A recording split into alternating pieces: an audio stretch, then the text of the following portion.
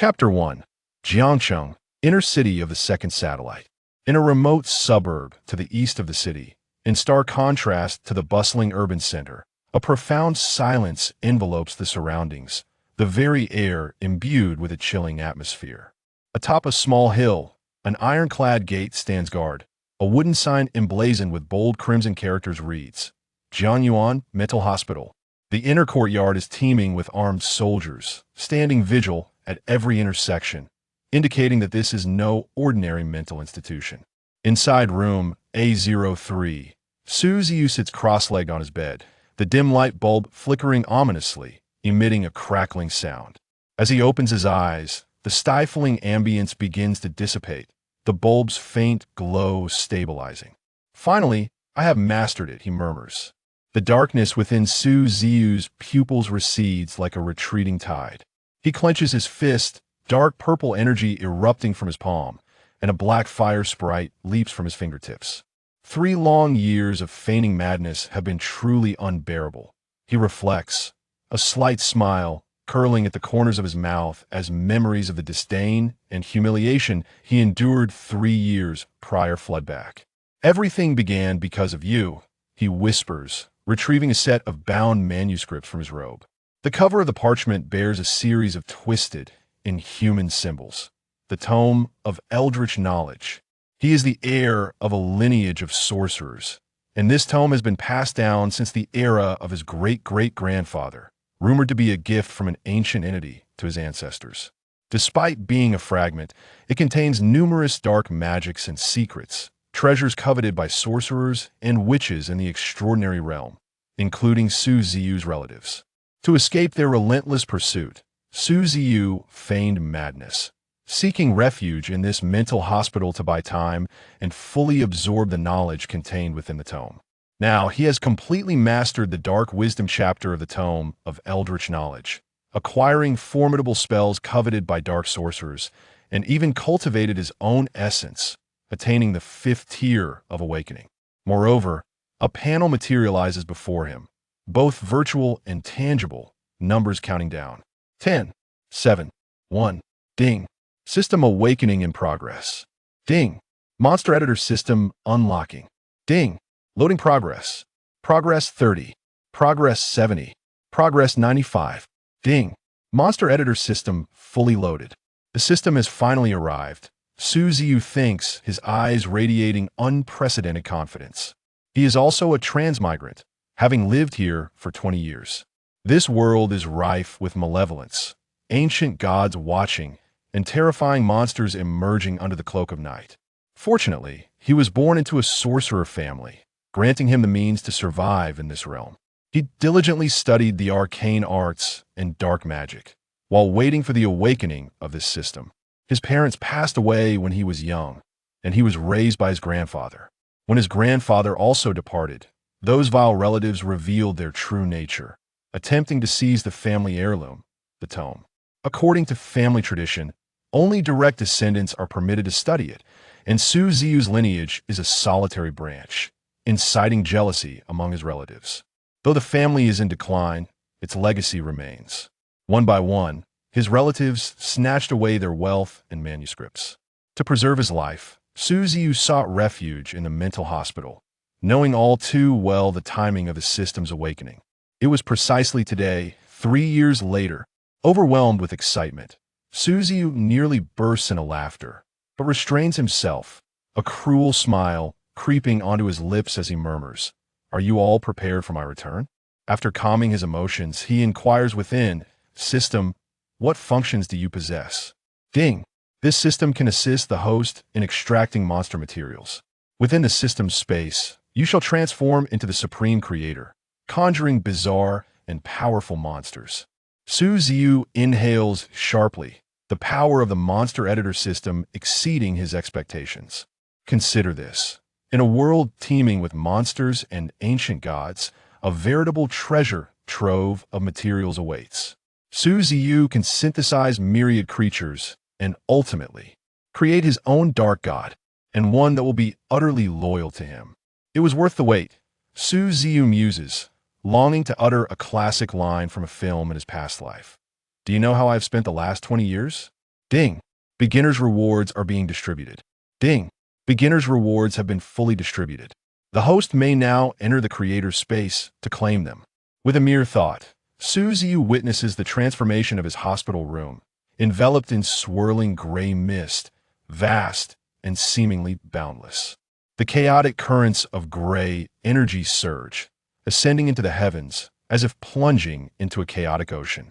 The ground beneath him lacks any tangible sensation, the air thick with dark fog, as if he has lost all sense of direction and distance, where the concept of measurement becomes irrelevant. With a thought, Ziyu can traverse hundreds or even thousands of meters in an instant. In this realm, the standards of distance, as understood by humans, have become obsolete. Rather, Ziyu has ascended to the status of a creator deity.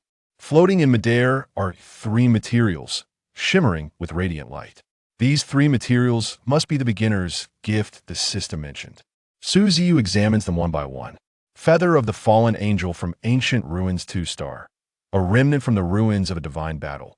This feather is sharp as teeth and keen as blades, yet it carries a frenzied thirst for blood, perpetually seeking a host for parasitism. Harnessing its sanguine proclivities could yield excellent materials. Malicious abyssal 1-eye 3-star. Born of an ancient dark sorcerer, during a grand black magic sacrificial ritual, he opened the gates to the abyss. After entering, he perished beneath the onslaught of abyssal creatures, later crafted into an evil dark artifact, wandering into the present age after enduring the trials of an ancient epic.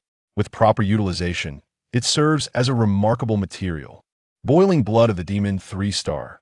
Blood left behind by a high-ranking demon of the abyss, wounded by human knights.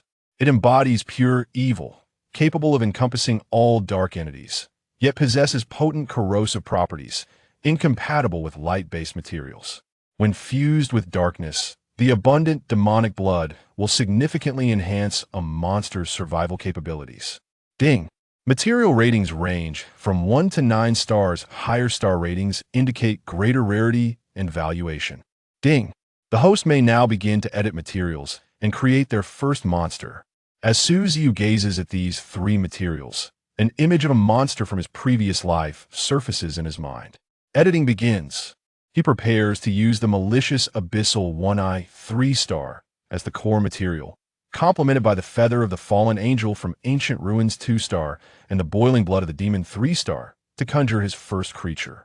The chaotic space begins to tremble, and before Ziyu, a colossal furnace slowly rises, adorned with bizarre and enigmatic patterns and symbols, inscribed with strokes that defy human artistry.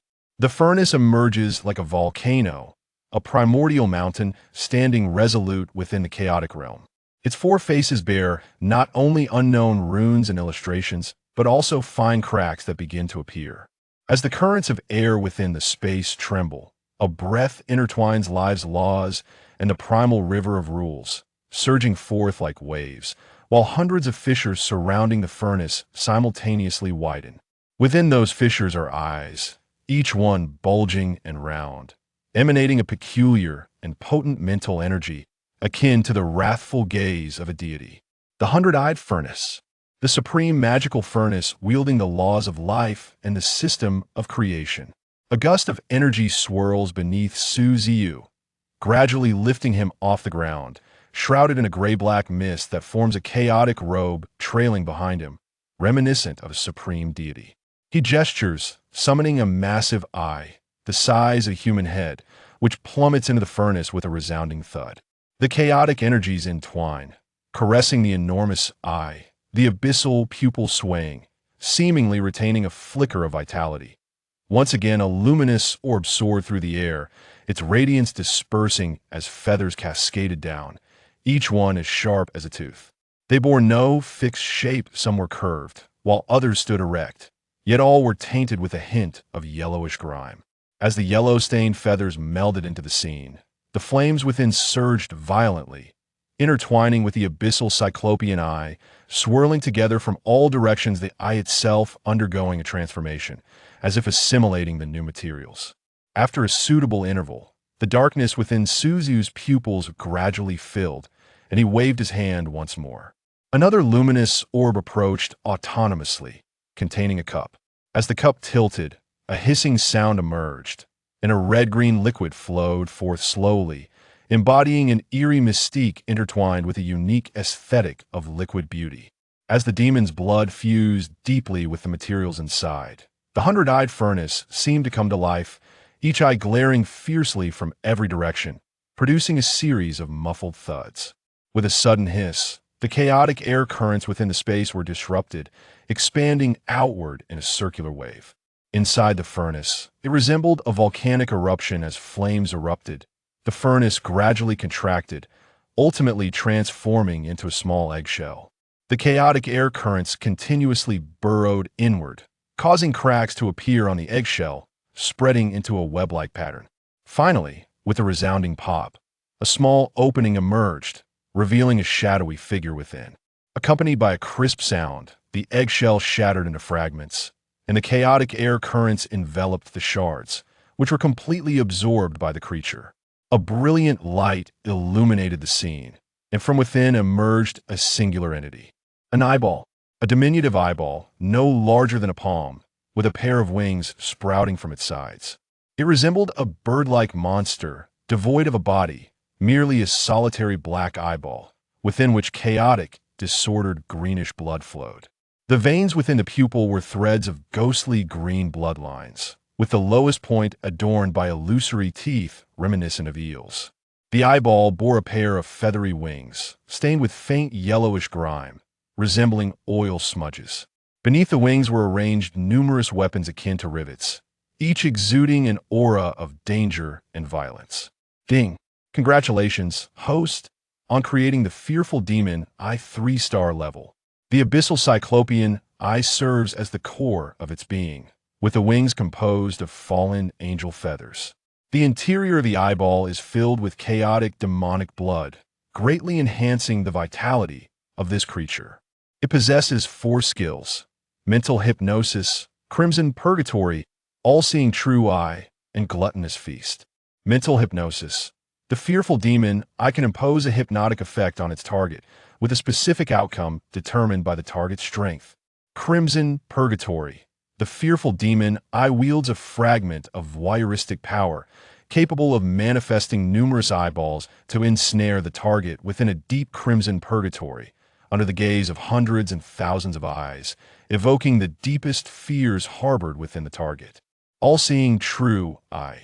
The entirety of the fearful demon eye's power converges at the eyeball, having fortuitously gained enhancement from malevolent ritual after plunging into the abyss. The eyeball undergoes a mutation, possessing the potential to see through everything past, present, future, and the very laws of evolution that govern the universe. Gluttonous feast. Inheriting the bloodthirsty gene of the yellow-stained feathers, the fearful demon eye thrives on blood. It can utilize its sharp magical fangs to viciously pierce its target and drain their blood. After consuming blood, the fearful demon eye enters a frenzied state, temporarily gaining immense combat prowess. The more potent the blood consumed, and the greater the quantity, the longer the frenzied state endures, and the more formidable the enhancement becomes. Ding! The edited creature, the fearful demon eye, has awakened at the 9th tier. Rating: excellent. Rating scale: ordinary, good, excellent, perfect, supreme, mythical. Ding! The host shall receive 1/10 of the fearful demon eye's spiritual power. Ding! The host may choose to solidify 2 of the skills. A series of electronic notifications resonated, and Ziyu beheld countless luminous dots illuminating the system space, gradually coalescing into a sea before merging into his being.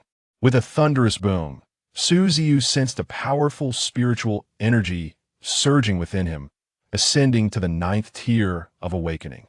I choose to solidify the skills All-Seeing True Eye and Crimson Purgatory, Ziyu declared inwardly. Since the fearful demon I had already mastered mental hypnosis, he felt no need to solidify such an auxiliary skill. 1 instance of hypnosis sufficed. As for gluttonous feast, Ziyu had no intention of becoming a vampire, nor could he bring himself to partake in such gruesome acts as a human. In the end, he opted for the all-seeing true eye and crimson purgatory. As soon as he voiced his choice, two luminous spheres materialized before him, darting into his forehead, vanishing without a trace. Suddenly, a wealth of ancient knowledge surged into Ziyu's mind, encompassing all information regarding the usage and techniques of these two skills. Subsequently, Ziyu exited the system space. Upon closing his eyes and reopening them, a glimmer of silvery light illuminated the depths of his pupils, as if intricate magical formations were intertwining, presenting a marvelously enigmatic transformation. Now, in Ziyu's possession, the all-seeing true eye might merely enhance dynamic vision and the ability to see through disguises. However, once he evolved to the level of the unknown, he would undoubtedly wield these eyes to perceive the laws of the world's evolution, unravel the currents of destiny, and transcend the taboos of time. Even the great entities can be gazed upon directly. This is an extraordinarily potent skill for personal growth. In the state of the all-seeing eye, Ziyu discovered that he could perceive his surroundings in a complete 360-degree panorama without any blind spots.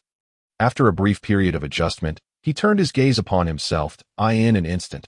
Apart from his spiritual form, he also discerned two additional layers of differing colors, one of which was a vibrant white, exuding an aura of health, while the other bore a taint of blackness. These two layers within his spiritual form were identified as the star's spirit body and the mind body. The layer referred to as the mind body represented the individual's mental state. The presence of black could signify a potential corruption by malevolence.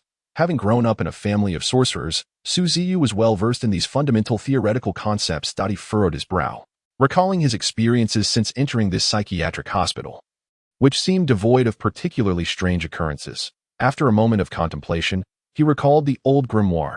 I remember my grandfather mentioning that when cultivating the dark chapters, one must harbor light in their heart and strive for goodness, lest they fall prey to evil corruption. Could this grimoire be the source of the issue? It appears that there are numerous tales behind this grimoire. I wonder how much those old-timers in the family truly know. Ziyu pondered for a moment, formulating a hypothesis in his mind. That he stowed away the grimoire and rose to his feet. With his all-seeing perspective, he formed a dark spell seal. Now that he was aware of the corruption afflicting his mind-body, it could not be left unattended. With the aid of his all-seeing vision, coupled with soul-based dark magic, he had the opportunity to cleanse the taint from his mind-body. Dark wisdom, spirit-body tailoring. A pair of ethereal scissors materialized slowly in mid-air. Ziyu's fingers twitched as he operated with utmost caution, using his enhanced perspective to deftly reach the affected area of his mind-body. Snip! A series of precise maneuvers ensued, and the small contaminated section gradually dissipated, the pollutants being expelled bit by bit. Ziyu performed the self-treatment with the precision and swiftness of the most skilled surgeon in existence. Soon, the black substance fell away, writhing upon the ground. Ziyu stretched languidly, feeling a wave of mental fatigue wash away. It seems that engaging in such spiritual treatments is indeed beneficial. Ziyu chuckled inwardly, his gaze landing on the black, writhing worm at his feet. This creature had fallen from the tainted mind-body's black matter, and to his surprise, it exhibited remarkable vitality, crawling on the ground for an extended period without perishing, instead multiplying as it amalgamated with trivial substances, the essence of pollution, perhaps. Ziyu mused, extending a hand towards the dark, ink-like mass of writhing material, whispering, "Extract material." The black, writhing creature disintegrated, a luminous orb flying into his palm. Ziyu casually examined this new material. A small amount of polluted essence, 1-star graded dark substance resulting from the corruption of the spirit body, originating from the ancient forbidden realm of the abyss. With scant documentation that if collected in abundance, it could serve as excellent material. The description was succinct, yet Ziyu noted that if he could amass a significant quantity of these materials, it might prove advantageous. He carefully placed the new material within his storage space, and his consciousness returned to the confines of the hospital room.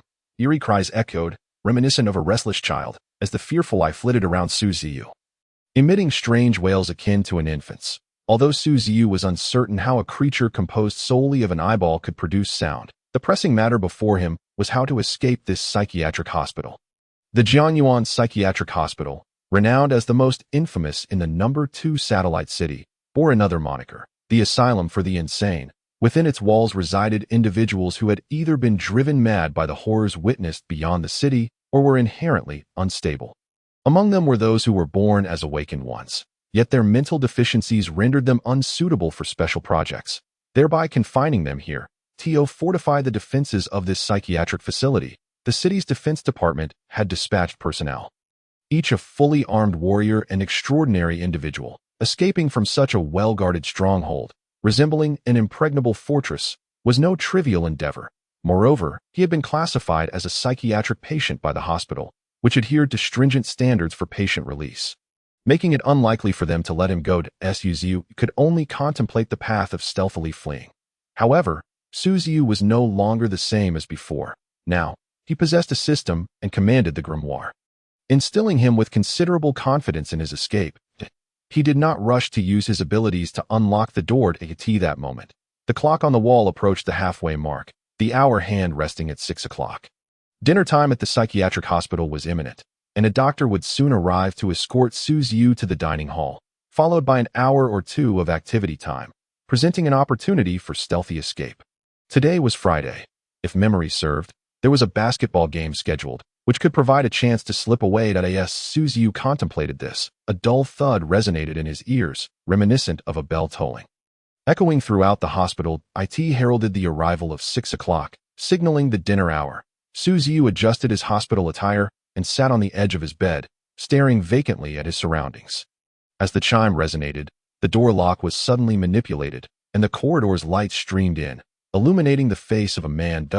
Have you taken your medication? The man's expression was calm as he scanned the room. Director Lee has, Ziyu replied, feigning confusion while lowering his head. Director Lee averted his gaze, a faint smile gracing his lips as he uttered, "Dinner is ready. Gather in the number 2 dining hall." Ziyu was unsure if it was merely his imagination, but it seemed that when Director Lee mentioned dinner, his tongue flicked across his lips. Nonetheless, Ziyu adeptly restrained his facial muscles from betraying any emotion and replied blankly, "All right." After changing into appropriate footwear, he followed Director Lee into the corridor, in the same row of rooms. Every door stood ajar, without exception. The patients had all been summoned. They formed a line ahead of Ziyu, who trailed behind Director Lee as the group made their way to the No. 2 dining hall. The number 2 dining hall, located on the ground floor of this building, could accommodate patients from the adjacent 2 buildings. For some inexplicable reason, Ziyu felt as though upon entering this dining hall, he was being scrutinized by countless pairs of eyes, particularly from Director Lee, whose occasional glances felt less like those of a doctor assessing a patient and more like those of one appraising a meal. He maintained his composure, aligning himself with the other patients as they took their seats in succession. Perhaps due to their late arrival, Ziyu found himself seated in the rear of the dining hall. The staff distributed plates of dinner, silver trays covered with lids, the aroma of meat wafting even before they were unveiled. Several doctors occupied a row of tables at the front, one of whom called out, "Dinner is served." The patients residing here are all classified as Category C, exhibiting a level of mental illness that allows for self-sufficiency. They eagerly lift the lids of their meals, inhaling the tantalizing aroma of meat. With some already indulging in their feast. Ziyu gazes at the plates on the table, delicately lifting one lid. For some inexplicable reason, during this action, he always feels a multitude of eyes fixated upon him. As the lid is raised, Ziyu's eyes fall upon a neatly stacked mound of rice and steak, and he instinctively furrows his brow. Then, in a hushed manner, he activates his all-seeing true eye. A faint light ignites within his pitch-black irises, and upon looking again, he nearly gasps in horror. What lay upon the plate was no steak, but rather a piece of liver, drenched in blood, which, with his understanding of human anatomy, he recognized as freshly torn from a living being. Struggling against his queasy stomach, Ziyu strives to maintain a facade of composure before stealthily glancing at the meal of the individual beside him. That patient was gently slicing through a dripping piece of flesh, intestines and various blood fluids oozing forth like a grotesque deluge. In the next moment, that piece of flesh transformed back into a steak. The intestines and blood merely sauces drizzled upon it. The patients delicately severed their meat, shoving the foul, bloodied human flesh into their mouths. Ziyu inhaled sharply, his mind racing as he surveyed the entire cafeteria. In a comprehensive 360-degree sweep, he observed that on everyone's plates, what had once been delectable steaks had morphed into various human organs, each one blood-soaked and adorned with foul, viscous saliva, the once savory sauce now a congealed, sanguine liquid seeping from the organs. Were an ordinary person to witness this scene, they would undoubtedly scream in terror, their psyche shattered. Yet, Ziyu was no ordinary individual, having endured trials within his family since childhood. He had personally dissected thousands of laboratory mice and had performed numerous incisions on human bodies, as his grandfather frequently orchestrated inhumane training to bolster his studies of human anatomy and herbalism. Thus, the sight merely made his stomach churn and his scalp prickle, given the sheer volume of it all. His gaze shifted to the doctors and nurses seated at the front, who were effortlessly carving their meat. Blissful expressions adorning their faces as they savored the flesh, chewing contentedly, their lips curling into satisfied smiles. A sense of euphoria and fulfillment that sent shivers down his spine as Ziyu noticed the sauce transforming into blood at the corners of their mouths. The sharp teeth revealed when they opened their mouths, their visages grotesquely contorting into hideous forms, resembling monstrous abominations with exposed muscles and veins, as they were no longer human. Ziyu's eyes widened. And as the horrifying tableau of the cafeteria unfurled in his mind, he distinctly observed that several doctors and nurses in the front row had sprouted sharp claws and their appearances had become utterly repulsive. At that moment, a brusque voice echoed in his ear, prompting him to turn around hurriedly. Director Lee stood behind him, brandishing a glimmering dagger, his teeth clenched tightly, shaking with fury as he demanded, "Why aren't you eating? Why aren't you eating?" Realizing the urgency of the situation, Ziyu swiftly grabbed a plate and hurled it in Lee's direction, the darkness swirling ominously, producing a crisp sound as it shattered in midair. Seemingly breaking some unseen barrier, the sharp clang resonated, and suddenly, everything before him shifted. Director Lee's form grotesquely morphed into that of a hideous creature, emaciated and skeletal, his cheeks sunken, accentuating his high cheekbones, and his bloodshot eyes rolling wildly with madness. Simultaneously, the surrounding patients dropped their utensils in unison, their heads turning in perfect synchronization, some even twisting 180 degrees, each wearing a faint smile, their vacant gazes locked on Ziyu, lips parting slightly. "Why aren't you eating?" Hiss. "They've all gone mad." Ziyu felt a chill run down his spine, and before he could react, a fierce wind surged beside him, slicing through the air like blades. Director Lee extended his hands, his nails transforming into long, dark talons, lunging towards Ziyu's head. With a resounding thud, Ziyu delivered a powerful kick, sending Director Lee flying, and leaped onto the dining table, surrounded by a throng of people. Observing through his all-seeing true eye, he discerned that the minds of these patients had been tainted beyond redemption. It seemed that the dinner they had just consumed was the source of this corruption. If Director Lee and the others had become monsters, what of the true Director Lee? Could it be that the food on the plates was the real threat? The more he pondered, the more unsettling it became. As the patients drew ever closer, their blood-red eyes were fixed upon him, slowly sprouting sharp teeth, their skin peeling away to reveal the intertwined red muscles beneath, their upper bodies slightly hunched, wrists bent as they crouched on the ground. Their nails elongating and thickening, resembling hyenas as they prowled, flesh falling from their faces, transparent, blood-colored worms writhing in the gaping holes that eye in that moment. Both patients and doctors had transformed into ghastly ghouls. Ziyu had studied such creatures before. Originating from a cult known as the Ghoul Cult. The Ghoul Cult?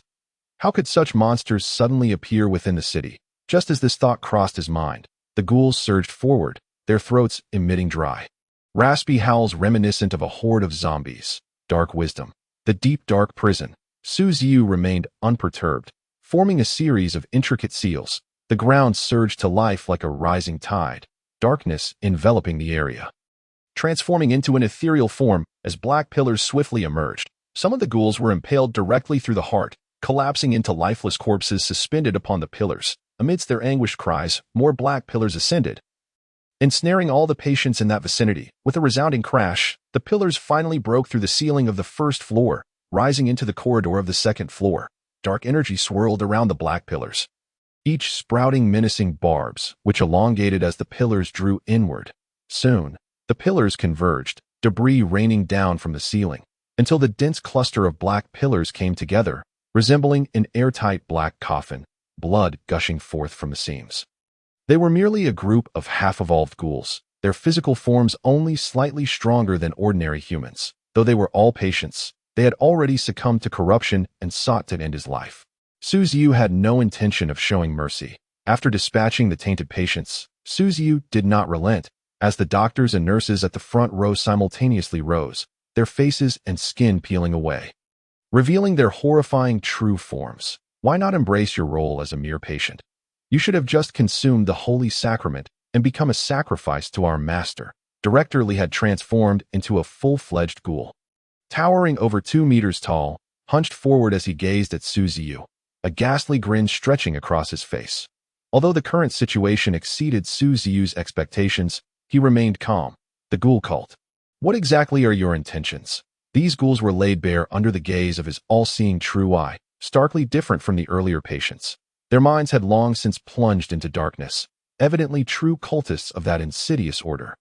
I've been lurking here for 3 years, and I never suspected that you were merely masquerading as a patient. Director Lee stepped closer to Ziyu, but such details were irrelevant now. The altar was filled with ritualistic symbols. The blood rite to summon the deity was about to commence, and this psychiatric hospital was destined to become a sacrificial offering.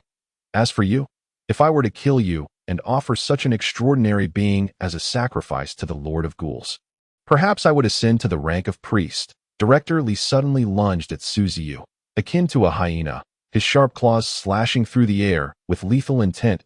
Ziyu, with his hands casually tucked in his pockets, evaded effortlessly, his enhanced dynamic vision granting him the ability to perceive the opponent's movements as though they were in slow motion. Seizing the perfect moment, he crouched low, encasing his palm in a swirling black aura, swiftly striking Director Lee in the abdomen. At the point of contact, black flames erupted, leaving a deep scorch mark upon his belly, as Director Lee was sent hurtling backwards, crashing into the chairs behind him and into the wall. Black flames scattering in all directions, igniting the ground and furniture as if intent on turning everything to ash. Director Lee's emaciated, dark visage suddenly contorted as he realized the severity of the searing black flames engulfing his abdomen. Despite the excruciating pain, he tore away the flesh, revealing his hollow midsection. The black flames clung to the severed flesh, slowly burning it to nothingness. This was the ghostly fire from the ancient cosmos, rumored to possess the power to incinerate the entire world once it fully matured. Director Lee rose once more, grimacing as he shouted, "What are you waiting for? Get moving!" This command was directed at the doctors and nurses who had previously occupied the front row. With his order, they sprang into action. 2 male doctors, transformed like Director Lee into ghouls, crawled towards Ziyu like hyenas, while 2 female nurses had their heads split vertically, 3 tentacles extending from within, caressing the furniture and instantly corrupting the area upon contact. The 4 monsters emitted hoarse roars as they charged wildly. Unfazed, Ziyu's eyes glimmered with a hint of fervor. The most frustrating aspect of this world was possessing immense power yet lacking worthy adversaries to showcase it against. Once again, Ziyu formed several dark incantations. Dark wisdom. Touch of hell. The ground around him was enveloped in a tide of darkness. Pale, mottled arms emerging like tendrils from the depths, grasping the ankles of the 4 monsters and halting their advance.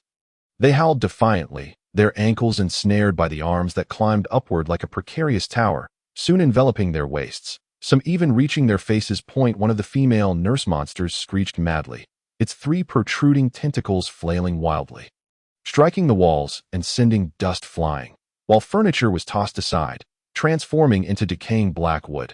Some tentacles lunged towards Ziyu, but halted 30 centimeters from him, thwarted by a translucent black veil that formed, blocking their assault. "Perish," Ziyu murmured, gently pressing his arm downward, causing the 4 monsters to sink slowly, the ground beneath them turning liquid-like. "You are not an ordinary extraordinary being." Director Lee's chilling roar echoed as he found himself inexplicably positioned behind Ziyu. Just as he believed he would succeed in his ambush, a small shadow darted past his vision. Akin to a mosquito biting his neck, he paid it no mind, convinced he was about to capture Ziyu, when suddenly a slippery tentacle ensnared his arm, followed by another wrapping around his waist, causing him to plummet from the air, his face contorted with rage as he glared backward. Though he was a ghoul, having witnessed numerous horrific rituals and monsters as a cultist, the sight of that made his heart sink. The fear nourished by blood, no longer appeared as merely a palm-sized entity. The mist of blood surrounding it expanded, revealing its increasingly colossal form. The tentacle he had seen earlier was emitted by the fearsome eye, now enveloped in blood mist. As the sanguine vapor gradually retracted, it unveiled its new state. Upon entering its frenzied state, the fear eye swelled to the size of 2 footballs, its central pupil splitting open to reveal rows of illusory teeth and numerous black tentacles, thin as hair, yet animated, thirsting for blood. Director Lee's earlier ambush had not escaped Ziyu's notice. He had merely played along, deploying the smaller fear eye to join the fray, sensing its restless yearning for blood within his pocket. Who on earth are you? How can you command such a creature? Are you a Morningstar-level powerhouse? Awakening transcends to the Morningstar, possessing the ability to annihilate an entire city. Countless awakened beings falter at the 9th tier.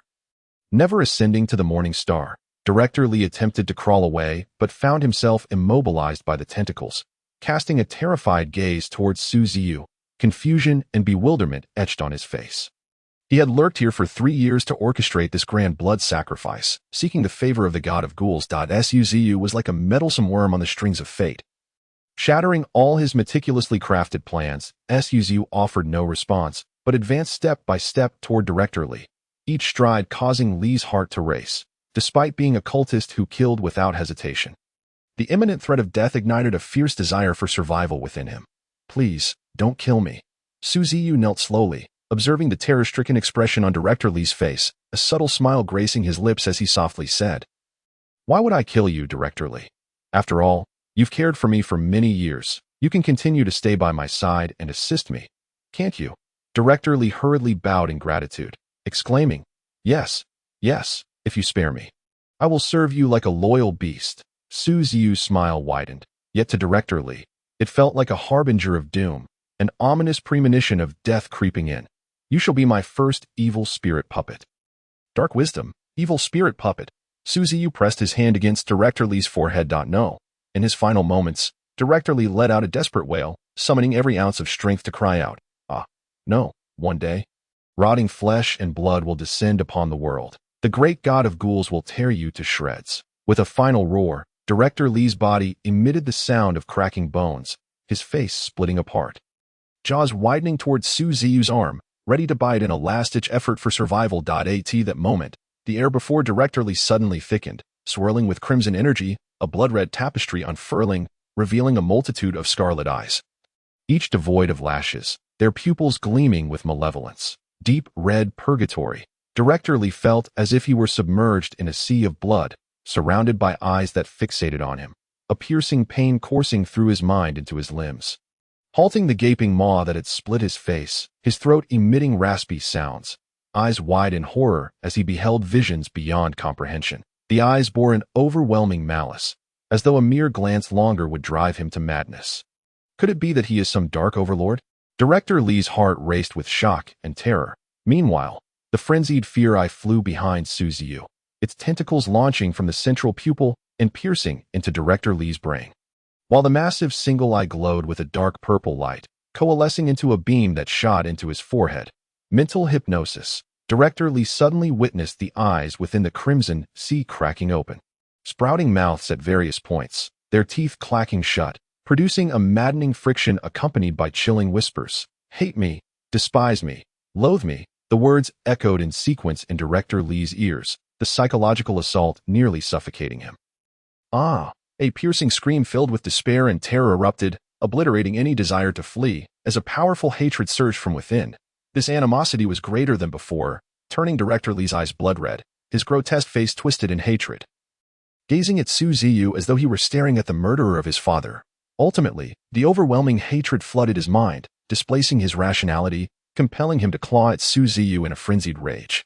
"It seems the hypnosis was effective," Ziyu remarked with a faint smile, knowing that to create a powerful evil spirit puppet, instilling profound hatred in the target was a prerequisite. Director Lee, battered and broken, certainly harbored intense resentment, but it wasn't enough. Thus, he additionally employed the fear eye's hypnotic powers to deepen Director Lee's loathing. Caught between hatred and fear, Director Lee let out a reluctant wail, feeling a tremendous hand pressing against his forehead. Witnessing a translucent spirit emerging before his eyes. The agonizing pain of having his spirit forcibly extracted caused Director Lee to roll his eyes back, his body crumbling into pieces. In the end. With a swift motion, Ziyu yanked Director Lee's spirit completely from his being, intertwining it with the blood and flesh in a breathtaking display of macabre artistry. The malevolent spirit puppet belonged to the realm of advanced dark magic, a complex process necessitating that the subject loathes themselves. The greater the hatred, the more powerful the resulting puppet. Furthermore, a plethora of blood and flesh was required to conduct the complete ritual. Extending his left hand, Ziyu summoned a massive pair of ethereal green scissors that coalesced before him. With a sharp snip, the colossal scissors descended, severing the ethereal thread connecting Director Lee's forehead to his spirit. Lee's spirit jolted free, emitting a soul-chilling wail. This spirit bore the visage of a ghoul, its limbs contorted akin to a hyena, its features grotesque, with countless blood-red worms writhing in and out. It was evident that the cultist from the ghoul sect had long succumbed to the corruption of the dark deity, severing ties with humanity and aligning themselves against the human race. Ziyu felt no moral qualms about transforming such a vile creature into a malevolent spirit puppet.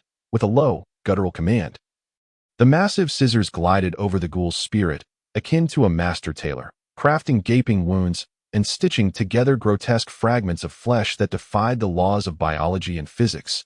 Heads connected to severed arms, twisted legs fused at the back, chaos and disorder forming the essence of this dark art. Subsequently, with a gentle flick of his wrist, the bodies of Director Lee's four subordinates soared toward him, their forms ravaged and riddled with wounds from the hellish touch, oozing blackened blood. In comparison to Director Lee's formidable strength, they were evidently much weaker, having lost all vital signs. Ziyu intended to repurpose this refuse. As the more spirits and flesh involved in the malevolent spirit puppet ritual, the mightier the monstrosity produced. With a series of crisp snaps, the spirits of the four ghoul cultists were extracted. They howled in fury, seemingly attempting to charge at Ziyu, leaving a trail of frost in their wake. Once liberated from their corporeal confines, these spirits transformed into mindless entities of the spirit realm. Ziyu, undeterred, wielded the colossal scissors, meticulously shaping the forms to his satisfaction. Throughout this process, the spirits emitted bone-chilling wails and roars that pierced the soul. Under the relentless cutting of the scissors, their cries gradually faded into a cacophony of chaotic, twisted spirit fragments, while their corporeal remnants crumbled and shattered, scattering dismembered limbs and indistinct masses of flesh that wriggled in the air, as if in a frenzied concert. Ultimately, the sculpted spirit converged with the disordered mass of flesh. And at the moment of their impending fusion, Director Lee's spirit let out a furious roar before dissolving entirely into this frenzied dark ritual.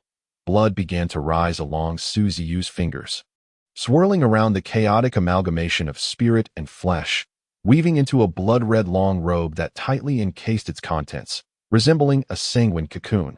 With a series of thuds, the meat cocoon appeared to possess a life of its own, pulsating rhythmically like a heartbeat, gradually quickening, akin to an increasingly urgent drumbeat. With a resounding pop, the flesh erupted, part of its nutrients retracting, revealing a humanoid red silhouette. Then, a gaunt arm extended from within, followed by legs, producing a series of muffled thuds as a creature resembling Director Lee emerged from the cocoon, its form ensconced in blood vessels and shrouded in a crimson mist. As it approached Ziyu, the blood mist receded, revealing a towering skeleton, nearly 2 meters tall, engulfed in dark flames. Its eye sockets were deeply hollowed, containing only 2 blazing orbs of soul fire, predominantly black with iridescent hues.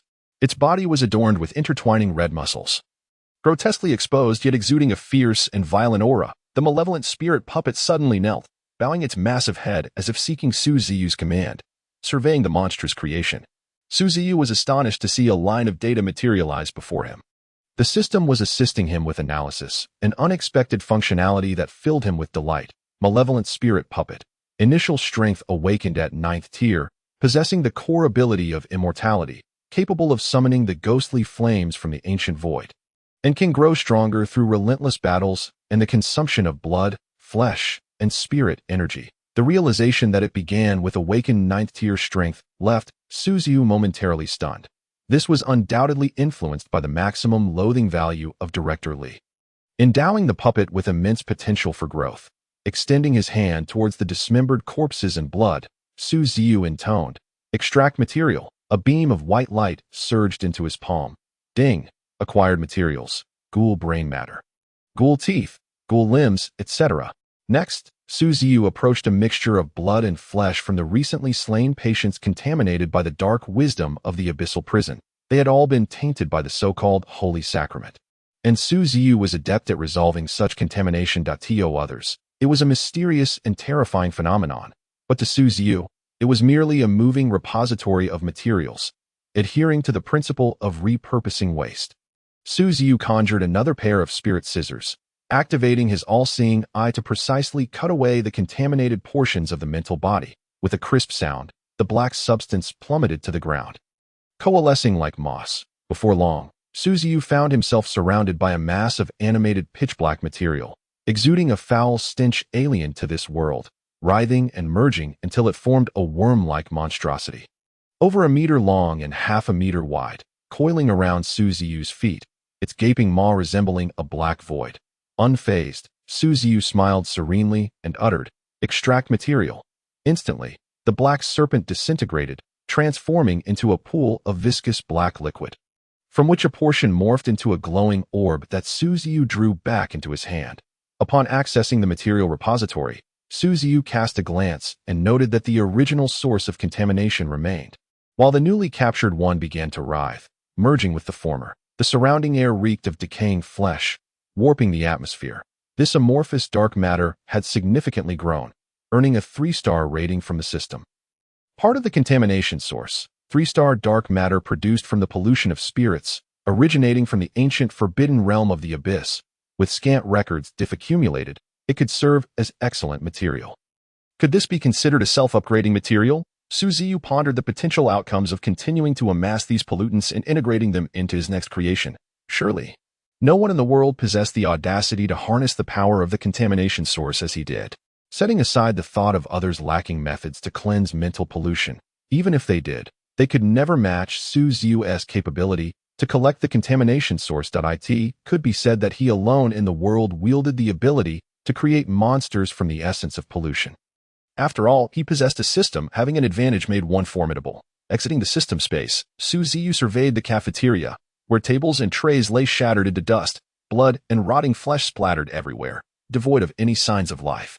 Recalling Director Li's final words, it became evident that the priests of the Ghoul sect had set the blood ritual in motion within this asylum, preparing for a grand sacrifice. Regaining his composure, he faintly heard sporadic gunfire and cries for bloodshed from outside. It appeared that the sacrificial rites Director Li mentioned had commenced, and the Ghoul sect was already unleashing their slaughter. Let us venture outside and observe, he resolved. As Ziyu addressed the malevolent spirit puppet, instructing it to venture outside. As soon as he stepped out, he was met with an overwhelming stench of blood, the distant sky intermittently illuminated by bursts of flame. With the sounds of gunfire and the cries of battle predominantly emanating from that direction. In stark contrast, the nearby dormitory buildings stood in eerie silence. Ziyu surmised that this area was under the jurisdiction of Director Li, and upon encountering an unstable element like himself, had inadvertently led to their downfall. Go over there and check. Exterminate the monsters, he instructed the malevolent spirit puppet, gesturing towards the brightest spot of fire. The flames of the 2 soul embers within the puppet's eye sockets blazed fiercely, while dark flames roared atop its skeletal head. With a long, hellish whip trailing behind, it advanced forward, leaving deep scorch marks upon the cobblestone ground with each step. Meanwhile, Ziyu shifted his gaze in another direction, having deemed it unnecessary to intervene in the actions of the Ghoul cult, trusting that the awakened 9th-tier malevolent spirit puppet would suffice. He had more pressing matters to attend to. Since he intended to escape from this asylum, he also wished to pay a visit to those malicious relatives of his. A larger gathering would certainly be more lively, under the cloak of night. The sky appeared even darker as Ziyu made his way towards another direction. After circumventing 3 dormitory buildings, Ziyu arrived before a low-rise structure, which, unlike other locations, was encircled by a steel railing towering over 5 meters high. Strangely, the armed soldiers who should have been on guard were conspicuously absent. Concealing himself in a crevice between floors, Ziyu frowned in contemplation. The 3-story building before him was designated as an S-class special containment facility, housing exceptionally dangerous psychiatric patients. He was acutely aware of the peril that this building posed. Even amidst the chaos of battle in the courtyard, it was implausible for the forces stationed here to be diverted to the front lines. Compared to the ghastly rituals of the ghoul cult, the creatures contained within were likely far more concerning to the higher-ups of the hospital. However, the absence of guards here posed a significant problem. Ziyu speculated that the two monsters within had likely awakened and dispatched the guards. He refrained from further conjecture, realizing that to uncover the truth of what had transpired, he would need to investigate personally. The allies he sought were located within. Yes, those two monsters. The mere thought of those creatures sent a shiver down Ziyu's spine, yet he felt an exhilarating anticipation at the prospect of taming them. Approaching the towering iron railing, he slipped through a breach on the western side, glancing back at the jagged opening and the twisted barbed wire above, pondering as he continued deeper inside. The outer doors had been flung wide open. One half of the iron gate was missing, while the other half had been riddled with bullet holes, resembling a beehive. As Ziyu reached the threshold, he noticed a slender bloodstain lingering on the floor. Through the lens of his all-seeing eye, fragments of past events unfolded before him. The terrified expressions of armed soldiers, erratic gunfire, and the eerie, bell-like laughter of a girl. The final image was of a soldier standing amidst the corpses of his comrades. Desperation etched upon his face, reaching for a walkie-talkie, only to have a pale hand pressed down upon him. With a sickening crack, the soldier's wrist and joints were wrenched free, blood spilling in a crimson cascade as the scene collapsed into chaos. This was a fragment of the all-seeing eye's ability, capable of briefly recalling events from the past 10 minutes. However, the happenings here evidently extended beyond that time frame, leaving Ziyu with only blurred glimpses of the past. Have they escaped? Ziyu mused, heightening his vigilance, his hand, resting in his pocket, lightly pressed against the fear demon eye, which, having reverted from its frenzied state, had shrunk to the size of a palm. Its feathers brushed against Ziyu's palm, signaling its readiness for battle at a moment's notice. Ahead lay a pitch-black corridor, the ceiling lights flickering ominously. Steeling himself, Ziyu proceeded to the end, where the elevator lay in complete disrepair. Using it now would be exceedingly perilous. He slightly opened his pocket before ascending the stairs. As he rounded the corner on the second floor, Ziyu found himself in a dimly lit corridor, where every door was tightly shut, devoid of any sign of light within. Suddenly, a chill wind swept past him from behind. Ziyu, having anticipated this, turned gracefully, but the shadow leaped past him, vanishing like a mouse into the darkened corridor. A little mouse, is it? Ziyu chuckled softly, brushing off the dust that had settled on his shoulder from his earlier evasion. Acting as if nothing had occurred, he took another step forward, only to find a pair of eyes peering down at him from the shadowy ceiling. I found you. Ziyu swiftly pivoted, raising his hand to cast forth a small shadow. The fear demon eye unfurled in midair, adhering to the ceiling like an octopus. The sound of clashing steel echoed as it tore off the vent cover, accompanied by a low, mournful wail. Its nail-like teeth, imbued with bloodlust, became stained crimson. With a resounding crash, the vent cover was ripped away, and the fear demon eye squeezed itself inside, its body swelling to twice the size of a football. Bloodlust radiating from it, its eyeball split open, releasing a multitude of hair-thin tendrils that flailed about, causing the entire vent to collapse. Debris and iron rods cascaded down, revealing a coiled figure that, upon falling, stretched its form mid-air, ultimately measuring over 2 meters in length. It was unfathomable how such a figure had concealed itself within the confines of the vent. Then, as if defying gravity, it attempted to pounce upon Ziyu. Landing atop the debris, before the shadow could reach him, a sudden flash of crimson illuminated the scene, revealing countless eyeless orbs devoid of eyelashes. In that instant, the deep red purgatory was unleashed. The shadow seemed to glimpse something horrifying. Trembling with intense fear, losing its balance and crashing to the ground. Meanwhile, the fear demon eye sprang into action, its myriad tendrils striking down relentlessly, pinning the shadow firmly to the floor. With the rapid movement halted, Ziyu finally discerned the true visage of the shadow. That he now understood where the guards tasked with defending this S-class containment facility had vanished to. Before him stood a creature. No, perhaps being would be more appropriate, for it resembled a grotesque amalgamation of human skin stitched together. Each joint was twisted unnaturally, with an asymmetry that suggested it was a perverse creation of someone's dark whimsy. One eye appeared normal, while the other had bizarrely migrated to the creature's forehead, one large and one small, creating an unsettling image. Its left and right hands were equally mismatched, one wrist bending inward while the other curved outward. An unnatural disarray far from the result of natural evolution. The skin bore the marks of numerous stitches, with coarse black lines visible at the seams, and the coloration shifted erratically, as though it were a patchwork of various beings and humans. Resembling a macabre masterpiece wrought by a deranged tailor, Ziyu observed quietly. Revealing little astonishment, he recognized that this patchwork monstrosity was not the entity he sought. Rather, it was more akin to a plaything favored by another. Pondering, he stroked his chin and cast a thoughtful glance toward the third floor. Yet, the patchwork creature seemed unwilling to acquiesce to Ziyu's grasp, struggling vehemently to break free, its throat emitting guttural cries. As it exerted its strength, its body began to contort, legs pressed against its back, head wedged between its limbs, as though attempting to escape its bindings. Noting its continued resistance, the fear demon let out a shrill cry, its writhing tendrils launching into another sweeping assault. Bang, bang, bang. A torrential onslaught fell upon the creature, the tendrils lifting debris and piercing through the ceiling into the first floor. At last, the patchwork creature succumbed. Its form rendered nearly unrecognizable, its head resembling tattered burlap, riddled with wounds, brain matter, and unknown fluids pooling around it. As the tendrils ceased their assault, Ziyu heard an enraged gasp. Finally ready to show yourself? A slight smile curled at the corners of Ziyu's mouth, reminiscent of a predator awaiting its prey. My toy.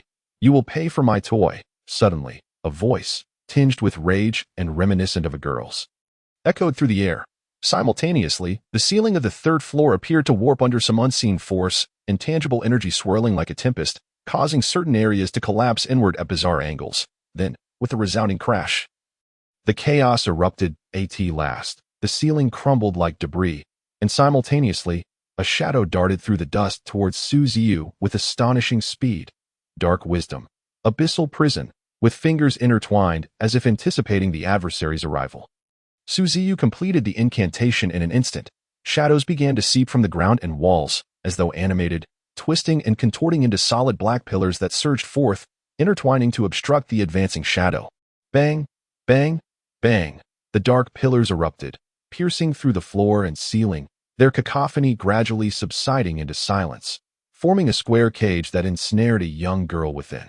The girl paused momentarily before springing into action, her body unnaturally contorting as she effortlessly evaded the oppressive grasp of the black pillars. Remarkably, those pillars she touched bent and deformed, ultimately dissipating into dark matter.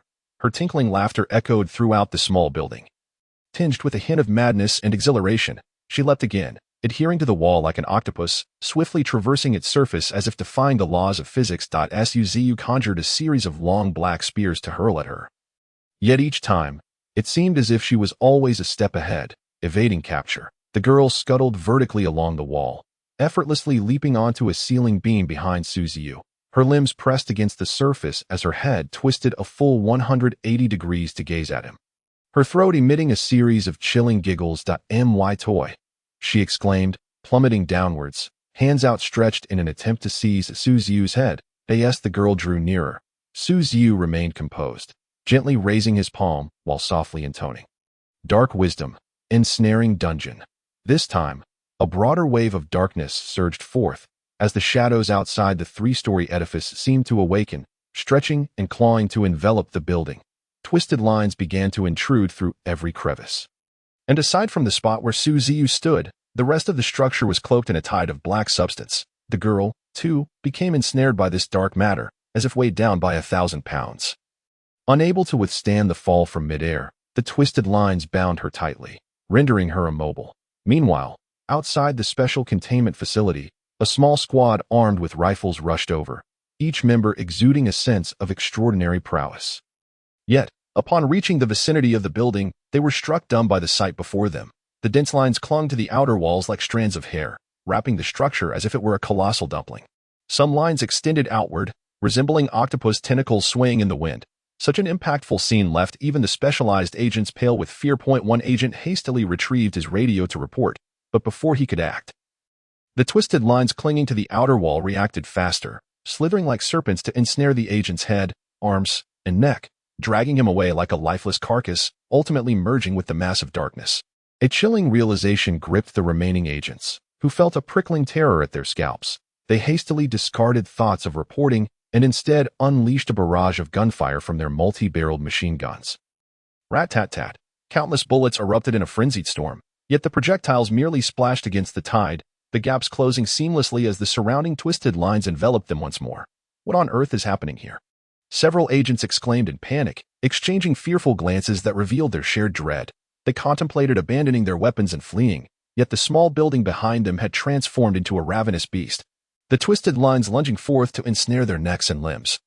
Inexorably pulling them inward. One agent clutched his radio tightly, reporting the dire situation amid excruciating pain. There has been an incident at the special containment facility. The agent's fingers, clenching the radio, began to fracture one by one.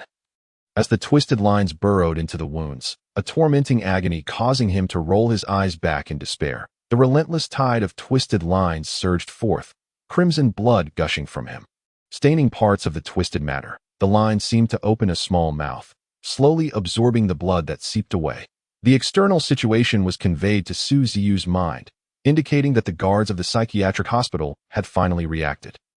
However, Ziyu remained unfazed. The ensnaring dungeon was merely an enhanced version of the abyssal prison, conjuring twisted lines that symbolized distortion and change to seal off the area, effectively masking his presence and location, even blocking the gaze of extraordinary beings below the morning star level. This allowed Ziyu to focus on the task at hand with peace of mind. The twisted lines enveloped the girl like a dumpling, contorting her body into a twisted shape, yet she could not break free from their grip. Ziyu manipulated the twisted lines to hoist her up before summoning the abyssal prison to confine her fully. There, the girl appeared youthful, with long, flowing black hair cascading down and obscuring one eye, her white dress soiled with dust. Despite her disheveled appearance, her adorable visage remained undeniable. She clung to one of the black pillars within the prison, her body suspended like a spider, her red eyes fixed on Ziyu as she incessantly cried out, "My toy! Give it back!" Ziyu shrugged, observing the girl restrained before him without haste, continuing to study her. This young girl was an S-class mental patient confined within the special containment facility, known as Yuan Xiaoqi, an extraordinary being awakened with animalistic abilities. Also referred to as the spider system, her unique power allowed her to manipulate the number of bones to control her limbs with ease, possessing the capacity to distort and splice. Logically, such a formidable extraordinary being should have been recruited by the specialized department to cleanse evil, yet this little girl was imprisoned due to her severe mental illness. Some of the information was gleaned from hearsay, while the rest was acquired through prior interaction with her. Indeed, Ziyu had encountered her before. When Yuan Xiaoqi first arrived, she had not been so deranged. During activities hosted within the facility, Ziyu had even engaged her in conversation, but her mental state had deteriorated progressively, leading to her eventual confinement in this special facility. "Xiaoqi, do you remember me?" Ziyu inquired softly, gazing at the girl's grimy face. "Toy, give it back." Yuan Xiaoqi's eye, exposed, was bloodshot, her pallid arms gripping the black pillar, teeth grinding in anger as she emitted a series of dry, fierce roars, resembling a lioness in fury. Activating his all-seeing eye, Ziyu scrutinized her intently. Yuan Xiaoqi's spiritual essence had split into two layers, the pale hue representing her mental state darkening significantly. It was evident that she would soon lose all rationality and succumb to madness. Is this indeed pollution? Ziyu mused, having anticipated such a scenario. What confounded him was why Yuan Xiaoqi, so young, had endured such severe corruption. Jealousy? Revenge? Shaking off these chaotic thoughts, Ziyu conjured spiritual scissors, preparing for a surgical intervention to prevent Yuan Xiaoqi from thrashing about during the procedure. Ziyu cast another dark spell, Dark Wisdom. Touch of Hell. Swish, swish, swish.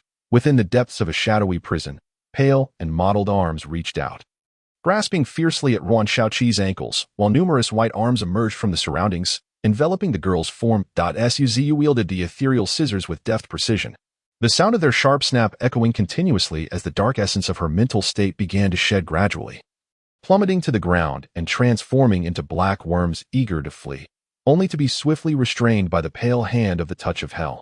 After a minute, Yuan Xiaoqi's mental essence became increasingly clear and transparent, her previously distorted and reluctant movements shrinking incrementally until the last vestige of contamination was excised, and her hazy, vacant eyes finally regained their former clarity. Her large eyes shimmered with a flicker of human spirit. Albeit still appearing somewhat dazed, Ziyu suddenly recalled that Yuan Shaoqi possessed another nickname, Daimei, a moniker given to her before she had succumbed to madness. It stemmed from the impression she left. Often perceived as somewhat slow-witted, however, through their time together, Ziyu discovered that she was not lacking in intelligence. Rather, she instinctively refrained from engaging with matters that failed to capture her interest.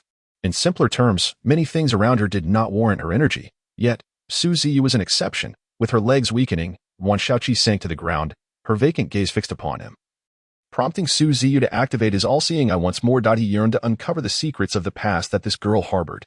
Despite being an exceptionally powerful individual, how had she succumbed to such contamination? Devolving into a state of madness, a faint golden light flickered in Ziyu's eyes, and within his pupils, a pentagram took shape, reflecting Yuan Shaoqi's silhouette as fragmented images began to materialize before him. In a dimly lit chamber, an array of spiders in vibrant hues scuttled about, some clinging to the walls, others creeping along the floor, a veritable swarm of color, with many appearing foreign to the species of blue star. A hunched old woman stood at a table, muttering incantations, while a girl was bound to a wooden stake, spiders crawling up and down her body. The old woman's lips moved in a peculiar rhythm, and the spiritual candles on the table flickered erratically as if buffeted by an invisible wind. Her movements grew increasingly bizarre, her body contorting to resemble a spider as patches of her skin ruptured, revealing a multitude of eyes, each brimming with malice, resembling insectoid compound eyes, fixated upon Ziyu's line of sight. At that moment, the vision shattered violently, and Ziyu sensed a hint of impending danger. But his consciousness was already too late to retract. The scene abruptly swayed, and Ziyu found himself standing in an endless expanse, where a figure loomed in the distance, reminiscent of an ancient divine mountain. Gradually, as the dense black mist dissipated, the full form of a colossal creature was unveiled.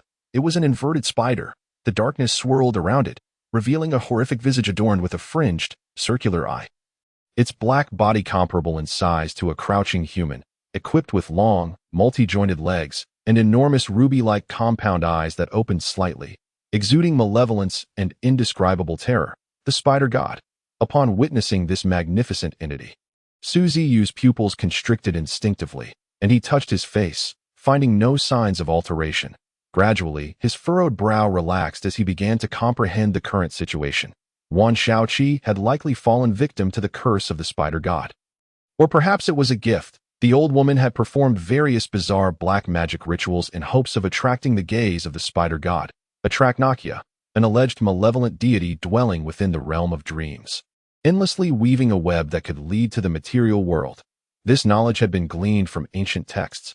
Thus, was Yuan Shaoqi merely an ordinary person, or did she possess a unique constitution? Had she received the bestowal of that entity, acquiring spider-like powers, yet simultaneously suffering from contamination, to obscure Yuan Shaoqi's secrets from prying eyes? The old woman had also cast a curse upon her. Or perhaps a seal, ensuring that anyone who sought to unveil Yuan Shaoqi's mysteries would encounter the reflection of that great being. What was the old woman's ultimate objective? As this realization dawned upon him, a chill raced down Ziyu's spine, pulling his thoughts back sharply. Before him stood a true malevolent deity.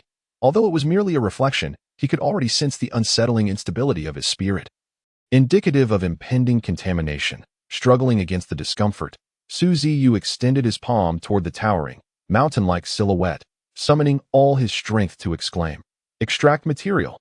At that moment, the vision collapsed, forcibly drawn away by the power of the system.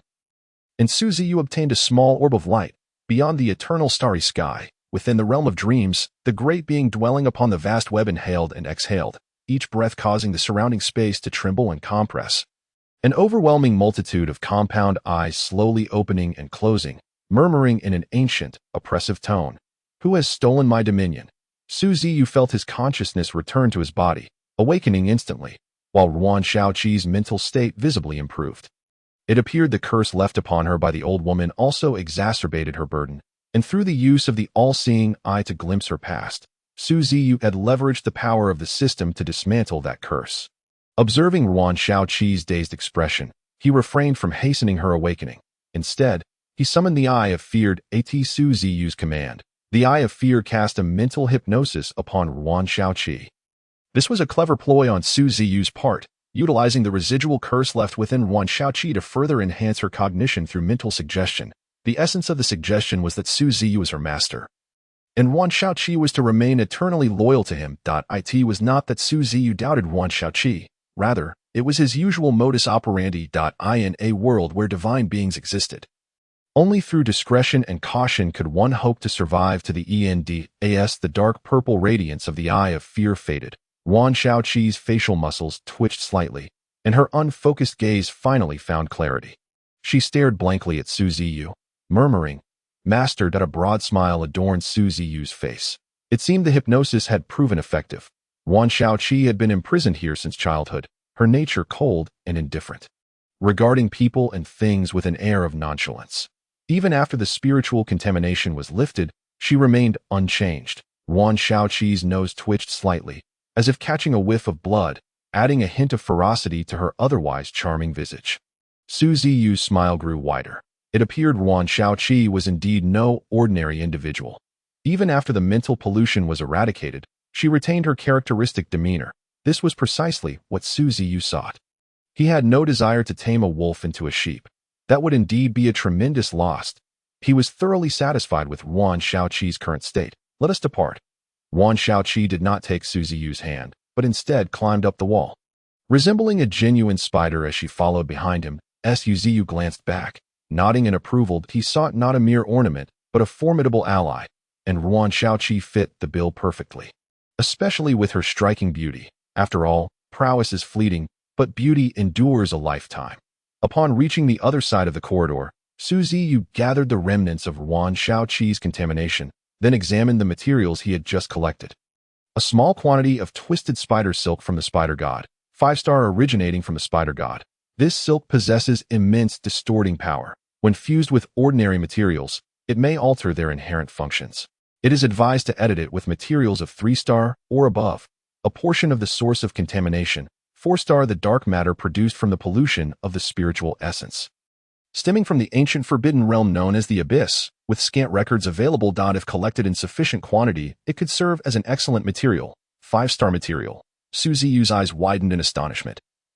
It seemed that reaping the benefits from the spider god was indeed a fruitful endeavor. Just from a vague reflection, he had acquired a 5-star material. One could only imagine the treasures that would abound should one confront a malevolent deity directly.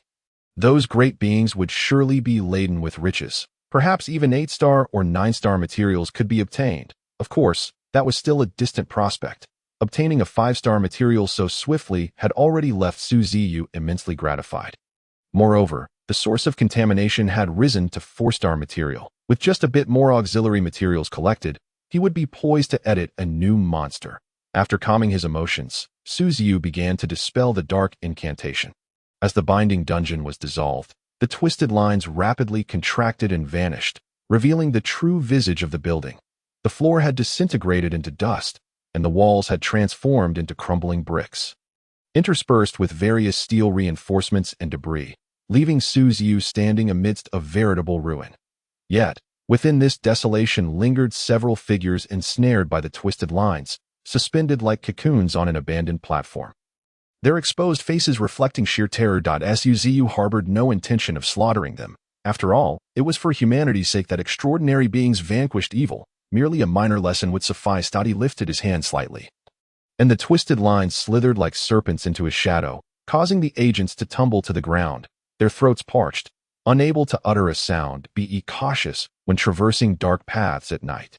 A veil of shadowy energy cloaked Su Ziyu's visage, obscuring his features, yet the agents could not help but notice the terrifying Eye of Fear beside him, its aura instilling a sense of dread that made their scalps tingle, especially as the eye's frenzied state showed no signs of abating. One of the agents seemed to regain composure, struggling to articulate in a hushed tone, "Is it a forbidden existence capable of controlling such a monstrosity?" He spoke softly, and Su Ziyu, of course, overheard, but he paid no heed, instead leading the dazed Yuan Shaoqi away from the scene. The Eye of Fear trailed behind him, playfully glancing back with a menacing glare. This nearly caused the agents to faint from fright as they huddled together, despair evident in their exchanged glances. "Have you noticed? That entity seems to be wearing a hospital gown," one exclaimed. "Could it be that patient is being manipulated by a forbidden existence? We must report this. A forbidden existence, experiment number 021, has also escaped. We must alert everyone to evacuate." As Ziyu walked along the path, another thought occupied his mind. Within this peculiar containment facility, there had been two patients.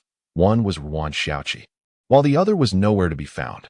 The barbed wire surrounding the S-Class building had been torn in several places, suggesting that individual had stealthily made their escape, speculating on the whereabouts of that man.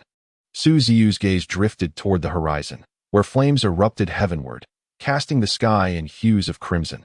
Beneath this blood-red sky stood a towering edifice, its rooftop air appearing solid and distorted, the malevolent aura continuously emanating. Poor Director Ziyu withdrew his gaze. The top floor of that very building was the director's office, the pinnacle of the mental hospital. The administrative building of Jianyuan Mental Hospital was also centrally located. Where the malevolent spirit was still engaged in battle, he pondered the fate of the malevolent spirit. With his target now established, Ziyu gently grasped Ruan Xiaoqi's hand and began to exit the ruinous small building. The streetlights were shattered, and in the shadows of the flower bed, several pairs of red eyes suddenly emerged. At that instant, Ruan Xiaoqi sprang into action, but a series of cackles escaped her throat as she swiftly darted forward. Accompanied by the sound of cracking bones, Ruan Xiaoqi stood quietly in the center, surrounded by several corpses, their grotesque features and sharp, protruding teeth marking them as a horde of ghouls. At that moment, they had completely lost the ferocity typical of ghouls. A few had their heads wrenched off and affixed to their posteriors, while another had contorted its limbs at impossible angles, rolling itself into a ball. Each one seemed to defy the laws of physics, yet their bodies were indeed grotesquely fused, evoking a sense of uncanny disquiet. "Well done," Ziyu commended Ruan Xiaoqi, causing her eyes to momentarily brighten. However, her long black hair soon fell to obscure her undeniably beautiful eyes once more. These ghouls had just been hiding among the thickets, and while Ziyu had certainly noticed, he had deliberately refrained from intervening to gauge Ruan Xiaoqi's reaction. Cautiously, Ruan Xiaoqi followed closely behind Ziyu, encountering several more ghouls along the way, all of which she effortlessly transformed into playthings. Outside the hospital courtyard, Ziyu sensed a peculiar energy, pulling Ruan Xiaoqi back a step while simultaneously conjuring a circular wall of darkness. Dark wisdom, wall of eternal night. With a splat, thick, viscous droplets began to fall from the sky, landing on the wall of eternal night and sliding down its arc before eroding the ground into small, raindrop-shaped craters. Initially mistaken for mere liquid, a closer inspection revealed that the dripping substance not only possessed immense corrosive properties, but also contained struggling green worms. Subsequently, the unidentified liquid continued to plummet, creating small pits in the ground as it burned through the surface. Each droplet birthed more green worms that gradually coalesced. Ziyu retreated to a safe distance, looking up at the administrative building's rooftop, now coated in a mysterious, eerie green liquid resembling a constantly churning mass of flesh, akin to a volcano belching forth its contents. The viscous green liquid had erupted from what appeared to be a gaping maw. The decayed, greenish mass resembled moldy bread, its liquid form tightly enveloping a human figure, suspended against the outer wall. The exposed portions of the human, soaked in the liquid, displayed skin entirely peeled away, revealing stark, white bones beneath. The agonized cries of the human echoed in the stillness, illuminated by the moonlight. With his all-seeing true eye, Ziyu observed with clarity that the mass was composed of entwined green worms. And the liquid cascading down was, in fact, those very worms. Has Lao Huang completely mutated? Ziyu mused, gazing at the surreal scene atop the rooftop. Just as he was about to advance, he caught sight of an armed squad approaching from the opposite side. The leader seemed to have just noticed Ziyu and Ruan Xiaoqi, brandishing a high-energy machine gun as they drew near. Upon seeing the green worms on the ground, their expression shifted. The leader shouted, "Subject number 012 has mutated completely. According to orders from above, initiate extermination immediately." The squad advanced, and one member spotted Ziyu's presence, urgently calling out, "Flank! Enemy spotted!" Simultaneously, the sound of weapons being raised echoed, the dark muzzles of guns aimed squarely at Ziyu. The leader stepped forward, frowning. Who goes there? Ziyu glanced at them without uttering a word, merely squeezing Yuan Xiaoqi's hand. The little girl understood his intent, slowly stepping forward.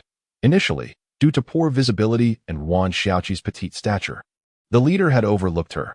However, with Ziyu's motion, his gaze naturally fell upon the girl. The previously wary expression swept across his features. Realization dawned upon him. His pupils dilated into pinpricks, and he rolled to the side, shouting, "It's experiment number 021. She has escaped the S-class containment facility. Immediately notify headquarters, requesting military assistance." Simultaneously, he racked the bolt and squeezed the trigger, unleashing a torrent of bullets. Following the gunfire, the remaining team members also opened fire.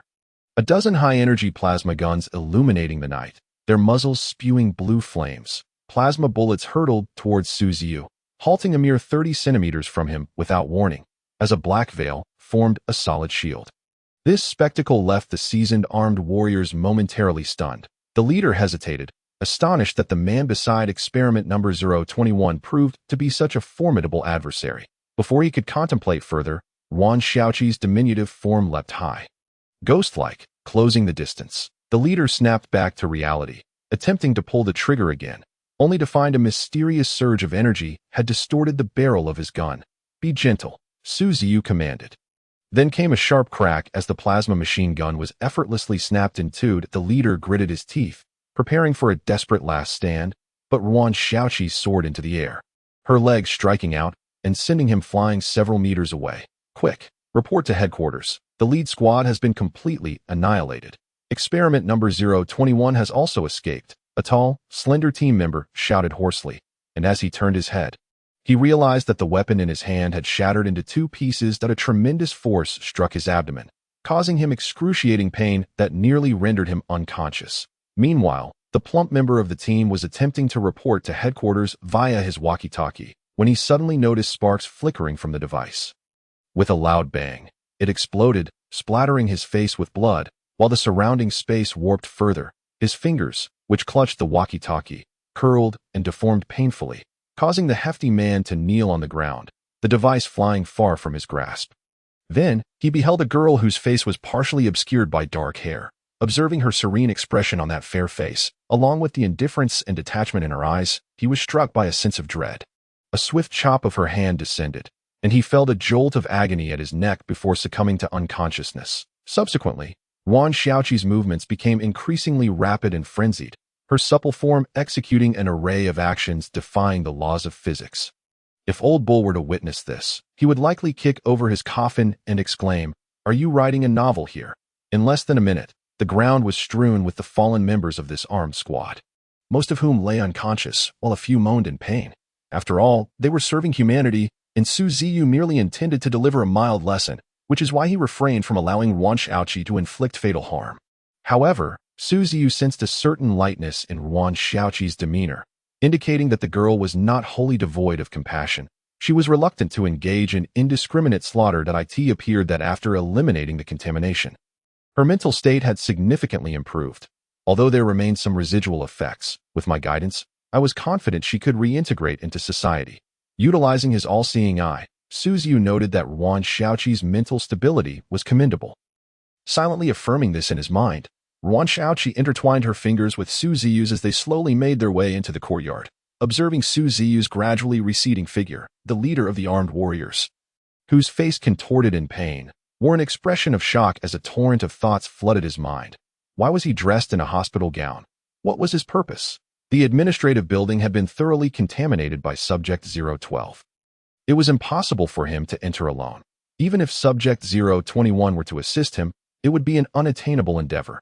Only a Morning Star-level powerhouse could possibly resolve such a situation. Moreover, the courtyard had already been occupied by the cannibal cult. During the brief interlude while Ziyu was subduing the armed team, a mass of eerie green flesh on the rooftop began another round of eruption. It resembled a fixed artillery platform, its enormous form adhering to the administrative building, its viscous body gradually enveloping the exterior walls. That a gaping maw, reminiscent of a mouth, emitted billowing clouds of white vapor, followed by a cacophony of sounds as chunks of decayed flesh rained down like droplets. That moment, the sky appeared to be hosting a banquet of rotting meat, with a liquid substance resembling gelatin solidifying. Seemingly separated from the green mass, the further one ventured into the courtyard. The more bizarre jelly-like entities became visible. These creatures stood densely upon the ground, their transparent forms extending numerous blood-red tendrils that burrowed into the cement floor, causing it to tremble. The greenish liquid seeped from these blood-like tendrils, encroaching upon every inch of land that belonged to humanity. This was a massive contamination. In addition to the gelatinous beings, abandoned buildings, toppled utility poles, and street lights, there blazed an unquenchable black fire, transforming the area into a veritable hell on earth. In the distance, a colossal shadow emerged from the black flames, a sinister spirit marionette wielding a hellfire whip that bound an even larger ghoul. Approaching Ziyu's side, the ground where the spirit marionette tread left sporadic traces of flames, and at a distance of 30 centimeters from Ziyu, it knelt on one knee, its emaciated mouth opening to speak. "Master, I have captured the priest of the cannibal cult." Ziyu's gaze fell upon the man ensnared by the hellfire whip. One might say he was a ghoul, his visage dark and his cheeks grotesquely sunken, bearing a striking resemblance to the previous director Li, albeit appearing even more ferocious and savaged. He emitted a series of guttural growls, straining to break free, but with each futile attempt, the hellfire whip tightened its grip. Ziyu was mildly astonished that the spirit marionette had managed to capture the enemy's priest without him having to lift a finger. However, upon reflection, it was reasonable. This priest's strength was likely at the awakening 9th tier. And in a battle of equals, the spirit marionette's undead capabilities clearly conferred a significant advantage. "Well done," Ziyu nodded slowly. Before he could utter another word, the priest opened his mouth wide, and jagged teeth flew forth, aimed directly at Ziyu. Clang! The dark teeth halted a mere 20 centimeters from Ziyu, embedding themselves into the Evernight wall, leaving only slender traces behind, with the audacity of the captured foe daring to retaliate, let alone attack his master. The spirit marionette's temper flared. The soul fire within its eye sockets seemed to burn more fiercely, while the black flames enveloping it surged several centimeters higher. The hellfire whip lashed mercilessly against the priest, tearing at his flesh, while the black flames seared him, causing him to writhe in agony. Ziyu did not intervene in the spirit marionette's punishment. He had never held any sympathy for these cultists. His grandfather had once said that no cultist was worthy of compassion. They had transcended humanity's realm, aligning themselves with malevolent forces, some even preying upon humans, marking them as natural enemies of humanity. After a chorus of anguished wails, the priest finally relented. "Please, don't kill me. I don't want to die," he cried, his nails clawing into the ground in desperation. "Very well, keep an eye on him for a moment. I have a few matters to attend to," Ziyu replied, too preoccupied to engage in further dialogue with a mere minor priest. His purpose for coming here was to subdue another S-class patient. Although that individual had undergone a complete mutation, adhering to the principle of making the most of available resources, he intended to extract some benefit from the situation. "Yes, master," the spirit marionette lowered its head. Resembling a well-behaved child, Ziyu took a few steps. He turned to find Ruan Xiaoqi still following him. After a moment's thought, he gestured toward the spirit marionette and gently said, "Xiaoqi, stay here with Uncle Bone for a while. It's dangerous upstairs." Ruan Xiaoqi remained silent, but took a couple of steps forward. Ziyu's side. Despite her apparent physical development, her psychological age was likely comparable to that of a 7- or 8-year-old child. Having chosen to stick by Ziyu, she naturally wished to remain close for a sense of security. After a moment of contemplation, Ziyu crouched slightly, tenderly brushing aside the hair that covered Ruan Xiaoqi's left eye. Speaking softly, "Xiaoqi, I'm going up to fight the monster. You and Uncle Bone stay here for a bit." He pointed to the clock on the wall opposite the administrative building, confidently stating, "Once the clock's hand moves a notch, I will return." A notch represented 5 minutes. Ziyu intended to defeat the creature on the rooftop within that time frame. Ruan Xiaoqi appeared to grasp his meaning and nodded gently after a moment.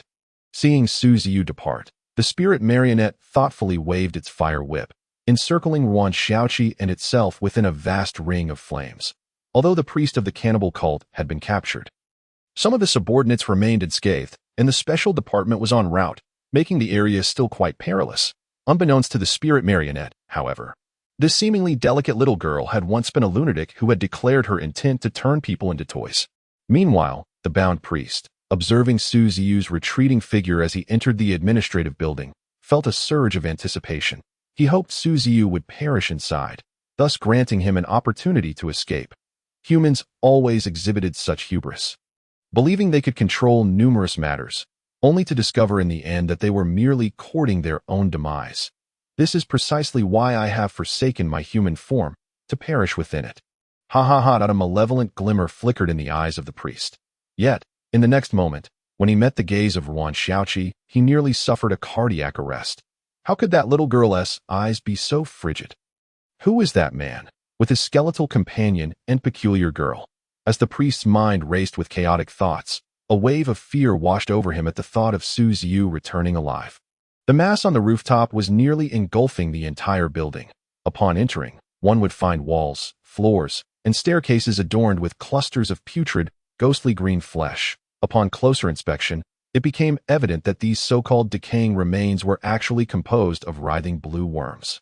They clung to every surface of the edifice like modeling clay, engaging in a grotesque mating ritual, some forming enormous, cocoon-like entities, others arranging themselves into shapes that defied the laws of physics, reflecting a terror beyond scientific comprehension. Su Ziyu unleashed his eye of fear, which, in its regressed state, emerged from his pocket, darting back and forth in the narrow corridor. Its yellowish, fetid feathers swept across the blue worms, producing a series of muffled thuds as dark, gasoline-like blood gushed forth, tracing a long streak on the ground before being ravenously absorbed by the eye of fear.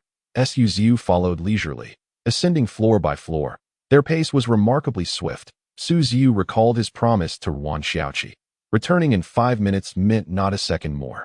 During their passage, they encountered numerous human corpses, armed warriors, doctors from the courtyard, all grotesquely mauled by the blue worms, discernible only by the remnants of clothing and weaponry scattered about. The eye of fear was enveloped in a mist of blood. Slippery tentacles extending from its core, reminiscent of a flying octopus, wreaking havoc upon the jelly-like beings clinging to the building's interior. Within its colossal single eye, ghostly green veins pulsated rapidly, accompanied by an incessant, eerie laughter. As if in a state of ecstatic excitement, Su Ziyu observed the eye of fear with great satisfaction. From the first floor onward, countless jelly-like entities had been eradicated, the ground transformed into an abstract oil painting smeared with viscous blood. The volume of blood absorbed by the eye of fear immeasurable. For the first time, so many beings were available for blood consumption, and most notably, these jelly-like creatures were inert, as long as the tentacles could reach them. The bloodletting could commence. Soon, they arrived at the rooftop, where the eye of fear had ballooned to the size of a small balloon. Su Ziyu coalesced a dark spear, which with a resounding thud pierced through the iron door of the terrace. A cool evening breeze swept over, carrying a nauseating, distinctive odor. The rooftop was awash with a viscous, ghostly green liquid, where blue worms intertwined, forming scenes beyond human imagination. Any ordinary person witnessing this spectacle would undoubtedly succumb to madness and death. Su Ziyu steadied the burgeoning turbulence within him and gazed towards the very edge of the terrace through his all-seeing eye. There, a mass of thick, repugnant liquid coalesced, a gaping maw slowly undulating, expanding and contracting, spewing forth numerous jelly-like creatures that fell like raindrops, only for the mass to shrink slightly, then expand anew, even growing larger than before. This bizarre reproductive cycle was utterly contrary to human understanding. The amorphous entity before him seemed to howl silently, undulating like waves, and then, on the vertical surface of its gaping mouth, a human face began to materialize. It was the visage of a man, appearing to be in his 40s, gaunt and weary, seemingly controlling everything around him unconsciously. Lao Huang, what did you truly witness that night? Su Ziyu murmured to himself. Recalling their conversation from that day, the man encased in the viscous liquid was another patient confined within the S-class containment facility. Before any signs of contamination were detected, Su Ziyu had shared a collective ward with him. The man's surname was Huang, his first name unknown. Su Ziyu referred to him as Lao Huang. During their time together, he would often ramble about peculiar topics at night, and while the doctors and nurses showed little interest, the bored Su Ziyu would engage him in conversation. Each night, Lao Huang would rise to recount his experiences. He had once been an astronomer, but during a stargazing session, he saw light. Su Ziyu vividly remembered Lao Huang's description. He spoke of a scene composed of countless radiant orbs, clustered together in a configuration that defied the laws of human physics, each sphere emitting a brilliance akin to that of the sun, resembling bubbles reflecting strange colors from every angle. Lao Huang claimed to have glimpsed but a vague silhouette before darkness enveloped him, leaving him unaware of what transpired next that he never felt insane. During his years in the psychiatric hospital, he would often gaze at the sky, hoping to witness once more that vision of countless luminous bubbles. After Lao Huang was confined within the S-class facility, Ziyu finally comprehended the significance of his words. Based on the dark knowledge he possessed, it was highly likely that Lao Huang had witnessed an eldritch entity. He had seen a forbidden existence beyond comprehension, a being that should not be gazed upon. This was the law of the extraordinary world, a truth earned by the predecessors through their blood and lives. The attack by the ghoul cult disrupted the formation set up within the S-class containment facility, allowing Lao Huang to slay a guard and flee to the highest building of the psychiatric hospital, gazing up at the stars. Ultimately, he lost control completely, resulting in a transformation within the scope of the all-seeing eye. Lao Huang's mental essence appeared as dark as coal, devoid of any glimmer of light. Clearly, Lao Huang had fully transformed into a monstrosity. For a human who had succumbed to such chaos, Ziyu could no longer cleanse the taint from his mental essence. The only mercy left was to grant him eternal rest. Gazing upon the tortured visage, Ziyu exhaled softly, a faint smile gracing his lips. Lao Huang, soon you shall find your release. That moment, Lao Huang threw his head back and let out a piercing shriek, the viscous liquid around him shooting forth like spears, aimed directly at Ziyu. Ziyu remained calm, his tentacles swirling behind him, forming a protective barrier before him. The thick liquid was repelled, and the blue worms that comprised it were drained of their blood by the barbs on the tentacles, a dense mist of blood bursting forth. Swirling through the air, behind Ziyu, or rather, upon the terrace, a colossal circular silhouette materialized. It was an eye. A gigantic eye. What sent chills down one's spine was that this eye bore angelic feathered wings on either side. Immense in size, if one merely gazed at the feathers, they might mistake it for an angelic arrival, but the central single eye radiated malice. With a shriek, the eye of fear roared, its massive form overshadowing the sky. This was the form evolved from the absorption of countless jelly-like creatures' blood, vast enough to rival the moon hanging in the night sky. A dark red glow enveloped the eye of fear, shocking everyone within the facility. The priest of the ghoul cult, who had hoped Ziyu would perish within the administrative building, felt his heart nearly leap from his chest at the sight of that moon-like eye. Moreover, it appeared to be a manifestation of revulsion. A mere glance would drown one's spirit in negative emotions. Forbidden, it was undeniably a forbidden existence. The priest trembled uncontrollably, terror clouding his gaze as he stared at the ground. Cold sweat trickling down his forehead, utterly devoid of any will to resist. Meanwhile, the armed team outside was equally entranced by the enormous eye atop the administrative building. Captain, quick, look, what is that? Such a massive eye. The captain, who had previously doubted Ziyu, turned in agony, his gaze fixated upon the terrace, momentarily rendered speechless. Within 2 seconds, he struggled to articulate anything, his throat parched, fear painted across his face. After a prolonged silence, he hoarsely murmured, "He is not him. That power, it must originate from the abyss. A forbidden existence. Hurry, quickly find the signal device. I must report this situation to headquarters." One of the team members regained his composure and, in a daze, uttered, "Captain, the signal devices have long been destroyed, and even if they were functional, it would be of no use. It is highly likely that we are facing a forbidden entity in the heart of Jiangcheng." The streets were frozen in time. Couples, car drivers, and the elderly dancing in the square all stood transfixed, gazing in the same direction that a circular, pale red luminescence had manifested in the sky, though too distant for them to discern. They could sense the fearsome magical eye emitting a substance like dark red aura. "Mom, there are 2 moons in the sky," a young boy exclaimed, tugging at his mother's arm with excitement. The mother turned to look, and the initially indifferent expression on her face swiftly morphed into one of terror. She hastily covered the boy's eyes and said urgently, "Xiaoming, dear, don't look at unclean things. Inform the special department. There are 2 moons in the sky." Could it be that a monster has descended? Have the magical creatures entered the city? We've barely enjoyed a few peaceful days. I don't want to die yet. Ha ha ha. You young ones have seen too little. The manifestation of such phenomena in the sky could very well indicate that one of our human race's morning star-level powerhouses has made a breakthrough. Hiss, old man, you might be onto something. A manifestation like this, could it mean our human race is about to gain another sovereign-level powerhouse? At that moment, within the special department, the office was a whirlwind of activity, collecting materials, testing data, and the incessant ringing of telephones. Damn it, that's already the 103rd call. Did the public think we are blind? Of course, we can see such a massive thing. A man in his early 30s, cigarette in mouth. Cursed vehemently. He was the squad leader of the Special Department's Action Division. Known as Wei Kong, codename Fire Dragon. After taking a deep drag from his cigarette, he hastily walked into another office. This was a research laboratory. An elderly man stood by the window, hands clasped behind him, gazing skyward, while a technician in a white lab coat busily typed away at a computer. The old man, known as Professor Bai, was the head of the special department, a master of esotericism, and possessed strength that had reached the morning star level. Many renowned special agents were his protégés. Professor Bai. Numerous citizens are reporting that 2 moons have appeared in the sky. I know, Professor Bai replied, pulling the curtains shut before approaching a console, where he pressed several buttons and gently said, "Come look at this." Wei Kong, puzzled, stepped beside Professor Bai and glanced at the screen, nearly dropping his cigarette. A colossal eye appeared on the massive LCD display. The red glow was not from a moon, but from an enormous eye.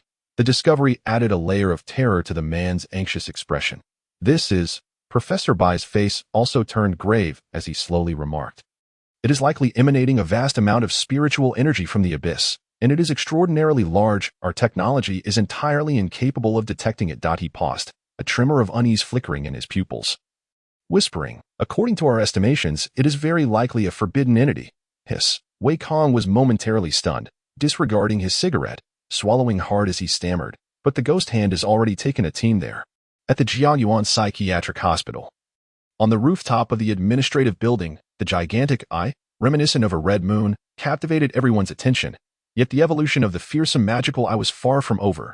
Thin strands of blood flowed like rivers into it, and a tremendous surge of spiritual energy radiated outward, causing the very fabric of space to warp. The floors began to exhibit fine cracks, and it seemed that this towering structure would soon collapse. The administrative building crumbled like burning paper, with debris detaching from the fissures before crashing to the ground, creating a series of muffled thuds. The enormous eye continued to swell. The conglomerate of eerie green liquid began to writhe, and a rare hint of madness appeared on Lao Huang's pallid face. Green worms coalesced into piercing spears, rushing toward the fearsome magical eye with an eerie wail.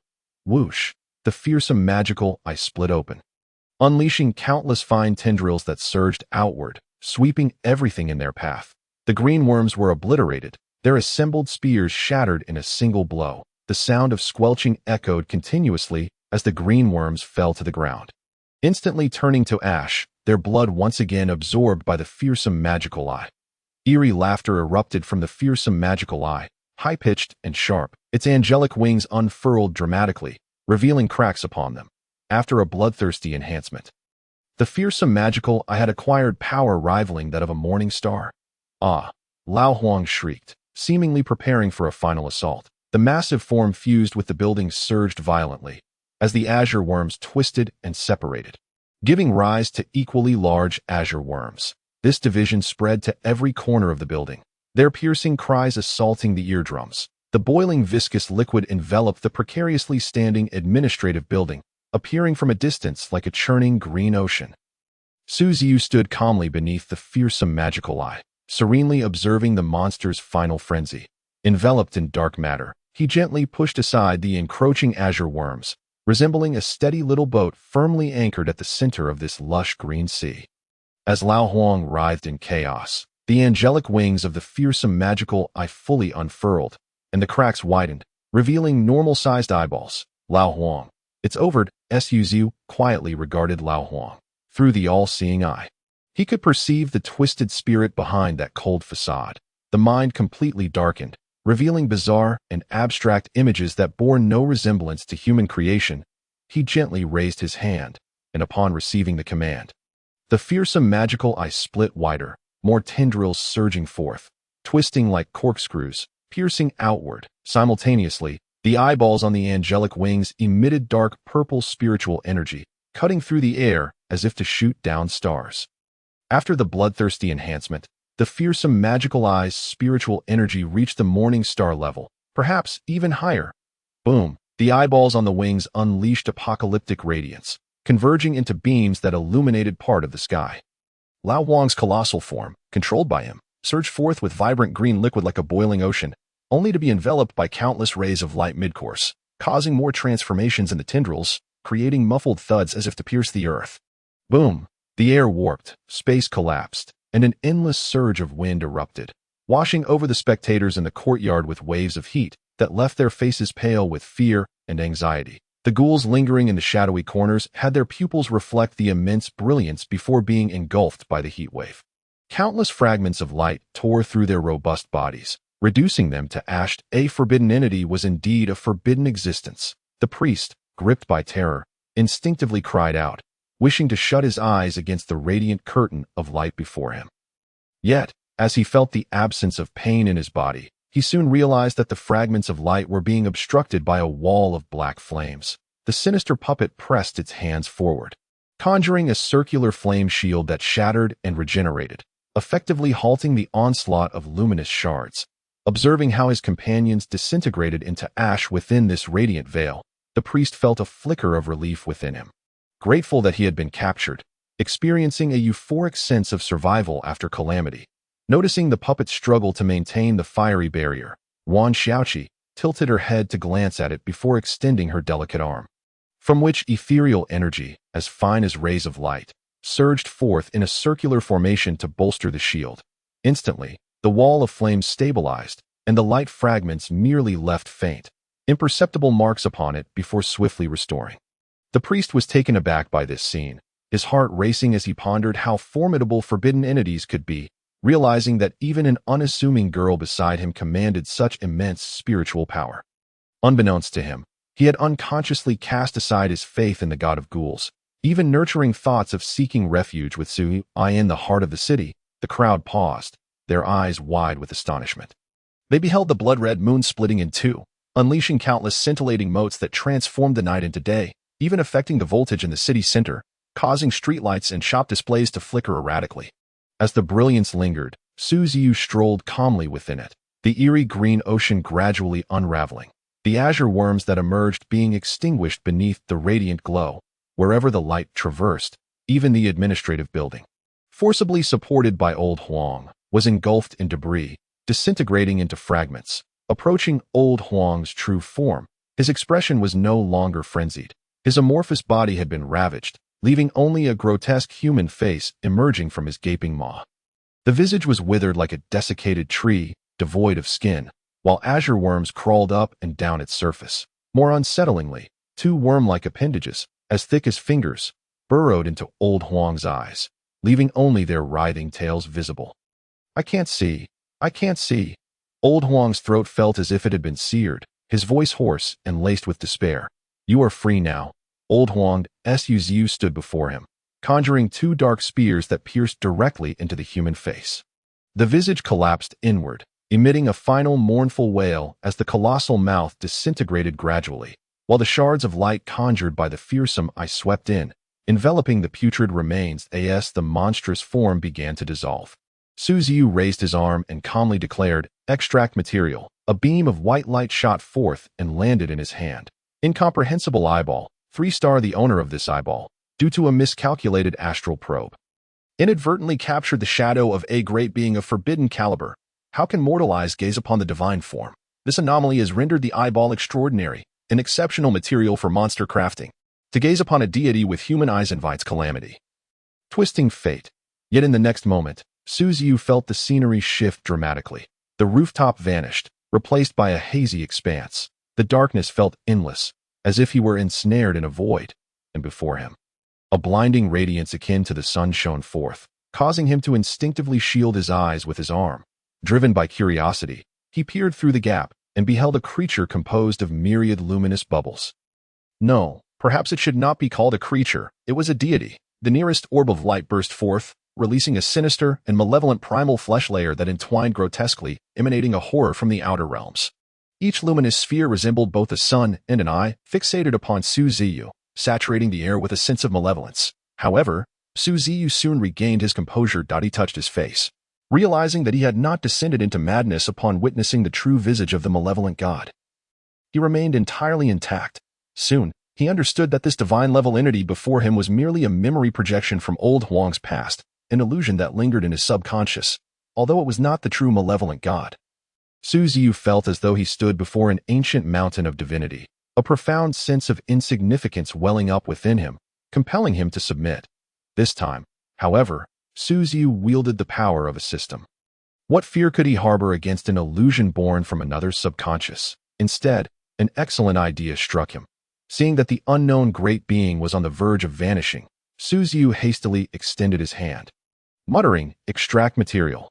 Even if it was merely a projection, a mere remnant of a being that had once been seen by old Huang, its true form had indeed been witnessed by him, and there must be an intricate connection between this illusion and its original. Perhaps that entity was unaware of its imagined presence here, yet the monster editor system possessed the ability to trace origins. Even as a mere shadow, it was undeniably a great being from beyond the stars. A true deity, with experience in extracting from the spider god, the material extracted would surely be exceptional, potentially even a 4-star or 5-star item. Those ancient, eternal great beings transcended the concept of time. Even a wisp of their will could claw its way out from the forbidden past. Even the smallest of actions could be part of their grand design. With a sudden crash, the projection before Ziyu shattered, and he found himself back in his original position, having moved not a step. Ding. Material extraction successful. A wisp of the essence of oneness. 5-star derived from a memory projection left in one's mind after witnessing the true form of a malevolent god. Its origin traces back to a genuine deity, a forbidden existence, an embodiment of infinite knowledge, possessing dominion over the essence of unity. Its power is formidable enough to overshadow various materials, potentially causing distortion. Yet if handled with care, it serves as an exceptional resource for monster editing. It appeared that this venture had not been in vain. Ziyu internally nodded. These two S-class patients were indeed a treasure trove of materials. Ruan Xiaoqi not only had been spirited away by him, but had also bestowed a 5-star material. Though old Huang had been thoroughly tainted, he too had provided a 5-star material. Thus, Ziyu now possessed 2 5-star materials. And with a bit more auxiliary materials, he could edit his next monster. However, the current circumstances did not permit him to commence editing. The commotion had been too great, and the special department would undoubtedly be en route. He resolved to deal with the priest of the ghoul cult first. Suddenly, he felt his entire body tilt.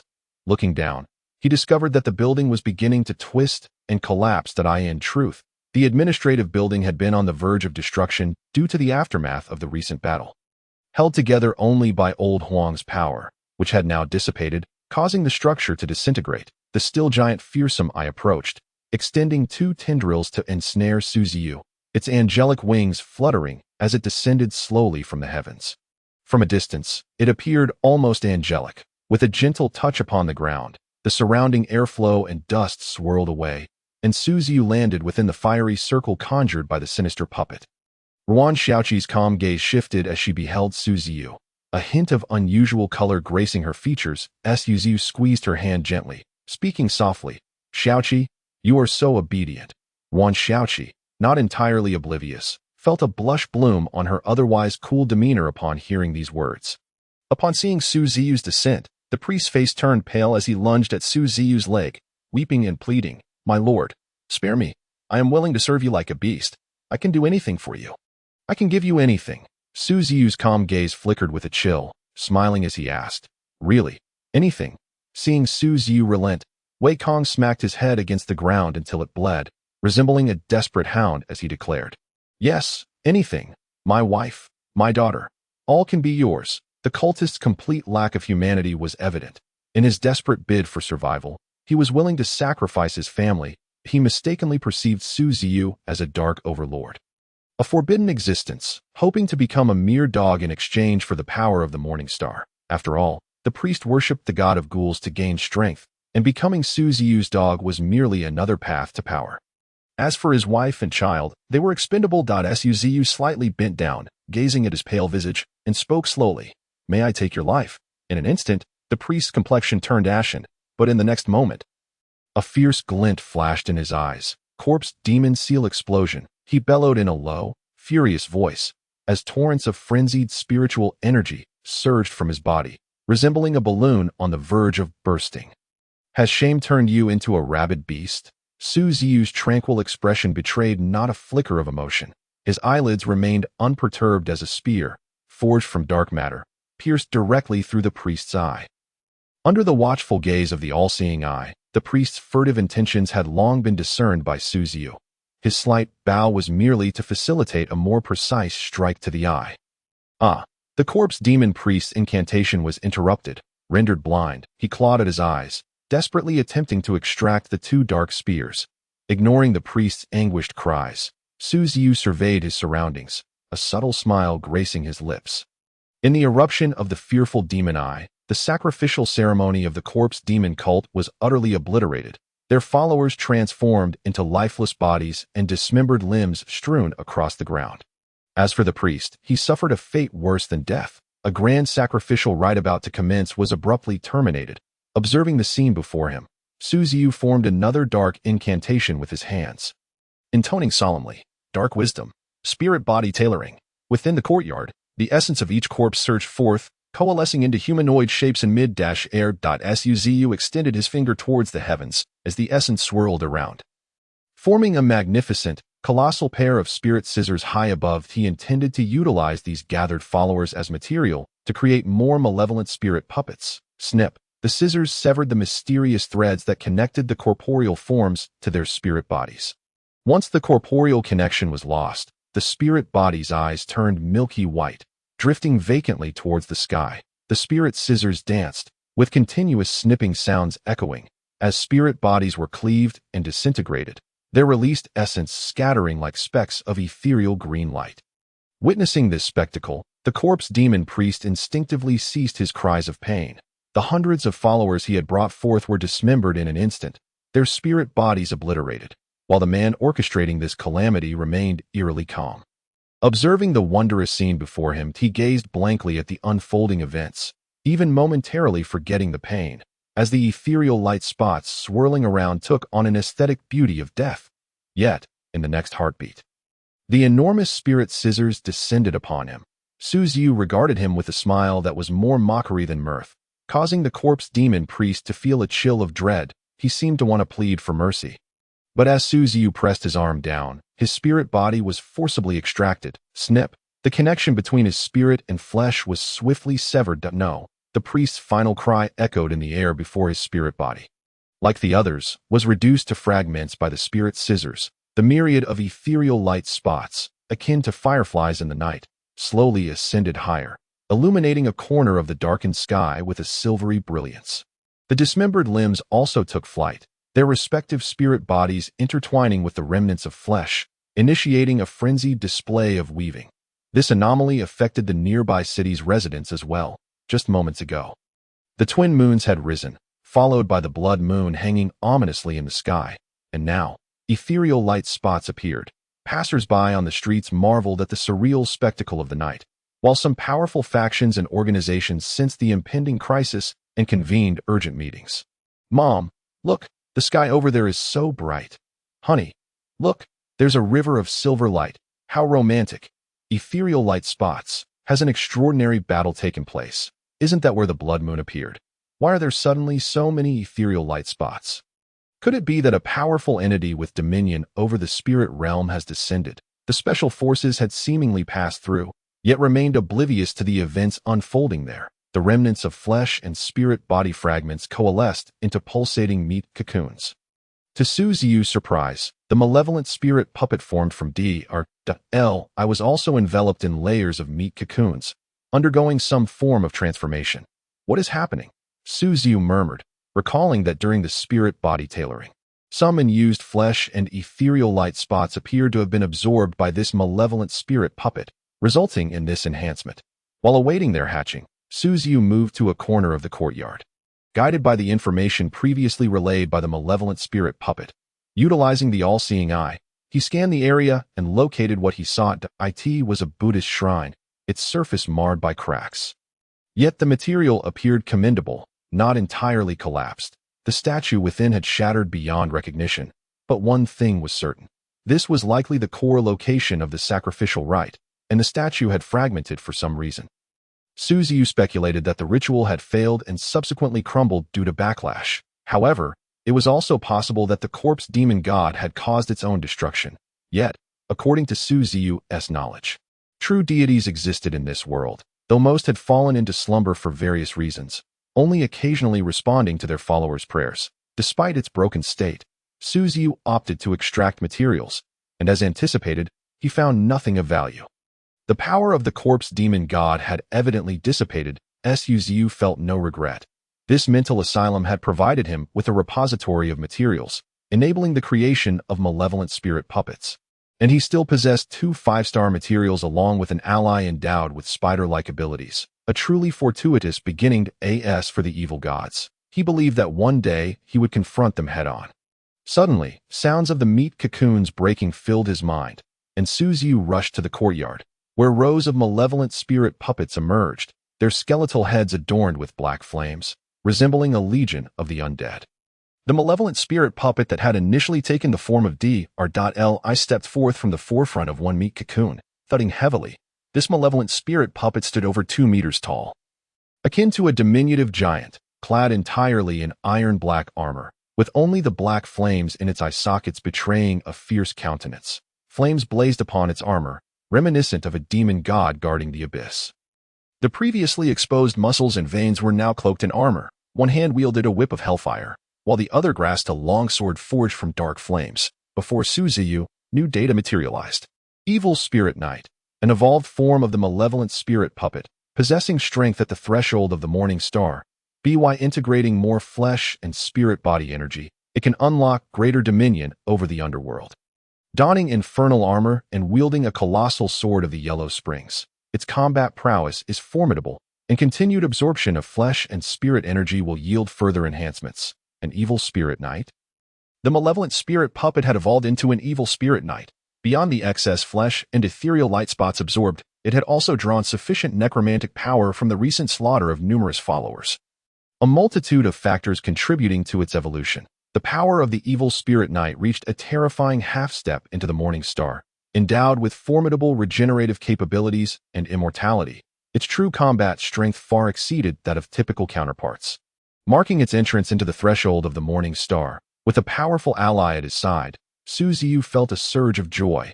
The evil spirit knight approached Ziyu and knelt, embedding the flaming giant's sword into the ground. Great master, I am the evil spirit knight, swearing allegiance to the heavenly Tao of the underworld, destined to follow you unto death. Rise, Ziyu commanded, in an instant. The evil spirit knight sprang to its feet, its movements swift and precise, rivaling those of a well-drilled soldier. From this day forth, these 36 malevolent spirit puppets shall be under your command, but I bestow upon you the title Wrath. I shall obey your will. The soul fire within the evil spirit knight's eye sockets blazed more fiercely, an aura of battle emanating from him. Complete the disguise. With a grand gesture, the 36 malevolent spirit puppets immediately stood at attention. Flesh and muscle began to slowly form over their skeletal heads, while the exposed flesh was gradually enveloped by a layer of skin that in less than 10 seconds, alongside the Wrath Knight, they had all completed their humanoid disguises.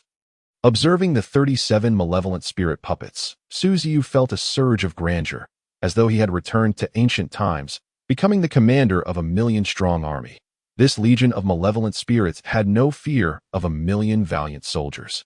They were endowed with immortality and formidable combat capabilities, truly akin to human meat grinders on the battlefield. Ziyu nodded in satisfaction, sweeping his black robe, causing a dark veil to descend, taking along the army of evil spirits. The spatial teleportation technique could only transport one within a kilometer, known as dark wisdom. Void transmission. Family, are you prepared for my return? I shall no longer allow you to humiliate me at will. This time, I am destined to ascend to the pinnacle of the world, mastering the authority of the laws and dictating the fates of all lives. Thus, I shall become the buried sovereign, the supreme god of burial. 10 minutes later, a special operations team arrived. Leading them was a middle-aged man in his 30s, sporting stubble on his chin and perpetually wearing a languid expression. He was the captain of the Special Operations Division. Named Zhou Jian, codenamed Ghost Hand, with a strength at the 9th stage of awakening. Zhou Jian, cigarette in mouth, slowly entered the mental asylum. In the courtyard, they were met with the stench of rotting flesh, with bloodstains spreading outward, staining the rubble crimson, as if the ground had been coated with red paint, with a blood-colored stream flowing down. Zhou Jian frowned slightly, his lazy demeanor tightening in tension. After crushing the cigarette, but underfoot, he led the way into the blood-colored stream. The deeper they ventured, the more their hearts trembled. Upon reaching the innermost courtyard, their surroundings suddenly transformed. Aside from a sea of crimson, nothing was discernible. Zhou Jian instinctively gripped the blade at his waist, preparing to strike, when suddenly, numerous flickering points of light appeared within the deep red veil. One of his subordinates pointed ahead and shouted, "Look! What is that?" In the next moment, he screamed, clutching his eyes, followed by a chorus of wails, along with the sickening sound of decaying flesh hitting the ground.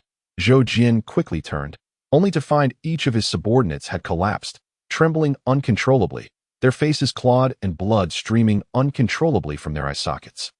Even Zhou Jian felt a wave of nausea at the sight that he drew his sword, ready for combat, only to sense something lurking behind him. With a swift motion, he spun around, encountering a scene that shattered his mind. Within the deep red veil, those so-called red dots were, in fact, eyeballs devoid of eyelashes and pupils. They glared at Zhou Jian and his team with malice, and it was the intimidation from these eyes that caused the Special Operations team to react in horror.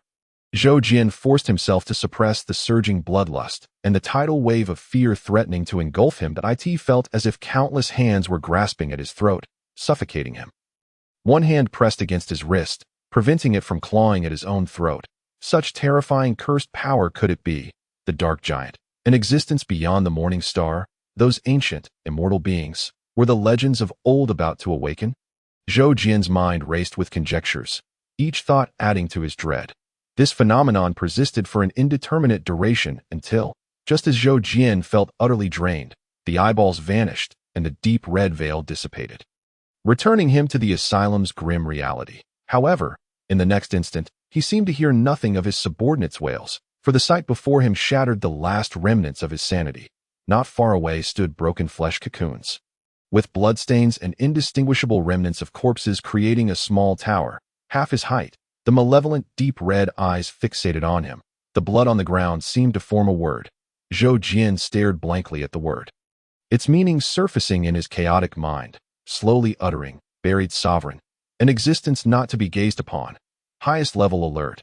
Mission aborted." He summoned his last vestige of strength to dial the headquarters number, then fainted in a dilapidated room. Ziyu chuckled softly, gazing in the direction of the asylum, murmuring, "I wonder how you all are faring with the gift I bestowed upon you." Everything Zhou Jian encountered had been meticulously arranged by Ziyu prior to his departure, utilizing the remnants of the flesh-eating cult's rituals and materials to set up a simple triggering ceremony. Zhou Jian's arrival had activated the switch for the ritual, resulting in the earlier spectacle. Yet, this was merely a trivial interlude, a playful jest by Ziyu towards the Special Operations team, which he did not take to heart. His current focus lay on two primary tasks: seeking vengeance against his relatives and subduing the remaining strongholds of the flesh-eating cult. After some contemplation, Ziyu decided to suppress his desire for revenge against his relatives, opting instead to cleanse all the cult's bases within Jiangxing, thus providing a fitting conclusion to the events of the night.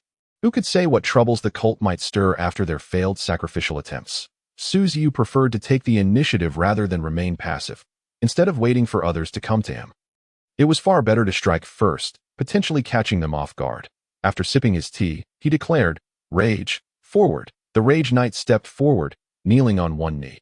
"Eliminate all the flesh-eating cult's bases in Jiangxing."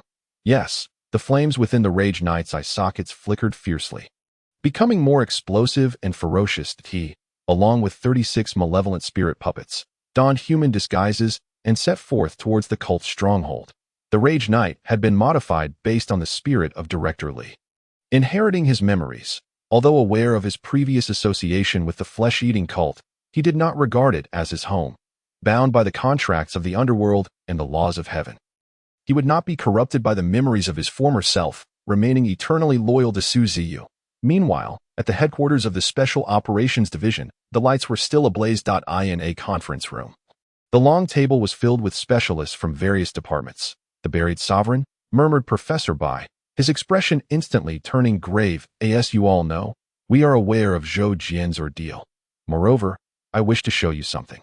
At Professor Bai's gesture, his assistant behind him picked up a remote and pressed a button, causing a screen to illuminate with a hazy image. Though not very clear, it was discernible what lay upon it: a colossal eyeball. Surrounding it was a mist of blood, obscuring much of its form, only allowing a glimpse of its massive body through the thinning blood fog. Even this partial view, with its bizarre engravings and gigantic size, left the assembled specialists gasping in shock. More concerning was the shadowy figure faintly visible beneath the blood-misted eyeball, creating a striking visual contrast. However, due to the blurred image and blood fog, no one could discern the true appearance of that figure. Among those present were members from not only the operations division but also logistics, research and development, and other departments. They prided themselves on having seen much of the world, yet the malevolent gaze of that eyeball sent shivers down their spines. Faced with such unknown entities, mortals were often left with a sense of helplessness. Wei Kong glanced at the reactions of his colleagues, sensing a surge of unwarranted superiority as they appeared shaken. He had already seen this photograph prior, so he felt prepared and less inclined to panic. Surveying the room, he chuckled lightly. This is what the citizens have been discussing online, the prototype of the Blood Moon, fortuitously captured by our machinery. Although the image is not very clear, I trust everyone can see that this is an eyeball. Hiss. Gasps of astonishment filled the room. The Blood Moon is actually an eyeball? What terrifying power! Is it truly created by that buried sovereign? The figure beneath the eyeball must be the buried sovereign, right? Professor Bai merely nodded gently, signaling his assistant to proceed with the transition. The screen flickered with a succession of images, some blurred, others clearer, displaying the complete form of the Eye of Fear, alongside several photos of the mutated Lao Wang, and ultimately, the ruins of the psychiatric hospital. After viewing the images, an unusual silence enveloped the conference room.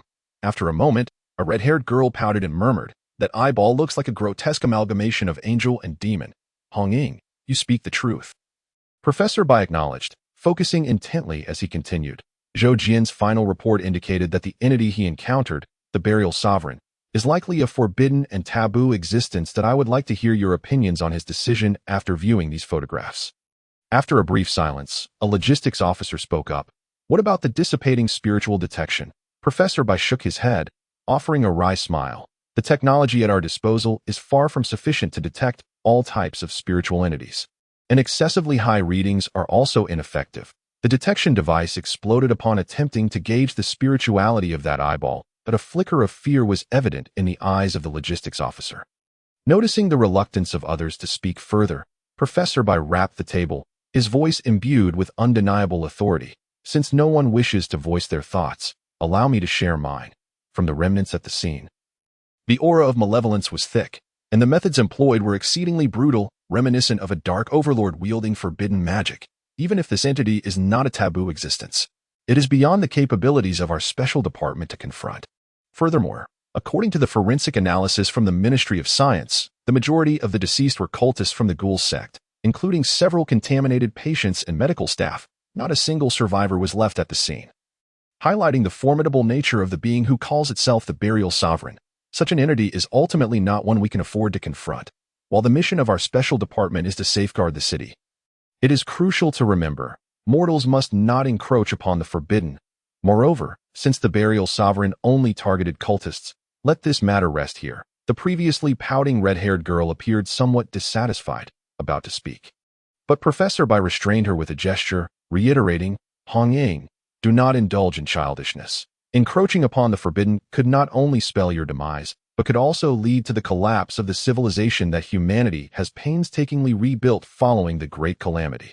Hong Ying clenched her fists, bowing her head, while the other officers similarly lowered their gazes in silence, the atmosphere in the room seemingly frozen in time. Professor Bai let out a soft sigh and solemnly declared, "The matter concerning Jianyuan Psychiatric Hospital ends here. Fortunately, the Burial Sovereign did not engage us directly. That I do not wish for anyone to pursue this matter further. Xiao Wang, ensure this incident is classified as an S-level file. Without my authorization or the signatures of at least 2 senior colonels, no one is permitted to access it independently." Violators will face military regulations. A well-dressed man in a black suit, sporting glasses, stood up and solemnly noted something in his notebook, responding, "Understood." Hong Ying, with her head bowed, flashed a glimmer of reluctance in her eyes. Ever since childhood, she had been imbued with a strong sense of justice. Otherwise, she would not have joined the special department. However, today's meeting shattered the grand image she held of the organization. This night in Jiang City was destined to be extraordinary, beyond the special department's blockade of Jianyuan Psychiatric Hospital.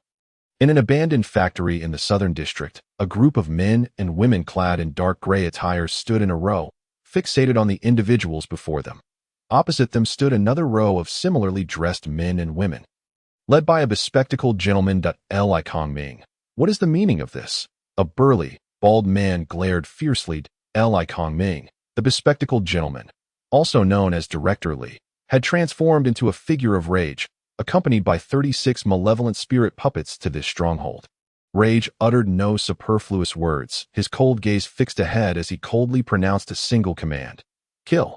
"Li Kongming, you have the audacity," the bald man began, but before he could finish, his pupils dilated in horror as he witnessed the faces of the cultists led by the enraged knight engulfed in black flames, revealing skeletal visages with glowing black fire flickering in their eye sockets. The bald man broke into a cold sweat, unable to comprehend how ordinary individuals could transform into grotesque skeletons in an instant. With each step the malevolent spirit puppets took forward, the ground trembled underfoot, cracking beneath the weight of their advance, while their gray-black robes were consumed by flames, exposing blood vessels and muscle tissue beneath. You. The man instinctively took a step back, his cohorts trembling in fear, their faces pale. Do not fear them. How dare they play tricks? The god of ghouls protects us. Kill, the bald man shouted, his voice laced with false bravado. As his skin began to peel away, revealing blood vessels beneath, transforming him and his followers into ghoul-like forms. Just as they charged forward to engage, the enraged knight surged ahead, exuding an aura reminiscent of an ancient general leading a vast army. As he advanced, black flames ignited upon the gray-black robes of the enraged knight, appearing formidable and alluring in the moonlight. With a flourish, the flames intensified, enveloping him completely, morphing into a suit of black armor.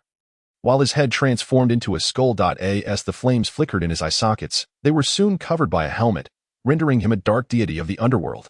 Kill, his low, somber tone echoed throughout the factory, resonating with undeniable authority and a murderous intent that shook the heavens and earth.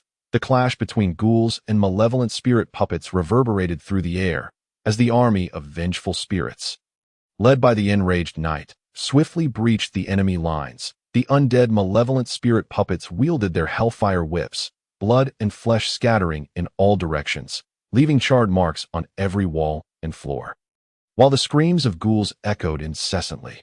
This battle lasted merely a minute, with the enraged knight standing amidst the corpses of ghouls, raising his flaming sword towards the heavens, declaring with both majesty and reverence, "To the Lord Burial Sovereign. The submissive shall live, the defiant shall die." The bald man, still clinging to life, fixed his gaze on the enraged knight, his mouth agape as if to utter something, yet his throat had long been crushed, rendering him voiceless. In his final moments, he realized that Li Kongming had betrayed the god of ghouls, seeking out a mysterious being known as the Burial Sovereign, and had acquired powers derived from the forbidden realm of the underworld. Is he a member of the Necromancer Society? He pondered. Who exactly is this Burial Sovereign? Thoughts raced through his mind as he recalled how Li Kongming had previously recruited him. If only he had agreed then, he might have gained the power of the undead, perhaps even the chance to ascend to Morning Star. The bald man felt a deep bitterness within. Yet, there are no remedies for regret, and all that awaited him was a colossal foot descending upon him. With a thud, his skull shattered, brain matter splattering. The enraged knight stomped down, grinding the remains beneath his foot, while the black flames in his eye sockets surveyed the factory, reminiscent of a hellish domain. He promptly informed Ziyu of the incident. Seated in a dilapidated shack, sipping tea, Ziyu received the response from the enraged knight and nodded with satisfaction. At last, the stronghold of the ghoul sect in Jiang City had been obliterated. Cultivating an army of undead to unify the dark forces of Jiang City was the preliminary plan for Ziyu's power establishment. Although Ziyu possessed considerable strength and a system of his own, Who would not desire a larger force and more allies? As a behind-the-scenes figure, wielding control over dark powers was indeed an appealing choice. A slight smile graced Ziyu's lips as he instructed the enraged knight to guard the factory, recruiting anyone wishing to join the ghoul sect, allowing them to recuperate for a day or two. It was nearly time to create new monsters as Ziyu exhaled slowly, a wave of intent summoning him to the system space. The chaotic currents, sensing the master's arrival, seemed to come alive, howling silently and screeching like malevolent spirits as they whirled about, transforming into grotesque apparitions. With a gentle gesture, Ziyu pressed down, and the system space fell into an instant tranquility. The currents began to swirl beneath his feet, gradually lifting him into the air. Dark matter coalesced around him, draping him in a long, shadowy cloak, reminiscent of a primordial deity. Before him, the chaotic airflow surged again, twisting into a vortex that incessantly spun, eventually morphing into a colossal furnace. Accompanied by a cacophony of frenzied and reverberating sounds, it erupted like a volcano, scattering countless currents as the hundred-eyed furnace opened all its eyes, glaring angrily at its surroundings. With a casual flick of his hand, several materials flew towards him from the system space. Now, in his grasp, he held high-grade materials: an unseen eye, 3-star; source of contamination, 4-star; a wisp of the essence of the one who returns all to one, 5-star; and a small quantity of the twisted strands of the spider god, 5-star. But in addition, there were numerous lower-grade materials of 2 stars and below, including the teeth of ghouls, limbs of ghouls, and ghoul spinal fluid, among others. Ziyu contemplated selecting one 5-star material as the core, complemented by several lower-grade materials. He understood that merely using a greater number of star-rated materials did not guarantee a stronger creature. 2 5-star materials as a core, without higher-grade materials to impose control, might lead to mutual restraint, preventing them from exhibiting their inherent effects. With this realization, Ziyu waved his hand, summoning a small quantity of the twisted strands of the spider god, 5-star. He intended to use this 5-star material as the core. The strands of the spider god displayed an unusual pallor, appearing smooth yet exhibiting a rough texture on certain facets, while some surfaces mirrored light, like a polished surface. The material traced a path through the air before falling into the hundred-eyed furnace. With a hiss, flames erupted, instantly consuming the material, and simultaneously, the hundreds of eyes on the furnace widened, as if savoring a delectable feast with expressions of delight. A silent roar echoed as the strands of spider silk seemed impervious to the flames, beginning to multiply and grow denser within the furnace, even warping the creation magma. Ziyu observed with a quiet click of his tongue, acknowledging the impressive reaction of the 5-star material. Once the reaction stabilized, he reached out again, beckoning another orb of light. The unseen eye, 3-star, was designated for the newly birthed creature. For what pet could be without eyes? This material had been extracted from the old yellow creature, which had once witnessed an evil god. Its eyes had long since mutated, endowing it with formidable visual capabilities and even some distorted powers of the malevolent deity. The unseen eye, 3-star, soared into the furnace, instantly enveloped in a great conflagration as the strands of the spider god entwined around it, the two materials intertwining as if undergoing a transformation. Subsequently, Ziyu waved once more, adding the limbs and spinal fluid of ghouls, plentiful low-grade materials. As the reaction continued, one could discern the outline of a creature beginning to take shape within the furnace. Lastly, Ziyu's gaze fell upon another material, the source of contamination, 4-star, extracted from those whose minds had been tainted, whether human or extraordinary. This material served as an embellishment for the nearly formed creature. As the source of contamination dispersed, it transformed into a mass of inky blackness that poured into the furnace, staining the flames and causing them to bubble ominously, devouring the nearby light. Indeed, this material was not of this world, and its reaction was exceedingly violent. Although currently only 4-star, the phenomenon it produced astonished Ziyu. Finally, with a resounding boom, flames shot into the sky, dispersing the chaotic currents, and the hundred-eyed furnace emitted a deep, resonating hum, its form quaking incessantly. With a loud bang, the light burst forth, resembling the sound of something shattering. A small, fleshy shell flew out, floating in midair. Crackling sounds echoed as the shell fractured into numerous web-like fissures, from which a mass of shadowy substance emerged. It was an amorphous entity, shrouded in a vague darkness, resembling a shadow, yet also akin to a hyena, capable of moving on all fours. its shadowy form stretching out to reveal terrifyingly white limbs. Most strikingly, the creature bore no discernible facial features, just a pitch-black expanse, save for a single vertical eye at its center, filled with loathing as it gazed upon the world. Ding! New creature editing complete. Ding! Congratulations, host, for creating the Void Shadow Beast, 4-star. The strands of the spider god imbue it with the ability to distort and transform, while the unseen eye grants it the capacity to perceive this world. The limbs of the ghoul form its body, endowing it with the ability to move. The Void Shadow Beast possesses the skills of Distortion, Shadow Meld, Lethal Strike, and Godslayer Flash. Distortion, the core skill of the Void Shadow Beast.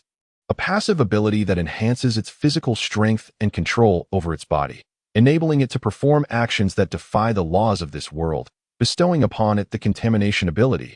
Any person or object touched by the Void Shadow Beast will gradually be affected in their mental state, with their physical forms undergoing varying degrees of distortion or mutation. Shadow Meld. The corporeal form of the Void Shadow Beast is largely not of this world. During its integration process, it gains the ability to merge into darkness. In any area where shadows exist, it can achieve concealment, and the Void Shadow Beast possesses the ability to traverse through darkness, fully blending into the shadows and harnessing the power of the abyss.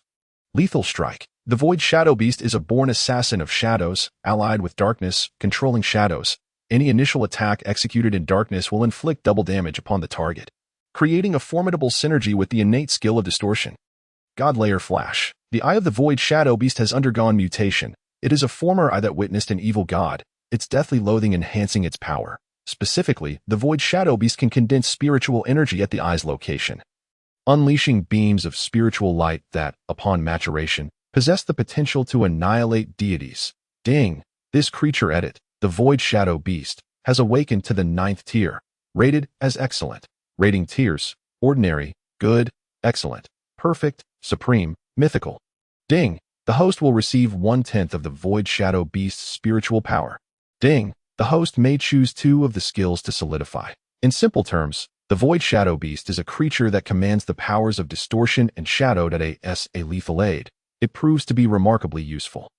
Envision a creature lurking in the darkness, suddenly emerging to deliver a fatal blow, an exceptional ally indeed. Given time, it could potentially ascend to become the Lord of Shadows. After careful contemplation, Ziyu chose Distortion and Shadow Meld. Distortion, a passive skill of divine caliber, as per Ziyu's interpretation, not only enhances his command over his body, but also enables him to taint others. The specific effects bear a striking resemblance to Ruan Xiaoqi's spider-based abilities. Upon reflection, this connection is only natural, as the strands of the spider god were extracted from Ruan Xiaoqi, thus inheriting such authority. Shadow Meld also serves as an excellent stealth skill, ideal for covert operations or assassination. Truly a divine technique. Overall, Ziyu felt quite satisfied with the new creature. Moreover, upon receiving 1/10 of the Void Shadow Beast's spiritual power, he sensed himself on the verge of stepping into the Morningstar realm, a being on the cusp of that transformative state. However, Ziyu was somewhat vexed that the creatures he created had all reached the 9th tier of awakening, placing him at the same level as his pet, an embarrassing revelation if disclosed. It seemed imperative to enhance his own strength that he recalled that the method for ascending to the Morningstar was documented in ancient tomes housed in his family's library. He would retrieve them upon his return. Ziyu gazed toward another direction of the city, where lights shimmered and neon glowed vibrantly. Whom should he start with first? My dear family. Ziyu evoked a faint smile, gently ruffling Ruan Xiaoqi's hair. Ruan Xiaoqi tilted her head to gaze at her master, perhaps sensing the excitement within Ziyu, as a hint of ferocity flickered in the girl's eyes. Subsequently, Ziyu was ready to wholeheartedly pay a visit to those relatives. The Void Shadow Beast was approximately the size of a small cat, yet its movements were remarkably agile. Having just been born, it scurried about on the ground, and upon touching a shadowy area, it indeed vanished from sight, leaving behind nothing but an inky darkness. Ruan Xiaoqi was equally intrigued by this new companion, and she caught a whiff of a familiar scent emanating from it. She trailed behind the Void Shadow Beast, spider-like, clinging to the wall. When the beast suddenly melded into the shadows and disappeared, a look of confusion crossed her face as she glanced towards Ziyu, seemingly seeking assistance. The Void Shadow Beast, having achieved its playful intent, promptly emerged from the shadows once more. Yuan Xiaoqi immediately lunged forward, embracing it, as the distorted energy spread across the void shadow beast's form, causing its shadowy body to move rapidly, as if it were a balloon on the verge of bursting. This caused the void shadow beast to settle down, no longer daring to tease Yuan Xiaoqi, and obediently retreated to hide within Su Ziyu's shadow. Yuan Xiaoqi, still fuming, rushed over, fixating on Su Ziyu's shadow, as if she intended to pounce and take a bite. The antics of these two lively creatures elicited a wry smile from Su Ziyu. While the fear demon I wore an expression of helplessness, choosing not to engage in the fray as the elder brother. All right, from now on, you both must learn to coexist harmoniously. Su Ziyu tousled Yuan Xiaoqi's hair, calming her down as she settled beside him like a well-behaved girl. After a sufficient respite, it was time to commence their work. Su Ziyu stretched lazily and murmured. The fear demon I circled around him, chirping excitedly, while Su Ziyu's shadow appeared to come alive. Clawing and grimacing like a malevolent spirit, the dark curtain descended, enveloping the forms of Su Ziyu and Yuan Xiaoqi, and in the next moment, they vanished, leaving behind a cup of still warm tea on the table. In the latter half of the night, Jiang City remained extraordinarily vibrant, with the commercial streets and bustling markets resembling a machine that never slumbered. Ceaselessly in operation, indulgence and pleasure had become the favored pastimes of the people in the wake of the catastrophe. On a certain commercial street, within the Maple Leaf Bar, the interior was brightly lit, the mingling scents of smoke and alcohol permeating the air. Scantily clad beauties were ubiquitous, and the atmosphere seemed to exude an air of decadence that incessantly stimulated the newly arrived patrons. As the music blared, the guests moved their bodies in wild abandon, with men fondling women, the lights casting seductive patterns upon their exquisite forms. At the bar, a bespectacled bartender meticulously polished a glass. Seemingly immune to the surrounding clamor, guests came and went, and the bartender deftly mixed drinks and handled payments with remarkable efficiency. After a while, a drunken gentleman approached, distinguished by the appearance of a wealthy young master. Attired in a meticulously tailored black suit, polished shoes, and a well-groomed hairstyle, he plopped down at the bar, idly toying with a gold coin. "Patron, may I take your order?" the bartender inquired, lifting his gaze slightly to reveal a barely discernible smile. The man belched, his murky eyes sweeping over the bartender before he abruptly pushed the gold coin across the counter, murmuring, "The usual." The bartender paused in his glass cleaning, freeing one hand to return the coin. Replying, "Certainly," the man stretched lazily, his bleary gaze scanning the surroundings before settling once more on the bartender. "Hey, are you new here? I don't think I've seen you before." The bartender's arm, which had been mixing drinks, hesitated momentarily, and he replied with a slight smile, "Heh, I haven't worked this shift before. I'm covering for a friend." After giving the bartender a lingering glance, the man resumed his appraisal of the dancing patrons, occasionally whistling. After a while, a beer was served, and the man picked up the glass, discreetly removing a piece of paper concealed beneath it before striding to the back. "Young one, it seems you understand the situation well." He jested with a grin as he departed. The bartender maintained his smile, responding mysteriously, "Who doesn't know the name of Su Gongzi? A new arrival has graced us tonight, and I've already arranged for you." The smile on Su Gongzi's face broadened, his tongue darting out to lick his lips.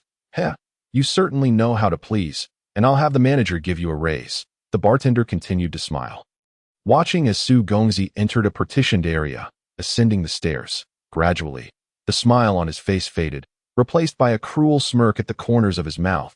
Su Gongzi whistled as he ascended, following the directions on the paper until he arrived at a room. Beyond serving drinks, the Maple Leaf Bar also offered certain special services, a favorite pursuit among men in the aftermath of the calamity. A frequent patron, Su Gongzi effortlessly used his room key to unlock the door, filled with anticipation as he stepped inside. The thought of the bartender mentioning new arrivals made his heart race with excitement. The room was spacious, adorned in a style that stirred the desires of Su Gongzi gently removed his outer coat and ventured further, and a large double bed occupied the center, and upon it sat a girl clad in a pure white dress.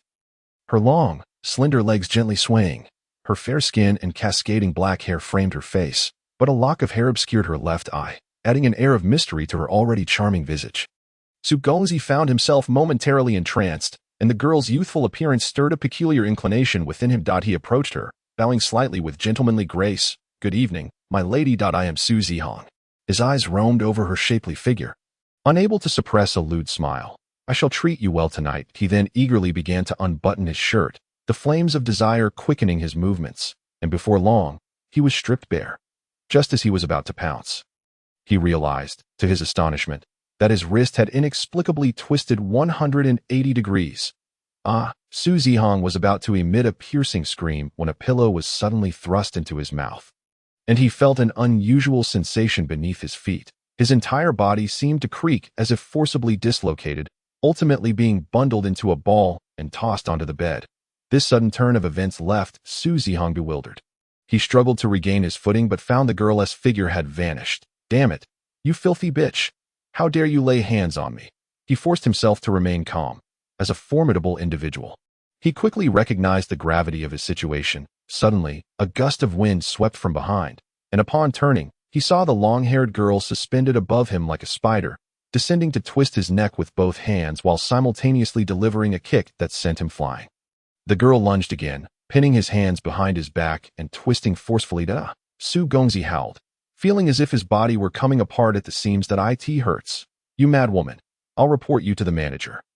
You'll regret this." Just then, the door swung open, and upon hearing footsteps, Su Gongzi's expression shifted to one of excitement. "Do you hear that? Someone's entered. As long as I inform the manager." You filthy bitch."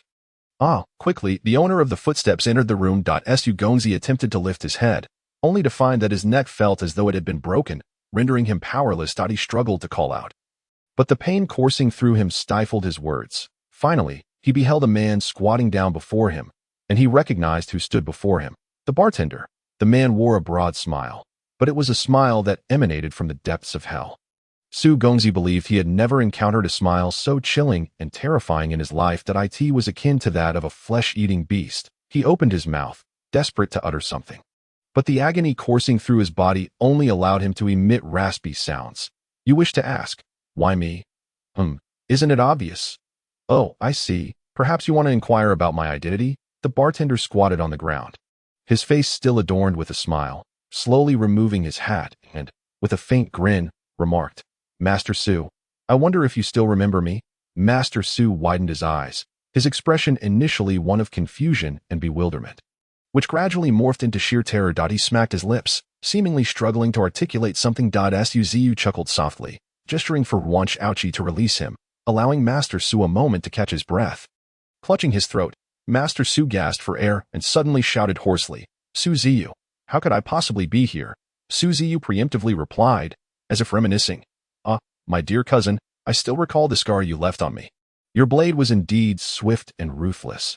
Had I not witnessed it with my own eyes, I would not have believed you dared to direct it at me." Pausing slightly, his tone remained flat, yet sent chills down the spine. "Tell me, with such mischief, how should an elder brother discipline you?" At this juncture, a smile once more graced Su Ziyu's face, yet to Master Su, it resembled the smile of a devil, causing his heart to leap in fear. "He's back. That man has returned." A profound dread surged within Su Ziyu, his entire being trembling with trepidation. With a flushed face and a hoarse voice, he bellowed, "I care not for your return. Su Ziyu, let me tell you, this is Maple Leaf Bar, and Bosley does not permit disturbances here." "Bosley, you say? Is it he?" Su Ziyu feigned realization, snapping his fingers, prompting a balding middle-aged man to rush in. Drenched in cold sweat, his expression one of sheer terror. "Sir, how may I assist you?" Su Ziyu reconcentrated the shadowy energy upon his visage, speaking coolly, "Is it acceptable for me to handle a private matter here?" The balding man, or rather Bosley, trembled so violently his legs quaked, nodding profusely. "And no problem. None at all. Please proceed." This scene left Su Ziyu utterly dumbfounded as he struggled to cling to Bosley's leg, fiercely exclaiming, "Li Ming, how dare you abandon me in my time of need? I am a golden member here." Bosley glanced at Su Ziyu, then at Su Ziyu, his face contorted in anguish. Though both were formidable figures he could not afford to offend, he had no desire to witness the mysterious man's methods a second time. If he could prolong his life, he would do so, even if it meant shuttering the bar and retreating with his crew to the wilderness. After weighing the pros and cons, Bosley forcefully shook off Su Ziyu's grasp, barking angrily, "Who the hell do you think you are? Just because you have a bit of money, you think you're something special. I'm done serving you." With that, he turned to Su Ziyu, his fierce demeanor instantly transforming into one of submissive compliance, as he retreated with a smile. Su Ziyu stood there in a daze, utterly bewildered by the sudden shift in Boss Li's behavior. The man who once groveled was now audacious enough to raise his voice against him. All of this was due to the arrival of that man. Su Ziyu, with bloodshot eyes, glared at Su Ziyu and spat. Su Ziyu, what on earth have you done? How dare you return? Noticing Su Ziyu's calm demeanor, Su Ziyu gradually regained his composure as he recalled the fear evident in Boss Li's gaze towards Su Ziyu, indicating he had endured some unspeakable torment. As he considered the girl standing beside Su Ziyu, he realized he had been utterly outmatched. A dawning realization struck him, causing his pupils to dilate in disbelief. The Tome of Eld. You have mastered the ancient tome? This revelation drained the color from Su Ziyu's face. His body trembling uncontrollably, Su Ziyu chuckled softly, leisurely stating, Dear brother, how is it that after all these years, you remain in such a state, indulging in bars and chasing after women? I guessed you would be here. And indeed, my intuition did not fail me. Su Ziyu's complexion shifted from pale to green, managing to utter a few words. You were supposed to be dead. You vanished for so long. We all believed you perished. Why have you returned? Do you think to seek vengeance after mastering the tome? Upon uttering these words, a glint of madness flickered in Su Ziyu's eyes. Brother, why did you return? Were you not content to silently amass power? Do you not fear death? The allure of the ancient tome finally brought this spoiled scion to a state of clarity, rendering him both greedy and frenzied. Su Ziyu seemed to have anticipated such a response, a slight smirk gracing his lips as he raised a hand, simultaneously declaring, My dear brother, if I do not return, how shall I exact my revenge upon you? No sooner had he spoken than he swiftly thrust his hand downward. A spear of darkness pierced the air, embedding itself in Su Ziyu's shoulder, a burst of crimson erupting forth. Su Ziyu screamed in agony, his visage growing even more pallid, yet his eyes sparkled with greed and madness. The power of the ancient tome. Brother, I never imagined you had harnessed a portion of its strength. The tome is mine. It belongs to me. Ha! Brother, I am so exhilarated. I will kill you. Su Ziyu was utterly consumed by rage. His eyes aflame, his skin swelling as if soaked in water, until with a resounding pop, it burst open, revealing numerous tentacle-like appendages. His once fair face was reduced to two blood-red eyes, the remainder becoming grotesque. Elongated tendrils. The transformation occurring within Su Ziyu was beyond Su Ziyu's expectations.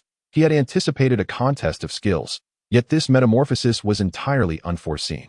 Through the all-seeing eye, Su Ziyu discerned that a portion of Su Ziyu's consciousness had turned to darkness. A clear sign of corruption. What had transpired within the family during my absence? A sense of curiosity flickered in Su Ziyu's mind as he observed Su Ziyu's face morph entirely into tentacles, resembling the gnarled roots of an ancient tree thrashing wildly. Roar. Su Ziyu charged forward, the appendages on his face elongating and sharpening, launching themselves towards Su Ziyu's chest. With foresight, Su Ziyu deftly leapt aside, conjuring a lengthy black spear, forcefully pinning those appendages to the ground.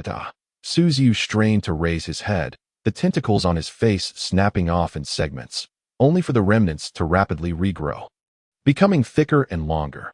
His movements grew increasingly agile as the skin on his arms and legs began to peel away, revealing grotesque growths that exploded forth, sprouting additional tentacles. In that moment, Su Ziyu resembled a monstrous octopus.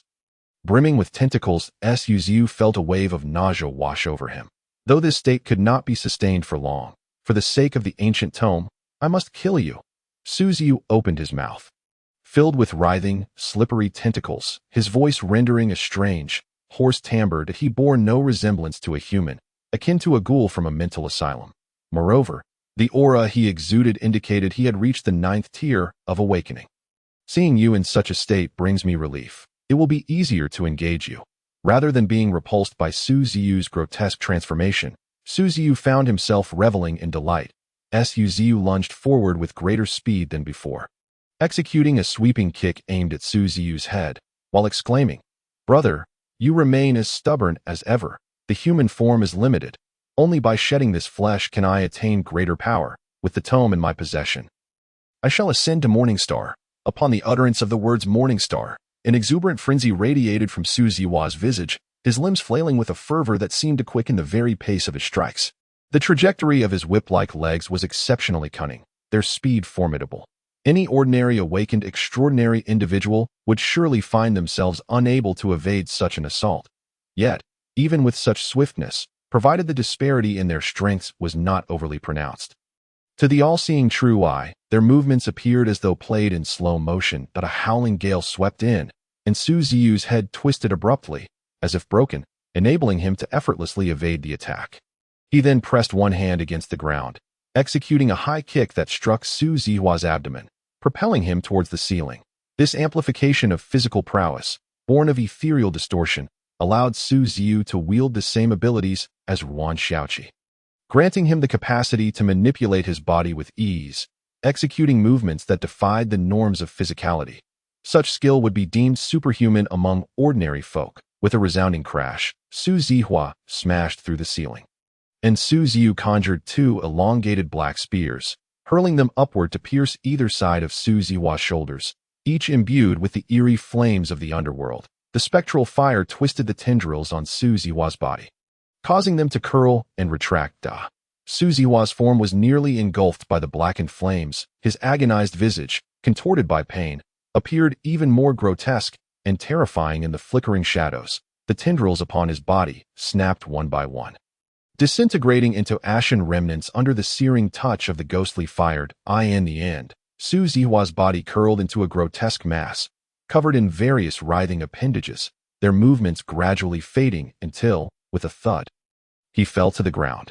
Listening to the cacophony of despairing wails, Ziyu remained unflinching. In the past, within the confines of his family, Ziyuhua's household had subjected Ziyu to relentless torment, intensifying their cruelty after their grandfather's passing. There was even an occasion when they bound 12-year-old Ziyu in a dungeon for a week, interrogating him for the whereabouts of the ancient demonic tome. Leaving behind a series of knife scars upon his flesh, as the ghostly flames licked at Ziyuhua, Ziyu felt the scars on his back throb anew. He gazed upon the fiery figure of Ziyuhua, while Yuan Xiaoqi sat quietly by the bedside, her vacant expression betraying an unsettling emptiness. Gradually, as the screams began to wane, Ziyu waved his hand, extinguishing the ghostly fire. "Xiaoqi, the rest is up to you," he declared, turning to sit upon the hotel sofa, glancing at the clock on the wall, and advising, "You may play until 6 o'clock. We mustn't delay in delivering breakfast to them." Yuan Xiaoqi nodded understandingly, her dark hair swaying gently, revealing eyes that sparkled with clarity. Ziyuhua, now charred and blackened, nearly fainted upon hearing Ziyu's words, struggling to lift his gaze in a pleading manner, his voice a hollow whisper. "Brother, save me." Ziyu paid him no heed, merely closing his eyes as waves of desperate howls filled the air. Save him. Ziyu had endured for so long, even retreating to a mental institution for 3 years. All for this moment, all for the sweet taste of revenge. He had suffered unspeakable humiliations at the hands of that family, and now they would pay 100-fold. Yuan Xiaoqi approached Ziyuhua, wielding a kitchen knife, her expression devoid of emotion as she delicately sliced open the skin on the back of his hands, excising tendons with a meticulous slowness, methodically erasing the tendrils that sprouted from his face. Ah! The desperate cries pierced through the room, reaching the ears of Boss Li and his companions waiting nearby, their faces draining of color. Boss Li hastily sipped water to quell the rising tide of anxiety and fear. Yet he could not stop his legs from trembling, nor his hand from shaking around the cup. "Close the door. I cannot bear to hear such sounds," he shouted at his subordinates. Clearly terrified, his subordinates came to their senses only after Boss Li's bellowing, trembling as they approached the door to shut it. However, their proximity was too close. Even through several compartments, the sounds of tortured cries echoed, the tones imbued with despair and defiance causing their hearts to quiver. Yet, Boss Li dared not stray too far from Ziyu, fearing the repercussions should he fail to hear his call. Just the thought of it left his throat dry. "Boss, perhaps we should call for the special department?" one subordinate timidly suggested, hands pressed to his ears. Smack. The subordinate received a swift slap as a reward, clutching his reddened cheek, while meeting Boss Li's furious gaze. "You insolent wretch, do you think I wish for my own demise? That young man possesses unfathomable strength. I have witnessed it firsthand. Should I take you along for a personal demonstration later? And do you not hear the torment Su Gongzi is enduring? Is this the work of a human being? In this world, discretion is paramount. Do you understand?" With that, he lamentably rapped the subordinate's head in frustration, ultimately unable to withstand the psychological torment. Bosley removed his expensive suit jacket and draped it over his head. His voice tinged with a sob. Devil, a night swiftly passed, and as dawn broke over Jiangcheng, the city resembled a lion on the cusp of awakening, the hazy sky illuminated by the sun's tentative rays breaking through the clouds. In the bustling commercial district, the youth who had reveled through the night dragged their weary bodies homeward, the blaring horns of cars signaling the start of a new workday within the Maple Leaf Bar. The first floor was nearly devoid of patrons, save for the cleaning staff tidying up that on the second floor, in one of the rooms, Bosley struggled to lift his head, his once dazed gaze slowly sharpening in focus. It's over. Ha ha ha. It's ended. No longer was he tormented by the cacophony of anguished wails. Even with the fatigue of a sleepless night, Bosley, sporting dark circles under his eyes, seemed to possess newfound vitality. Wan Shaoqi discarded the bloodied knife onto the floor. Ziyu led her to wash her hands before returning to the room, where the remnants of a once lively individual lay, now resembling little more than a mass of flesh. Wan Shaoqi's method was astonishingly adept, each incision avoiding vital points while inflicting both physical and psychological torment upon Su Zihua. Now, the once privileged young master was left with precious little breath. Ziyu pulled up a chair. Observing him from above, "Brother, did you enjoy yourself?" His tone was eerily calm, devoid of any semblance of joy or sorrow. Su Zihua trembled involuntarily, the movement aggravating his wounds, eliciting a grimace as his breath grew fainter. "Well, it seems our amusement has reached its conclusion, and it's time to take you back to meet your uncle. Your absence has surely incited their ire." Su Ziyu's face broke into a smile as he leaned closer, nearly pressing against Su Zihua, his gaze fixated as he conjured a blade forged from dark matter. "Brother, tell me, why forsake your humanity to embrace those wicked powers? Truly, a disgrace to the human race. Ah, were it not for your penchant for beauty, I would not have found you so swiftly." Su Ziyu spoke languidly, the dark blade dancing before Su Zihua. "Rest assured, it shall soon conclude. My blade strikes swiftly."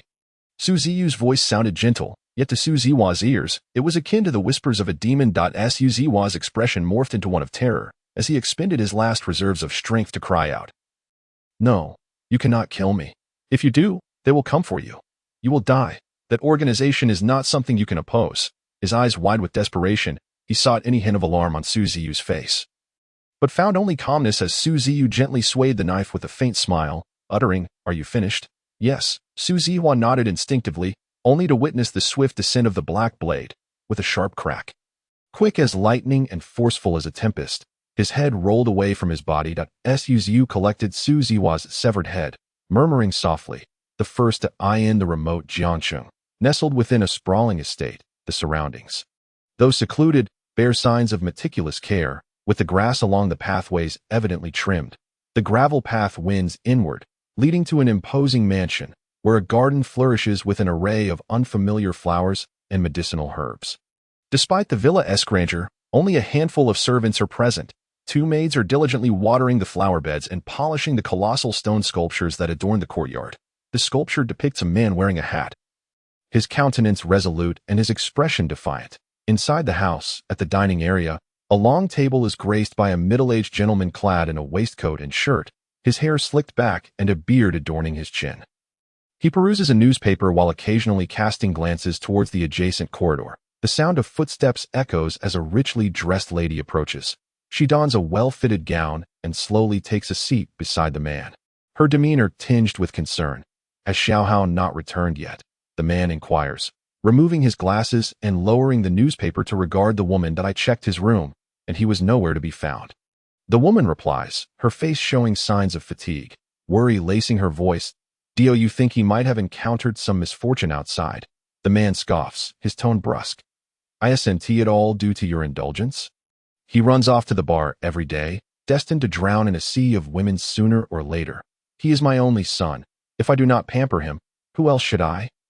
The woman, undeterred, retorts with a stern expression. The man, seemingly reluctant to delve deeper into this topic, sighs and asks, "Have we sent anyone to search for him?" She nods in affirmation. The man then gently pats the back of her hand, offering reassurance. Regardless of the circumstances, Xiaohao is extraordinary and under the protection of that organization. With no monsters lurking in the city, how could anything possibly go awry? I suspect he is merely out having fun and has lost track of time. With the man's words, The woman's expression softened slightly. Let us eat first. I have matters to attend to afterward. The shadow group has yet to provide any updates, and that rascal Ziyu seems to have vanished. It is truly regrettable that the ancient grimoire has fallen into the hands of such a person. The man's countenance darkens at this thought. Isn't the old master close to success? Once he achieves it, locating that little rat Ziyu will be a piece of cake. The woman muses, a flicker of ferocity crossing her plump face. Just as their expressions grow grim, a servant enters.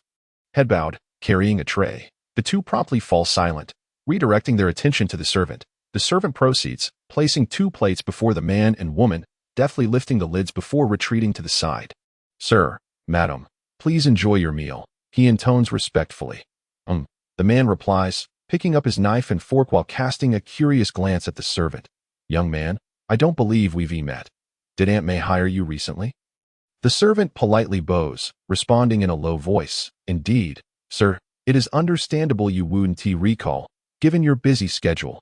The man nods, returning his gaze to the plate, which features toasted sandwiches and foie gras.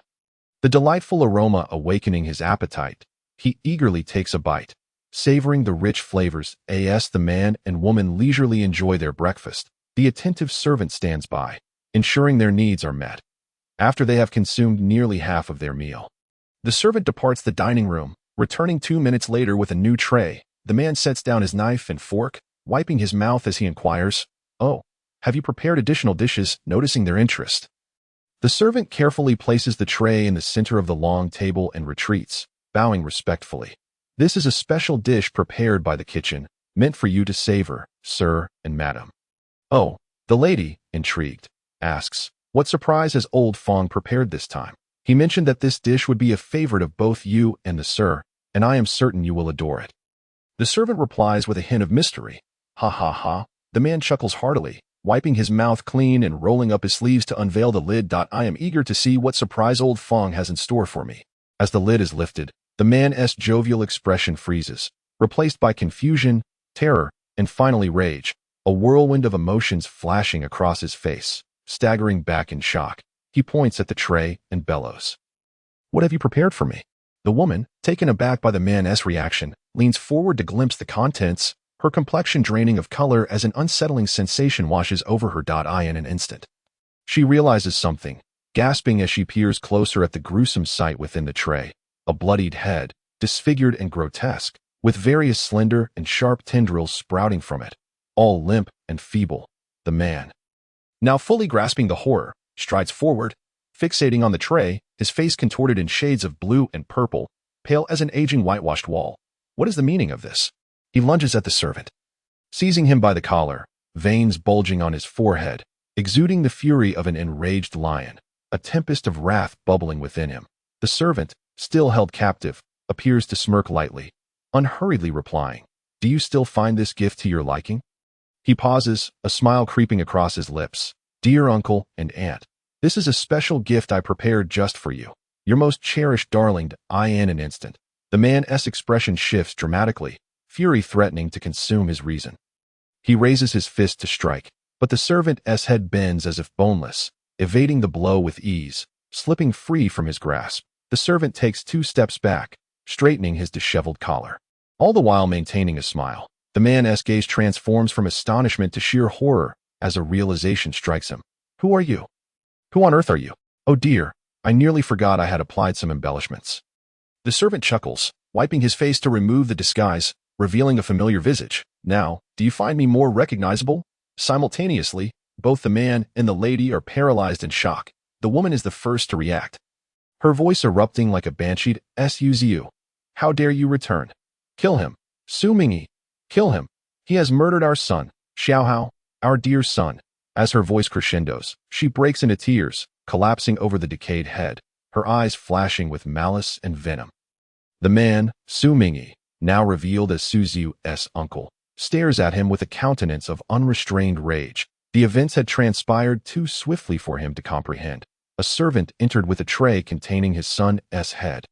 And now the man who had fled the family 3 years ago returned in such a dreadful manner. Struggling to maintain his composure, he clenches his teeth and inquires, "Xiaohao, you killed him?" Su Ziyu shrugs nonchalantly, feigning indifference. Now, one mustn't make rash accusations to my dear cousin was simply a bit mischievous and needed a little lesson. Wouldn't you agree? A fitting lesson indeed. The veins on Su Mingyi's face resembled writhing earthworms, and the surge of blood made his complexion a vivid crimson, with an ethereal brilliance seeping out in faint traces.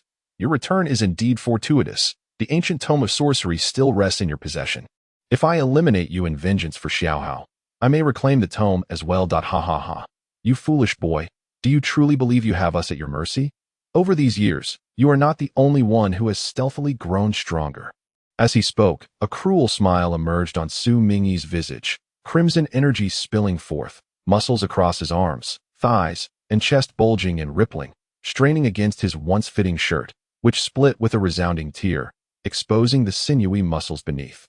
Laced with prominent veins in that moment, Su Mingyi resembled a brawny wrestler, his bones creaking ominously as he suddenly grew to nearly 2 meters tall, looking down upon Su Ziyu with contempt. The aura he emitted clearly indicated he had reached the 9th tier of awakening. For an extraordinary being, achieving the 9th tier is an arduous feat. The Morning Star level is, for many, an unattainable dream. Bang! Su Mingyi gasped like a bull, steam billowing from his nostrils, and with a mighty iron fist, he struck downwards, as if even the air was being cleaved apart. There was a dull thud, yet his punch did not land upon Su Ziyu. Instead, a wall of darkness rose before him, absorbing the force of the blow. Rippling like water before immediately restoring itself, this scene momentarily froze Su Mingyi's expression as he glanced at his fist, now marked with a trace of dark matter, his brows knitting together, his pupils quivering in disbelief as he exclaimed, You have mastered the tome? Su Ziyu smiled enigmatically, neither confirming nor denying. He understood that Su Mingyi's awakening ability was one of potent amplification, significantly enhancing his physical strength, a capability not rare among the extraordinary, yet exceedingly practical. However, with his own mastery of phasing and distortion, Su Ziyu's control over his physical form had far surpassed Su Mingyi's amplification. That moment, Su Ziyu made his move. His body seemed to fold in upon itself, as if devoid of bones. Moving with a speed that resembled a fleeting shadow, Su Mingyi, startled, surveyed his surroundings, the disdainful expression on his face morphing into one of grave concern. Suddenly, he felt a fierce wind at his back. As he turned, a mass of black flames hurtled toward him, striking his face. He felt his legs weaken, and he toppled forward, eyes wide with terror as he scanned for Su Ziyu, who remained elusive. Reacting swiftly, Su Mingyi braced himself with one hand on the ground, while the other formed a sigil, igniting a blazing fire in his fist, which transformed into a flaming sword that encircled him before slicing outward. He swung the sword in a sweeping arc, yet, halfway through his strike, he abruptly sensed it had met an impenetrable barrier, halting his advance. Turning to inspect, he discovered that the fiery sword had collided with a massive pillar of darkness, which continued to rise, its sharp barbs sprouting outward like wild hair. Rolling away, Su Mingyi believed he had evaded the looming threat of the dark pillars, only to find himself ensnared by an entanglement of them, their spines rapidly closing in, threatening to suffocate him. Su Ziyu stood poised at one side of the room, hands forming a sigil as he softly intoned, Dark Wisdom. Abyssal prisoned. Su Mingyi's colossal hands pushed forcefully against the sides. Yet the black pillars continued to constrict inward. He widened his eyes, peering through the diminishing gaps in his view towards Su Ziyu, unleashing a guttural roar. The spells of Dark Wisdom. You truly have mastered the tome. No. With a resounding crash, accompanied by Su Mingyi's final anguished cry, the black pillars closed in completely, resembling an upright black coffin, from which a torrent of crimson blood gushed through the seams, gradually staining the ground. The noblewoman, witnessing this horrifying spectacle, paled further, yearning to assist, but the dark pillars obstructed her movement. The creeping black flames on the ground appeared almost sentient, some flickering with sorrow, others with mirth, resembling the demonic visages of hell. Emitting soul-shaking wails, the noblewoman clutched her head, bowing in agony, kneeling as patches of her skin began to peel away, flesh erupting in grotesque clusters, instantly covering her body. Help! Kill him! Kill him! She shrieked in madness. Su Ziyu cast a glance her way, snapping his fingers with a smile. Shortly thereafter, a towering attendant entered, his demeanor grave. The woman, as if seeing a lifeline, dashed forward to grasp the attendant's arm, pointing toward the dining hall, exclaiming, Quick! There are monsters inside. Inform the master. The attendant, held by the woman, chuckled, his jaw splitting wide, muscles trembling and falling away, revealing a tangle of sinews and blood. Alongside a skull-like visage, black flames erupted fiercely, enveloping his head.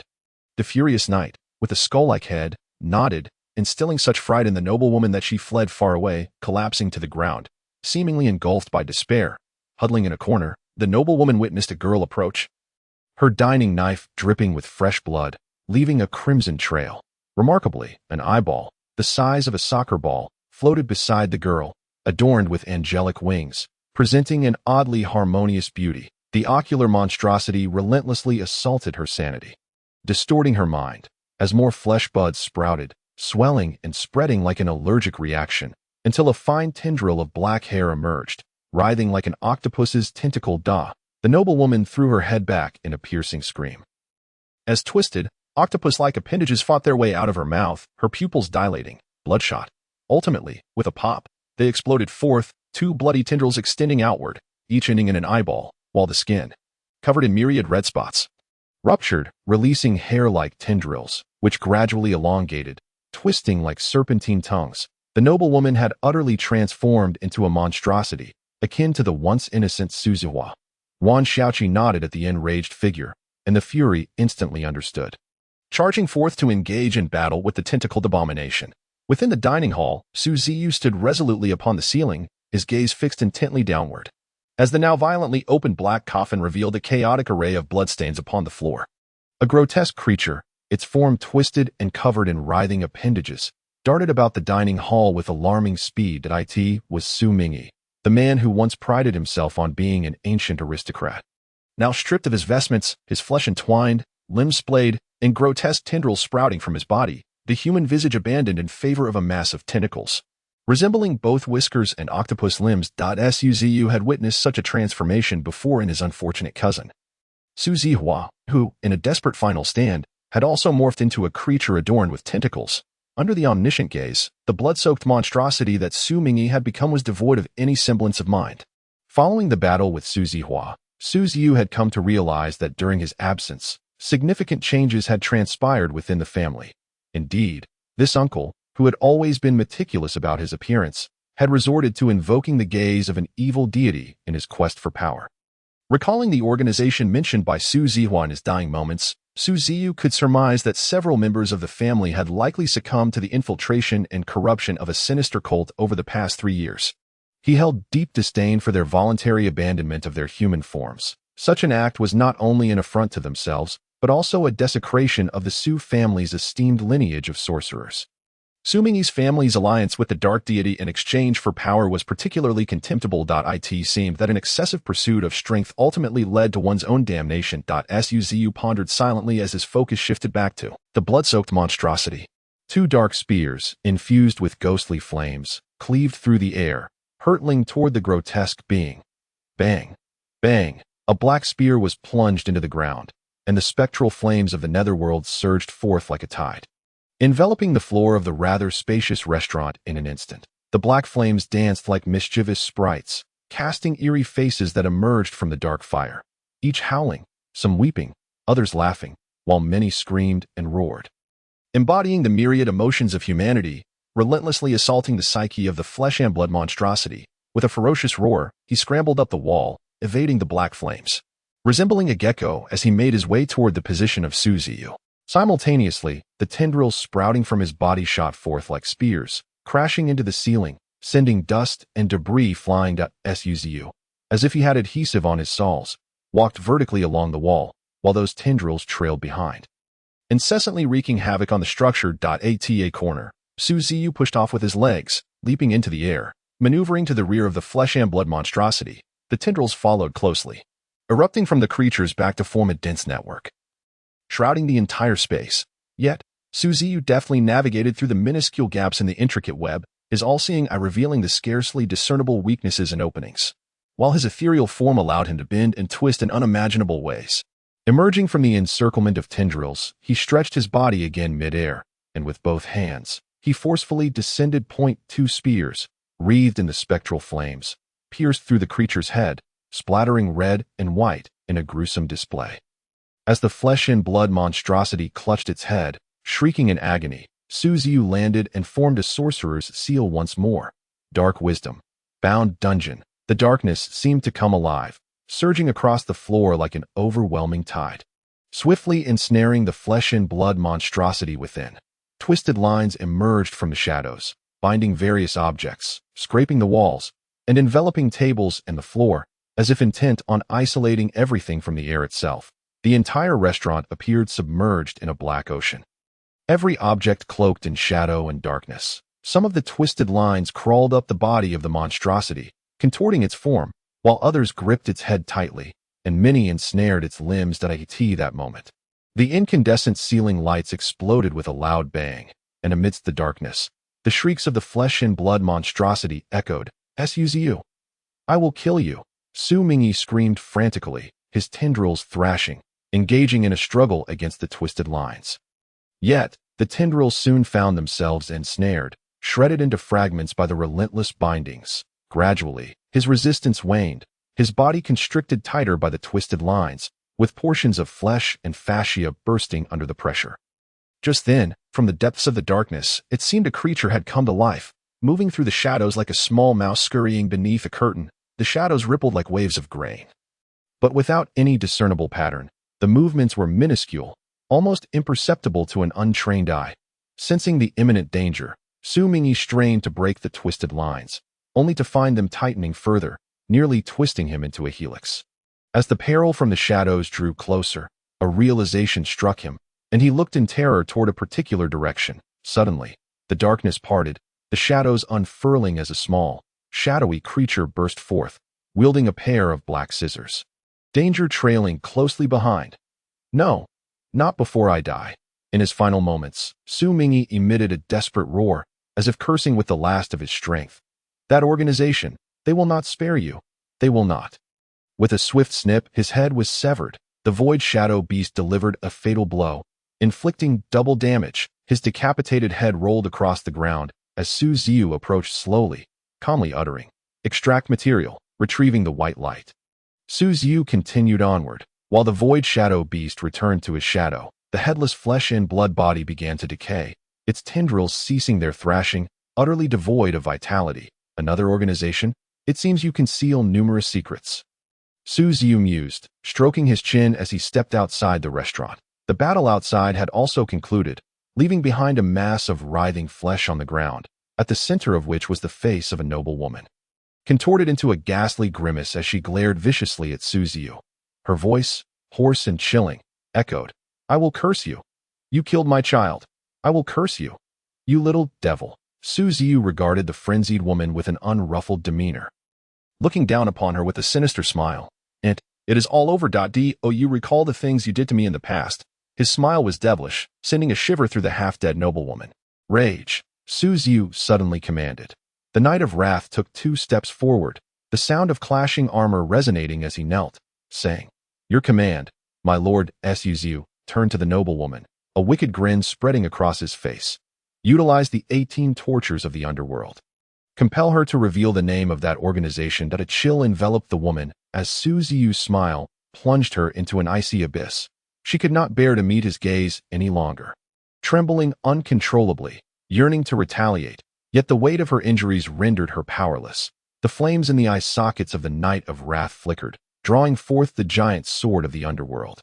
Responding, "As you wish." The woman could only witness the 2 corporeal manifestations of rage coalescing before her, followed by the descent of a colossal sword wreathed in hellfire. The sensation of her flesh being gruesomely severed elicited a scream that pierced through to her very marrow.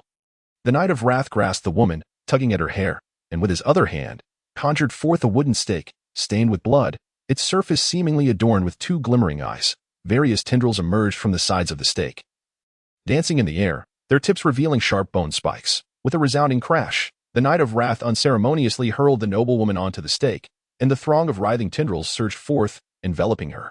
The sound of piercing flesh mingled with her screams as the blood-soaked tendrils penetrated her back, pinning her firmly to the stake. "Jijiji, another toy," a monstrous voice echoed in the air, as the crimson eyes atop the stake gleamed with delight. The Knight of Wrath stood before the stake, employing various tortures from the underworld. That a ghostly blue arcane shield enveloped the scene, as the noblewoman, the stake, and the Knight of Wrath seemed to be transported into another parallel realm. A manifestation of the underworld's authority unlocked by the Knight of Wrath, granting the skill known as the 18 Tortures of the Underworld. Ziyu observed the chilling scene before him, leisurely lighting a cigarette. He typically refrained from smoking, especially after the calamitous upheaval when a single cigarette had become exceedingly expensive. However, this particular one had been procured from within the estate. The family of his uncle had nearly been dealt with entirely. Initially, Ziyu had contemplated inflicting a more brutal form of torment upon them, but upon discovering that this family had been tainted by a malevolent cult, coupled with his own formidable strength, he found himself devoid of the earlier compulsion to exact vengeance. For an extraordinary being, the paramount concern lies in maintaining the stability of one's mental and spiritual integrity, should the psyche become distorted or corrupted. The extraordinary individual risks losing control and transforming into a monstrosity. It was this understanding that prompted Ziyu to gradually cultivate his temperament, steering himself away from the brink of chaos. Sometimes, it is in moments of unattainability that one's thoughts wander. Yet, when something once elusive becomes easily grasped, everything transforms. Ziyu found himself in this very state, having fulfilled his quest for revenge and concluded years of humiliation. If he were to meticulously tally the grievances inflicted upon him by this family, it would take him 3 days and nights, and to kill them so effortlessly felt like an undue leniency. Nevertheless, Ziyu's mind had grown. What once seemed unthinkable was now easily within reach, and he was no longer of the same world as his uncle's family. In their pursuit of ascension to the morning star, Su Mingyi and his family resorted to the worship of a malign deity to gain power, while Ziyu possessed a system and had mastered the ancient grimoire, rendering the enhancement of his abilities a mere byproduct of his endeavors. This signified a transformation in the mindset of a true power. Achieving revenge was merely the first step in the new chapter of Ziyu's life. His dark influence had yet to be fully established, and he had yet to conjure forth monstrosities of divine caliber. There remained a multitude of tasks awaiting his attention, such as uncovering which cult had sullied Su Mingyi's family, a matter that piqued his interest further. After finishing his cigarette, Fury emerged from the interrogation room, bowing to Ziyu and reporting, "Master, she can no longer endure." Before her demise, she spoke of a certain taboo. The formidable half-morning star entity paused momentarily, only resuming her speech under the weight of Ziyu's gaze. She mentioned the old ones. The old ones? Ziyu mused, stepping into the interrogation chamber. Ant had become a rotting mass of flesh, ensnared upon a wooden stake, her essence gradually dissipating. Fury lingered nearby, respectfully adding, "It seems she also spoke of a great lord who would come to slay you." My subordinate did not comprehend what she meant by that great lord. "So I can only relay her words to you." A great lord? Ziyu pondered for a moment, refraining from further dialogue. He instructed Fury and Wan Xiaoqi to remain and clean the remnants of decayed flesh while he ventured outside the villa. This estate was expansive, with a library situated behind the villa where Ziyu had spent much of his childhood. However, his grandfather had cautioned him about a hidden room within that he had never had the chance to enter. In Ziyu's memory, his grandfather had conducted his work there, and it was likely that valuable tomes were stored within. After his grandfather's passing, he had endured the torment of his uncle and had fled the estate, never returning to the library. A great lord? With Ziyu's heightened sensitivity, he sensed that the library concealed something of significance. Moreover, he needed to investigate whether there were any texts pertaining to ascension to the morning star and an overview of the current extraordinary power dynamics. After all, remaining stagnant for too long would lead to a stagnation of knowledge. The library was vast, featuring 2 levels. Upon entering, he was greeted by the warm sunlight streaming through the windows, casting irregular patterns of light upon the shelves and tomes. Ziyu ascended directly to the 2nd floor. The first floor's books had long been perused in his youth, primarily comprising literary and historical works that bore little research value. The 2nd floor offered a more expansive space. After navigating through the stacks, he arrived before an iron door. This had been his grandfather's study, a place where he often sat alone, engrossed in books and organizing his work. Ziyu's recollection of the room was fleeting, having only caught a glimpse during a bathroom break when his grandfather had inadvertently left the door ajar. He had seen a simple desk and several large shelves adorned with thickly bound volumes that appeared to be of considerable worth. Standing before the iron door, Ziyu's brow furrowed as shadows seemed to writhe restlessly, revealing a fleeting glimpse of a singular crimson eye. Sensing a hint of danger, he tightened his focus, pressing his palm against the doorknob. With a subtle movement, dark matter acted like a deft key, stirring within the aged lock. With a couple of clicks, the door creaked open, emitting the groans of long-neglected hinges. The air was thick with the acrid stench reminiscent of rotting vegetable matter steeped for days. As Ziyu inhaled, he also detected another peculiar aroma, faintly tinged with the scent of blood. The room was approximately 30 square meters, lined with layers of bookshelves against the walls, each compartment harboring tomes of various hues. Some appearing well-thumbed while others lay cloaked in a layer of dust, akin to neglected concubines of an emperor. Behind this row of shelves stood a wooden table, cluttered with heavy books, several of which were opened. Ink and a fountain pen scattered about, alongside an ancient tome that appeared somewhat yellowed. The chair was obscured by the last row of shelves, rendering its design invisible. The room remained shrouded in darkness. Ziyu could not locate the light switch. Relying solely on his all-seeing eye to navigate. It was evident that this study was still in use. His grandfather had passed away, so it could not be him. Thus, it was highly probable that the great lord mentioned by Ant was present. Ziyu's tension heightened as he cautiously approached the desk, remaining vigilant with one hand poised in his pocket. Ready to summon the Eye of Terror, the crimson eye within the shadows flickered as the void shadow beast silently blended into the room's darkness. In a few strides, Ziyu finally reached the desk. Peering into the previously obscured area, and his eyes widened in shock. An emaciated old man sat in the chair, his tattered black robe concealing a skeletal frame, his head hanging low as if devoid of flesh. With sunken eye sockets seemingly fixated on a text before him. This unexpected sight caught Ziyu off guard. He had anticipated encountering a powerful, extraordinary being, yet instead, he beheld what appeared to be a corpse long since departed. Unfazed, he leaped over the figure that resembled a cadaver and focused on the material being read. It was a book with slightly yellowed pages, inscribed with numerous enigmatic symbols and arcane script. With a mere glance, Ziyu discerned several intriguing phrases: morning star, ascension, rituals, elixirs, and spiritual awakening. His brows furrowed slightly. The skeletal figure was perusing the secrets of ascending to the morning star. Beyond the awakening level lies the morning star.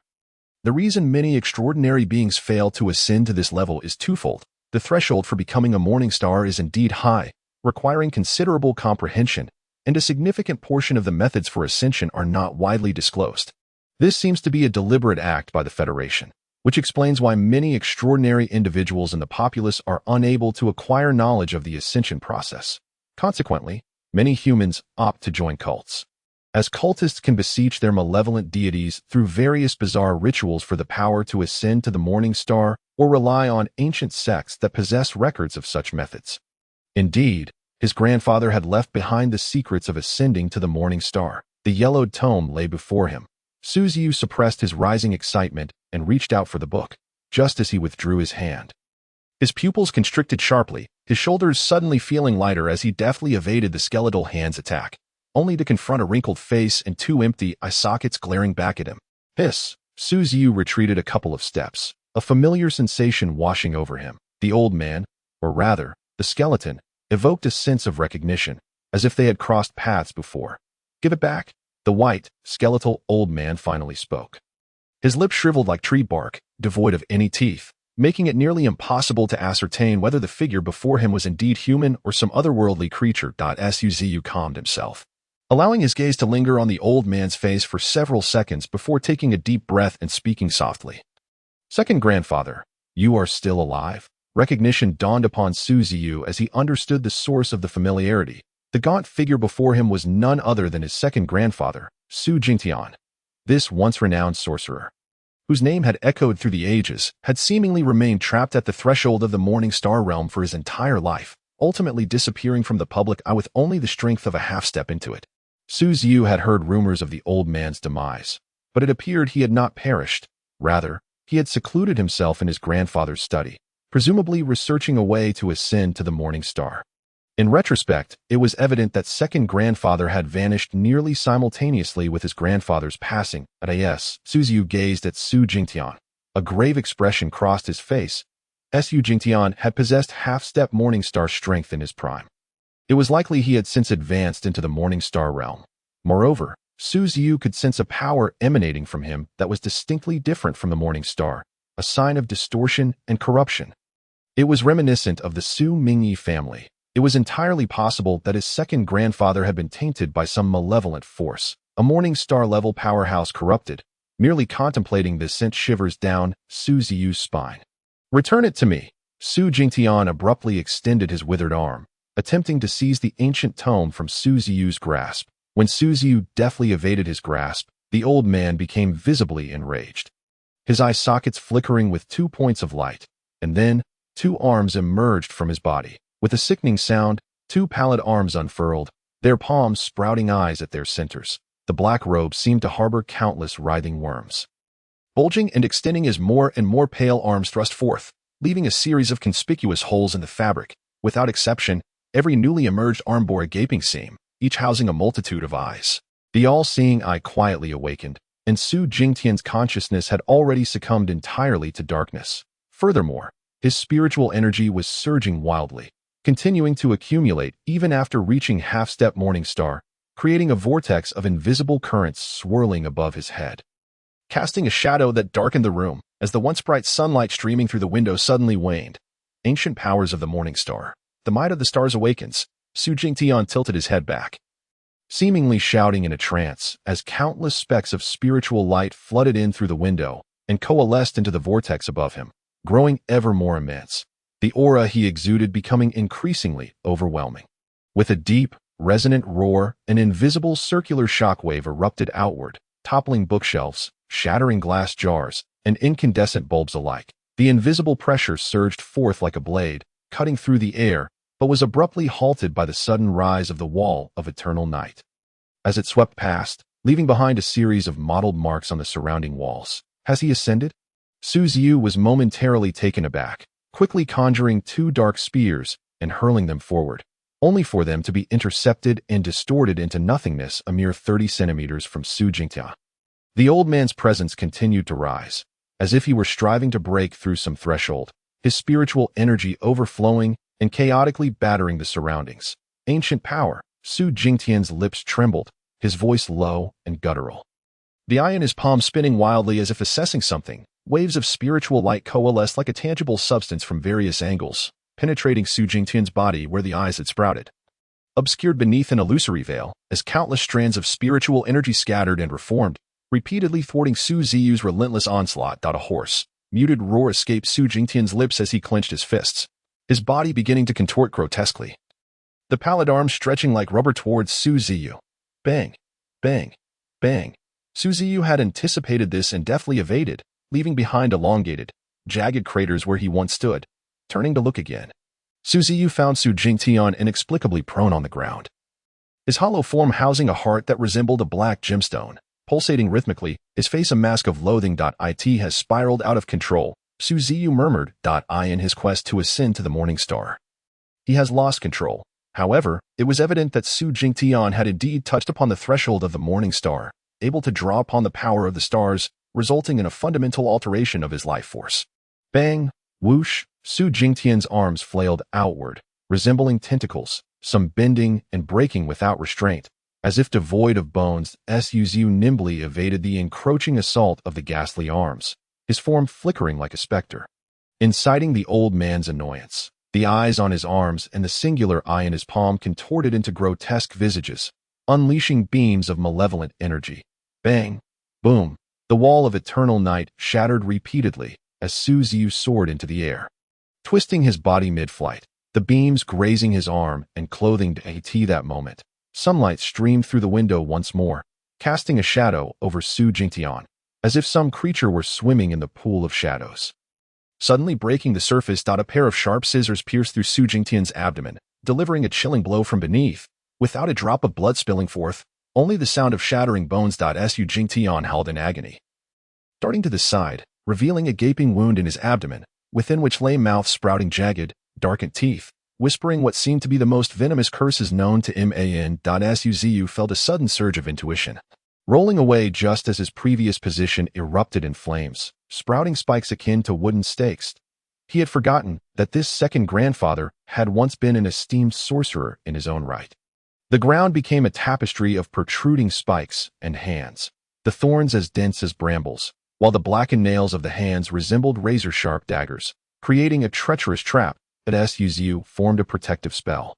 The wall of eternal night enveloping him, while he hurled several orbs of ethereal ghost fire to incinerate the spikes entirely. The dark spear was hurled toward the bookshelf by the window, causing half of it to collapse, plunging the room into complete darkness. Shadows and obscurity became the domain of the Void Shadow Beasts. The Void Shadow Beasts merged once more into the shadows, and Ziyu employed the same skill, both disappearing from the room as Su Jingtian, like a beast sensing its prey, commanded his disembodied arms to overturn various objects. In the pitch blackness, currents of darkness surged.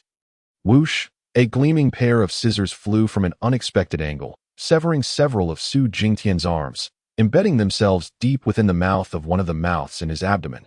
Yet the other mouths, regaining their senses, resumed their murmurs, reciting incantations of spells. The Void Shadow Beasts vanished into the shadows once more, their previous position now sprouting spikes. Su Jingtian's combat instincts seemed acute. Although he could not see his target, he nonetheless summoned a small circle of magic that rotated around him. Buzz, whoosh! The scissors embedded in Su Jingtian's abdomen emitted a resonant hum before soaring into the air, tracing a brilliant arc. Su Jingtian's eyes flickered, his focus unwavering, as peculiar whispers emanated from his abdomen, summoning a fiery dragon vortex that surged outward, obliterating the window, and allowing sunlight to flood back into the dilapidated study. Casting it in a crimson hue, he surveyed his surroundings rapidly, failing to locate Su Ziyu's figure, his once fearsome expression contorting into a mask of rage. With his back to the sunlight, arms raised high above his head, he began uttering a series of strange incantations, as if summoning something. Boom, boom, boom. From various points within the dim room, beams of light pierced through the ceiling, cascading down and illuminating the small space. Su Ziyu's form gradually materialized, but he stood directly behind Su Jingtian. Su Ziyu thrust two dark, elongated spears into the body of his adversary, momentarily restraining the creature poised to unleash a devastating beam of light. The Void Shadow Beast slithered from the shadows behind the bookshelf, wielding a pair of scissors, now larger than before, aimed directly at Su Jingtian's heart, and with a brutal twist, it plunged deep. Empowered by a lethal buff, Su Jingtian let out a mournful wail, coming to a complete halt. The Void Shadow Beast's form was ghostly, every part of its body seemingly obscured, save for a single, crimson eye that concentrated the surrounding light. This light absorbed the darkness around it, gradually coalescing into a beam of dark white luminescence. Whoosh! The beam shot forth, the annihilation flash. This was the Void Shadow Beast's most formidable attack, harnessing the power of shadows, concentrated into a pinnacle of devastation. The dark beam pierced through Su Jingtian entirely, a portion erupting from his back and soaring skyward like a meteor descending from the heavens. Su Jingtian's heart, resembling a black gemstone, shattered with a resonant crack, while his body began to dissolve into ash-gray particles. Arms sprouted grotesquely from his eye sockets, with the orbs within bursting like overripe fruit, as limbs emerged from various parts of his body, withering and breaking apart, oozing pus, the monster's vitality ebbing away. Su Jingtian, Su Ziyu's granduncle, had often been cruel to him, subjecting him to constant disdain even when Su Ziyu's grandfather was alive. Ultimately, the Su Mingyi family harbored jealousy towards their grandfather, envious of the grimoire's power and the ability to study its mysteries. Yet, a family decree dictated that only Su Ziyu's lineage could delve into the grimoire, while others were relegated to studying mundane spells. Though there were precedents of ordinary spells producing powerful practitioners, they merely sought shortcuts. Su Jingtian slowly turned his head, his once mad gaze now tinged with sorrow, as if he recognized Su Ziyu, his lips trembling as he uttered faintly, "Ziyu, you have returned." In his final moments, Su Jingtian regained a flicker of clarity, his voice faltering like a flickering candle, on the brink of extinguishment. "I am sorry. Be cautious of the old ones." Curse, a smile, reminiscent of a bygone elder, graced his withered face, his frail fingers pointing towards a direction. "In the drawer, there is something you need." He seemed to expend all his remaining strength, attempting to lift his other hand, but it was futile. He could only gasp, "The family relies on you. Forgive me." As his words faded, Su Jingtian's body disintegrated inch by inch, leaving no corpse behind. In his grasp, Su Ziyu was left with only a tattered black robe, which he clutched tightly, gazing out the window. The day remained bright, yet the air carried an added chill. Su Jingtian had perished, He had presumed him to be an irredeemably wicked old man, yet in his final breath, he uttered such words. Indeed, it is said that when one is nearing death, their words turn to kindness. After a few moments of dazed reflection, Ziyu regained his composure, seated upon the mottled floor, surveying the disarray of the study. The recent battle had utterly ravaged its order. Bookshelves shattered, tomes ruined, numerous texts strewn about, the walls crumbling severely, and the ceiling marred by several large holes. The family surely harbored secrets unknown to him. Why had his grandfather passed away? And what had driven the Su Jingtian family to join a sinister cult? Many enigmas remained unsolved, awaiting Su Ziyu's unraveling. Following his successful vengeance, he felt an urge to rest, yet he was acutely aware that he had been ensnared in a far larger and more intricate affair. 5 minutes later, Su Ziyu reopened his eyes, the weariness dissipating as he dusted off his trousers and stood. The desk lay in ruins, its legs shattered from the skirmish, leaving only a tabletop and a few scattered books. After rummaging through the remnants for some time, he finally unearthed the earlier mentioned yellowed pages alongside several unknown ancient texts, and from a dilapidated drawer, he procured a notebook with a black cover. With a sigh, Su Ziyu exited, finding a table to sit at, and opened the black-covered notebook. To his astonishment, it was a diary, written by Su Jingtian himself. As he flipped through the pages, several entries caught his attention. On June 12, 1031 of the Federation calendar, clear skies. Damn it, where has my elder brother hidden the method for ascending to Morningstar? I've turned the study upside down and still found nothing. I'm 72 this year. If I wait any longer, hope for ascension will slip away. That wretched boy Su Ziyu has vanished. Perhaps he possesses the grimoire that holds the method for ascension. Humph. Giving that grimoire to that brat is akin to squandering a divine treasure. However, today a group claiming to be from the old gods cult approached me, absurdly offering me a chance to ascend to Morningstar. Preposterous. I've decided not to meet them. They are nothing but lunatics. On July 2, 1031, overcast. Damn it, my health is deteriorating rapidly. I had no choice but to meet him. Surprisingly, he was a priest, appearing quite mature. But that isn't the crux. He taught me a method for ascending to Morningstar. Truly astonishing. Can you imagine my feelings at that moment? Words cannot capture it. The very thing I have pursued so fervently is deemed so trivial in their eyes. I haven't informed the children. As I don't wish to burden them with worry, I shall commence my seclusion. On November 12, 1032, clear skies. No, something is amiss that I have been plagued by nightmares daily. Is this truly the method for ascending to Morningstar? I am beginning to doubt, yet the ritual has commenced, and I must proceed. Damn it, I sense that Mingyi and my grandson are also becoming increasingly abnormal. On December 21, 1032, clear skies. Damn it, I feel tainted. I cannot escape. My spirit is gradually being siphoned away. That I wish to stop Mingyi and my grandson, but they have heedlessly followed the cult's directives, imprisoning me in the study. No, those cultists are madmen. Damn it, I can barely muster the sanity to write these words. Scribbles obscure the text. No, this is not appropriate to record here. These are merely my conjectures that my condition is deteriorating. The diary ceased abruptly here, revealing that Su Jingtian had completely succumbed to madness. The cult had ensnared Su Mingyi's family, suggesting that their corruption stemmed from this mysterious organization. What was the true aim of this so-called cult of the old gods? And what role did the priest, who imparted the method of ascension to Su Jingtian, play in this scheme? Su Ziyu pondered deeply, his thoughts racing. After fruitless contemplation, Su Ziyu opened the yellowed tome. Within were numerous symbols and texts. Reading them with his all-seeing eye posed no challenge. Possessing the all-seeing eye, Su Ziyu comprehended the meanings inscribed far better than Su Jingtian could. Clearly, this ancient text did not resemble those collected by his grandfather. Yet it indeed contained a method for ascending to Morningstar, which upon thorough reading revealed itself to be some form of sacrificial ritual. By signing a pact, the user could temporarily enhance their strength. Yet correspondingly, their spirit would be gradually drained, leading to a polluted mind and ultimately transforming into a mindless beast. Evidently, this was the promotion ritual imparted to Su Jingtian by the ancient cult. Su Ziyu exhibited little interest in such a malevolent sacrificial ceremony. Setting aside the book, he glanced at the other 2 volumes, one with a crimson cover, rich in esoteric knowledge, and the other in emerald, filled with herbal lore. Compared to the profound texts he had previously perused, these were significantly more advanced. He decided to keep them for later study when time permitted. Rising and stretching, Su Ziyu recalled a particular passage in Su Jingtian's diary that piqued his curiosity. It seemed his grandfather had not left behind any methods for ascending to the morning star. Was there none in the study either? Pondering, he ventured out of the library and into the backyard.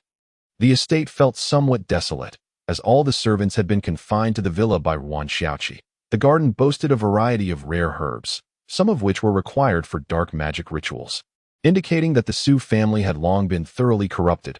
Approaching a grand banyan tree, Su Ziyu ran his fingers over its rough bark, momentarily lost in thought. He retrieved a spade and began to dig at the base of the tree. Soon encountering something solid, which produced a dull thud upon impact, a surge of excitement coursed through him as he hastily discarded the spade and bent down to lift an iron box. Its surface was coarse, showing signs of age, and it was secured with a combination lock. Clearing away the dirt, he input his birth date, and with a click, the box opened automatically, letting out a breath of relief. Su Ziyu remembered that this box had been buried by his grandfather during their games a decade ago, containing gifts meant for him, only to be opened in the event of his grandfather's absence. Although he had considered taking it when leaving the family, the urgency to escape had prevented him from doing so. Over the years, he remained the sole keeper of this secret, unperturbed by the possibility of discovery.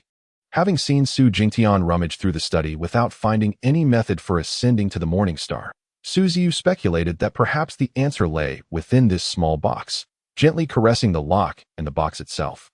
He reminisced about his grandfather standing in the courtyard, playing games with him, teaching him to read and identify herbs. The sunlight had been just as warm and inviting, saturating the air with nostalgia. With a slight moisture in his eyes, he steadied himself and peered inside. Within the box lay a white notebook, its cover adorned with the cheerful visage of a small old man, stirring a bittersweet sensation within him. The first page bore bold red characters, Spiritual Visualization Technique. Intrigued, Su Ziyu continued to read. Extraordinary individuals draw energy from nature. Most can acquire supernatural abilities and reach the awakening level, but to ascend to the morning star requires the application of the Spiritual Visualization Technique. This technique has been passed down from the chaotic era of the Third Epoch and necessitates the identification of an observational subject, enabling one's spirit to illuminate the visualization image within the heart. The reconstruction of the first visualization image is the key to entering the morning star realm. Various factions possess distinct visualization images. For example, the three major Orthodox sects each have their own: the Holy Mother Tree of the Nature Church, the Night Sage of the Knowledge Church, and the Dusk Giant of the War God Church. The choice of visualization image is critically important, influencing subsequent cultivation and the potential abilities one may acquire. Your grandfather has personally prepared several visualization images for you, located in the cabinet of my room. Following this were some considerations regarding the spiritual visualization technique, emphasizing the necessity of connecting with natural energies. Though each individual's awakened powers may differ, utilizing a visualization image can yield even greater strength, potentially allowing communication with a fragment of the morning star's might.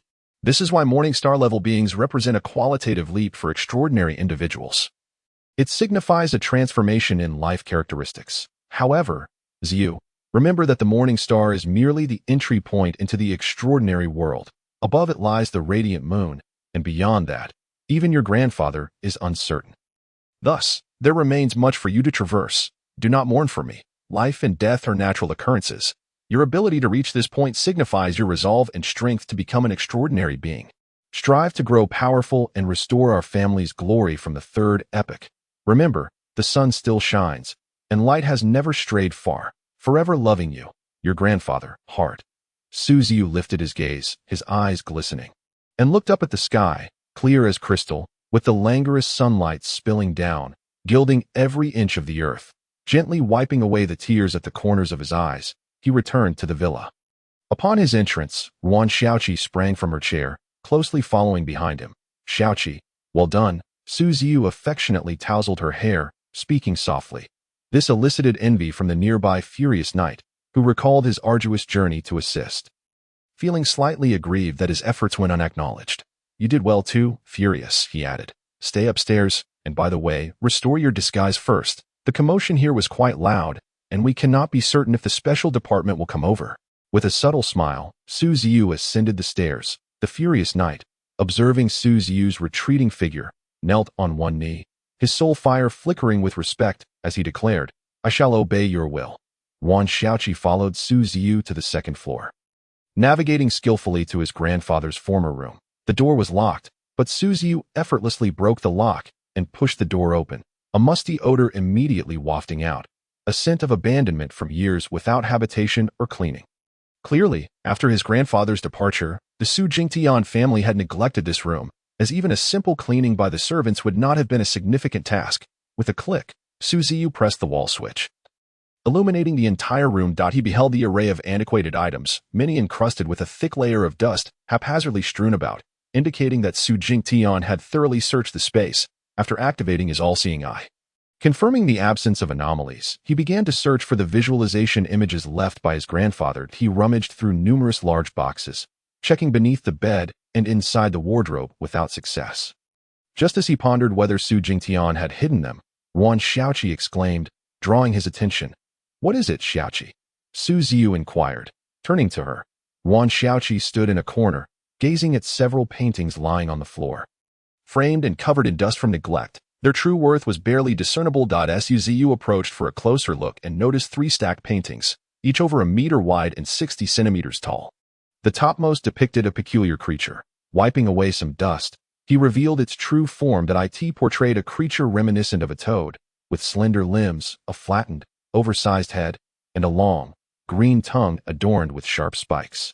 Its fierce, slit-eyed gaze seemingly directed at another creature in a state of rage. Below was inscribed the title, Venomous Toad. "What a curious painting," Su Ziyu murmured, and Wan Xiaoqi, gripping his shoulder, remarked coldly, "The painting is useful." Su Ziyu stroked his chin, scrutinizing the bizarre depiction of the toad. Gradually, his pupils widened as he quietly activated his all-seeing eye. A sweep of his gaze revealed intricate lines emerging from the painting, glowing with green spiritual light, writhing and coalescing into the shape of the toad. "This is a spiritual response. It's a visualization image," Su Ziyu realized, hastily sending forth a thread of spiritual energy. The surrounding space seemed to warp momentarily, as if a cross-section had been severed, and a colossal toad's phantom slowly materialized. Once the spiritual energy was withdrawn, all anomalies dissipated, and normalcy returned. Su Ziyu's eyes gleamed with excitement. It appeared these paintings indeed contained the visualization images. However, what struck him as peculiar was how such an important item could be so carelessly placed here. In a moment of reflection, he understood. These paintings were likely unearthed by Su Jingtian while searching for the secrets to ascend to the morning star. Lacking mastery over the spiritual visualization technique, he was oblivious to the existence of the visualization images. Furthermore, without the all-seeing true eye, a divine skill capable of discerning all essences, he would naturally be unable to detect the anomalies within these paintings. This compelled Su Ziyu to admire his grandfather's audacity. Such significant artifacts were left in a room where those unappreciative might mistake them for mere eccentric collectibles. Regaining his focus, he turned his attention back to the paintings. Upon moving aside the first image of a toad, Su Ziyu's gaze fell upon the next painting, which depicted a flower fairy resembling a young girl. Her lower half was a blossom, while her upper half took on a feminine form. With cascading golden hair tied into 2 small braids at her temples, exuding both vivacity and charm, below the image was a line of small text, revealing the painting's title, Flower Fairy. Flower Fairy? Su Ziyu shook his head and proceeded to the next painting, which astonishingly illustrated a spider, a massive web intricately woven into a vast net, with a gigantic spider perched upon it, its body nearly consuming the entire blank space. Its fearsome head bore 3 pairs of compound eyes, and the crimson gaze seemed to emanate loathing and malice, even within the confines of the painting. Below, a line of small text read, Cold Plains Purple Spider. As soon as this painting was unveiled, Wan Xiaoqi could not tear her eyes away, curiously inspecting it, as if sensing something. With a delicate glance towards Su Ziyu, who understood her thoughts, he smiled knowingly and handed her the painting of the spider. Wan Xiaoqi embraced the artwork with delight, scrutinizing it meticulously. Gradually, the corners of her mouth twitched into a broad smile, revealing her evident fondness for the piece. Satisfied, Su Ziyu shifted his gaze to the final painting. Being at the bottom, this painting had accumulated the least dust, which he gently wiped away to reveal its image. It was covered in scales, its enormous body comparable to that of a tank, curled up yet radiating an ancient majesty. Behind it lay a pair of vestigial bone wings, and its sturdy chest was adorned with scales akin to steel armor. every part of its form exuding perfection. If it were to fully unfurl, it would undoubtedly be a formidable weapon. Most captivating was its massive head.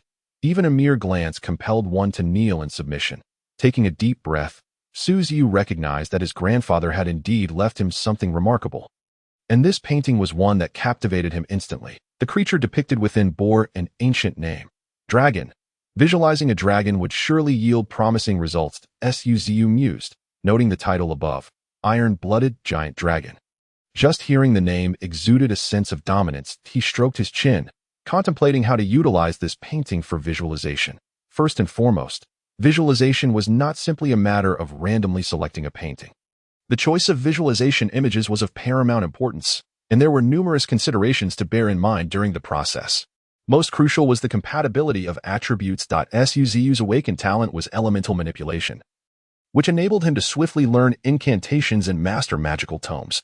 Generally, elemental manipulation belonged to the control category, while Yuan Shaoqi's spider ability fell within the animal category. To ascend to the morning star necessitated visualization. And ideally, the visualization image should align with one's awakened capabilities, thereby allowing for the optimal expression of innate skills. However, lack of alignment was not detrimental. If one could glean greater knowledge from the visualization image and harmonize it with their innate skills, it would still prove beneficial. In the realm of visualization methods, personal comprehension remained the most vital aspect. The same visualization image and subject could yield vastly different mastery levels depending on one's understanding, leading to increasingly divergent limits of potential in the future. The iron-blooded dragon was likely a deliberate bequest from his grandfather, a choice made long ago. Another thought flickered through Ziyu's mind. Due to the system's influence, he might not need to visualize the iron-blooded dragon directly. Rather, he could draw upon its power as a reference. After all, once the visualization was completed, it could not be altered. Making the selection of the visualization subject critical, resolute in his decision, Ziyu sat cross-legged, allowing his spiritual energy to gradually flow from his various acupoints, like fine threads swirling around the painting. He did not aim to replicate the entirety of the iron-blooded dragon, but commenced from its head, gradually moving downward. Simultaneously, he directed his consciousness into the system space. This space remained chaotic, with dark currents swirling incessantly, and the sky perpetually appeared overcast, now seeming even darker. Ziyu's spiritual entity sat within the system space when suddenly, the ground at the center began to tremble. The eye furnace erupted like a volcano, with countless eyeballs sprouting from its sides, evoking feelings of revulsion and fear of otherworldly beings. The magma of creation surged forth from the furnace's mouth, enveloping the misty, insubstantial ground beneath, akin to laying fiery tiles. Radiating outward from Ziyu's position, this magma reached the level of Ziyu's waist. At a distant point, the chaotic currents suddenly parted, as if someone wielded a brush, using the currents to paint, gradually revealing and sculpting the image. In no time, a dragon's head took form. With the head established, the chaotic currents surged once more, coalescing beneath the dragon's head into a massive body. With the dragon's head, the beginning was established, but to bring this dragon to life, it required two eyes. The act of dotting the dragon's eyes was precisely this. An invisible brush moved again, gently approaching the eye sockets of the dragon's head. With a soft chime, a breath of life seemed to resonate, echoing through the air. Two vertical pupils ignited with a golden light. The dragon's mouth opened, letting out a roar into the void. The system's space trembled, the chaotic currents rising and falling like the tides of the sea. The dragon, concealed beneath shadows, suddenly twisted its massive body, ascending, its colossal head dragging a hefty form, while the chaotic currents appeared intangible, flickering in and out of existence, hinting at some underlying rule. This time, Ziyu intended to utilize the spiritual visualization image, harnessing the identity of the creator within the system space, employing the chaotic currents as material to personally craft a monster that had never been visualized before. The prototype of this creature had long been conceived in his mind. As Ziyu gazed at the swirling, soaring chaotic dragon, his eyes gleaming with excitement. Creation magma. With a low command, the creation magma seemed to respond, boiling vigorously, then shifting direction, gradually ascending along an ethereal staircase, like a lava tornado, climbing the divine ladder, preparing to merge with the dragon's body and the chaotic currents. Beginning to take form as a divine entity, the creation magma and chaotic currents intertwined, presenting a pattern of some cosmic law, Under the witness of the mother river of rules, a chaotic yet indistinct form began to emerge. Ultimately, the two elements fused, producing an even more terrifying current, a dark purple flow resembling both liquid and gas, lacking a definite shape, yet seemingly concealing some principle of creation, the genesis of the universe. Imbued with boundless mysteries, tempting one to explore. Yet, the terrifying aura it emanated, along with the profound loathing of the main world, rendered it impossible to approach. Ziyu felt that were it not for his supreme authority over this space, merely gazing upon such a thing might have caused his body to undergo mutation. Gradually, a concept began to take shape in his mind. That was the primordial essence, the breath of the Creator God. The inception of cosmic laws. Ziyu instinctively held his breath, skillfully manipulating the primal essence to continue sketching his visualization. They swayed in the distance, as if someone were wielding a brush to paint. Resembling an inverted dark purple galaxy cascading downwards, with two brilliant stars flickering at the enormous dragon's head, the air currents were parted, and a roar akin to a dragon's echo reverberated in his ears. In the far reaches of the system's space, a colossal phantom emerged. Although it was but a phantom, Ziyu had yet to fully illuminate every part of its form. Nevertheless, the visualization in his mind had already taken shape. Beneath the immense phantom was a resplendent dragon-shaped head, more imposing than that of the iron-blooded dragon, retaining only a few features of the dragon's visage, while most remained shrouded in shadow, obscuring its true appearance. The body beneath the dragon's head was so vast that it was impossible to gauge its length, stretching thousands of miles. In the darkness, enormous arms could be faintly discerned, occasionally stirring chaotic currents. With vertical pupiled dragon eyes on the arms radiating an aura of authority, the primal demon god had taken form. This was a majestic being infused with primal power, the genesis of the universe, truly approaching the status of a creator deity. Moreover, Ziyu observed that beneath the form of the primal demon god, a multitude of fearsome demon eyes and the shadows of void beasts glimmered. Cloaked like a cape behind it also possessed the power of the monsters created by Ziyu. Thus, should the primal demon god reach its final growth, it might very well amalgamate the strengths of myriad beings, becoming the embodiment of countless monsters, powerful, invincible. At that moment, only these two words could encapsulate Ziyu's emotions. Upon the colossal form of the primal demon god, countless points of brilliance akin to stars shone forth, serving as the foundational points for Ziyu's future visualizations. The stronger he became, the more foundational points he could sketch, simultaneously amplifying the power of the primal demon god, until, in the end, upon stepping into the realm of the unknown, he would fully master the power of the primal demon god, thus becoming this terrifying creator deity. At this stage, all Ziyu needed to do was diligently cultivate. The potential of the primal demon god was immense, far beyond the scope of ordinary visualizations. With the primal demon god taking shape, Ziyu began to prepare for the ascension to the morning star. He closed his eyes and slowly, the figure of the primal demon god materialized in his mind, guiding his essence to meticulously sketch the foundational points. The body of the primal demon god was overwhelmingly vast, with the foundational points numbering in the millions, compelling Ziyu to proceed slowly, one step at a time. Within the visualization, a small portion had already been completed, gleaming like stars igniting the sky.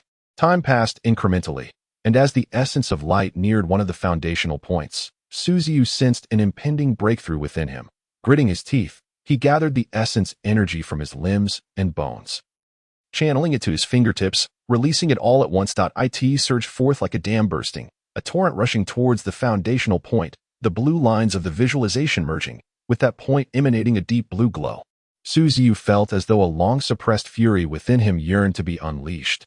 This time, he refrained from holding back. The essence erupted from the crown of his head, illuminating the sky in a blood-red hue.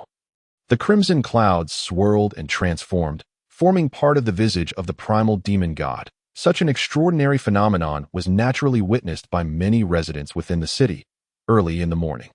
While some were sipping soy milk and munching on buns, an unexpected chill ran down their spines as they noticed the distant sky had turned a different color, blood red, as if stained with gore. The crimson clouds intertwined, ultimately forming a visage that resembled a dragon. What the hell is that? It looks like a dragon. Has something bizarre occurred again with the sky changing color? Just a couple of days ago, the Jiangyuan mental hospital was sealed, Could it be that another great power has descended? Is it just me? Or have there been an unusual number of powerful beings appearing lately? Is an era about to change? At the headquarters of the Special Department, Professor Bai gazed at the clouds in the sky, momentarily at a loss for words, as the readings on a nearby instrument soared, eventually reaching a peak beyond measure. Quick as a flash, Professor Bai hastily switched off the instrument. Having already damaged one during the detection of that burial respect, he certainly did not wish to ruin another. These detection instruments were exceptionally expensive, especially after the Great Calamity. Now, money was worth 100-fold compared to before, with each instrument costing at least 100,000 Alliance coins. If converted to pre-calamity values, each instrument would amount to at least 10 million. Hence, Professor Bai truly felt the pinch. Although the Special Department had ample funding, it could hardly withstand such expenditure. A breakthrough to the Morning Star. Ordinarily, ascending to the Morning Star would not manifest such phenomena. Could it be that the burial respect is causing this commotion again? The corpse-eating cult had been obliterated overnight, as if it had never existed. What on earth does that burial respect intend to accomplish? Professor Bai pondered, stroking his chin, when suddenly a cold wind blew in through the window, sending a shiver down his spine. Mortals must not touch the forbidden. This is the golden rule of the extraordinary world. Even merely speculating on the intentions of ancient beings is forbidden. A saying goes, the intentions of deities are inscrutable. Sighing, Professor Bai took a sip of coffee to calm the tumult in his heart. Yet he remained curious about the events unfolding. Let us see if the fire dragon can bring me some good news this time. Professor Bai resumed his seat, quietly gazing out at the blood-red sky. Ziyu, unaware of the tremendous commotion caused by his breakthrough, would merely smile if he were to know. After all, the potential of the primal demon god was simply too great, manifesting phenomena merely from ascending to the Morning Star. If he were to continue breaking through, it was a thought that sent shivers down his spine. Regaining his composure, Ziyu realized that his several pets had similarly leveled up. They had all reached the initial tier of the Morning Star. This marked a new beginning. He could sense a connection between the essence within him and the stars in the sky. No wonder it is said that Morning Star-level beings can obliterate a small city with a single strike. Capable of communicating with the might of heaven and earth, everything would be different. As he collected his thoughts, Ziyu prepared to rise, only to suddenly notice that Yuan Qiqi seemed to be in an unusual state. She was still clutching the painting of the cold original purple spider, her black hair, which obscured her left eye, fluttering in the wind, revealing her exceptionally bright eyes. Has she sensed something? Ziyu murmured. But Yuan Qiqi abruptly turned her head, gazing at him with a dazed smile. Master, I want this painting. Ziyu chuckled, recognizing that the cold original purple spider was indeed a fitting visualization for a spider-type extraordinary being, and seeing Yuan Qiqi so enamored with it, he contemplated helping her ascend to the Morning Star right there. Yuan Qiqi had already reached the 9th tier of awakening long ago, but had been stuck for several years, and her terrifying spider abilities had led the doctors to treat her as an S-class experimental subject. Do you like it, Qiqi? Ziyu inquired, crouching down on him. Yuan Qiqi hugged the cold original purple spider as if it were her beloved Barbie doll. Unlike other children her age who favored cute toys, she had a penchant for spiders.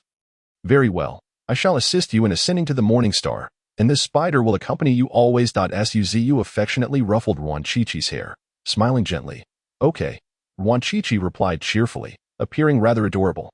She sat cross-legged, cradling the painting of the cold original purple spider, quietly listening to Ziyu's explanation of the key points. After 10 minutes, Yuan Qiqi grasped the essence visualization technique Ziyu had described and began to immerse herself in consciousness. Meanwhile, Ziyu activated his all-seeing eye, a gaze capable of piercing through all, allowing him to observe Yuan Qiqi's spiritual condition. After all, Yuan Qiqi's spider abilities were a gift from the spider god. And who could know if any unforeseen events might arise during her ascent to the Morning Star? The instant the all-seeing eye opened, Ziyu indeed sensed an anomaly. The scene before him caused his pupils to constrict. As the visualization progressed, the ethereal form of Yuan Qiqi gradually became shrouded in shadows, its claws flailing as if a demon were performing a macabre dance. A humanoid silhouette could be faintly discerned, its features obscured save for 2 piercing eyes and a gaping mouth, forming a triangular arrangement with its sunken eye sockets. The visage was grotesque, steeped in an aura of malevolence. Ziyu's memory flickered, recalling the old which he had glimpsed during his observations of Yuan Qiqi's past. She was the one who had conducted the nefarious sacrificial ritual. It was unexpected that the old hag had left a lingering contingency. After a moment's scrutiny, Ziyu's brow furrowed. This was not merely a contingency, it had been activated. It was a usurpation. The old witch was attempting to seize control of Yuan Shaoqi's ethereal form. Enlightenment struck Ziyu. Realizing that the witch had concealed herself within Yuan Shaoqi's spirit using some arcane method, her stealth techniques remarkably sophisticated, seizing the opportunity during Yuan Shaoqi's ascension to the Morning Star. She sought to usurp her essence. Should the witch succeed, Yuan Shaoqi would undoubtedly become a puppet under her control, a thought that sent a chill down Ziyu's spine. Yuan Shaoqi furrowed her delicate brows, her youthful face contorting in anguish. Within her embrace, the image of cold original purple spider materialized, its outlines gradually taking form as Yuan Shaoqi commenced her ascension. The witch's spirit extended its claws, her body unfurling like that of a spider. Multiple limbs lunging towards Yuan Shaoqi's essence with the precision of a javelin. Boom, bang, crash. The ethereal scissors conjured by Ziyu intercepted the blade-like limbs, while the witch twisted her head a full 180 degrees. Hanging upside down as she fixed her gaze on him, a fissure appeared in her eye sockets, morphing into a pair of compound eyes. "You little brat, you're ruining my plans," she hissed in a rasping voice. Her dark spirit swelling ominously, bursting forth from Yuan Shaoqi's crown, while leaving half of herself behind, her upper body exposed to the air, her mouth split grotesquely to the roots of her ears. Spewing forth a chaotic tangle of threads, simultaneously, the ghostly flames of the underworld surged forth, enveloping the chaotic web and emitting a sizzling sound. Thud, thud, thud. Several more strands of web erupted, and the ghostly flames seemed to come alive. Swelling and enveloping the surplus webs, the flames twisted into various expressions, unleashing a piercing shriek. "Old crone, why not simply live as a mortal? Why must you transform yourself into this ghastly visage?" Ziyu shook his head. The ethereal scissors poised above the witch's head like a sword of Damocles, ready to descend at any moment. The witch's countenance turned ashen, and she roared, "Mortal, do not thwart my designs. The spider god will not spare you." Ziyu merely smiled in silence, stepping forward to press a hand against her forehead. "Since you hold the spider god in such high regard, let me grant you a complimentary taste of his divine might." His unremarkable palm descended, and though the witch initially attempted to evade, the ethereal scissors pierced her chest, leaving her helpless to prevent his hand from making contact with her brow. In that instant, it felt as though a strand of white silk had burst forth, ethereal and fleeting. The witch's vacant gaze became momentarily vacant, her compound eyes reflecting sheer terror. The power of the spider god. "How could you possess it?" she wailed, and from her forehead, an extraordinary darkness began to seep downward. Unlike any ordinary shadow, it was a darkness capable of devouring light, gradually extinguishing the surrounding luminance, enveloping the witch's already dark form in an even deeper shade of black. "Ah, no!" The witch's body twisted grotesquely, her ethereal form sprouting numerous eyes, each orb sprouting tufts of soft black hair, as though her body had been overtaken by an alien force, resulting in a horrific transformation. Ultimately, her form contorted into a twisted mass, adorned with countless eyes, each devoid of lashes or pupils, emitting ear-splitting wails. The witch's ethereal body swelled, resembling an overinflated balloon, covered in eyes that eye in a state of panic. She could only watch as her form expanded, desperately attempting to return to Yuan Shaoqi's body, but the ethereal scissors pierced her throat. With a resounding explosion, the witch's body detonated, her distorted form gradually dissipating, her unwilling voice lingering in the air. "No, you shall face retribution. The spider god watches over me eternally. I shall curse you."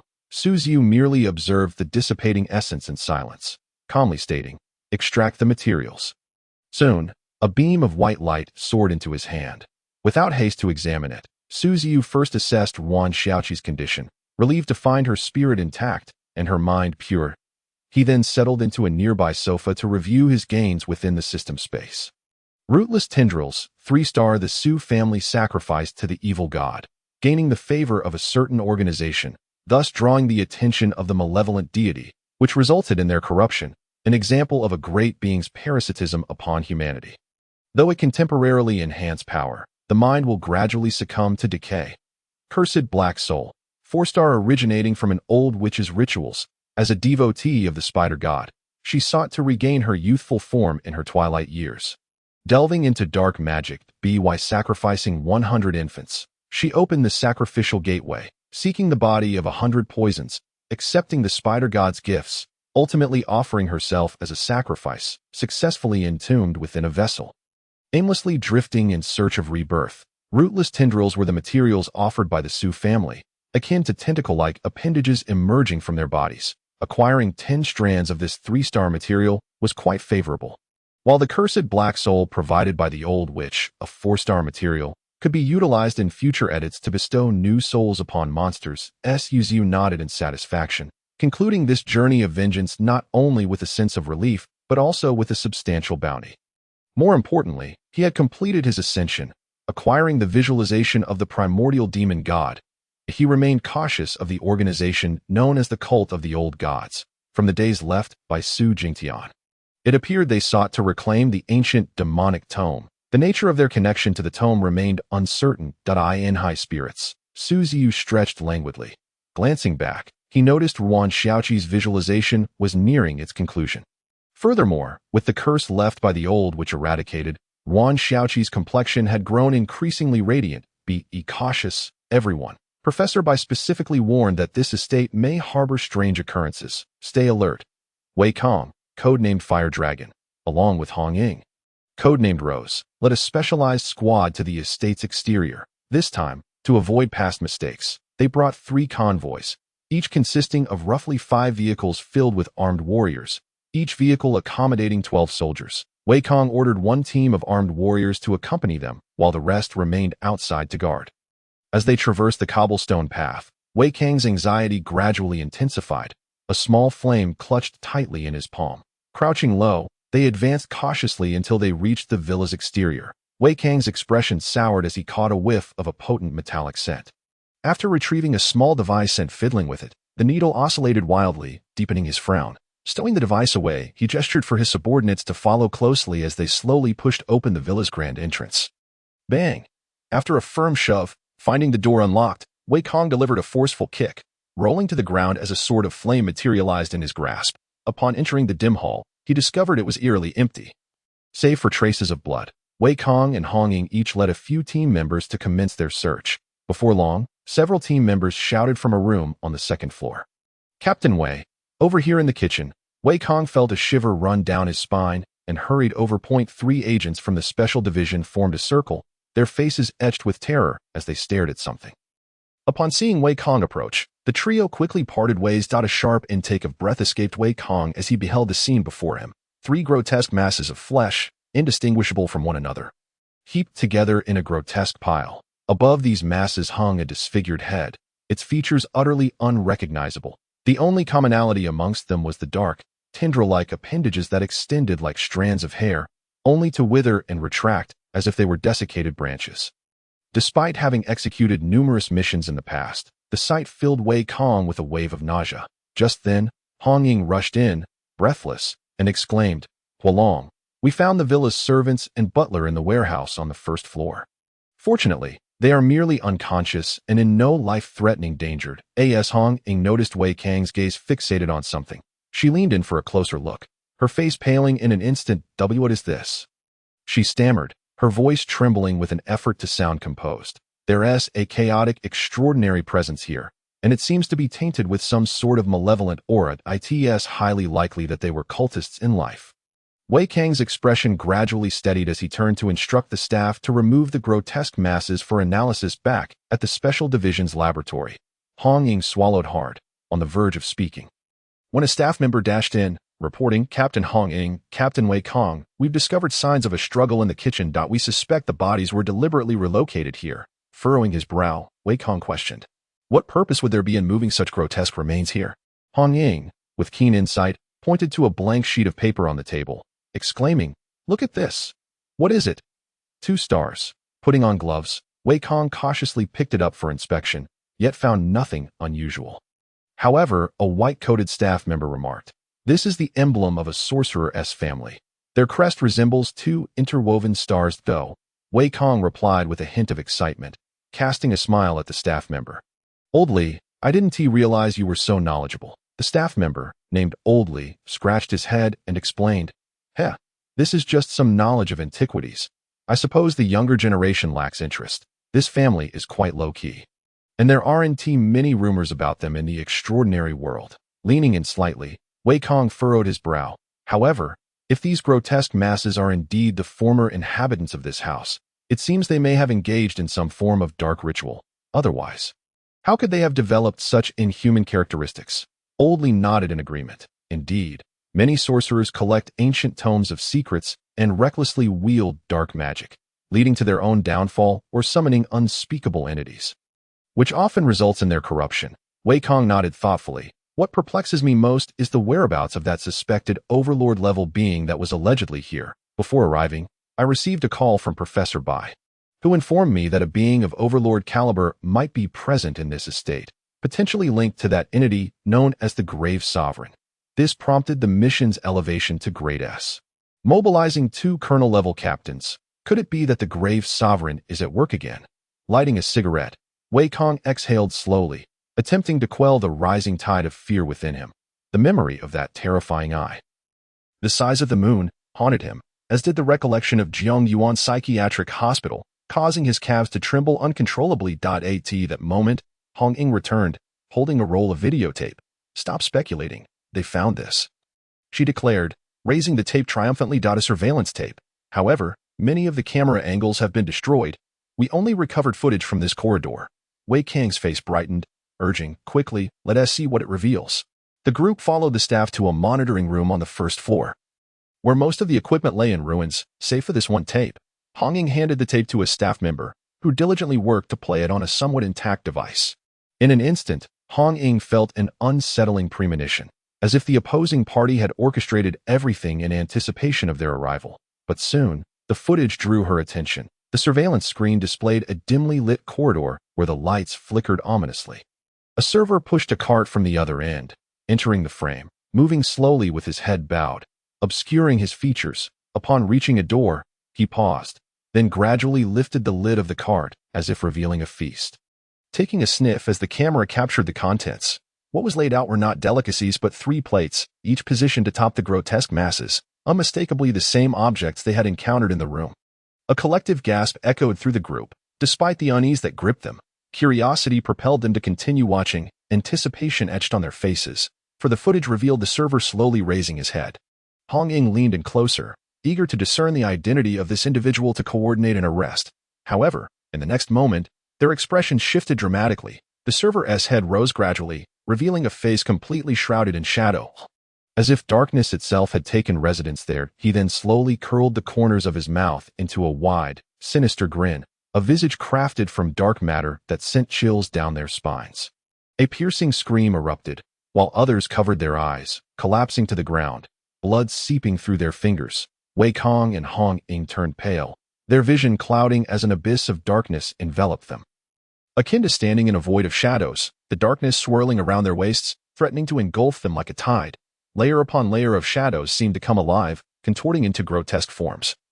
Draped in a veil of white, twisting and writhing before them. In their ears, a cacophony of raspy voices intertwined, echoing, I am the Shadow Lord. With a resounding crash, the screen shattered, sending a shiver down Wei Kong and Hong Ying's spines. Instinctively, they felt their garments, soaked through with their own cold sweat. Quick, report to headquarters, requesting backup. Someone is injured, in the Dongqing district, on Bay Street. The Shadow Lord has manifested. Urgent, urgent. At this moment, Su Ziyu was strolling along the commercial street with Yuan Xiaoqi, who had just had her hair cut. The peculiar incidents involving the special department were undoubtedly his handiwork. He had employed a portion of the Void Shadow Beast's authority to manipulate shadows, subtly altering that videotape. After ascending to the Morningstar rank, his mastery over the grimoire had become even more robust. Previously, he needed to arrange ritualistic formations, but now, with merely a touch of spiritual finesse and the application of the Dark Wisdom Tome's magic, he could conjure illusions. Moreover, that videotape was designed to self-destruct upon use, leaving no opportunity for Morningstar level or above powers to investigate once they realized something was amiss. It served merely as a minor warning for those at the awakening level. Their feeble strength could not comprehend the intricacies involved, yet their imaginations could effortlessly spread the title of Shadow Master. This could be considered one of Su Ziyu's little malevolent pleasures, bringing his thoughts back Ziyu focused on Ruan Xiaoqi, whom he had taken to the salon to trim her hair. He had persuaded her to shorten the long strands that previously obscured her eyes. Initially, Ruan Xiaoqi had vehemently opposed the idea. But under Su Ziyu's insistence, she ultimately complied that a slight trim rendered Ruan Xiaoqi even more charming. Her previously stunning large eyes, hidden beneath her hair, had appeared somewhat eerie and pallid. Now, with her hair shortened, her youthful face, brimming with collagen, and her sparkling eyes vividly showcased the exuberance of her 16 years. Additionally, Su Ziyu had chosen several outfits for her. While the former white dress was acceptable, it had proven too prone to dirt after several skirmishes. Therefore, he prepared a Gothic-style black gown for Ruan Xiaoqi. Initially, he contemplated buying her a maid outfit, but reconsidered, realizing it would draw too much attention on the street, contradicting his desire for discretion. Although he purchased it, it was intended solely for wear at home. Witnessing Ruan Xiaoqi's transformation from a cold assassin into an adorable young girl filled Su Ziyu with joy. Particularly, her near-total compliance with his decisions was endearing. Whatever Su Ziyu suggested, she would wear.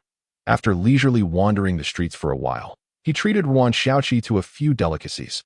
Though expensive, seeing her radiant smile indicated that this little girl was gradually changing. Embracing the world around her. Of course, alongside Ruan Xiaoqi's change of attire, Su Ziyu had donned a yellow robe he had unearthed from his grandfather's room. Wearing hospital garb continuously was hardly appropriate. After all, he recalled that this robe once belonged to his great-great-grandfather during his theatrical performances. Nevertheless, it suited Su Ziyu quite well. It even featured a hood that could obscure his face. The two strolled cheerfully until they reached a street in the eastern part of the city. This area was a night market, specifically the extraordinary night market that Su Ziyu had learned about. Numerous extraordinary beings frequented this market for trade, and Su Ziyu intended to gather some intelligence regarding the current dynamics of extraordinary factions. Leading Ruan Xiaoqi, they arrived at the market's entrance. To avoid inadvertently revealing their identities, both wore masks. Ruan Xiaoqi donned a small fox mask, while Su Ziyu wore a pale, soft mask that complemented his yellow robe. "First time here?" asked a stout and slender pair of guards who blocked Su Ziyu's path. "Yes. Is there anything we should be cautious about?" Su Ziyu inquired. The stout guard chuckled, arms crossed over his chest. "Entry requires a ticket.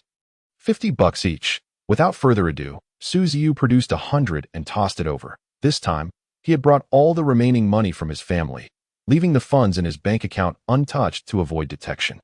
However, just in cash and jewelry, he had amassed nearly 3 million alliance coins. Thus, money was not a concern for Su Ziyu. The stout guard's eyes lit up as he quickly accepted the payment, his tone becoming noticeably friendlier. "You two can head straight ahead to reach the night market. However, I must warn you, this market is under the jurisdiction of Manager Wang, no causing trouble inside, or if he gets furious, no one can intervene." Su Ziyu nodded and led Ruan Xiaoqi forward. Observing Su Ziyu's retreating figure, the slender guard, who had remained silent, suddenly remarked, "Dinyo, don't you think that yellow robe looks familiar? It seems oddly reminiscent." Now that you mention it, it does seem somewhat familiar," replied the stout guard, pondering for a moment. After a brief silence, the slender guard abruptly leaped up, exclaiming, "I've remembered. I saw it in the newspaper. It was related to some play." "What was it called again?" The stout guard appeared to recall something as well, his jowls quivering and pupils trembling. "The King in Yellow. That script caused many deaths. A forbidden incident." The slender guard shuddered, grasping the stout guard's arm. "Quick, notify Manager Wang. Tell him the King in Yellow has appeared. Who in their right mind would impersonate that entity? Are they courting death?" Unbeknownst to Su Ziyu, he had unwittingly become a taboo presence in the eyes of some. Hand in hand with Ruan Xiaoqi, they finally entered the night market. This marketplace resembled a masquerade ball, with every face concealed behind an array of masks, some resembling tigers, others black cats, white bears, and various unidentifiable designs. Numerous vendors lined both sides, also masked, as many extraordinary beings stood before stalls, inquiring and conversing. The vibrant atmosphere of the market reminded Su Ziyu of the night markets of his past life. His previously tense demeanor gradually relaxed in this moment. As he meandered among the stalls, he sought out items of interest. Utilizing his all-seeing eye ability, he hoped to uncover some remarkable treasures. Most wares consisted of herbs or monster carcasses, rated quite low by the system. However, after perusing the market, he did indeed notice something intriguing. At one stall sat an old man with a goatee. How much for this item? Ziyu inquired, crouching down to examine an ancient bronze key. Its intricately designed shaft and a handle resembling an octopus head lended an air of antiquity. The old man chuckled, saying, "Young lad, you have a discerning eye. This is a fresh find, just fished up a few days ago." Judging by its texture and patterns, it could very well be a relic from several centuries ago. Pausing for a moment, the old man extended his fingers, and his goatee mask seemed to twitch. 50,000. That's my final offer. Meeting the old man's gaze, Ziyu smiled. Old man, do you take me for a fool? This key is hardly worth 50,000. The material is nothing more than ordinary bronze. And the craftsmanship is lackluster. The key's head even looks quite ominous. Could it be a pirate's token? Ziyu was quite adept at haggling. Though he had money, he was no fool to buy without question. Just as the goateed old man prepared to negotiate, a sudden voice interjected, 100,000. I'll take it. The voice was deep and hoarse, as if the speaker had swallowed a piece of coal. Both Ziyu and the goateed old man turned to see a tall, dark-skinned middle-aged man with a stern expression, wearing a black bear mask. Upon seeing this person, Ziyu instinctively frowned, while Yuan Shaoqi beside him tightly gripped Ziyu's sleeve in anxiety. The goateed old man's expression shifted to one of delight as he was about to accept the offer when suddenly, his wrist was seized, and under Ziyu's murderous gaze, he swallowed the words he had intended to speak. Sir, there's a precedence in selling, is there not? Ziyu said softly. The goateed old man initially attempted to break free from Ziyu's grip, but after a brief struggle, he realized he was utterly powerless. Especially now, in close proximity, his gaze fell upon the yellow robe Ziyu wore. Having not noticed before, upon seeing the garment, the old man's lips quivered, and his throat felt parched as a man past his 50s. He had heard countless tales of ancient secrets since childhood. What was the story behind this young man? Why would he venture out clad in such attire? Had he lost his mind?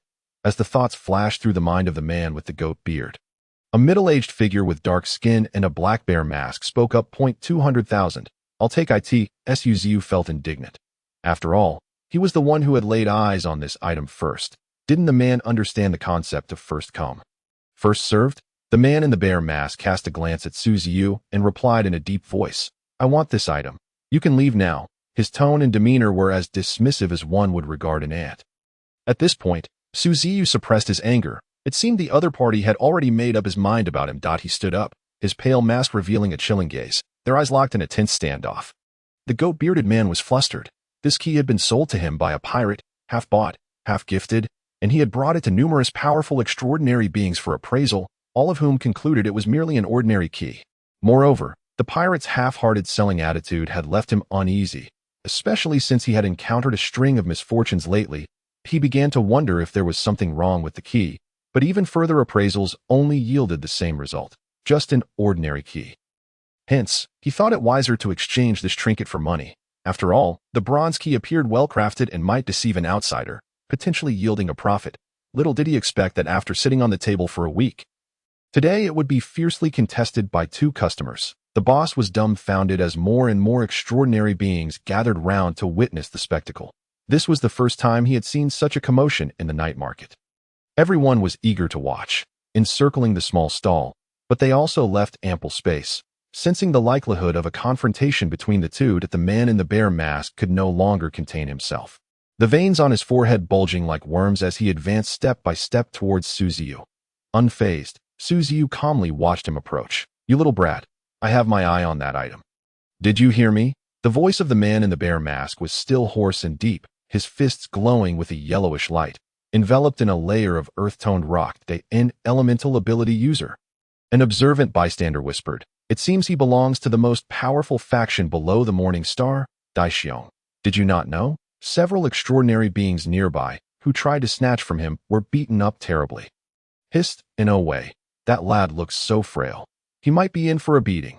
No need to look, it's certain the bear will win. If he doesn't, I'll eat my hat upside down. You said it. Hey, I refuse to believe that the masked boy in white will win. You little brat, it's not too late to back out now. The man in the bear mask sneered coldly, his gaze landing on Yuan Shaoqi.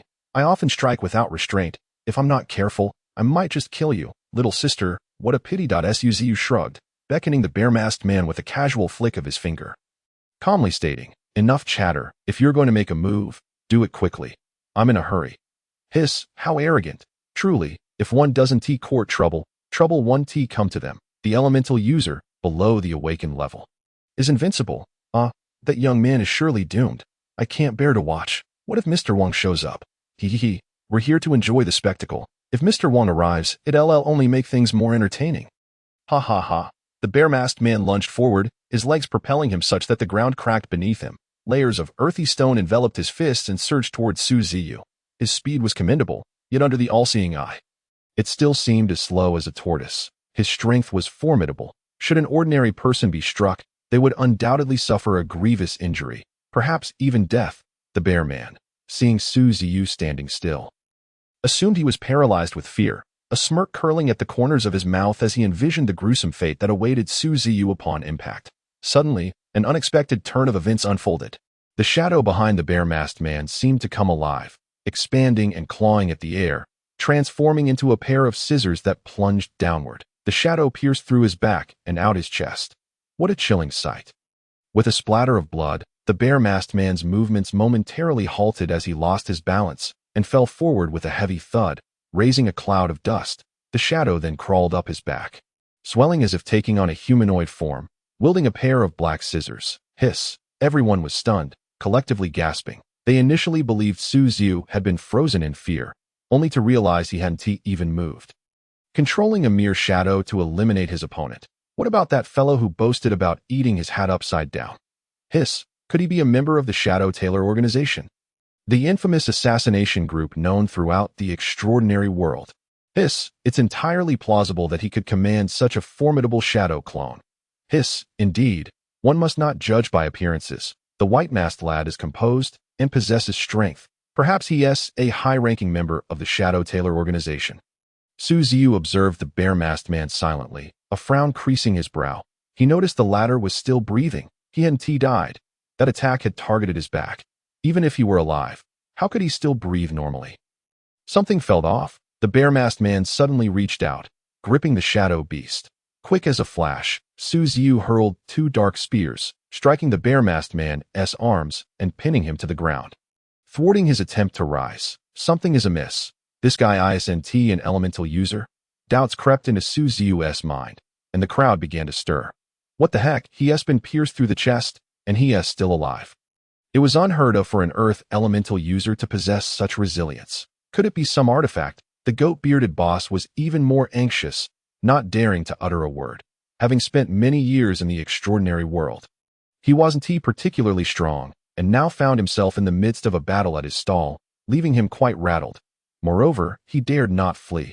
These two had come specifically for his key, and he suspected that even a slight movement on his part would redirect their attention toward Indada. The bear man erupted with terrifying psychic energy, forcing himself to rise from the ground, his wounds seemingly causing him no pain whatsoever. Meanwhile, Ziyu had gleaned some insights from his observations. The bear man's mental state appeared normal, yet, on the other hand, their star spirit seemed to lack a layer of membrane.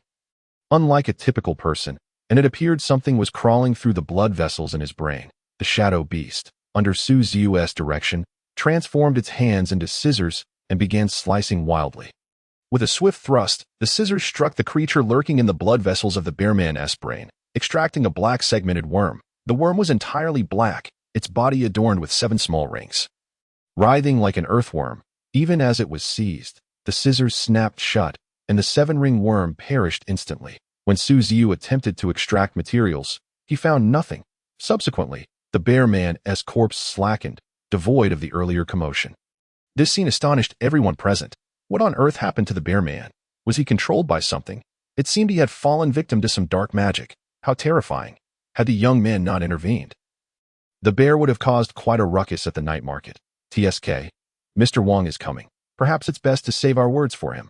Hiss. Goodness, Mr. Wang is really here. Clear the way. Clear the way. Mr. Wang is coming. Oh, now we're in for a real show. Ha!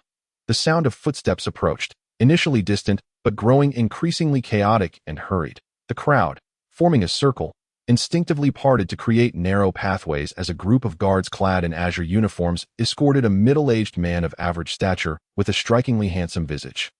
Master Wang. The surrounding crowd immediately bowed and exclaimed, The distinguished-looking man gestured dismissively, stepping forth from the throng. He first cast a glance at the recently deceased black bear man, before his gaze fell upon Su Ziyu, particularly fixating on the yellow robe he wore. Wang Zhongwan's expression transformed from indifference to terror as he swallowed hard, while the stout and slender guards flanking him discreetly gestured with their lips towards Su Ziyu, whispering, "Master, it's him, the king in yellow." Initially, Wang Zhongwan was seething with rage upon hearing of a man attired as the king in yellow causing a disturbance at the night market, intending to confront the ruffian. However, upon arriving, he discovered that the two incidents were, in fact, one and the same. The crowd began to exchange furtive glances at Wang Zhongwan, murmuring amongst themselves, "Oh dear, it's over. Wang Zhongwan is here. That fellow is surely doomed." "Humph, I doubt it. Did you not see how composed the pale-faced young man remained? He was just as calm in the face of the black bear man. This is different. Wang Zhongwan is a prominent figure in the main city, and we are merely lowly folk of the guard city. I foresee calamity. Look at Wang Zhongwan. His face has turned pale with fury. That lad is finished. He will undoubtedly be dragged back to the dungeon." Various voices filled the air, yet under the watchful eyes of the guards, many dared not speak further. In an instant, the atmosphere thickened with tension as all awaited Wang Zhongwan's pronouncement. Of course, Su Ziyu was somewhat atypical. He merely observed to discern Wang Zhongwan's intentions, contemplating that if he took a forceful approach, he would not hesitate to dismantle the entire night market today. Wang Zhongwan inhaled deeply, redirecting his gaze from Su Ziyu to the black bear man, whose abhorrent visage, seemingly cut by scissors with veins exposed, loomed ominously in the shadows. As a chief of the guard city, he was not without discernment. The formidable aura of that shadow instilled a sense of trepidation within him, and it was evident to any keen observer that the shadow was merely a subordinate of the pale-masked man. Taking another deep breath, Wang Zhongwan's eyes shifted back to Su Ziyu, lingering on the yellow robe and the pale mask. Suddenly, his vision blurred, and he beheld a multitude of eyeless red orbs, the air thick with an overpowering stench of blood. Gasping, Wang Zhongwan bent over, nearly retching, but recalling his subordinate's presence. He forced the nausea down and managed to lift his head once more. In the astonished gazes of his subordinates, he murmured, "Elder, do you have any instructions, Elder?" The onlookers were taken aback. Wang Zhongwan had addressed the young man as Elder. What on earth is happening? Could it be that this young man was indeed a high-ranking official within the Black Tailors? What business does the Black Tailor have in Jiang City? Is there an assassination planned? Wang Zhongwan earnestly inquired. "Is there anything I can assist you with?" Su Ziyu chuckled inwardly. He had merely intended to frighten Wang Zhongwan with the manifestation of his crimson purgatory. Not expecting such a favorable outcome, maintaining an air of superiority, he coldly replied, "No need." He then turned to the proprietor of the goat mask, stating nonchalantly, "Can you sell it to me?" The proprietor shivered, no longer daring to speak, as even Wang Zhongwan appeared submissive before Su Ziyu. Trembling, he picked up the octopus-headed key and, with unsteady hands, offered it to Su Ziyu. Amused, Su Ziyu accepted the key and was about to hand over the payment when the proprietor interjected. "No need. I'll give it to you for free, as it is not a valuable item." "Very well," Su Ziyu replied softly, taking a book titled An Introduction to the Extraordinary World. The tome appeared quite thick, perhaps containing 200 or 300 pages, and as he casually flipped through it, he found it to be a compilation of information regarding the current extraordinary realm. With this book included, is 1,000 enough? The proprietor dared not argue, having initially considered giving it away entirely. To his astonishment, the young man had offered payment, which was entirely unexpected. Moreover, the book was not expensive, merely an introductory text. Observing Su Ziyu also acquire a beginner's guide, the crowd speculated that he might be purchasing it for a younger family member, as someone of his stature likely lacked the time to teach the younger generation. As Su Ziyu prepared to settle the payment, the proprietor trembled, too afraid to utter more. Seizing the moment, the astute Wang Zhongwan stepped forward, tossing 1,000 coins onto the stall with a congenial expression. "Elder, since you have graced this place with your presence, how could I allow you to pay? This is on me." He then produced a business card, presenting it to Su Ziyu with a smile. "If you do not mind, please accept this. I am Wang Zhijian from Tianjai. You may call me Xiao Wang." Wang Zhongwan's eagerness to appease took Su Ziyu by surprise, yet he accepted the card, nodding in acknowledgement before departing with Wan Xiaoqi. Watching Su Ziyu's retreating figure, Wang Zhongwan felt a surge of relief. as if fortunate to have survived the encounter. After a moment of silence, he turned to the stout guard beside him, saying, "Hurry, Daniu, lend me a hand." Huh? Daniu stepped forward, only to realize that Wang Zhongguan could hardly move. But considering the circumstances, it was understandable. He had just faced the king in yellow. The mere act of donning such an attire, without inviting curses upon oneself, was enough to send shivers down one's spine. He might very well be the earthly incarnation of some forbidden existence. Leaning heavily on Daniu's shoulder, Wang Zhongguan made his way back, murmuring softly as he walked. "Quickly, we must return. I need to report this to the higher-ups. The number of formidable beings appearing in Jiang City lately has been overwhelming. Recently, there was the Burial Sovereign, then the Lord of Shadows. And tonight, the King in Yellow. Ugh, the pain." Meanwhile, the onlookers watched Wang Zhongguan and his entourage depart, and a stir began to ripple through the crowd. Although Wang Zhongguan spoke in hushed tones, some perceptive extraordinary individuals caught fragments of his words. "The King in Yellow," Wang Zhongguan claimed that man is the King in Yellow. Goodness, it occurs to me that he indeed wore a dark yellow robe. Could it be true? If Wang Zhongguan said so, it could not be false. What great events were unfolding in Jiang City, with the emergence of numerous unknown taboos. If he is truly the King in Yellow, did we just encounter the earthly incarnation of the King in Yellow? An agent of forbidden existence? Nay, perhaps he simply lacked the desire to engage with us. The intentions of deities are inscrutable. Perhaps we are not even worthy of their attention, regardless of whether he is the King in Yellow. One thing is certain, he is definitely not human. Do you recall the curse of the King in Yellow?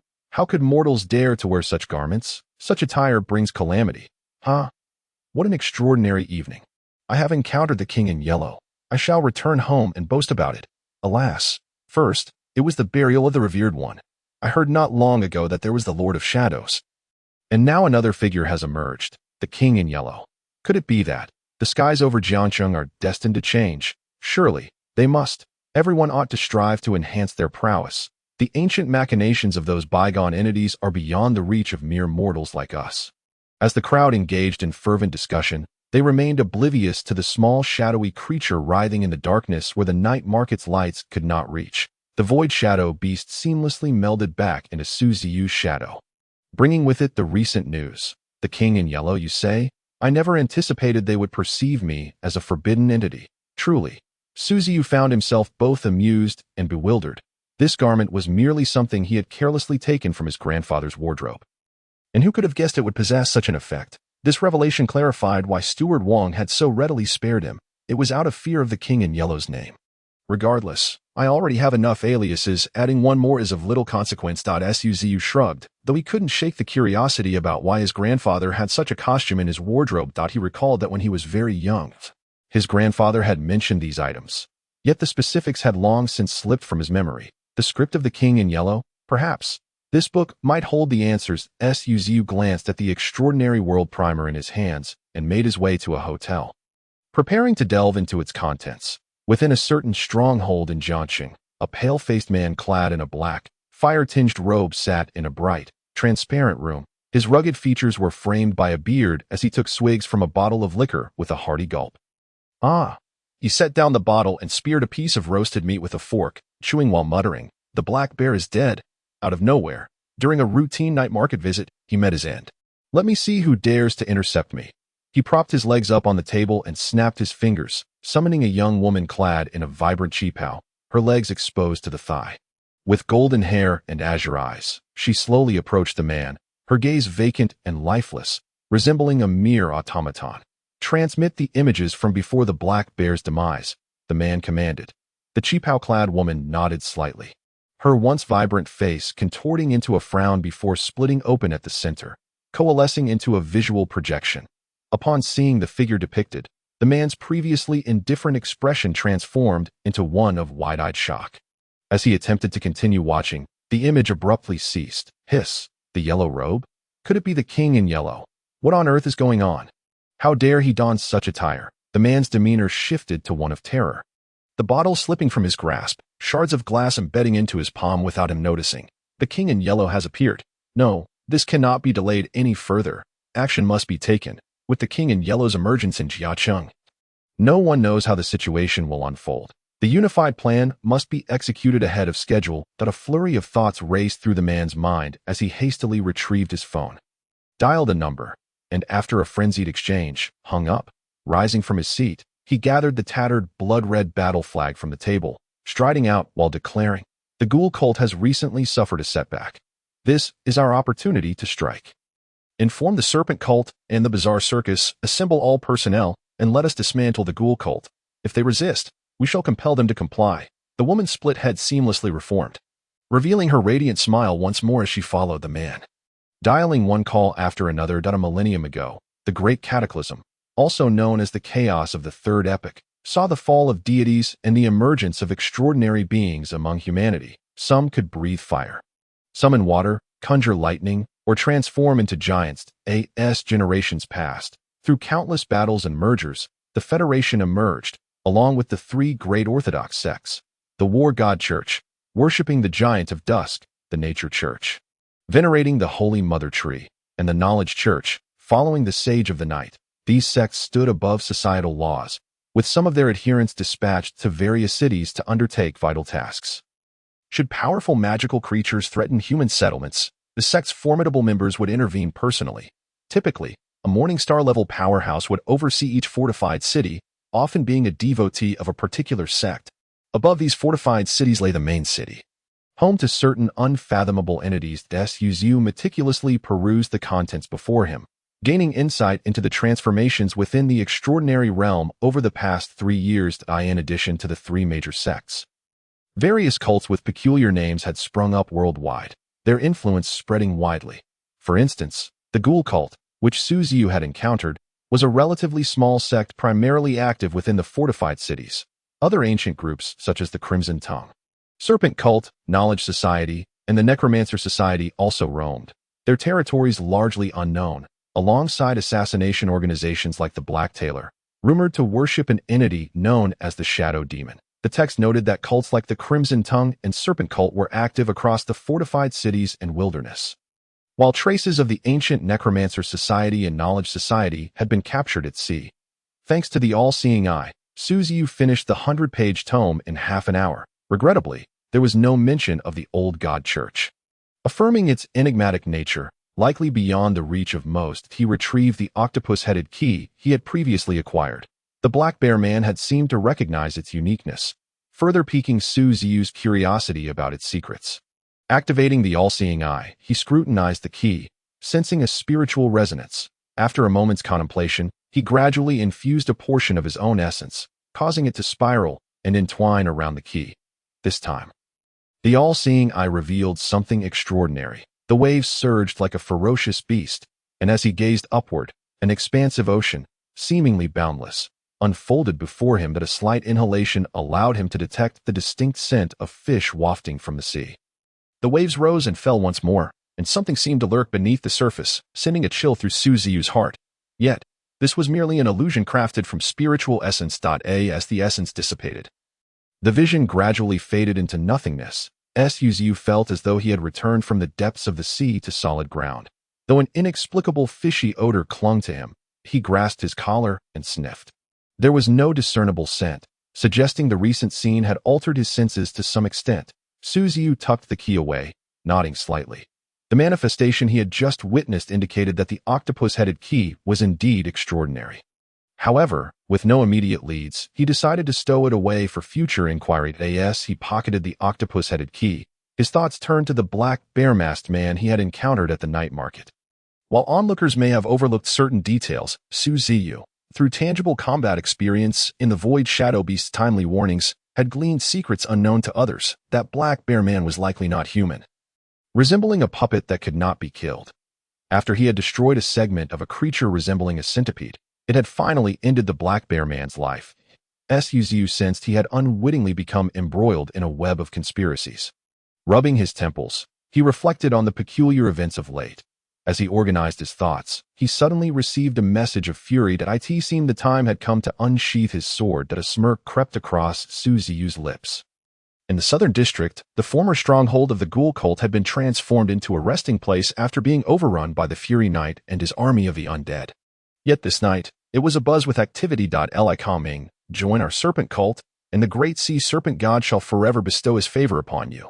A youth with blue hair opened his arms and exclaimed loudly, "Look at you all now, lacking both followers and territory. What purpose do you serve by remaining in that cult?" Another member of the serpent cult also spoke up. A man clad in a jester's costume, his face adorned with various grotesque makeup in shades of red and yellow, stepped forward, tossing small balls in the air as he shrieked, "Join our bizarre circus. The mother of the grotesque watches over you.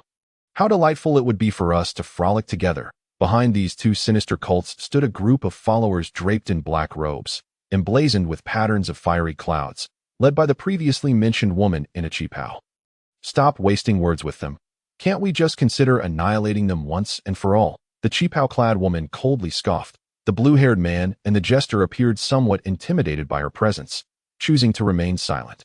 The wrathful knight was accompanied by over 100 members of the flesh-eater cult, all former subordinates recruited by him. They were largely unaware of the changes that had befallen the wrathful knight, only knowing that their master seemed to be a significant figure named Zongzi. However, after many days, they had yet to even glimpse this grand figure, which stirred feelings of rebellion within numerous followers. Especially after enduring several joint assaults from various cults, many were gripped by a sense of panic. The blue-haired man seemed to sense this, sneering as he continued, "Let me offer you a piece of advice. Following the flesh-eater cult will lead to no favorable outcome. Can Li Kongming withstand the onslaught of 3 cults? Ha ha ha. How utterly ridiculous. Those of you wishing to escape, those unwilling to fight, step forward. If you can turn your weapons against Li Kongming, once we have completed our purge, we may offer you the chance to join the major cults." Seize the opportunity, my friends. His voice was exceptionally persuasive, akin to a Wall Street broker peddling worthless bonds. Many followers raised their heads, as if contemplating a significant decision. The blue-haired man's grin widened, his eyes brimming with contempt and disdain as his followers mirrored his expression. The jester ceased tossing his spinning balls, glancing over with a slight smirk. The woman in the chipao leisurely lit a cigarette, as if watching a farcical performance. Suddenly, a muffled roar erupted from somewhere, as if someone were attempting to vent their pent-up pressure. The followers of the flesh-eater cult truly turned their weapons against their comrades. Splurt. Blood gushed forth as the hidden demonic puppets wielded hellfire whips with alarming speed, black flames cascading like raindrops, incinerating the traitorous dissenters into charred remnants. That a few displayed expressions of unwillingness, some exhibited regret, while others, in their desperation, charged toward the wrathful knight. But their meager combat prowess was no match for the onslaught of hellfire. Before long, the ground was littered with smoldering corpses, charred blackened remains, a third of the original 100 reduced to ash. Simultaneously, from deep within the factory, a young girl emerged, dressed in a long black Gothic dress, her long hair cascading down her shoulders, with 2 small braids framing her face. Her skin glowed like cream, her visage radiant like that of a celestial being. Ethereal motes of light swirled around her feet, allowing her to hover above the ground. Upon witnessing Ruan Xiaoqi's entrance in such a manner, the wrathful knight abruptly lowered his head, half kneeling as he intoned, "We welcome the Holy Mother." This declaration caused Ruan Xiaoqi to feel somewhat bashful. Her time spent with Ziyu had gradually helped her assimilate into this society, and she understood the implications of the wrathful knight's words. Nevertheless, she adeptly concealed her blush, holding a scroll resembling a sacred text, and softly proclaimed, "Wrathful knight, heed my command. My master commands you to exchange today's battle for a clear and just world." Her voice rose and fell with rhythm, the scroll unfurling to reveal a blurry depiction of the primordial demon god. The scroll seemed imbued with magic, floating into the air, unfurling autonomously, as the image of the demon god appeared to come alive. In that instant, all present felt an indescribable roar echoing in their ears. Many were left dazed, unsteady on their feet, some of the weaker ones even suffering nosebleeds and mental shutdowns. This was merely a partial and hazy image of the primordial demon god. Yet it wielded such formidable power. The wrathful knight's ascension had unlocked greater dominion over the underworld, and this portion of authority was naturally held by the primordial demon god, a being of countless incarnations and cosmic significance. This silent roar served as a weapon against enemies, while for the followers of the wrathful knight, it acted as a potent elixir of strength. The surviving followers, along with the original 36 demonic puppets, now numbered just 82, each bowing their heads, their bodies clad in layers of armor, their heads shrouded in dark mist. transforming them into fearsome apparitions. Even those who were not demonic puppets, newly recruited followers, had morphed into skeletal warriors wielding long spears. A cloud-like formation suddenly surged beneath the wrathful knight, shifting in shape until it transformed into a fully armored warhorse, its white mane flickering with spots of black flame. Dancing like a creature of the abyss, the wrathful knight's eyes glimmered with excitement as he leaped onto the steed, feeling invigorated, and with a mighty swing of the Yellow Springs greatsword, he bellowed, "Kill! Kill!" The demonic warriors roared in unison, filled with overwhelming battle fervor, charging forth like ravenous beasts. The serpent cult and the bizarre circus were taken aback by the sheer intensity of the onslaught. Many faces blanching in fear, some even trembling uncontrollably, a warm sensation flooding their bodies. The blue-haired youth's form suddenly twisted like a serpent, brandishing a trident poised to strike, but the towering figure of the wrathful knight on horseback swiftly filled his vision. Closing in rapidly. Splurt! The wrathful knight swung the Yellow Springs greatsword, severing the head of the serpent cult's priest, blood gushing forth like a fountain. Without pause, the wrathful knight charged ahead, akin to a colossal wolf among sheep. Where the Yellow Springs greatsword passed, blood flowed and limbs flew, an overwhelming display of dominance. The jester priest of the bizarre circus narrowly evaded several lethal strikes, tossing and retrieving his balls, yet he could only inflict minor wounds on the skeletal warriors, who would soon regenerate, undying. "You are all monsters," such words, uttered by a priest devoted to a sinister deity, were indeed absurd. His mouth, painted with a myriad of colors, stretched wide in a grin resembling that of a demon. "I see now. Could it be the necromancers of the undead cult? Have you been fashioned into undead puppets?" The jester priest gasped, dodging attacks. What is the undead cult compared to us? Remember this. The wrathful knight pivoted, charging toward the jester priest like a god of the underworld, the gleaming Yellow Springs greatsword raised high above his head as he roared, "My master Zongzuan.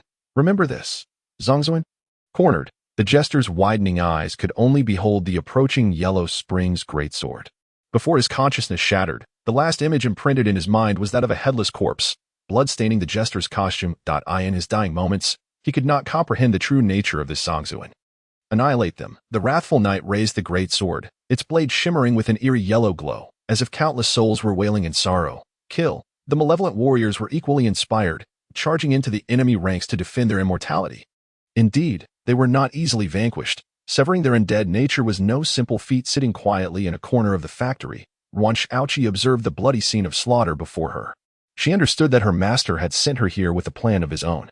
Her role was to obey. As long as she followed her master's commands, everything would proceed smoothly. The battle escalated into a fervent frenzy, with the serpent sect and the bizarre circus of horrors cultists indiscriminately slaughtered. Blood stained the ground a deep crimson, reminiscent of a slaughterhouse. Yet, something peculiar transpired. The cultists clad in black fire cloud robes appeared impervious to death. Indeed, they could not be killed, regardless of being pierced through the chest or having their limbs severed. Even with a gaping hole in their skulls, they would rise again to continue the fight. The cheapao-clad beauty reattached her head, revealing a chilling smile as she said, "Listen well, no matter who your esteemed burial lord may be, we shall claim Jiangqing's power." Ziyu perched upon the rooftop of another building, his all-seeing eye granting him a clear view of everything in the abandoned factory below, including the seemingly immortal cult. He had no intentions of intervening just yet. It was time to assess the combat prowess of the wrathful knight. This ghostly army was destined to accompany him in conquering the world, and they could not falter at the first sign of adversity. However, he did detect an anomaly. The Qipao woman's brain harbored a 7-segmented circular worm, pitch black and writhing, while the membrane of her astral form had inexplicably vanished. The worm was further encroaching upon the central nervous system. The 7-segmented worm was not a first-time encounter for Ziyu. He recalled meeting the man in the black bear mask at the night market, who also had a 7-segmented worm residing in his brain. Upon reflection, the Qipao woman and the bear-masked man shared several similarities. Notably, they both feared not death, as humans. They possessed an undead quality akin to that of the malevolent spirit puppets. To eliminate these beings, one must first eradicate the 7-segmented worm. Ziyu's eyes narrowed slightly before transmitting his thoughts to the wrathful knight. Surrounding the factory, the supporting pillars and walls crumbled as black flames, like graffiti paint, engulfed everything in darkness, crackling ominously. Blood, too, served as another hue, crafting a bizarre abstract masterpiece. One side of the Qipao woman's head was engulfed in black flames, her brain matter oozing out, while her chest bore a massive, gaping wound. Yet her spirit remained undaunted, her smile radiant as she proclaimed, "We are the apostles of the divine, here to guide the wandering travelers. We have come to lead you. Join us, for we are the sole light after darkness fades." The very dawn of illumination, as darkness recedes and the dawn graces the earth, her voice fluctuated between soaring and somber, raspy yet alluring, seemingly imbued with a magical essence that penetrated the soul. However, the wrathful knight and his legion of malevolent warriors, favored by the celestial laws of the underworld, remained impervious to such mental assaults, driven solely by their thirst for slaughter. Kill. The wrathful knight raised his massive sword, rallying the malevolent warriors, who transformed once more into frenzied soldiers, wildly brandishing their blades as ghostly flames rendered the area a hellish inferno. Neighing, the ghostly warhorse reared, its mane and tail billowing in the wind. As flecks of black fire fell to the ground, staining it dark, charging forth, the wrathful knight's eyes glimmered, his soul-devouring sword elongating dramatically, akin to a Tang's sword, as it descended with furious intent upon the Qipao woman's head. The flesh at the base of her skull writhed like the roots of an ancient tree. The sword radiated an icy aura, the yellow-green spectral energy freezing the floor beneath, the flickering flames seemingly paused in time. Then, the ghostly warhorse reared up, as the wrathful knight, gripping the sword's hilt, twisted violently. As an evolved version of the malevolent spirit puppets, his attack was sufficient to inflict damage upon the spirit itself. The Qipao woman's pupils dilated in horror, and as she howled in agony, a pitch-black seven-segmented worm burst forth from her skull, landing on the ground where it was instantly encased in the soul-devouring energy. Flesh erupted from her head, akin to the delicate surface of a doll cracking, or wrinkled paper, disheveled and fragmented, dissipating into black ashed in her final moments. The Qipao woman's lips continued to quiver, yet no sound escaped. Her subordinates met a similar fate. The malevolent warriors, emulating their leader, severed heads and vanquished the black seven-segmented worm, thereby shattering the cultist's immortality. Wan Xiaoqi, intrigued by the spectacle, felt a surge of eagerness but dared not act without Su Ziyu's command. "Well done," murmured Su Ziyu as he extinguished his cigarette and gazed towards another direction on the rooftop. "You thought you could flee?" Cloaked in shadow, his form gradually vanished. Dark wisdom, void teleportation, in an uninhabited alleyway outside the abandoned factory. A hooded figure clad in the same black fire cloud-patterned robe appeared, revealing a pallid countenance akin to that of a corpse. His body trembled initially, then violently shook, with his teeth chattering uncontrollably. How could the undead possess such power? How did they see through my alchemy? Could that necromancer be nearby? Damn it! What is happening? Why are the undead interfering in our affairs? Jiangsheng was our target first. If I fail my mission, the high priest will have my head. He muttered to himself, unaware of the man in a yellow robe, donning a pale mask, standing leisurely behind him. Damn it. No, I cannot lose. My alchemy is invincible. Even if it is a necromancer, do not be arrogant. Watch how I handle you, The priest's sinister chuckle faded as he suddenly sensed something amiss, his brow furrowing as he turned stiffly, his pupils widening in shock. Time seemed to freeze in that moment. He beheld a figure standing just a meter away, in a spot untouched by moonlight that a glimpse revealed the yellow robe billowing in the evening breeze and the pallid, bloodless mask, which seemed to momentarily smile.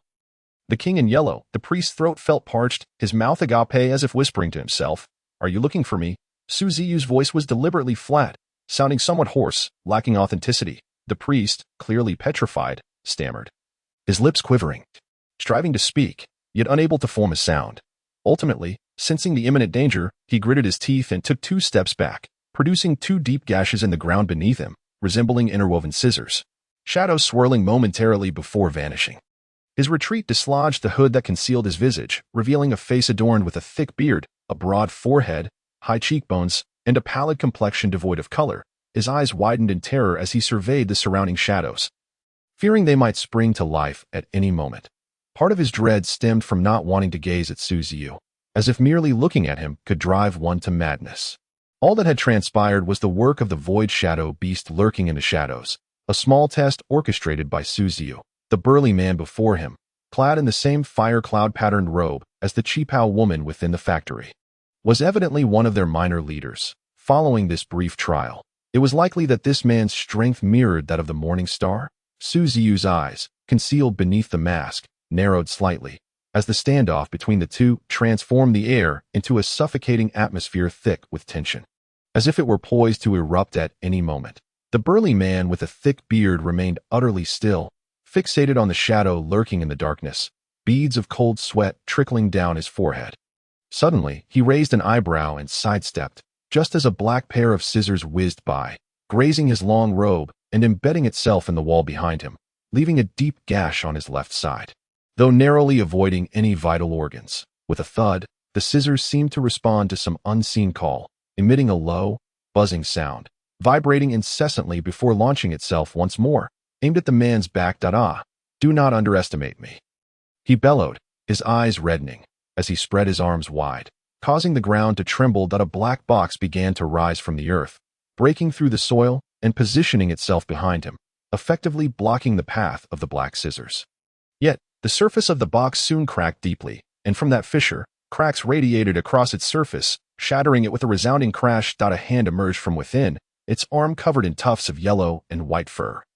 Seizing the black scissors, which flailed defiantly, leaving scratches upon the hand but ultimately unable to escape its grasp, with a resounding thump, the beastly paw slammed the black scissors down onto the ground, sending debris flying and shaking the earth. The colossal hand pressed down once more, followed by another massive paw, as a gargantuan creature was pulled forth. It was a monstrous wild fox, its heavy lips curled outward, long fangs protruding, lacking distinct facial features, save for some bristle-like tufts adorning its smooth face, grotesque enough to provoke revulsion.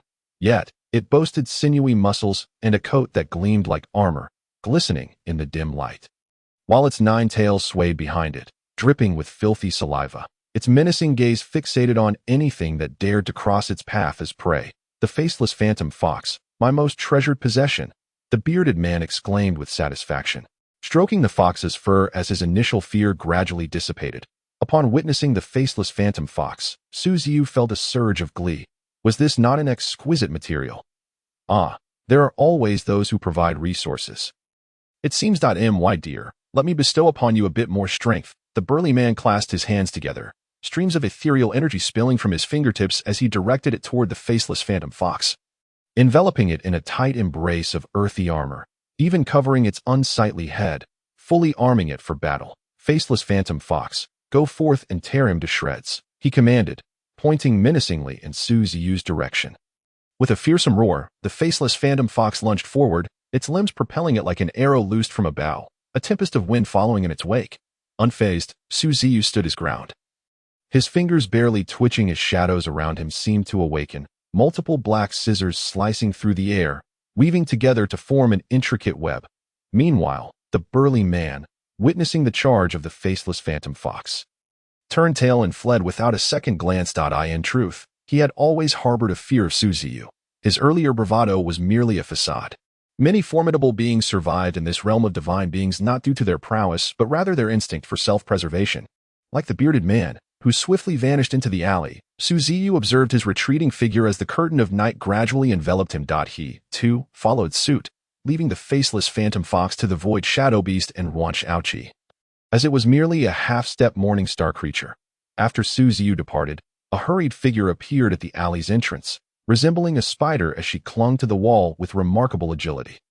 Emerging from the shadows, Ouchi leapt onto the back of the faceless phantom fox, grasping its tail and twisting it gently, effortlessly contorting it into a spiral and wrenching it free.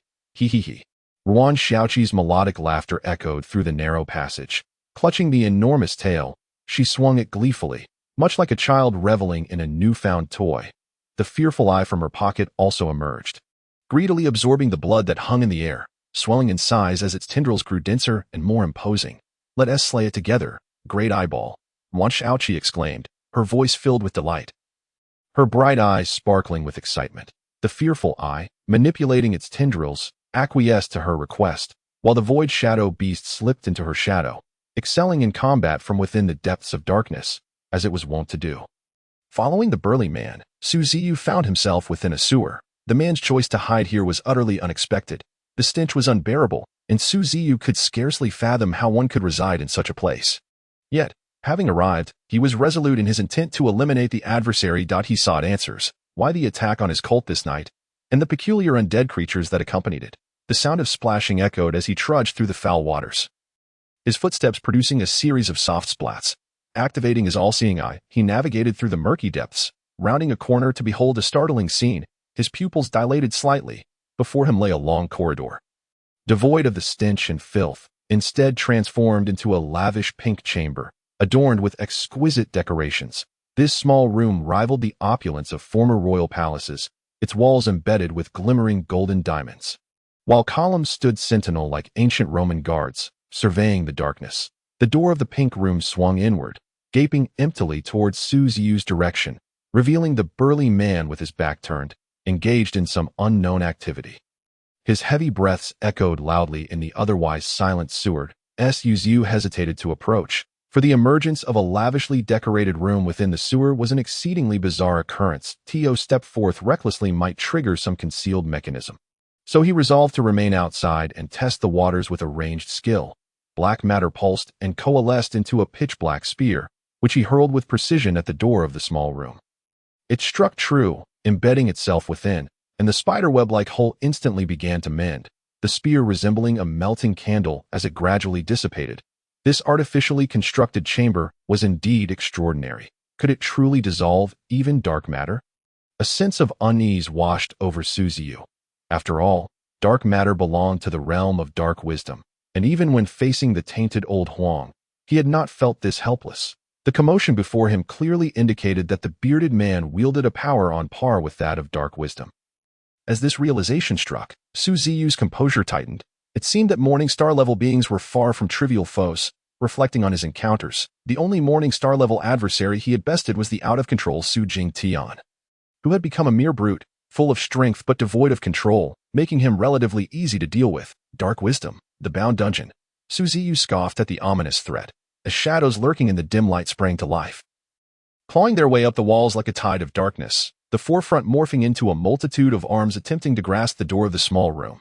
This spectacle drew the attention of the burly man, who slowly turned, first noticing the small hole in the doorframe, its edges still flecked with remnants of dark matter. Gradually, a chill crept down his spine as he surveyed the encroaching dark arms and the grotesque, twisted lines that resembled demonic tendrils. The dark matter enveloped the small room, isolating it in a tide of blackness, rendering it helpless. Gazing at the dark matter and the contorted lines, the bearded man's expression shifted dramatically, his pupils seeming to quake in disbelief as he uttered, "This power belongs to dark wisdom. Who are you? Have you stolen the yellow-robed king's dark wisdom?" These words momentarily stunned Ziyu. What did this mean? He, too, was aware of dark wisdom. This fellow. Ziyu's eyes sparkled with a sudden realization. Could it be that the bearded brute is a member of the cult of the old gods? Ziyu's gaze gradually turned frigid, and even through the pale, featureless mask, one could sense the chilling intensity of his stare. Are you affiliated with the cult of the old gods? Ziyu inquired softly, his tone betraying neither joy nor sorrow. The bearded giant's expression momentarily froze, seemingly caught off guard by Ziyu's question. After a brief pause, his demeanor shifted to one of fierce aggression. Do you harbor a grudge against us? Why do you relentlessly pursue me? The twisted lines began to grow longer, extending across the ground beneath Ziyu, layering it with a thick, constrictive shroud, as if creating a barrier of air pressure on either side. With deliberate steps, Ziyu advanced, speaking as he walked. I was about to inquire about your gathering of the 3 malevolent cults within the abandoned factory." His ancient tone, combined with the haunting timbre reverberating through the sewer, caused the bearded giant to instinctively shudder. He had been so taken aback that he momentarily forgot that he was facing a being that might be forbidden. Hiss! The bearded giant shivered, his throat involuntarily constricting as he stammered. "You were the one who annihilated the ghoul cult. The king in yellow is also playing a grand game. No. According to legend, the ghoul cult was destroyed by an entity known as the Morning Sovereign." You, as he spoke, the bearded giant's face shifted from red to pale, a reflection of sheer terror. Why you are the Morning Sovereign? The moment he uttered this, he felt as though an invisible hand were gripping his heart. Just as he attempted to catch his breath, a chaotic tide of darkness descended, the twisted lines piercing the room like a hornet's nest. The ground, walls, and various furnishings, once resplendent, were suddenly shrouded in shadows. and even the giant found himself ensnared by the twisted lines, unable to move an inch. A portion of the twisted lines dissipated into a smoky gray, only for new ones to surge forth, repeatedly mending the dilapidated room, yet each repair was met with even greater destruction. Gradually, the rate of automatic repair faltered in the face of the binding's relentless assault. Sensing the opportune moment, Ziyu raised one hand high, cradling a colossal fireball with a 2-meter radius in his palm, its black flames roaring fiercely, emanating a terrifying aura. With a whoosh, the massive fireball was hurled forward, crashing into the decrepit room without any reservation or obstruction. Gazing at the fireball up close was akin to confronting a black sun, both searing and malevolent. No, the Morning Sovereign and the King in Yellow are one and the same. The bearded giant let out a ferocious howl. His visage contorting in horror, faced with the imminent threat of death, he summoned all his strength. His hands danced, fingers deftly tapping as if playing a keyboard, and amidst the clattering sounds, it seemed a cabinet within the room had swung open. Suddenly, a multitude of women poured forth from the doorway. Or perhaps, one might say, female dolls. Upon this close inspection, Ziyu finally discerned the anomaly. Each of these female figures bore exquisitely crafted features, high noses, and slender forms, resembling sculptures by the finest artists. Yet, without exception, their astral forms had transformed into layers of thin membranes, with a 7-segmented worm residing within their neural pathways. Invisible ethereal threads connected their necks, controlling their mouths as beams of spiritual light erupted forth. There were at least a dozen such beams, merging mid-flight into a colossal ray that surged toward the fireball. Boom! The flames erupted skyward, engulfing the waste, transforming into a torrential rain that was ultimately repelled by the wall of eternal night. Against the backdrop of the inferno, Ziyu quietly observed the once pristine little room. Now in ruins, he sensed that a certain connection within that pink abode had been severed. The pink house lost its self-repairing capability, reduced to a heap of rubble. Ziyu was slightly taken aback. The grand little house, once so magnificent, had been shattered to reveal nothing more than ordinary stones, no steel or concrete, reflecting on the battered dolls and the 7-segmented worms obliterated in the explosion.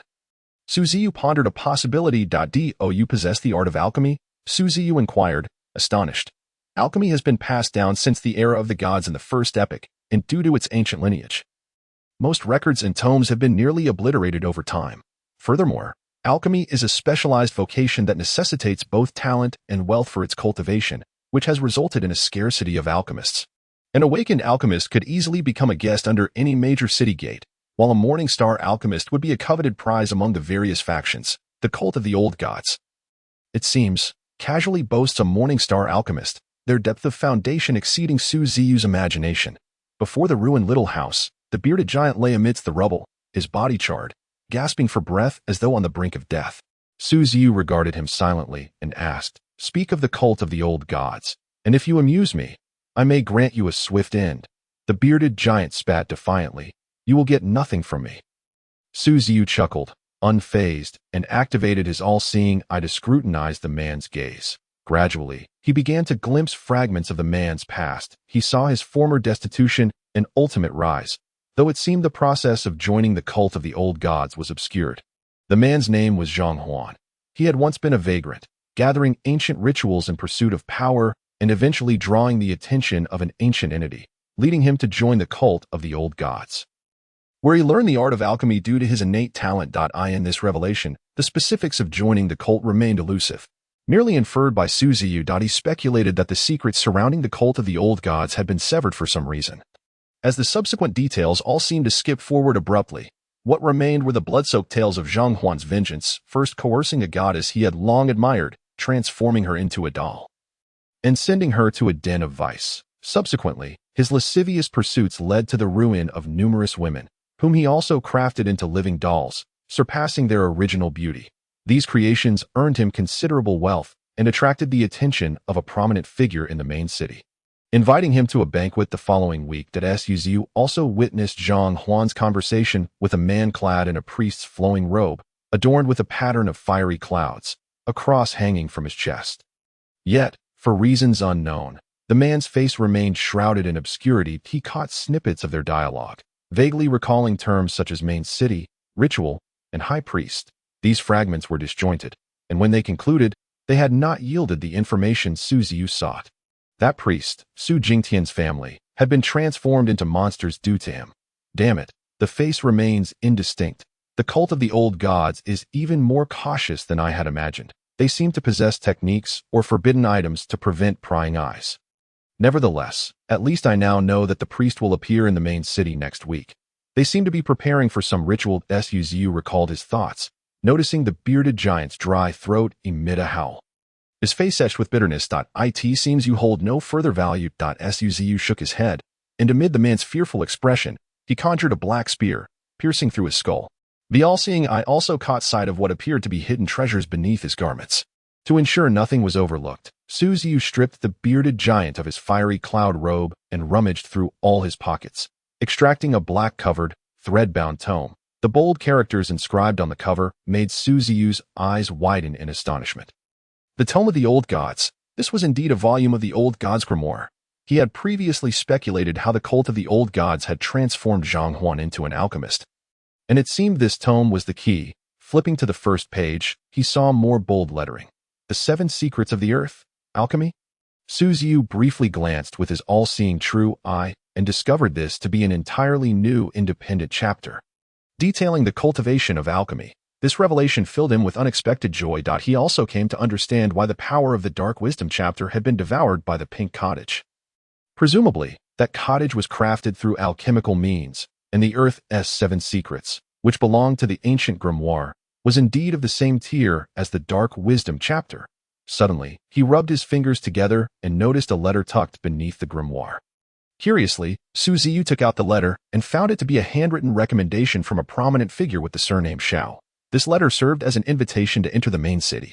In this world, the hierarchy is strictly enforced. Those within the main city pride themselves as superior beings, while residents of the outer citadels are viewed as refugees, requiring merit or time to gain entry into the main city.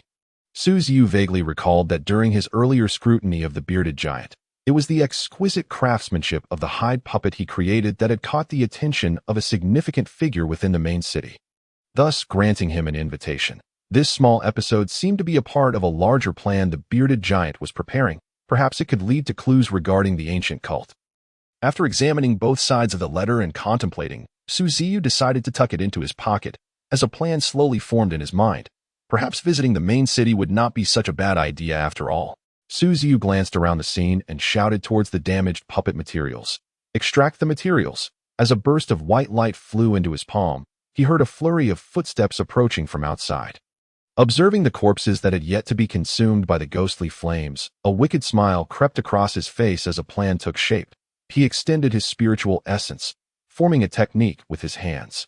The sewage and dark matter within the sewer began to amalgamate, seemingly crafting some sort of magical creature. The footsteps grew increasingly hurried and cautious.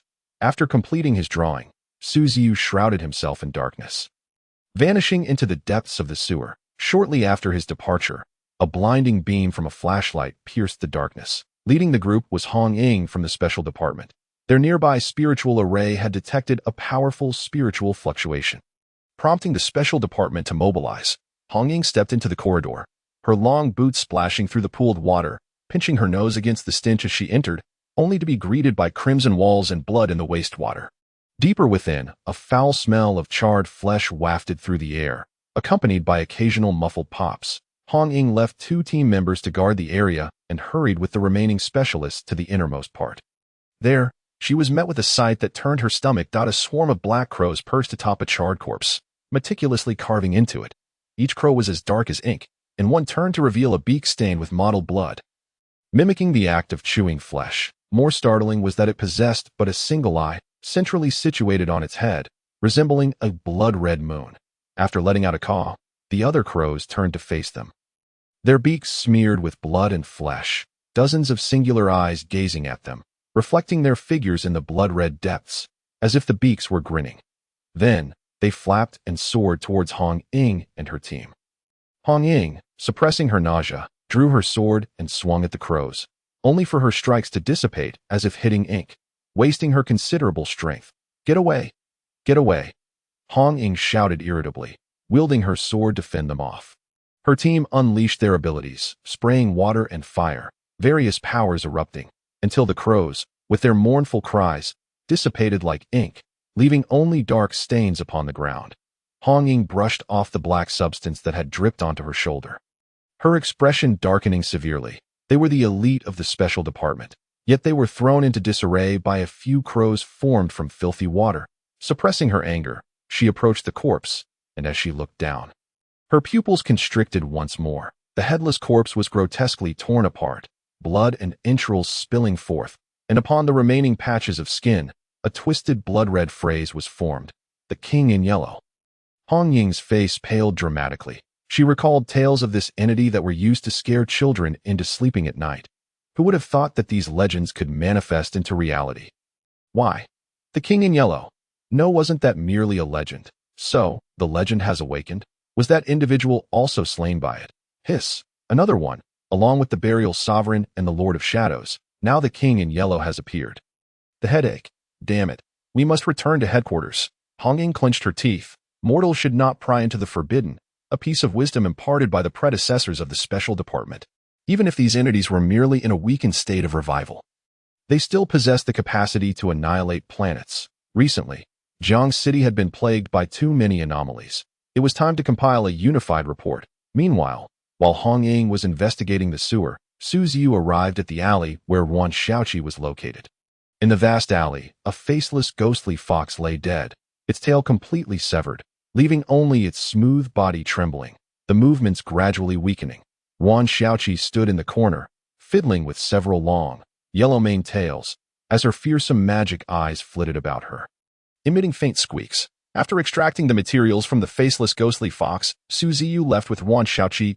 As darkness descended and enveloped their forms, they reappeared 5 kilometers away in an abandoned factory. Inside the factory, the enraged knight atop his black steed suddenly brightened, the flames in his eye sockets glowing more intensely as he beheld the rising black mist not far away. Ziyu stepped forth from within. The enraged knight promptly leaped from his mount, kneeling respectfully on the ground, clasping his hands and declaring, "Master, everything has been resolved as you instructed." Ziyu surveyed his surroundings, nodding in satisfaction. Not bad. The ground was strewn with corpses and various organs. To others, it might resemble a slaughterhouse, but to Ziyu, it was nothing less than a treasure trove of materials. Each corpse lay there, each one a resource. His gaze fell upon a blue-haired cultist. If memory served correctly, these individuals fancied themselves followers of the Serpent of Calamity, worshipping a sea serpent deity. Each cultist bore signs of distortion and mutation. Most notably, their feet had transformed into serpentine tails, while a priestly figure among them had undergone a mutation starting from his head, resembling a snake with a slippery, scaled body, as if freshly pulled from the water. After extracting the materials, Ziyu moved to several other corpses, belonging to the grotesque circus led by the clown commander, who worshipped the abnormal mother, their bodies displaying severe asymmetry and distortion, crumbling to dust upon material extraction. Lastly, there were the cultists led by the woman in the qipao. Ziyu already knew that this sect was commanded by Zhang Huan.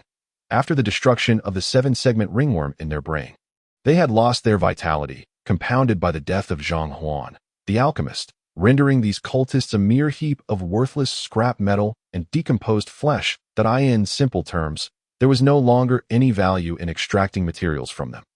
However, analyzing these corpses alongside his previous encounter with the bear-like man, Ziyu began to grasp how Zhang Huan crafted the hide puppets. First, he would mold a human model through alchemy, then implant creatures like the 7-segment ringworm into the brain, connecting the nerve pathways, and finally awaken the ringworms to achieve control. While the technique was not particularly sophisticated, it was exceedingly clandestine. The bear-like man's repeated appearances at the night market without detection illustrated that these hide puppets appeared no different from ordinary humans to low-tier extraordinary beings.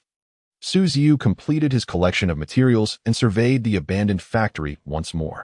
Though it lay 30 kilometers from the city center, it was still his territory, while the core materials had been extracted. The blood and decaying flesh littering the ground remained uncleaned, creating an unsettling atmosphere. Fury. Ziyu suddenly adopted a serious expression and shouted. Here, the furious knight hurriedly advanced, kneeling on one knee. You have made the greatest contribution in guarding the factory this time. I shall bestow upon you a portion of authority, Ziyu remarked slowly, gazing into the deep-set eyes of the knight. The flames on the knight's face flared up with fervor, some even seeping through the crevices of his armor.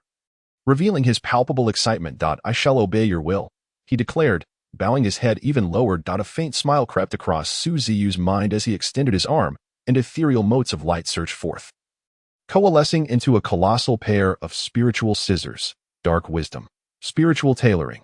Much like the previous occasion at the asylum, he intended to utilize the flesh and blood of these cultists to facilitate the knight's next evolution, thereby better equipping the ghostly army. From the scattered corpses, grotesque, non-human spiritual entities emerged, crackling as the spiritual scissors swiftly descended. Their spirits and flesh were pulled into a swirling dance, encircling the furious knight. Meanwhile, a white warhorse galloped over, standing beside the knight as layers of flesh-like threads ensnared them, ultimately transforming into a massive cocoon.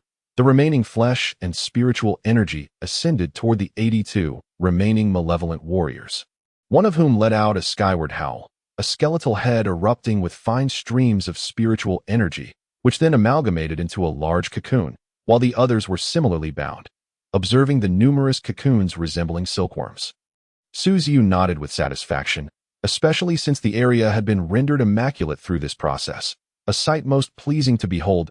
As he awaited their hatching, Ziyu's consciousness delved into the system space. Where the materials had nearly accumulated sufficiently, it was time to commence editing new monsters. In the dim, chaotic space, a seemingly ceaseless current of chaos swirled, markedly different from the prior boundless emptiness. In the distant sky, an incomprehensibly colossal shadow loomed, a dragon-headed demon with willow-like arms perpetually waving, its vertical pupil eyes glimmering. A cloak woven from shadows billowed behind it, its hem seemingly submerged in darkness, obscuring its true visage. While sporadic flashes of fearsome eyes could be glimpsed, the breath of the primal demon and the flow of chaotic energies in the space harmonized in an eerie synchrony. Beneath this terrifying being, an endless ocean swayed, dark as black sesame porridge. The chaos sea had burgeoned within the consciousness space, with most of the primal demon's form concealed beneath that dark expanse. This evoked in Ziyu the renowned iceberg theory. The visible part was merely a fraction, while the true body remained hidden beneath the surface. It was conceivable that the primal demon mirrored this phenomenon. Imagining the magnitude of its emergence from the chaos sea was unfathomable. After calming his thoughts, Ziyu gazed at the swirling, multicolored materials in addition to a wisp of the essence of unity, 5-star, the rootless tendrils, 3-star, and the cursed black soul, 4-star. Several new materials had been acquired. These included Calamity Serpent Tail, 3-star, sourced from the cultists of the Calamity Serpent Society, who worshipped the sea god and harnessed its power. The sea god, also known as the serpent god of the sea, is associated with calamity. Tales tell of fishing vessels that disregard their worship, only to encounter storms and extreme weather, ultimately perishing at sea. This material embodies calamity's power and is quite valuable. Faceless Enigmatic Fox's Corpse, 3.5-star, a high-tier creation by a Morningstar alchemist. Utilizing a solitary snow mountain fox as the core vessel, infused with the spirits of 100 women, and refined through alchemy. It possesses initial Morningstar strength at birth and a formidable potential for growth, making it an excellent container material. The eccentric smile of the jester, 3-star, derived from the professional smiles of priests and followers of the eccentric cult, who revere the mother of eccentricity. Their smiles can evoke panic, fear, and rage in humans, making it a promising material if utilized wisely. After organizing, the system space retained a total of 6 materials rated 3 stars and above. A wisp of the essence of unity, 5-star. Rootless tendrils, 3-star. Calamity Serpent Tail, 3-star. Cursed Black Soul, 4-star. Faceless Enigmatic Fox's Corpse, 3.5-star. And the eccentric smile of the jester, 3-star. Naturally, there were numerous lower-tier materials, such as the corpse and entrails of the sea serpent. But Ziyu had grown somewhat disdainful of these 2-star materials, fearing they might lower the system's rating during editing, especially with a 5-star material at hand. He contemplated finding a place to sell these low-tier materials instead. For convenience, having made preparations, Ziyu opened his eyes once more, his pupils now consumed by darkness. As he once again floated in midair, the ground trembled as the 100-eyed furnace obediently rose, akin to a volcanic eruption. With a gesture, a sphere of the essence of unity, 5-star, soared towards him and gently fell into the furnace, instantly engulfed by the creation magma, producing bubbling sounds. The essence of unity appeared as a small glowing orb, revealing different facets from various angles, its brilliance akin to the sun that if not in the system space, gazing directly at it could potentially harm one's eyes. With a plop, the luminous orb melded with the creation magma, instantly transforming the magma into a golden expanse, reminiscent of a sunlit ocean. Subsequently, Ziyu beckoned once more, introducing the faceless, enigmatic fox's corpse. However, this corpse, due to Ruan Xiaoqi's playful antics, had lost its tail. Now enveloped in the radiant creation magma, with each cell permeated by golden bubbles. Once every inch of the faceless fox's corpse was stained with the essence of unity, Ziyu signaled again, successively adding the rootless tendrils, 3-star, the eccentric smile of the jester, 3-star, and hundreds of calamity serpent tails, 3-star. The rootless tendrils transformed into skeletal structures, supporting the withered body of the faceless enigmatic fox, while the calamity serpent tails surged in, vying to occupy the fox's form. Yet, under the influence of the creation magma and the essence of unity, only 99 tails remained able to sway. It seemed a certain law was at play. The rules of creation and the heavenly way could not be defied. The 99 serpent tails claimed the fox's rear, becoming its tail, each undulating with the evolution of serpent heads at their tips, resembling snakes sprouting from its tail, albeit lacking expressions to it this moment. The eccentric smile of the jester came into play. It adorned the tips of the serpent tails, creating bizarre and peculiar expressions, though they were serpents. They bore grotesque visages akin to human faces, inducing chills merely at the sight. The bones formed from the rootless tendrils also gleamed with a golden luster, tempered by the creation magma. The faceless enigmatic fox rose again, howling and shrieking skyward, its 99 tails undulating in unison, the bizarre serpent heads contorting into various frightful expressions, tormenting the mind. That a stream of creation magma flowed towards the fox's tail, and the sole remaining rootless tendril darted forth from among the 99 tails, wrapping itself in the magma, elongating into a longer tail, its tip revealing a grotesque smile reminiscent of humanity. In that moment, the 100-tailed serpent fox was born. Roar, hiss. All the eyes of the 100-eyed furnace widened in astonishment, emitting a rush of white vapor, contracting into a cocoon. As the cocoon compressed, the immense form of the faceless enigmatic fox gradually emerged. At this juncture, Ziyu also lifted the constraints of the system space, and the fox stomped down, shattering the floor of the hotel, its colossal frame occupying a significant portion of the living room, its head nearly grazing the ceiling. Gazing upon this behemoth, Ziyu marveled at his fortuitous choice of a spacious room. Otherwise, a smaller one would have been utterly inadequate for such a creature. The current faceless enigmatic fox could be aptly termed the 100-tailed serpent fox, for each of its tails resembled writhing sea serpents, their heads sporadically manifesting various grotesque expressions, sending shivers down one's spine. Simultaneously, the voice of the system resonated in Ziyu's mind. Ding! Congratulations, host, on successfully editing the monster 100-tailed serpent fox, 4-star. The 100-tailed serpent fox draws upon the essence of unity among all things to serve as its heart, generating blood and cells throughout its formidable body. Complemented by the alluring, faceless ghost fox's remains, it constructs a skeletal framework from rootless whiskers, thereby enhancing its physical resilience against impacts.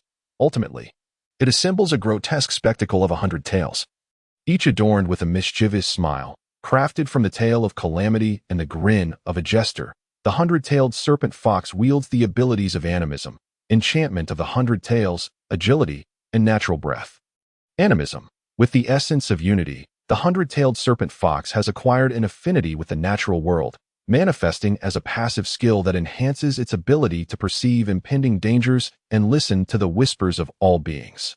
It also possesses the power to manipulate vital energy, capable of effortlessly siphoning the life force from any entity it encounters, prompting all living things to retreat in its presence. Enchantment of the 100 tails, possessing the body of the beguiling faceless ghost fox, it emanates an innate charm. Any target that gazes upon the peculiar smile of its tail shall momentarily succumb to a state of mental disarray, the effects varying according to the target's strength. Agility. The 100-tailed serpent fox boasts exceptional athleticism, effortlessly traversing any terrain. Upon activation, its speed is significantly enhanced, allowing for swift movement. Natural breath. Harnessing the power of all things, this skill concentrates energy into a singularity. The more abundant the natural energy in the vicinity, the greater its destructive potential. Ding. The creature has been successfully edited. The hundred-tailed serpent fox at the Stardust initial stage. Rating. Perfect. Rating scale. Ordinary. Good. Excellent. Perfect. Supreme. Mythical. Ding. The host will receive 1/8 of the hundred-tailed serpent fox's spiritual power. Ding. The host may choose 2 of the aforementioned skills to solidify. All 4 skills are formidable. After careful consideration, Ziyu selected Animism and Natural Breath. Animism, a passive skill, boasts exceptional effects, capable of directly siphoning natural life while enhancing crisis perception. Truly a divine technique. Natural Breath, on the other hand, serves to augment offensive capabilities, condensing the power of all things. In a primordial forest or a grove abundant with trees, this skill would prove immensely potent. Let us not forget, the wilderness beyond the city is already shrouded in a plethora of vegetation, teeming with natural energy. I choose Animism and Natural Breath. Ziyu murmured softly. Ding. Skill solidification successful. As the system's voice resonated, Ziyu felt a warm surge of energy coursing through his body, not only amplifying his spiritual power to the pinnacle of the Stardust initial stage, but also granting him mastery over 2 additional skills. However, as he gazed upon the imposing form of the hundred-tailed serpent fox, he found himself in a quandary. Keeping such a large creature by his side seemed perilous. It would undoubtedly draw unwanted attention. Perhaps sensing Ziyu's thoughts, the figure of the hundred-tailed serpent fox became translucent, gradually fading from view. With a splash, Ziyu perceived a sound akin to something plunging into water within his mind, connecting him to the system's space where he beheld the hundred-tailed serpent fox immersed in the chaotic sea. This white-furred creature had submerged its massive form beneath the surface, leaving only its adorable little head afloat. It was at this moment that Ziyu realized that the dark expanse he had perceived as the chaotic sea was, in fact, his own subconscious. The concept of the subconscious ocean is a psychological notion, supported by numerous academic papers in his past life. He was astonished to discover its existence in this realm, even witnessing it manifest physically. This ocean, composed of chaotic currents, belonged solely to Ziyu's subconscious, with the primal demon god, the hundred-tailed serpent fox residing beneath its surface. Summoning it would now be as effortless as a mere thought. Indeed, this was quite splendid. Ziyu nodded in satisfaction, surmising that the chaotic sea was a newfound ability acquired after ascending to the Stardust stage, illuminating a fragment of the primal demon god's foundation. Much like a miniature storage space, it was a rather useful skill. In high spirits, Ziyu exited the system space, his gaze falling upon the impending rupture of the flesh cocoon. These cocoons pulsated rhythmically, akin to a heartbeat, swelling and contracting with remarkable regularity. After a few more moments, the cocoon representing fury fractured, fissures appearing and expanding until it burst open with a resounding pop, revealing the Fury Knight astride his steed. The Fury Knight wielded an even more colossal greatsword, its length capable of resting upon the ground, exuding an aura of the yellow springs. His helmet sported 2 demonic horns, intensifying his fearsome presence. Now possessing strength at the pinnacle of the Stardust initial stage, the warhorse donned a helmet as well, its white fur ablaze with vibrant, ghostly flames, its eyes bright and full of wrath. The Fury Knight's formidable appearance exuded the essence of a great general. Simultaneously, numerous flesh cocoons ruptured, unleashing stout arms, one of which stood out. It was more robust, with skin so translucent and pale that the flowing veins within were visible. Black cellular factors coursing through them. As it fully emerged, it brandished an exaggerated scythe, resting it upon its shoulder as if it were half a person in height, its sharp blade gleaming with a brilliant sheen. Marred by ancient bloodstains, though its stature was less imposing than that of the Fury Knight, standing under 2 meters tall, its eye sockets were shrouded in profound darkness, resembling a hasty sketch by an artist. Its emaciated form revealed a heart akin to a black gemstone, flanked by withered arms and delicate fingers, dark factors flowing within its bones, reminiscent of human blood cells. This form was unmistakably that of a malevolent spirit puppet in its second phase. Ziyu gazed upon it, a term inexplicably surfacing in his mind, and without hesitation, he proclaimed, "From this moment forth, you shall be known as the God of Greed." Upon the utterance of his words, the heart within its chest, resembling a black gemstone, began to pulse vigorously, seemingly imbued with life, as the dark factors surged rapidly. Before Ziyu's eyes, new data materialized regarding greed and fury. Fury Knight. the pinnacle of the second phase of the malevolent spirit puppet. Inheriting the celestial path of the underworld, awakening self-awareness, exhibiting fierce combat prowess, wielding the Yellow Springs greatsword, it can inflict harm upon both flesh and spirit, delivering dual damage. While mounted, its offensive capabilities are greatly amplified. Enabling powerful charges, God of Greed. The second phase of the malevolent spirit puppet, inheriting the celestial path of the underworld, awakening self-awareness, adept at harvesting spirits, and passing judgment upon sins, possessing the hand of greed.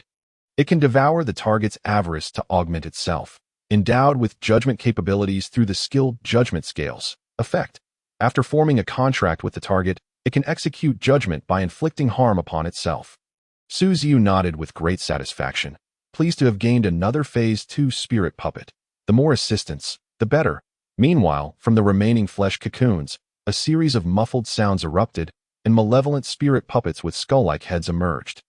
Although still at Phase 1, each exuded the aura of Awakening 9, their skeletal frames now more robust. Witnessing the growing strength of the underworld army, Ziyu felt a surge of delight. He then assigned the remaining malevolent spirit puppets to the management of rage and greed, while he sought a secluded spot to sit down. Retrieving a black-covered, thread-bound tome, this was procured from Zhang Huan, containing another chapter from the ancient grimoire, The 7 Secrets of the Earth, which perfectly complemented the deficiencies of the Dark Wisdom chapter at INA state where the all-seeing true I was activated. Ziyu suddenly sensed the words within the book come to life. Each twisted, archaic character transformed into something vivid, and the interconnected phrases became remarkably easier to comprehend. This revelation brought him joy.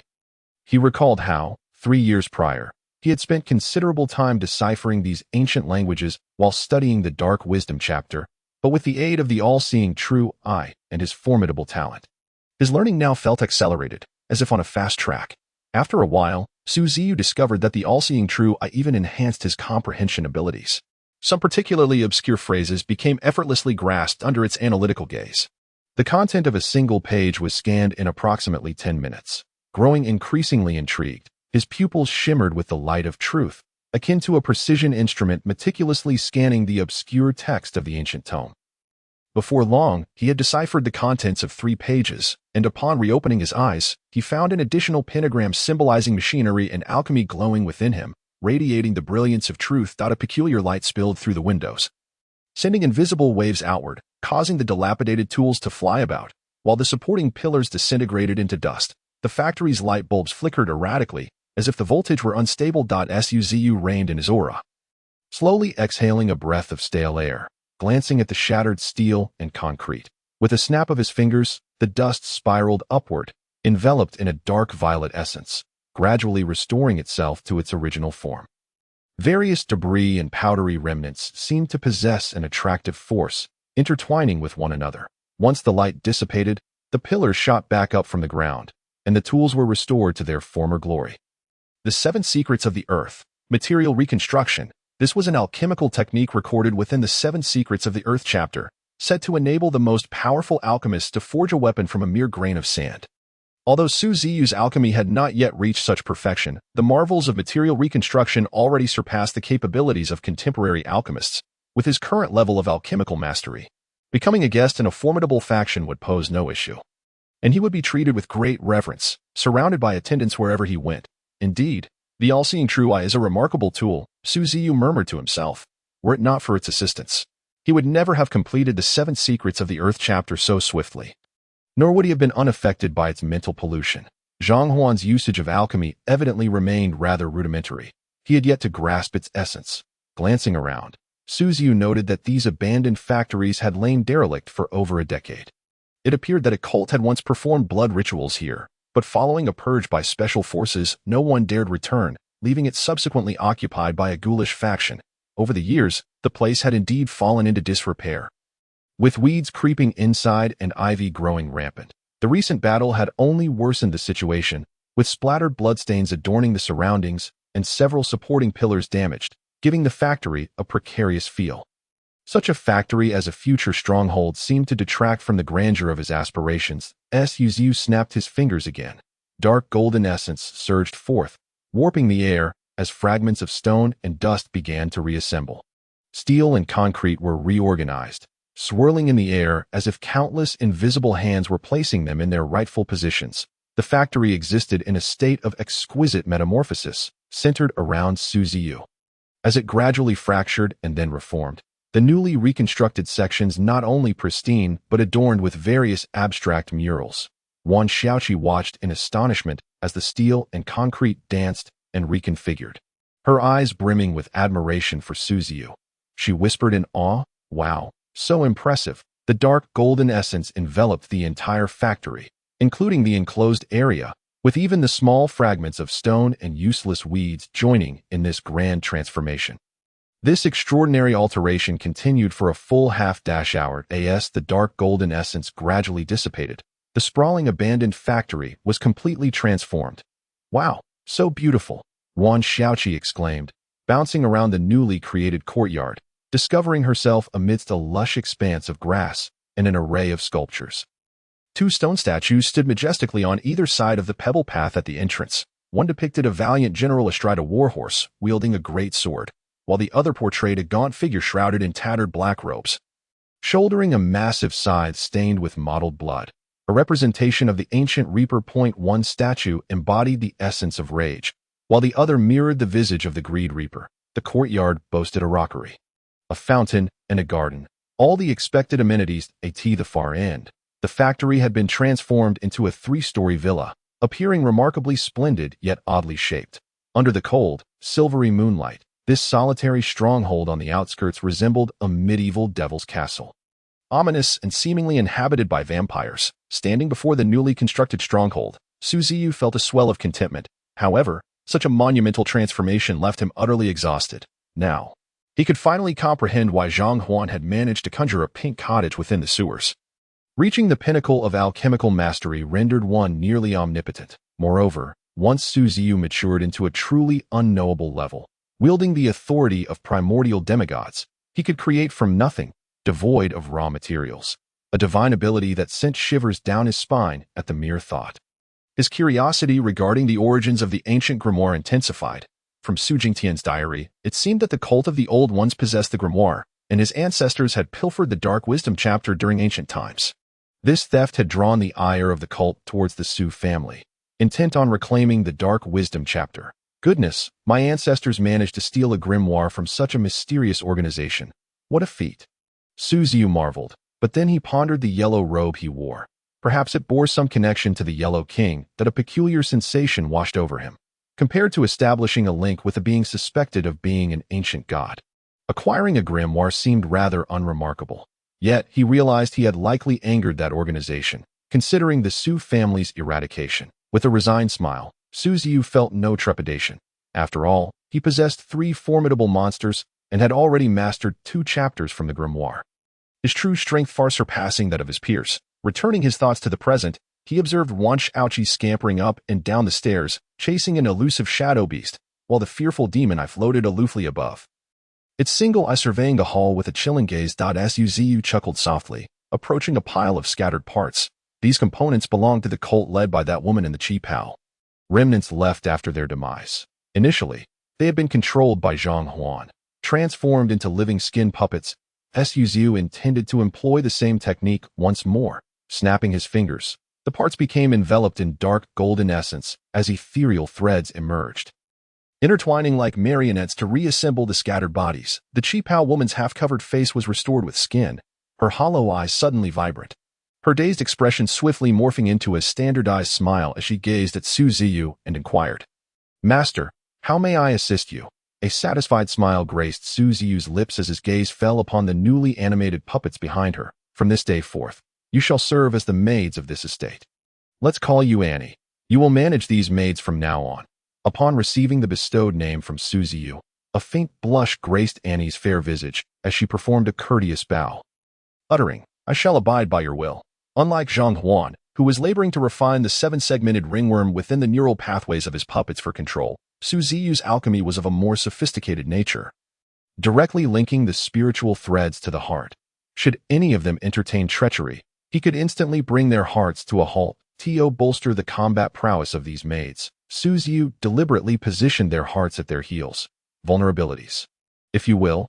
rendering them virtually immortal unless one could strike at their heels. This was indeed more ingenious than Zhang Huan's method of implanting the 7-segmented ringworm within the neural pathways of his puppets. Imagine, in a skirmish, who would first consider targeting another's heels? Snap! Ziyu snapped his fingers, transforming the fiery cloud robes adorning Annie and her fellow prospective maids into proper maid outfits. After all, a maid must embody the essence of a maid. Under Ziyu's watchful gaze, Annie led her cohort of maids into the throes of their newfound duties. Meanwhile, wrath and greed, taking on human forms, led the spectral army of the underworld, with greed appointed as the steward and wrath continuing to command the nightly order. Serving as the armed force to safeguard the estate, thus, the manor functioned like a well-oiled machine, operating with remarkable efficiency. Moreover, no one could have fathomed that within this estate, aside from Ziyu and Huan Shaoqi, there existed not a single living soul. Reclining upon the sofa, Ziyu observed the diligent efforts of his entourage as they adorned the manor and villa, procuring a myriad of implements, and he was overwhelmed with a myriad of emotions. It must be said, alchemy proved to be exceedingly useful. Gradually, however, Ziyu began to feel a sense of despondency. Having exhausted his spiritual essence during the factory's transformation, he succumbed to a deep slumber upon contact with the sofa.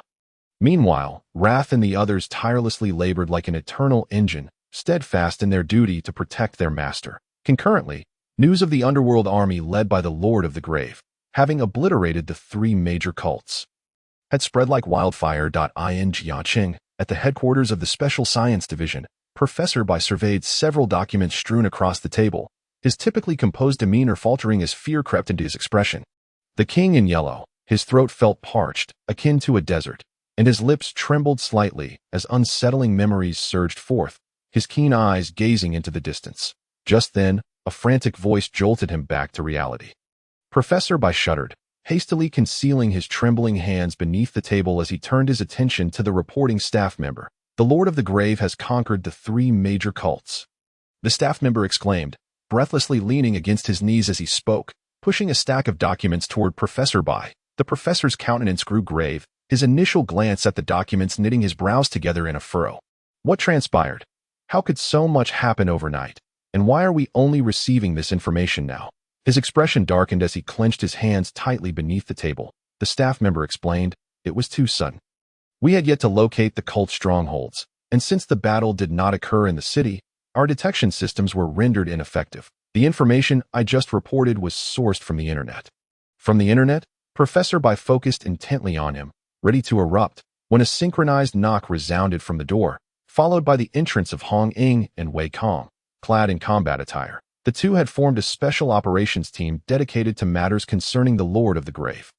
Hong Ying gestured for the staff member to depart and turned to Professor Bai with a resigned expression. Allow us to elucidate the situation. Hong Ying and Wei Kong seated themselves before Professor Bai. And as Hong Ying's gaze flitted over the documents regarding the King in Yellow, she thought to herself that the professor still harbored concerns about that affair, recalling her harrowing experience in the sewers. She deemed it the most humiliating moment of her assignments thus far. What is going on? Professor Bai's expression darkened further, his tone sharper than usual. It is as follows. Hong Ying straightened her posture, pushing her notebook toward Professor Bai, explaining, please view the footage above. It has been circulating online since yesterday. Wei Kong nodded in agreement, adding, moreover, it was not released on a platform exclusive to the extraordinary. It was disseminated across the entire internet. The uproar surrounding this matter is unprecedented. Professor Bai fell silent, his gaze fixed on the screen, his expression unable to maintain its composure. The screen displayed a mere 5 seconds of video footage. The content revealed Wrath and other malevolent spirits receiving an amplification of power from the underworld's celestial law and the primordial demonic will, subsequently launching an assault on the 3 major cults. The cacophony of battle cries echoed throughout, even through the screen, evoking a sense of shock. Blood, brain matter, serpentine cultists adorned with grotesquely painted clown motifs, and a horde of headless beings capable of reattachment. An undead faction of the fiery cloud cult formed a visually striking tableau. This amalgamation of elements rendered the video an instant sensation, catapulting it to the top of trending topics within 5 minutes and garnering millions of likes as a day and night passed. Although the video was subsequently taken down due to its graphic content, it had already been copied countless times by various individuals, leading to an influx of posts pleading for resources. Some saw curiosity, while others wished to witness the true essence of a grand spectacle. After all, for centuries following the cataclysm, human existence had been relatively tranquil, particularly for those residing within the city. For the cultists, death and bloodshed seemed like distant memories. Professor Bai retrieved a cigarette, attempting to light it, but failing to find his lighter. Fortunately, Wei Kong swiftly assisted him. After exhaling a plume of smoke, he inquired, "Who released this?" There were no identifying markers, and the tech department has pursued numerous leads, all leading to false IP addresses. This video appears to have materialized out of thin air, devoid of any prior indication. Hong Ing clarified. Wei Kong lit his own cigarette, turning to add, "The tech department speculates that someone utilized extraordinary abilities to infiltrate the terminal system, releasing it through the account of a netizen. That account has since been deactivated, and the individual has been apprehended, yet remains unresponsive." Professor Bai sighed, noticing that his cigarette had dwindled significantly without his awareness. Letting the ash fall, he spoke gravely, "We are being toyed with by these entities. First, suppress this video, then collaborate with the relevant departments. Anyone who continues to disseminate it shall face criminal charges." Sigh. What precisely does this Lord of the Grave intend? Hey, brother. Where can I join the Lord of the Grave's underworld army? Seriously, that would be so epic. Slaying cultists, eradicating evil, just like the heroes in anime. That guy wielding the great sword is genuinely impressive. If I joined the underworld army, would I have a chance to be like him? It's akin to being a legendary general of yore, drunkenly lying on the battlefield, while others laugh, who returns from ancient battles. It's so carefree, isn't it? Ha! That's bold. Brother, if the underworld army is recruiting, be sure to let me know. Damn, I've despised those cultists for ages, causing chaos and devouring people. My grandmother was a victim of cultists. I am eternally grateful to the Lord of the Grave for ridding us of such malevolence. Cut it out. If anyone gets the chance, they should definitely sneak in. Who would reveal it? Becoming part of the underworld army, fighting for the Lord of the Grave and annihilating those cultists? Just thinking about it is exhilarating. Such sentiments proliferated, and Ziyu found himself overwhelmed by the sheer volume. Bored the previous night, he had whimsically crafted a brief video and shared it online, never anticipating it would incite such fervent discussion. Some even expressed a desire to join the underworld army. Ziyu glanced at the furious figure beside him, impeccably dressed in a suit and standing rigidly. He mused to himself that while the man was indeed handsome, he was no longer human. It intrigued him to ponder how the online community would react upon learning that he could no longer be a person. However, this was merely a light-hearted jest aimed at the special department, serving as a subtle pressure to instill a sense of tension and anxiety regarding their presence.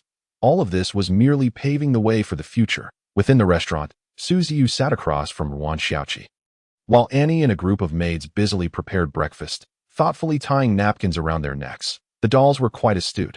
After some training, they had learned how to be proficient maids. Ziyu felt that this manner resembled a paradise, undisturbed by outside interference. If he were to remain here alone, quietly savoring life, it would indeed be a delightful choice. Unfortunately, such a desire was not easily realized. The old cult still had its eyes on him, and that priest was intent on reclaiming the grimoire, with dangers still lurking.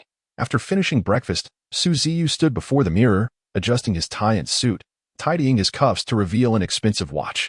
His hair was neatly combed, and with a snap of his fingers, his facial features transformed rapidly. His muscles elongated, cheekbones rose, forehead widened, and a full beard adorned his chin, giving him a rugged appearance that exuded a sense of newfound wealth. At that moment, the reflection in the mirror morphed into that of Zhang Huan. This was a particular application of alchemy known as the Earth's 7 Secrets, faceless mimicry, allowing for arbitrary alterations of one's appearance and physique. He adopted Zhang Huan's visage to attend tonight's banquet.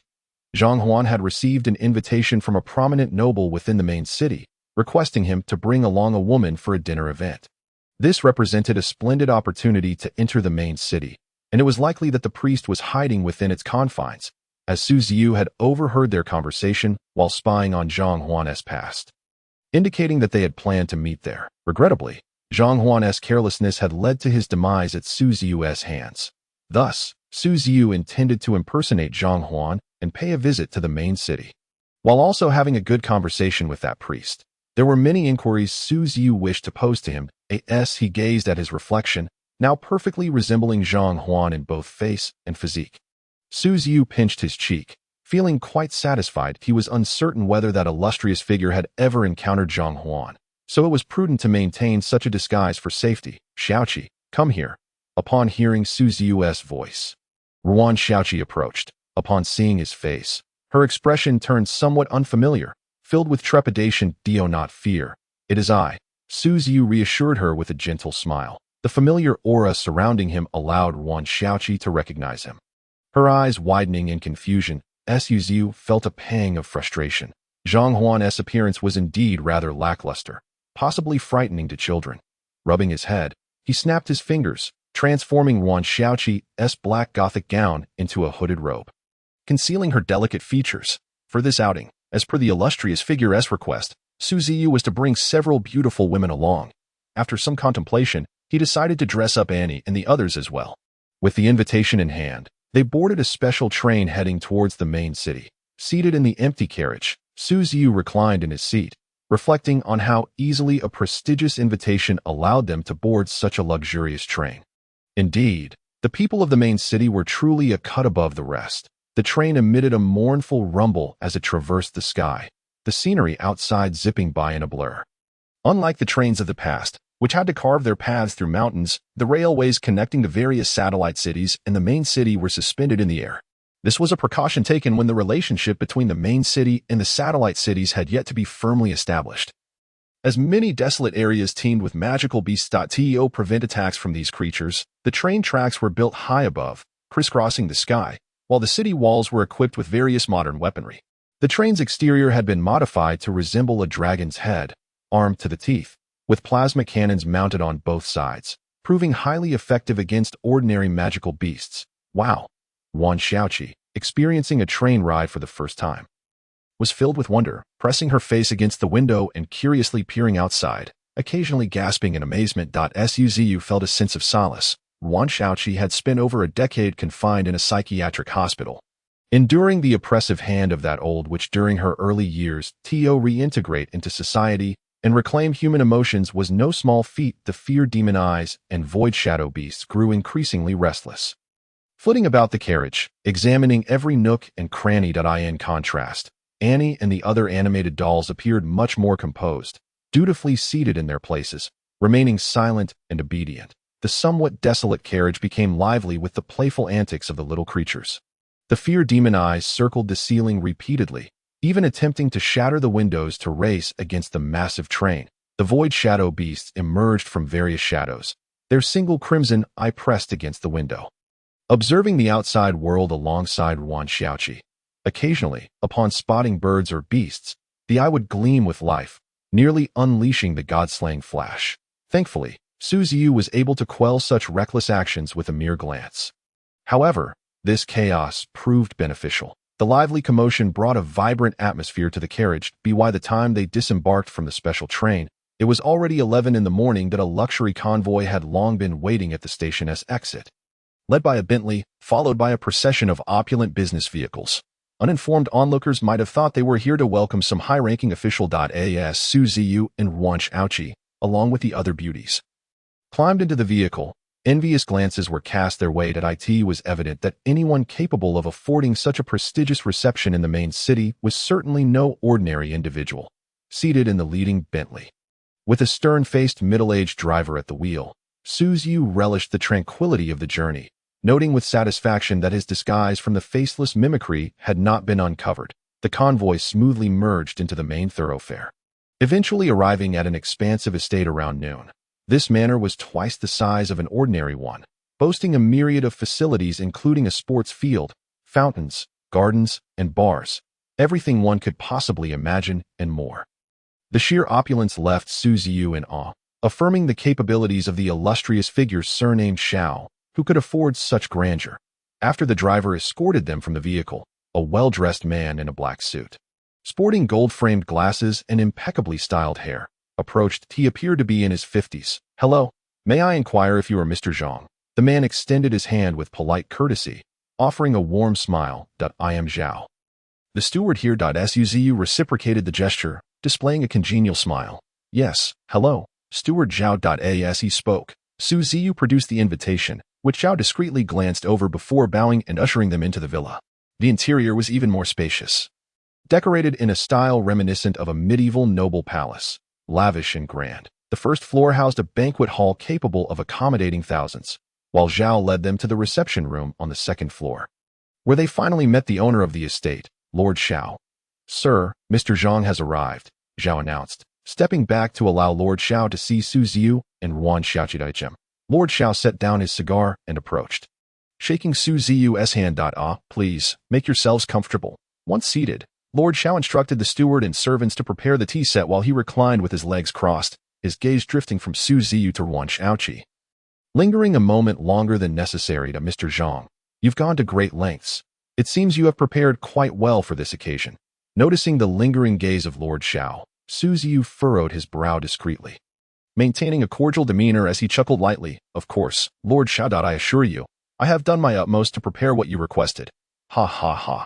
Lord Xiao chuckled heartily, clasping his hands on his lap, fixing his serious gaze upon Su Ziyu. With your assurance, I can rest easy. Once you deliver the goods, what you desire shall naturally be in abundance. What I desire. At first, Su Ziyu was taken aback, but he quickly regained his composure, realizing that what old Master Xiao referred to was likely something Zhang Huan desired. After a brief exchange, Su Ziyu grasped the situation. It appeared that Zhang Huan sought some possession of this grand aristocrat, while the nobleman seemed to be in pursuit of women. Quite a reasonable transaction. Indeed. A smirk of amusement flickered across Su Ziyu's mind as he controlled his gaze to reveal a fleeting glint of greed before he stated, pleasure in cooperation. With a hearty laugh, old Master Xiao offered Su Ziyu a cigar, striking a match with a cheerful chuckle. Pleasure in cooperation. Shortly thereafter, Butler Zhao entered with tea leaves and utensils, preparing a delightful brew for them. After savoring a splendid cigar and the fragrant tea, Su Ziyu was escorted to a guest room on the third floor, while Wan Xiaoqi, Annie, and the other maids were taken elsewhere. In the room, Su Ziyu employed his all-seeing eye to ensure there were no surveillance devices, locking the door and drawing the curtains before settling onto the bed, his thoughts swirling chaotically. Having come here in place of Zhang Huan, he found himself puzzled about old Master Zhao's motive for gathering so many women. Furthermore, he was uncertain whether this transaction was a personal endeavor of Zhang Huan or an operation orchestrated by the remnants of the old cult. Su Ziyu leaned towards the former. However, the way the old man gazed at Wan Xiaoqi was rather unsettling. Could it be lust? Regardless, Su Ziyu reassured himself. Having ascended to the Morning Star, he doubted he could be easily consumed by others. On the second floor, in the parlor, the dim lighting cast shadows upon old Master Xiao, Butler Zhao, and a pale, defiant young man seated on the couch, their expressions tinged with excitement. Finally, the goods had arrived. Those maids, so alluring, merely gazing at them made one salivate. Old Master Zhao's wrinkled visage illuminated with a fervent gleam, casting an ominous shadow under the dim light. The young man, emboldened, licked his lips, revealing several studs embedded in his tongue, a sight both seductive and bizarre. With a sinister chuckle, he remarked, "Hee, and that little sister. I find her quite appealing. I can hardly contain myself." Only Butler Zhao maintained a semblance of calm, controlling his excitement as he tightened and then released his grip on his trousers repeatedly. "Old Master, young Master Xiao, let us remain composed. The goods will be ready for enjoyment tonight. But how shall we handle Mr. Zhang?" Old Master Xiao snorted derisively, a playful smile gracing his lips. "Handle him, just as we always have. He seeks to obtain something from me without considering his own capabilities. I eagerly anticipate his expression tonight." "Understood, sir." As the conversation unfolded, Butler Zhao noticed the young man's growing impatience, adjusting his glasses as he whispered, "Young master, there is still..." Before he could finish, the young man's face transformed into a look of rapture as he dashed towards a storage room at the back of the second floor. Twisting a wall lamp to everyone's surprise, a hidden door emerged behind the bookshelf. Shrouded in darkness, dear, old Master Xiao and Butler Zhao followed suit, exchanging glances before stepping into the cellar. The shadows enveloped their figures entirely, while a small silhouette attempted to slip in unnoticed. However, sensing something amiss at the entrance, it retreated, causing the concealed door to shut automatically. The void shadow beast revealed its crimson eye, swelling as if to break through the hidden door. Yet under Su Ziyu's mental command, it relinquished the endeavor. melding into the shadows and swiftly departing. So it is, Ziyu pondered, stroking his chin thoughtfully after receiving the report from the Void Shadow Beast. To err on the side of caution, he instructed the creature to track Old Master Shao, which indeed unveiled some anomalies. For instance, their mention of the cellar and the terrifying spiritual energy emanating from within was enough to deter even the Void Shadow Beast. However, it could ascertain that Annie and Wan Xiaoqi were not in the so-called cellar, as their presence was detectable in a room on the second floor through spiritual threads. They were temporarily safe, allowing Ziyu to breathe a sigh of relief. This family is certainly not to be underestimated. It seems I must remain vigilant, Ziyu silently warned himself. Nonetheless, did they intend to engage in a darker form of deception? A cold smile crept across Ziyu's face. At 8 o'clock, the banquet commenced promptly. Ziyu deliberately chose a secluded corner to sit, relishing the delectable dishes laid before him, his gaze occasionally sweeping across the expansive banquet hall. He activated his all-seeing eye, but found no signs of anomalies. Neither Old Master Shao nor the arriving guests exhibited any indications of mental corruption, heightening Ziyu's alertness through the earlier observations by the Void Shadow Beast.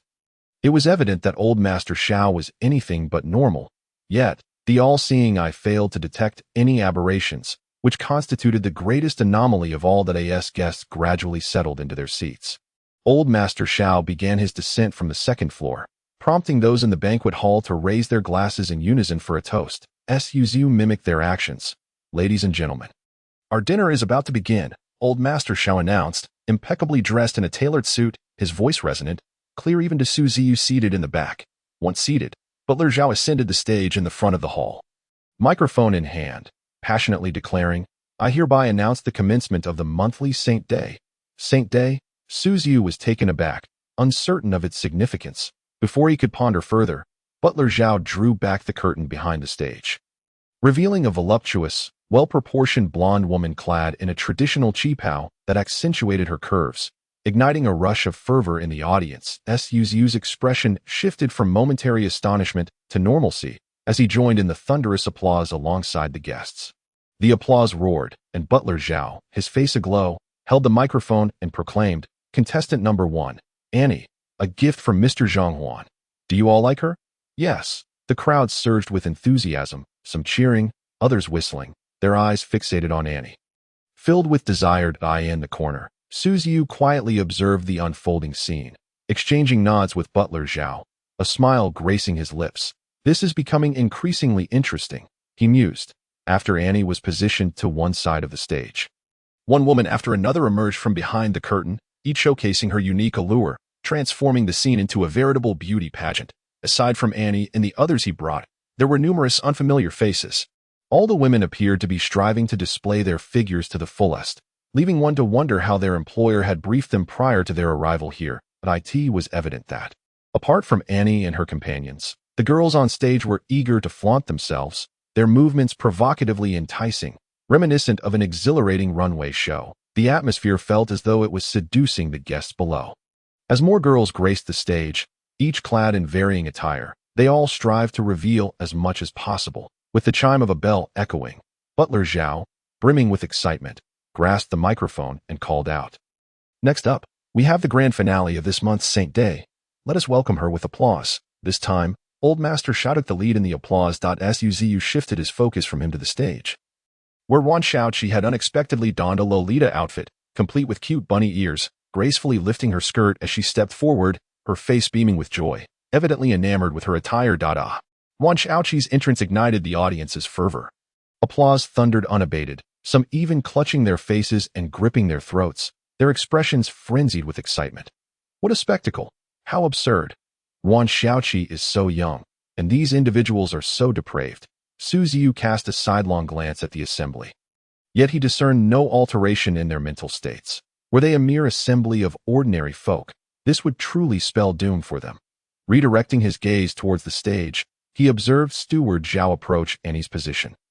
Addressing the gathering with solemnity, let us beseech the divine, offering our gratitude for the bountiful feast. As he spoke, his hands stilled like those of a maestro. The air seemed to freeze, and the guests below gazed at him with wide eyes, a fervent yearning lurking within their depths, as mournful music wafted through the atmosphere, sometimes lingering, sometimes poignant. With a subtle smile, he brought his index finger and thumb together, snap, with a resounding clap of his fingers. Steward Zhao swept his arm dramatically, as if unveiling a grand illusion. Everything seemed transformed. When Ziyu peered forward once more, his pupils quivered slightly. The opulent parlor had morphed into a hellish tableau. Ethereal blue flames encircled the stage, flickering candles adorned the peripheries, and the medieval murals on the walls had transformed into grotesque illustrations by monstrous artists, grotesque and fearsome. Among them were headless giants, three-headed hounds, and colossal locusts resembling spiders. Each depiction was not merely a visual assault, but a torment for the spirit. Moreover, the chandelier above morphed into a ghastly, singular eye, maliciously surveying the realm, while the warm, inviting light turned to a ghastly greenish pallor, casting the guests in a half-green, half-black hue. Each guest exhibited expressions unrecognizable as human. Their eyes were wild and frenzied. When he employed the all-seeing eye once more, it became evident that every single guest's mental essence had turned to darkness. In an instant, Ziyu grasped the truth. The villa had long been obscured by a certain taboo artifact, preventing direct scrutiny of the guest's secrets through the all-seeing eye. It became clear that this was a den of cultists. Yet, Ziyu did not betray any fear. Rather, he braced himself to discern the intentions of Steward Zhao. The steward's expression twisted oddly as he produced a dining knife from some hidden recess. Gesturing ominously before his chest, the unexpected scene had left some girls in a state of shock. They had come here expecting to earn a little extra, only to find themselves ensnared in such a fate. Terror painted their faces, and screams erupted in a cacophony. Suddenly, one girl was seized by the throat, her tongue violently yanked forth, and without a flicker of hesitation, the seemingly docile Zhao struck down with the knife. Licking the blood that splattered onto his lips, this gruesome act rendered two girls beside her unconscious, while others gazed at Zhao with despair, not daring to utter a sound, their hands clasped over their mouths. Zhao retrieved the severed tongue, shaking it mockingly before flinging it aside in midair. The guests, as if entranced by a delicacy, fixated on it with gluttonous eyes, one guest in a white suit snatching the morsel and relishing it.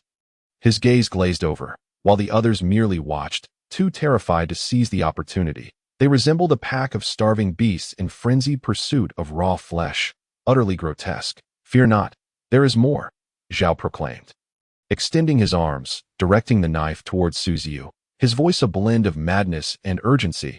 "I wonder how the goods from Mr. Zhang will fare. Shall we sample them? Shall we not?" A chorus of eager voices erupted from the guests who had missed out, some allowing saliva to dribble onto their expensive suits. Following Zhao's indication, the guests turned one by one, their gazes upon Ziyu as though he were prey. Contrary to their expectations, Ziyu did not display the anticipated terror. Instead, facing their malicious stares, he merely tugged at his lips, revealing a broad smile. "Please, enjoy." Hiss. "Ha ha ha ha. This human is quite amusing. I can hardly wait to sever his tongue." Steward Zhao and Lord Zhao exchanged deep, bewildered glances at Ziyu's distinct reaction. In the past, merchants lured to such banquets had invariably been paralyzed with fear at this juncture, some even begging for mercy as they fell to their knees. They had witnessed all manner of human degradation, yet they had never encountered someone as composed as Ziyu. Not only was he calm, but he had the audacity to say, "Please, enjoy," a sentiment that struck them as profoundly abnormal. Zhao and Xiao squinted, as if poised to strike. The guests' clamor grew louder, their desires intensifying, pulling Zhao back to reality as he approached Annie, casting a glance at Ziyu. "Very well, let us commence with her." He sought to read fear upon Ziyu's face, yet was met with unwavering serenity. That a surge of inexplicable fury bubbled within Zhao as he raised the knife and severed Annie's head. However, contrary to expectations, no blood gushed forth, nor were there screams of terror, only a head that, rolling once, continued to gaze at him.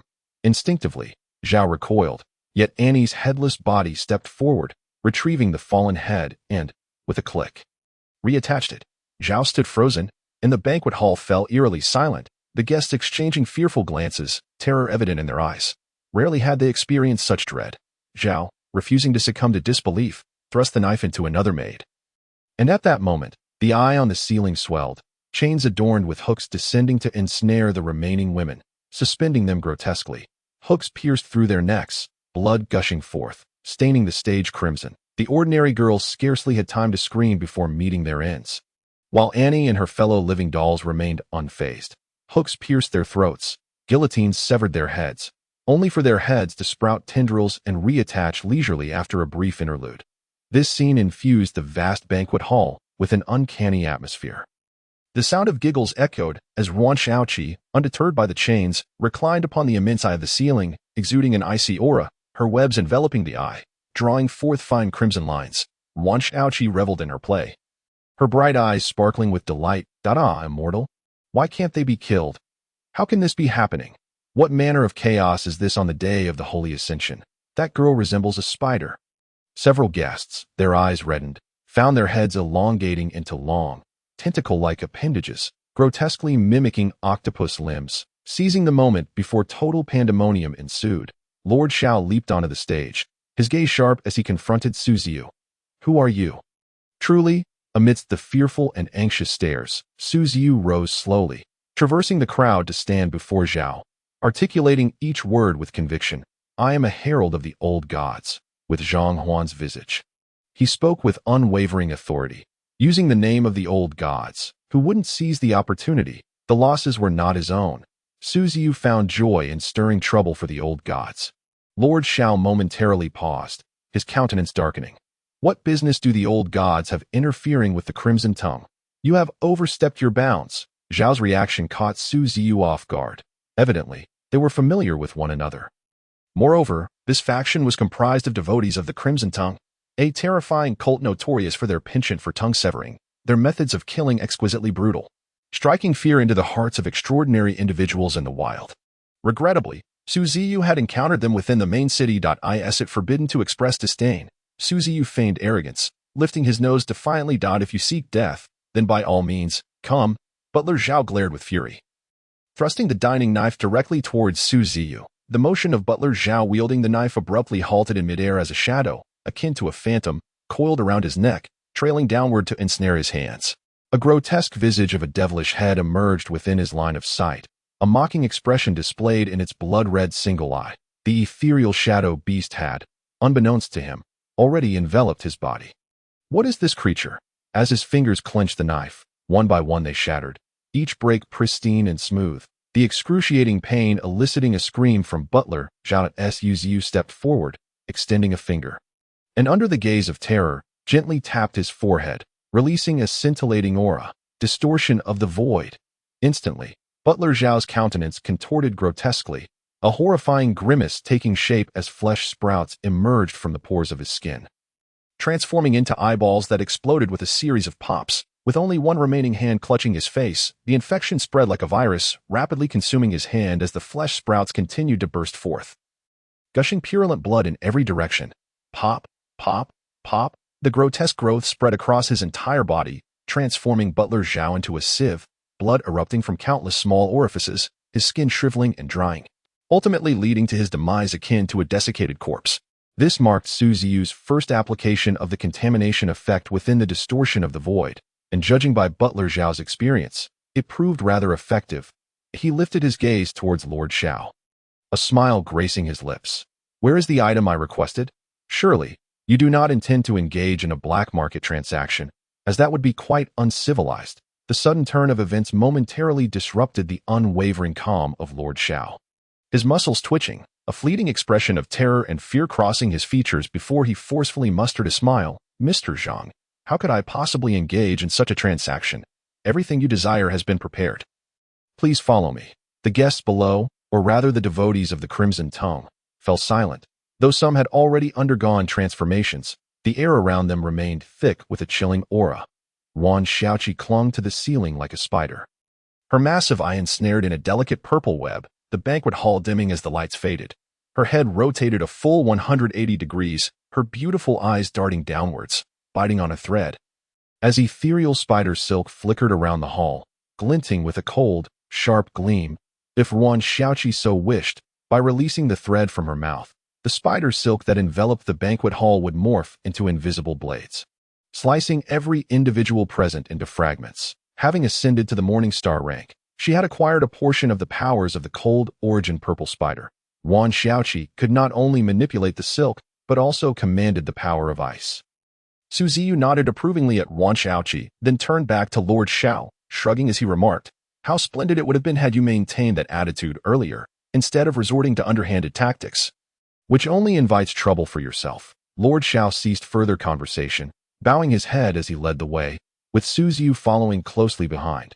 The remaining guests stared vacantly at them, then glanced at the girl suspended from the ceiling, their throats involuntarily swallowing, akin to deflated balloons, collapsing to the ground, entirely devoid of any thought of resistance. Upon reaching a storage room on the second floor, Lord Xiao activated a wall lamp, causing a low hum to resonate from the innermost bookshelf. The shelf shifted, revealing a hidden passage leading to the basement. "Mr. Zhang, the items you requested are located below." Lord Xiao, with his hands clasped modestly at his abdomen, stood at the entrance to the cellar. "Retrieve them for me. You have 5 minutes. Should you fail to return, I shall raze this villa to the ground." Ziyu stated with a casual indifference. "Very well, very well." Lord Xiao responded repeatedly, turning to walk towards the cellar.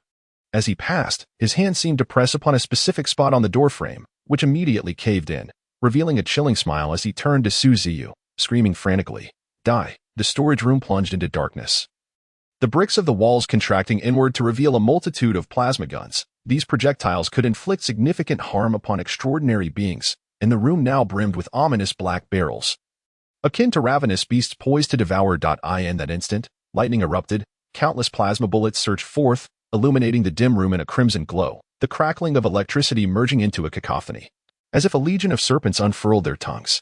The web-like currents of electricity formed an extensive net, ensnaring Ziyu within. Raising an eyebrow, Ziyu recognized that his opponent would not acquiesce quietly. Having prepared for this, he merely lifted his hand. The shadows within the space seemed to animate. The lines of distortion surged forth, coalescing above Ziyu, erecting a circular wall of pitch darkness. The frenzied currents could merely leave faint traces upon the wall, their hissing sounds dwindling to a whisper. "This is impossible." The smile on Lord Zhao's face faded within 5 seconds, replaced by terror and disbelief. The plasma bullets stored within the room were sufficient to shred extraordinary beings below the Morningstar rank. Yet Ziyu remained utterly unfazed. Is this fellow a Morningstar? Or perhaps even higher? A flicker of alarm crossed Lord Zhao's mind as he regained his composure and forcefully turned another knob, the indicator moving to its maximum. Casting one last glance at Ziyu, he turned and fled down into the cellar, the concealed door sealing automatically behind him. In that confined space, the air felt compressed. The electrical currents surged dramatically, the crackling noise growing ever louder, illuminated by blinding arcs of electricity that threatened to overwhelm the senses. Boom! The entangled dungeon once more manipulated the shadows, enveloping the electric grid. The glaring lights gradually dimming, akin to a black curtain draping over a luminous orb. As the electricity dissipated, the furious currents, akin to serpents, gradually subsided, leaving only sporadic arcs of electricity flickering in the air. With a crackling sound, numerous wires snapped, followed by the destruction of the protruding gun barrels from the wall, crumbling to pieces. Ziyu rolled his neck, and with a firm step, the previously concealed ethereal shadow beast emerged once more. Responding to his command to reopen the passage to the cellar. As he approached, an invisible barrier seemed to obstruct his way, the air thick with a vile stench. The inky black entrance to the cellar appeared as a gaping maw to another realm, emitting an unsettling chill. Clearly, Lord Xiao had left behind numerous contingencies. Ziyu recalled that the ethereal shadow beast had previously been unable to descend, indicating that something indeed lay hidden within the cellar. Gazing at the darkened entrance, Ziyu broke into a smile, an idea forming in his mind. Crack! The 7 secrets of the earth. Material reconstruction. The floor trembled as exquisite tiles began to crack, levitating in midair and revealing a hollow black abyss beneath. Simultaneously, within the cellar, traversing a dimly lit corridor, Lord Xiao entered a vast chamber reminiscent of a half-football field, steel pillars rising around its perimeter, creating a prison-like atmosphere. At the center stood a white table, its edges faintly marked with traces of white paint, surrounded by a pool of blood-red stains that spread outward. Thick, congealed blood dripped to the ground, splattering rhythmically, while above the table hung corpses, akin to undried meat slices, their blood still seeping downwards. Their bodies had long since lost any semblance of humanity, their chests hollowed out, faces devoid of features. the dim lighting casting eerie shadows that evoked a scene from a horror film. That on the opposite side of the table, various instruments and apparatuses were arrayed. Pliers, steel knives, tweezers, gloves, magnifying glasses, and an array of colorful vials. Resembling a chemical laboratory, behind the table, a young man cradled a large ceramic bowl, engrossed in feasting. Only upon hearing footsteps did he slowly lift his head, a smile breaking across his face as he met Lord Zhao's gaze. Eagerly offering the bowl while exclaiming, "Dad, would you like to try some? Hee hee, this is my latest culinary creation. It's nice to occasionally spice up our meals." Mr. Zhao's face still bore the lingering shock. As he glanced at the contents of the bowl, chunks of bright red meat haphazardly mingled together, resembling a poorly cooked bowl of pig entrails. With a look of impatience, he waved his hand dismissively and hastened to the shelves at the back. Rummaging through items in a frantic manner, the shelves were lined with glass jars, each containing tongues submerged in a yellow-green liquid, some still twitching with a semblance of life. Mr. Zhao bypassed these curiosities and focused on the hollowed section at the center of the shelves, where a shrine was situated, housing a deity whose head had morphed into a blood-red tongue, with a cluster of intricate compound eyes growing from its neck, casting a gaze filled with loathing upon the world. Lord Bloodtongue, Mr. Zhao clasped his hands together in prayer. "My subordinates have failed in their duties.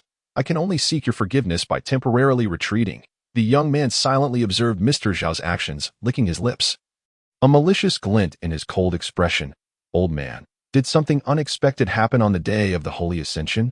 Mr. Zhao placed a stone and the idol of the blood-tongued deity into his bag and, while striding towards the exit, remarked, "Damn those ancient cults.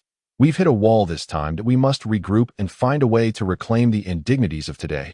Should I take the lead, old man?" "Hee hee, I must admit, I'm quite tempted by those little maids. No, it's not time for that yet. You are the vessel appointed by the Archbishop. Your moment has not yet arrived. Pack up the items. We will leave through the secret passage." Mr. Zhao shot the young man a glare and quickly moved in another direction. "Where's old Zhao?" the young man inquired, looking around in confusion after following a couple of steps. "Old Zhao is dead. That man was a lunatic. We need to leave immediately," Mr. Zhao replied, pressing a button on the wall. The moment he pressed it, the floor began to tremble, causing instruments on the operating table to topple, and the bodies hanging from the ceiling swayed precariously. Mr. Zhao's expression shifted as he pressed the switch again, but the door did not open. Instead, the tremors intensified, dust began to fall from the ceiling, and cracks appeared. "This is bad," Mr. Zhao realized, attempting to turn back to where they entered, but suddenly, a massive steel plate crashed down, blocking their path. Boom! The ceiling was riddled with an increasing number of cracks, as steel plates of varying sizes continued to fall, revealing a colossal shadow hidden among them. Watching the increasingly distinct massive figure, Mr. Zhao shuddered. It was too late to escape. With a thunderous crash, the enormous shadow descended, emitting a deafening scream. The shrieking echoed as if 100 mouths were simultaneously voicing their anguish, accompanied by hissing sounds and eerie laughter, mingled with the cries of infants, creating an unending cacophony. As the dust settled, Mr. Zhao finally discerned the true form of the colossal shadow. It was a gigantic fox beast with a multitude of tails. Each tail was a writhing serpent, and the earlier screams and laughter had emanated from those serpent heads. Ziyu lounged on the back of the 100-tailed serpent fox, gazing at Mr. Zhao with casual leisure, casting a glance at the young man beside him. Well, if it isn't Mr. Zhao again, where are you in such a hurry to go?" Ziyu stretched languidly, speaking with an air of indifference. Yes. Mr. Zhao instinctively stepped back, forcing a smile that was more grotesque than a frown. "Mr. Zhang, I'm just eager to deliver this item to you." "Oh yes, I was too eager." Ziyu's smile took on a playful twist. "What of the item I requested?" Mr. Zhao was taken aback, his body trembling as he fumbled a stone-like object from his bag, cautiously presenting it with both hands. Here's the item you wanted. I feared you'd be anxious waiting up there, so I took the liberty of coming down to retrieve it." The serpent heads of the 100-tailed fox immediately lunged forward, coiling around the stone in Mr. Zhao's trembling grip. Delivering it to Ziyu briefly scanned it with his all-seeing eye, finding nothing amiss, and finally breathed a sigh of relief as he tucked it away. After Ziyu finished his inspection, Mr. Zhao ventured, "Mr. Zhang, I've delivered your item. The transaction is complete. May we take our leave now?" "Not so fast." Ziyu flashed a benign smile that sent chills down Mr. Zhao's spine. Although he harbored thoughts of resistance, Standing before such a formidable beast extinguished his fighting spirit. Why not? Mr. Xiao lamented, his face a mask of despair. Ziyu straightened his back, a broad smile adorning his face. I simply adore a good black-on-black scenario. Mr. Xiao's face drained of color as he instinctively took a step back, stammering, but didn't you say that black-on-black is uncivilized behavior? Ziyu's smile brightened. Those with strength cannot be deemed uncivilized. Besides, you've damaged many of my puppets. This debt must be settled, don't you think? You lack integrity. The words tumbled from Mr. Xiao's mouth, absurdly ironic given that. Had Ziyu not been so formidable, he would have long been disemboweled by this very group. I am indeed a man of my word.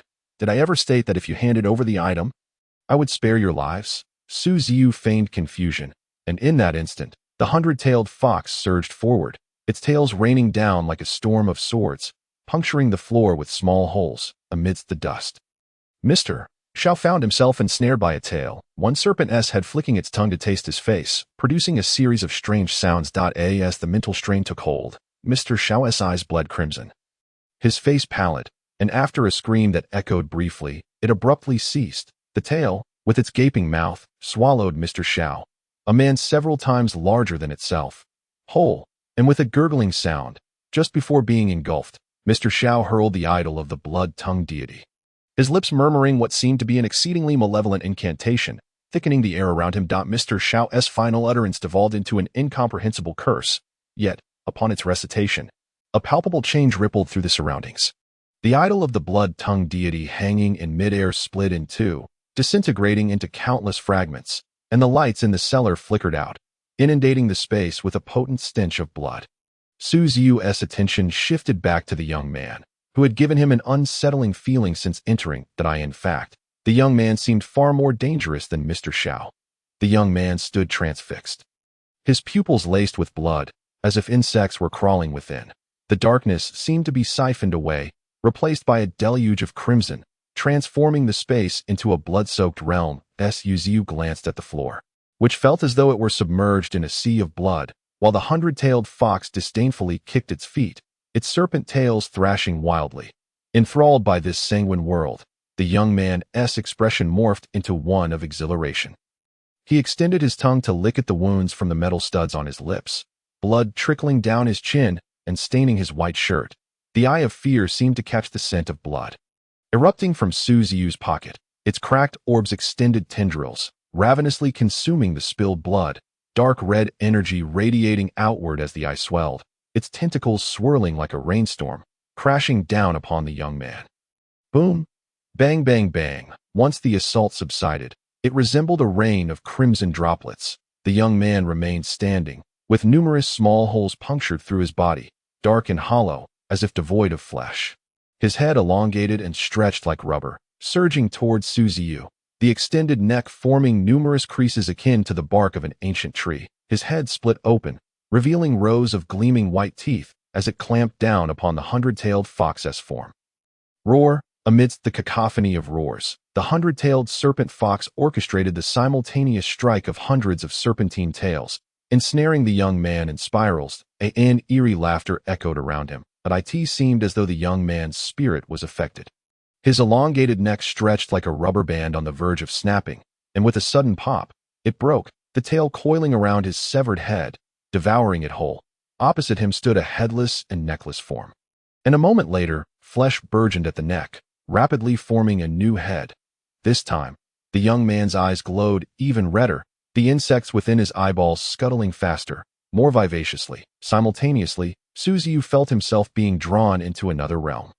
Blood gushing from the crevices around him, as if attempting to stain the entire world crimson. Faintly, this small cellar seemed to attract an extraordinary gaze, momentarily freezing the movements of the 100-tailed serpent fox.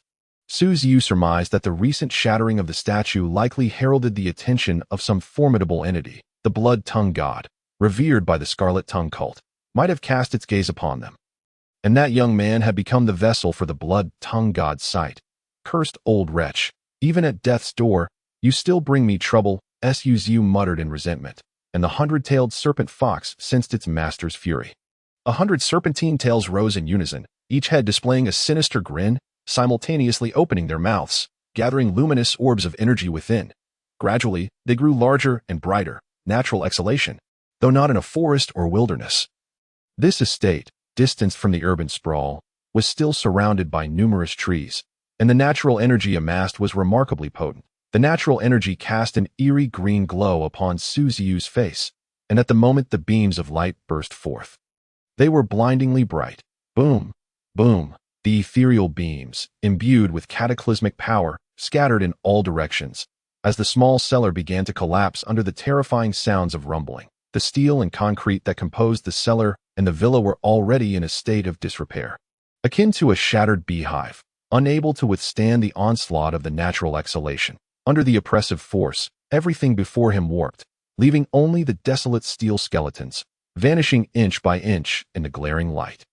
This radiant phenomenon surged from the cellar to other floors of the villa, floors, ceilings, various furnishings and apparatus. Wherever the light passed, the plaster peeled away, red bricks crumbled to dust, until ultimately, only a desolate ruin remained.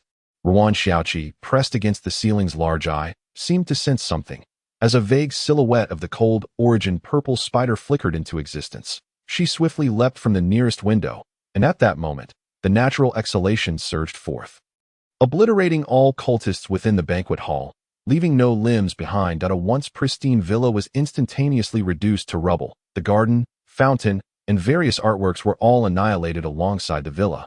Observing the scene before her, Ruan Xiaoqi pursed her lips, seated upon the untouched lawn, quietly gazing at the ruins. She could feel that her connection with her master had not yet been severed. Her master was still alive. Beneath the ruins in the cellar, Ziyu and the others found themselves trapped within layers of rock.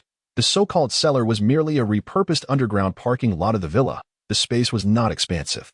And after the cleansing of natural exhalation, the rocks above and debris within had blocked the entrance completely. They remained within that blood-red world, a small space constructed for some unknown reason, constantly influencing those contained within. Ziyu and the young man continued to lock eyes, though the latter's body was already mangled, half of it lost, with brain matter dripping onto the ground, as if an enraged voice was gasping heavily. The gaze of the blood-tongued god lingered here, still residing within that young man's body, merely a single glance, yet the fury it incited pressed down on Ziyu like a tangible weight, making it difficult for him to breathe. Truly, a divine being, transcending time, an omnipotent ruler forbidden to be gazed upon by mortals, Ziyu lamented inwardly, preparing to launch another assault, when suddenly the young man's body collapsed. Rapidly losing vitality, the blood-red world swayed violently, as those crimson pigments surged towards him, attempting to envelop him. But it felt as though something in the air trembled, and a blood-red, amorphous shadow pierced into Ziyu's brow.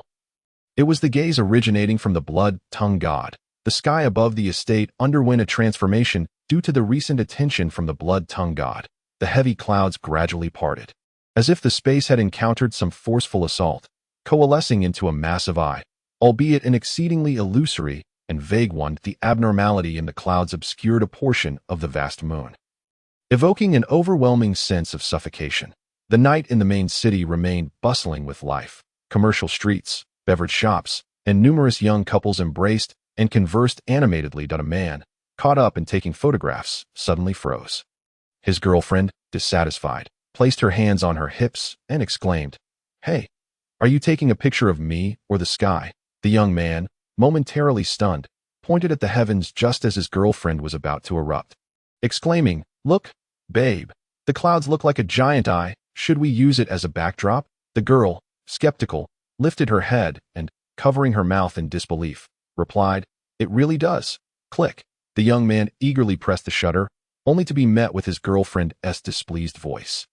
"Hey, I'm not ready yet." "All right, let us take another one."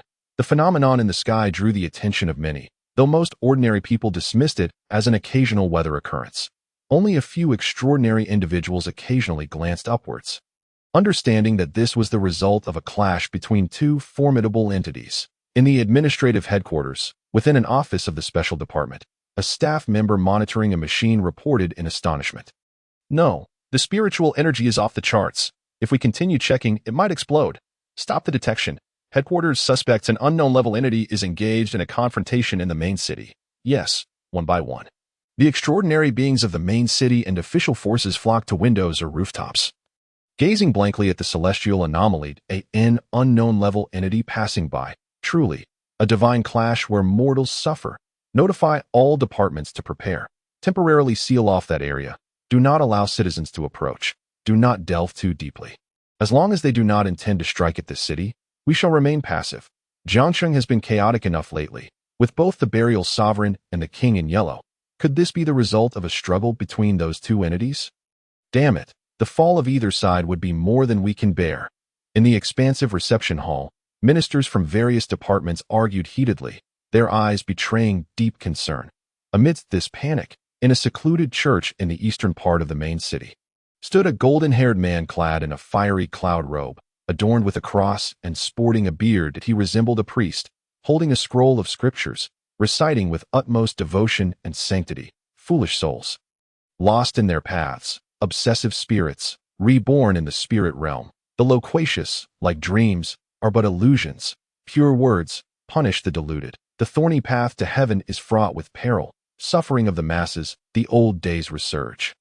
Within the church, men and women in diverse garbs sat with bowed heads, hands clasped beneath their chins, eyes tightly shut, brows slightly raised, and mouths curving into faint smiles. During the recitation, the priest instinctively glanced out the window, his brow furrowing momentarily before dissipating as a white dove quietly took flight, merging into the night. Simultaneously, in the shadowy corners of the main city streets, where moonlight failed to reach, some oddly shaped, fiery cloud-robed devotees clutched various long, cloth-covered rods, occasionally glancing at the crowd, their cloaks billowing in the wind, revealing faceless visages adorned with writhing tendrils, hinting at a bloodthirsty craving. The gaze of the blood-tongue god also penetrated through the clouds. Resting upon Ziyu, the sensation of being watched was unmistakable. A profoundly vivid crimson shadow penetrated Ziyu's mind. Swiftly invading his consciousness, it seemed intent on seizing control of this corporeal vessel in an instant, but encountered significant resistance. The sanguine mist ebbed and flowed, ultimately coalescing into a colossal eye that gazed menacingly upon the world before it.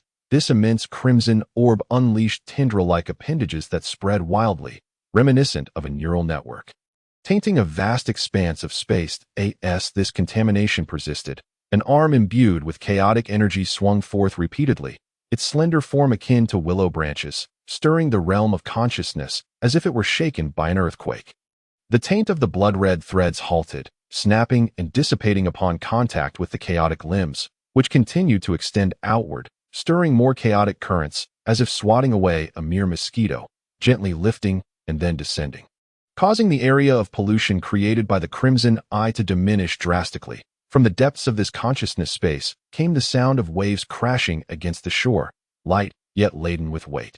Beneath the profound ocean surface, something stirred, revealing a portion of a colossal shadow, emitting breaths as robust as a bull. The surrounding space rhythmically cracked and healed, harmonizing with the sound of waves crashing. The crimson eye sensed a disturbance, revealing a gaze of malevolent indifference as it scrutinized the scene, enduring immense pressure until it finally discerned the distant sight. A dark pool stood erect, its shadow towering like an iceberg, revealing a visage reminiscent of a dragon, with the continuous chaotic currents emanating from the breath of this draconic being. How could such a terrifying entity dwell within a human form? After all, this eye was formed from the gaze of the blood-tongue god, and after a fleeting moment of shock, it once again concentrated its venomous stare, the crimson threads laboriously extending outward, only to be repelled by the disordered chaotic arms. Eyes began to manifest within the space, devoid of lashes, their pitch-black pupils radiating a deadly glare. The blood-red threads recoiled as if they had encountered a natural enemy. Retreating swiftly, the solitary crimson eye experienced an overwhelming sense of isolation, as if it had ventured alone into the realm of a great entity. Primordial demon god, crush it. Ziyu's commanding voice reverberated through the air. Divine and undeniable, the chaotic sea surged, and the primordial demon god gradually revealed part of its immense form beneath the surface, colossal as an ancient mountain to eye in the vision of the crimson eye. This entity began to rise, slowly filling its view until it dominated entirely, unleashing an indescribable pain that erupted instantaneously, causing its figure to tremble, becoming increasingly indistinct, as if on the verge of dissolution. "Begone!" The authoritative and potent voice erupted, accompanied by a furious sound akin to divine wrath. Countless massive, boundless arms descended from above, exerting pressure like that of the five elements mountain, crashing down upon the chaotic space with a thunderous clamor.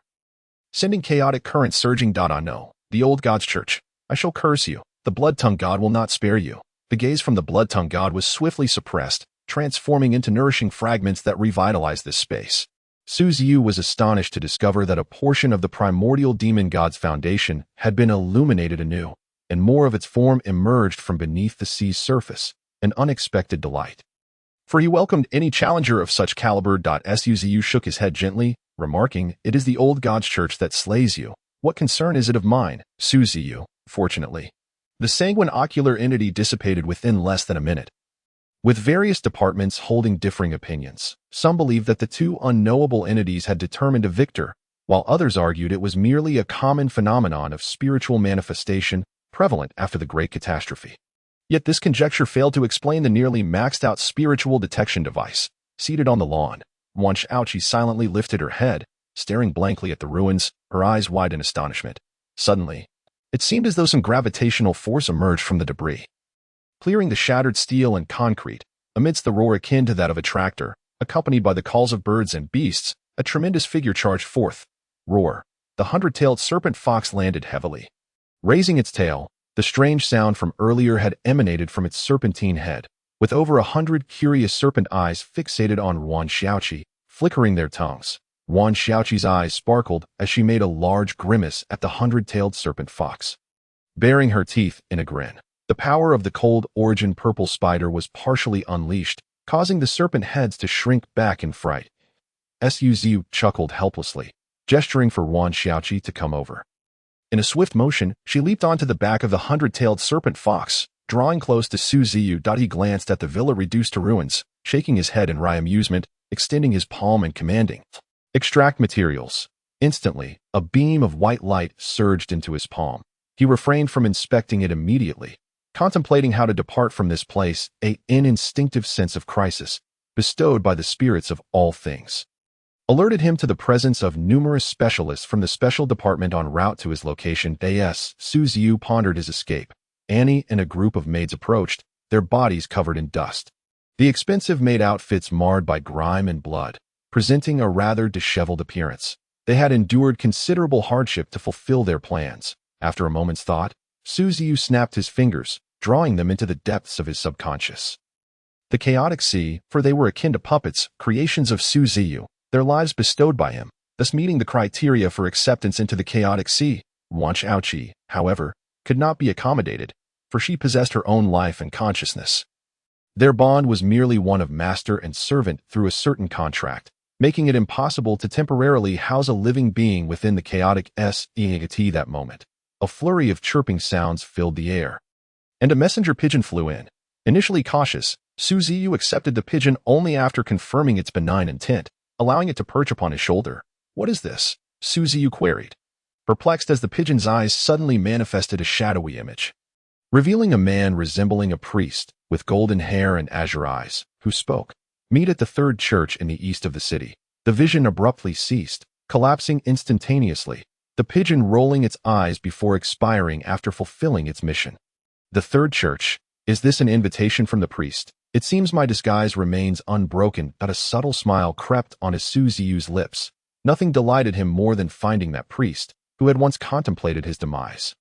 Ziyu's disguise had been remarkably successful. The priest still regarded him as Zhang Huan, harboring no suspicions and even inviting him to meet at the third church.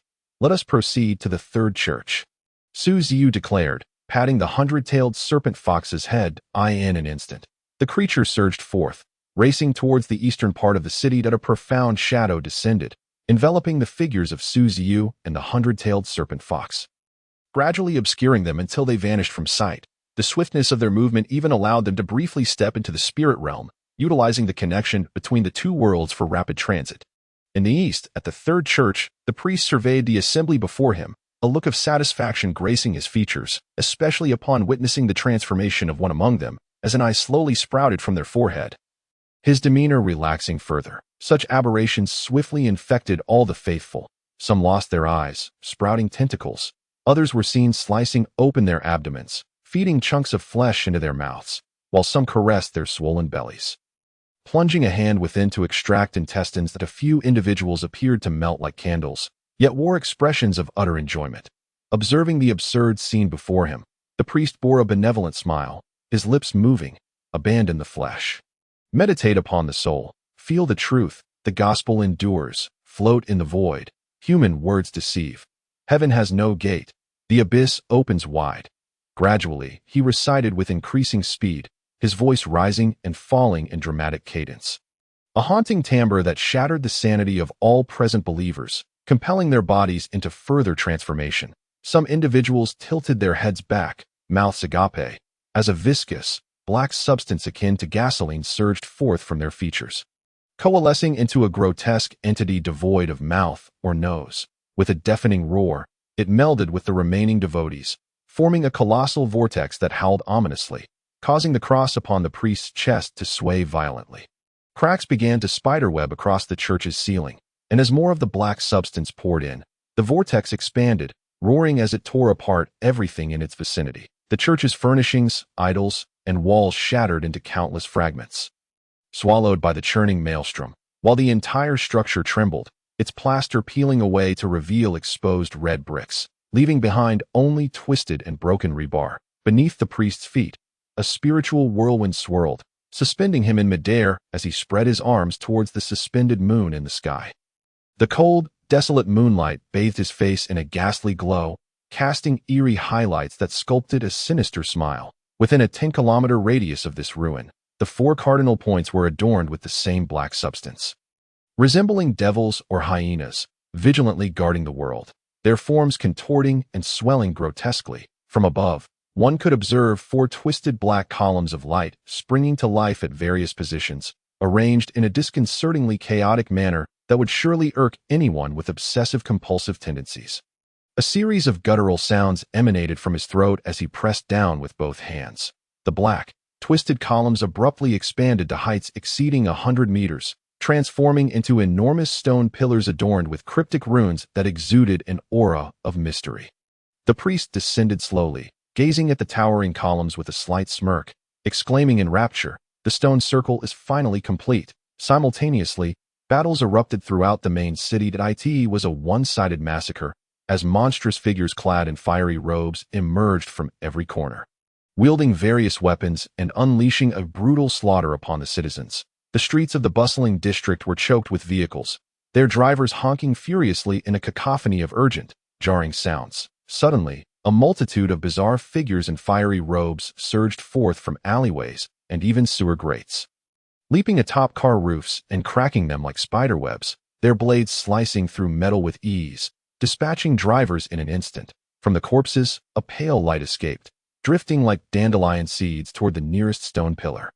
As their hoods were blown off in the fray, their ghastly visages were revealed, heads absent, replaced instead by writhing tendrils that danced menacingly. Some tendrils bore eyes, others mouths, while spiked tendrils plunged into the chests of citizens, greedily siphoning their blood. The lifeless bodies released a pale substance that floated toward the stone pillars. At the same time, the special forces mobilized, deploying teams into the besieged districts. Hong Ying, seated within an armored vehicle, anxiously rushed towards the city center. This was the first time the main city faced such a crisis. It prompted her to recall the disturbances that had recently plagued the second satellite city.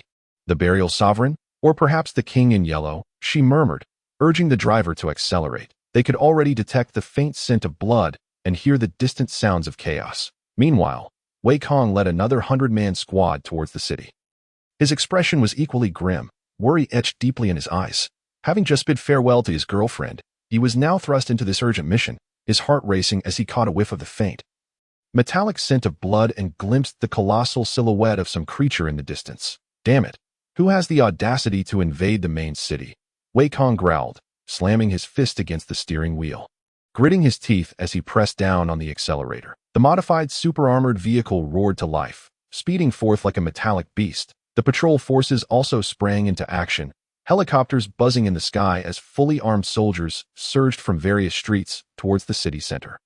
In that moment, the main city was on the brink of collapse. The air was filled with wails of despair, curses, the sickening sound of bones separating from flesh, and the gushing of blood from wounds, a cacophony reminiscent of a hellish concert. Devoid of conductor, even the evening breeze carried with it a sharp, nauseating scent of blood, slicing through the air like a steel knife. The eyes of the deceased were vacant, and from their slightly parted lips, pale light emanated, converging into small orbs that danced in the air, continuously drifting towards the surrounding stone pillars. The 4 pillars glowed brighter with each orb that entered, their inscriptions shimmering, and at the apex, a radiant substance coalesced, swirling like an electric serpent towards the center of the stone circle, where a vague, door-like shape began to materialize. Its dimensions were uncertain, appearing both circular and square, as if space itself were being torn apart. Heralding the arrival of something otherworldly, the priest stood at the center of the stone circle, calmly observing the unfolding chaos. 5 kilometers away, the city erupted with shrill alarm sirens, flames flickering, and the acrid stench of decay wafting through the air. The priest cast a disdainful glance towards one direction, sneering, "Have the insects from the special forces come to meddle again? But this time, I am thoroughly prepared. The stone circle is complete, and the abyssal gate is on the verge of opening." Suddenly, a series of footsteps echoed behind him. Turning, the priest's expression soured upon recognizing the newcomer. "Why are you so slow?" Ziyu, bearing Zhang Huan's face, dusted himself off and replied softly, "I was caught up with other matters." "Humph," the priest scoffed, dismissing the trivialities. "Has that important figure, surnamed Xiao, been dealt with?" Ziyu was not surprised that Zhang Huan would attend Lord Zhao's banquet. The two must have previously coordinated some details. Mimicking Zhang Huan's sinister laugh, Ziyu replied, "Of course." He then cast a glance at the towering stone pillar in the distance. "Are we ready?" The priest's face lit up with a smug expression as he responded. Indeed, all the deeply contaminated individuals from the Third Church have become the core of the stone circle, but it has been executed with remarkable efficiency. Only then did Ziyu notice the ruins of a church behind the priest and could not help but exclaim in awe. The priest gazed at the sky, where the vague door at the center of the stone circle was on the cusp of becoming tangible. "Soon, some special forces personnel may arrive that I must concentrate on opening the abyssal gate. Those little insects will be your responsibility," the priest instructed Ziyu. Ziyu nodded, opting for silence, uncertain of how to navigate the dynamics between Zhang Huan and the priest, adhering to the principle of saying less to err less. He chose to remain quiet. The two fell into an eerie stillness. The priest admired the door as it gradually took form, then turned to Ziyu, seemingly recalling something. "What caused the failure of the second satellite city's plan?" Ziyu hesitated, but quickly regained composure, adopting an expression of fury. "It was the burial sovereign. The ghoul cult has always been under its control. Humph, I wonder where the charlatan emerged from, once that entity awakens. The entire Zhang city will be ours." The priest again gazed longingly at the door, a glimmer of desire in his eyes. Finally, he curiously inquired, "By the way, where are your treasures?" A surge of vigilance coursed through Ziyu's mind. Yet his expression remained as composed as before. Casting a glance at the priest, he refrained from uttering a word, merely snapping his fingers in imitation of Zhang Huan's demeanor and gestures. Suddenly, the ground beneath the priest transformed into a quagmire. As black coffins ascended simultaneously, thick tendrils of dark mist billowing forth, Annie and a host of maidens emerged, encircling the priest. He maintained his calm demeanor, merely fixing Ziyu with a penetrating gaze before speaking in a low, measured tone. "Disperse them to the periphery and remain on constant alert." Ziyu offered no retort. After a brief clap of his hands, Annie led the maidens in various directions. The priest turned his attention to the door suspended in midair and continued in a hushed voice. "The abyssal gate is about to open. Once that entity stirs, Jiangqing will become the first step in realizing our grand design." Ha ha ha. The inscriptions on the 4 colossal stone pillars flared to life, and the outline of the central door became visible. The priest raised his hands in an embrace of the sun, and with a thunderous crash, the massive door emitted a resonant sound as the surrounding pale orbs of light gradually dissipated, like a white shroud being pulled away from the portal, finally revealing its true form. The bronze frame of the door exuded an ancient aura, intricately carved with bizarre patterns and incomprehensible arcane script. As if echoing the whispers of demons, tendrils resembling vines coiled around the doorframe. But upon closer inspection, these so-called vines were, in fact, ghastly pale arms, each adorned with murky, malicious eyes that roved about, surveying the fresh world. Some gaping fissures resembling mouths opened and closed, emitting a cacophony of maddening, frenzied demonic murmurs, layered and melancholic, akin to a steel blade slicing through eardrums. For a fleeting moment, Ziyu felt a tremor in his spirit. But he quickly regained his composure, fixating intently on the abyssal gate. Towering nearly 10 meters high and 5 to 6 meters wide, the gate bore a peculiar figure resembling a hyena at its apex. Uniquely adorned with 3 heads, each displaying a distinct expression: aversion, greed, and desire. Only one pair of eyes was open, while the others remained tightly shut. The priest mumbled incantations imbued with a chilling resonance, as the pale orbs of light from the 4 stone pillars continued to converge upon the abyssal gate. Suddenly, he opened his eyes wide and commanded, "Abyssal gate, open." A low rumble echoed as the gate creaked open, releasing a noxious aura into the air, but it halted after revealing only a third of its expanse. This unexpected turn took the priest by surprise, his countenance shifting dramatically as he formed another incantation with his hands and shouted again, "Open." Yet, there was still no response. "Open," the priest gritted his teeth. But the abyssal gate remained unyielding. Realization dawned upon him. The colossal stone circle was malfunctioning. What was happening? Was the stone circle unable to continue absorbing the energies of death? The priest cast a glance into the distance, his golden pupils flickering with light as they morphed into a solar shape. After surveying the surroundings, confusion clouded his features. No, the slaughter persisted, and the energies of death continued to escalate.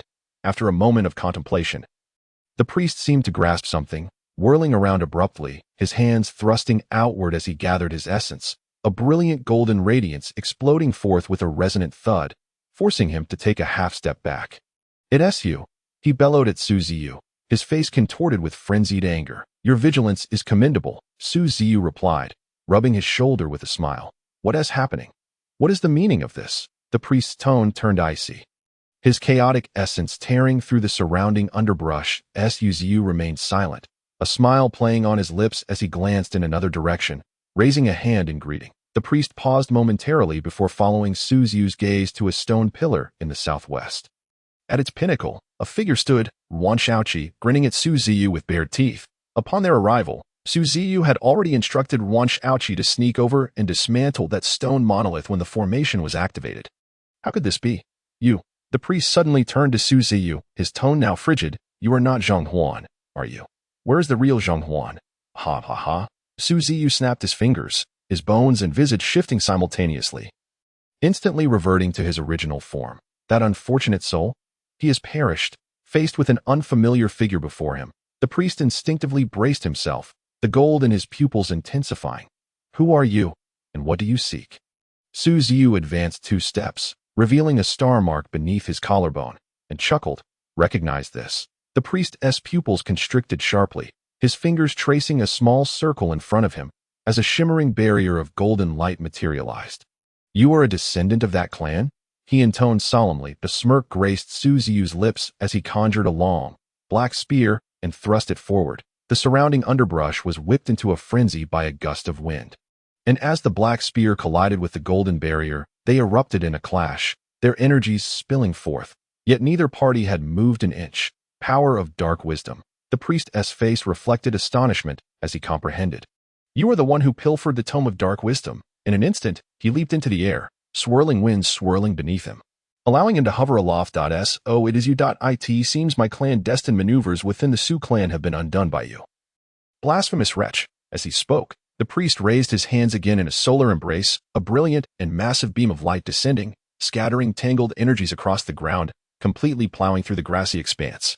Once the dust settled, Ziyu's figure had vanished. Your ancestors gazed upon the blasphemous steel's contents and stole an essential chapter from the grimoire, depriving us of victory in that war.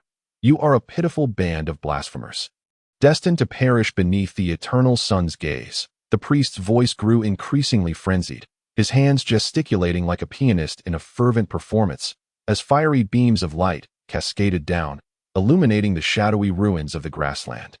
Yet, Ziyu seemed to dissolve into the shadows, effortlessly evading the most lethal of blows, appearing safely at the periphery of the explosion's aftermath. It appeared as though Ziyu had melded with the shadows. This was a harmonious application of merging with darkness and the spirit of nature. The ability to merge with shadows allowed Ziyu to conceal himself at will during the night, while the spirit of nature heightened his instincts in the wild, enabled by the grass and trees around him. The synergy of these two abilities empowered Ziyu to predict the landing spots of the priest's beams of light, enabling him to teleport away through the shadows. The priest, evidently irked by Ziyu's evasive maneuvers, abruptly yanked down the crucifix hanging from his chest, grasping one end tightly as he rapidly recited an esoteric incantation. Divine judgment. As the words left his lips, an area spanning 2 kilometers was enveloped in a circle of sunlight, at the center of which rose a fireball reminiscent of the sun, illuminating the region brightly. As shadows scurried away like frightened rodents, from a distance, the sky shone as bright as day, with a small sun radiating intense heat hovering above, clad in a black robe with a hood.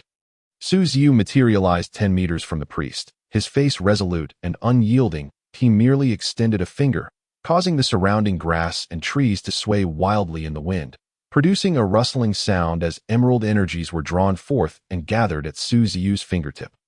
The breath of nature was about to unleash. The priest was taken aback, instinctively sidestepping as a beam of concentrated natural energy hurtled towards him. A significant portion of flesh was torn from his shoulder. Yet he merely gritted his teeth and waved his massive hand in the direction of Ziyu. In the sky, a sun-like sphere of light radiated intense beams, crashing down in relentless succession, each thundering impact causing the earth to tremble. When the assault ceased and the brilliance dissipated, the turf was forcibly uprooted, leaving behind deep craters and exposed patches of red rock.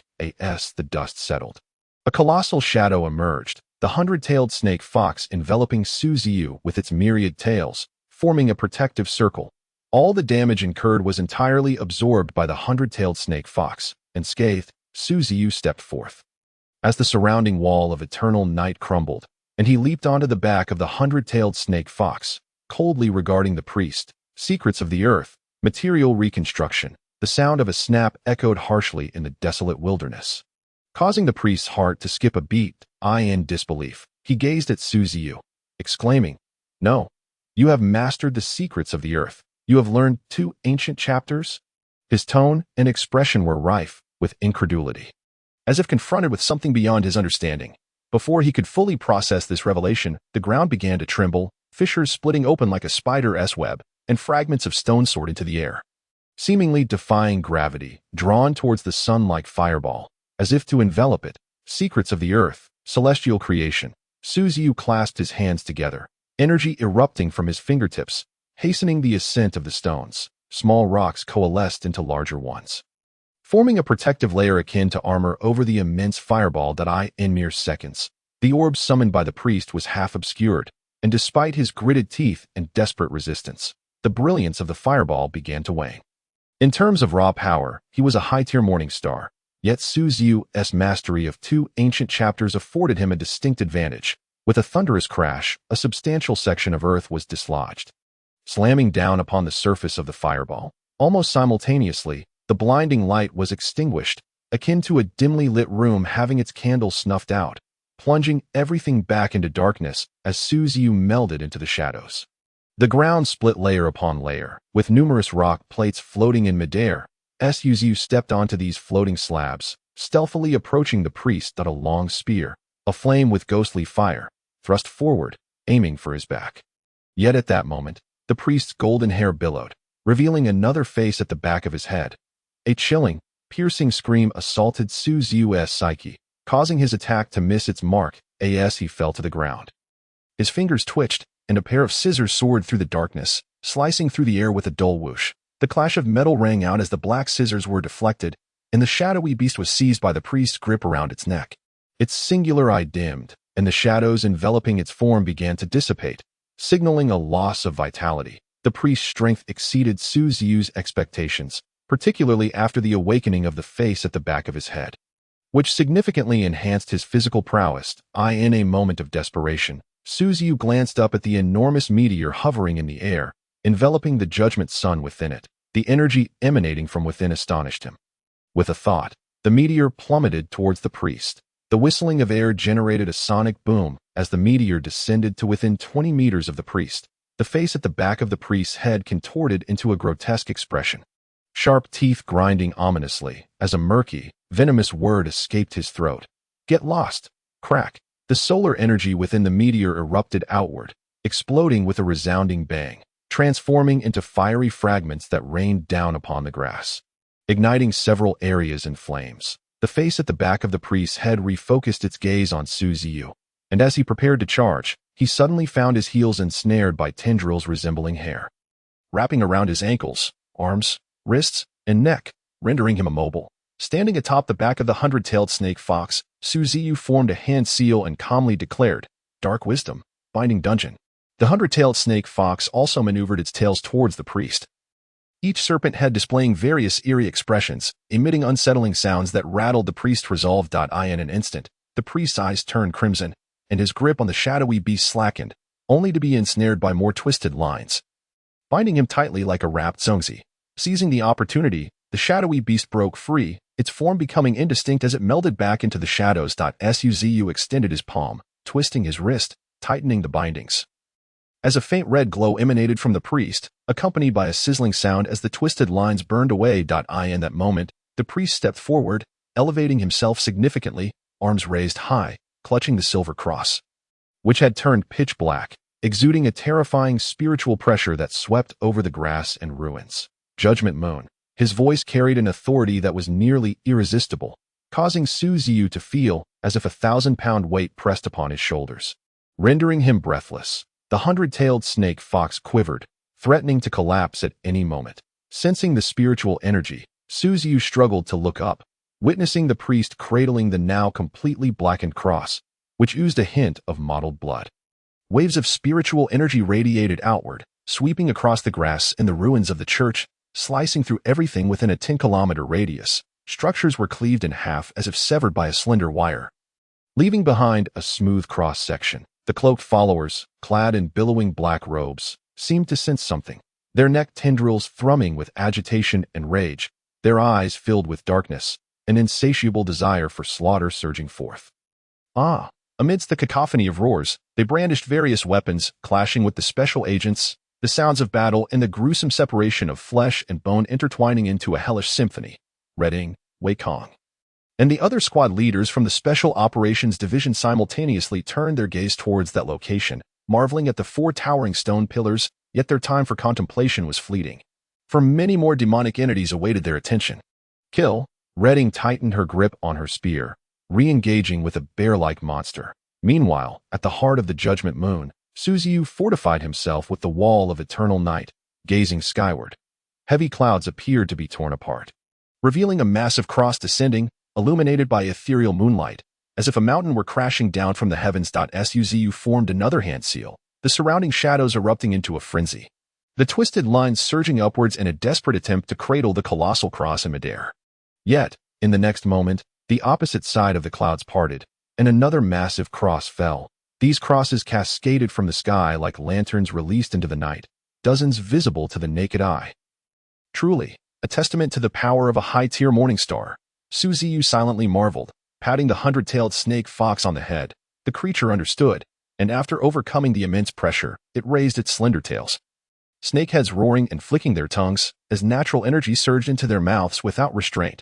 Simultaneously, Ziyu extended his index finger, pointing at one of the crosses, gathering natural energy at his fingertip.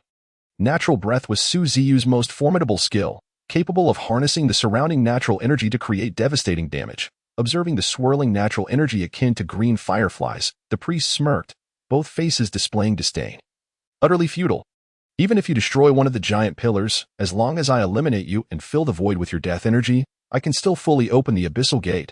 As the conversation unfolded, the visage at the back of the head rapidly murmured incantations, and the previously halted abyssal gate creaked open a narrow slit once more. From within, pale, organ-laden arms emerged, their eyes darting chaotically, their mouths uttering the maddening whispers of demons from the abyss, disturbing the very essence of the soul, resembling a dense cluster of reeds. The pale yet powerful fingers gripped the doorframe, striving to pry it open wider, seemingly to allow some presence from behind to descend more comfortably. The face on the priest's nape recited malevolent spells with a venomous expression, while his frontal visage wore a faint smirk. Raising a hand to press downwards, the cross grew heavier, its twisted lines nearly unable to contain it.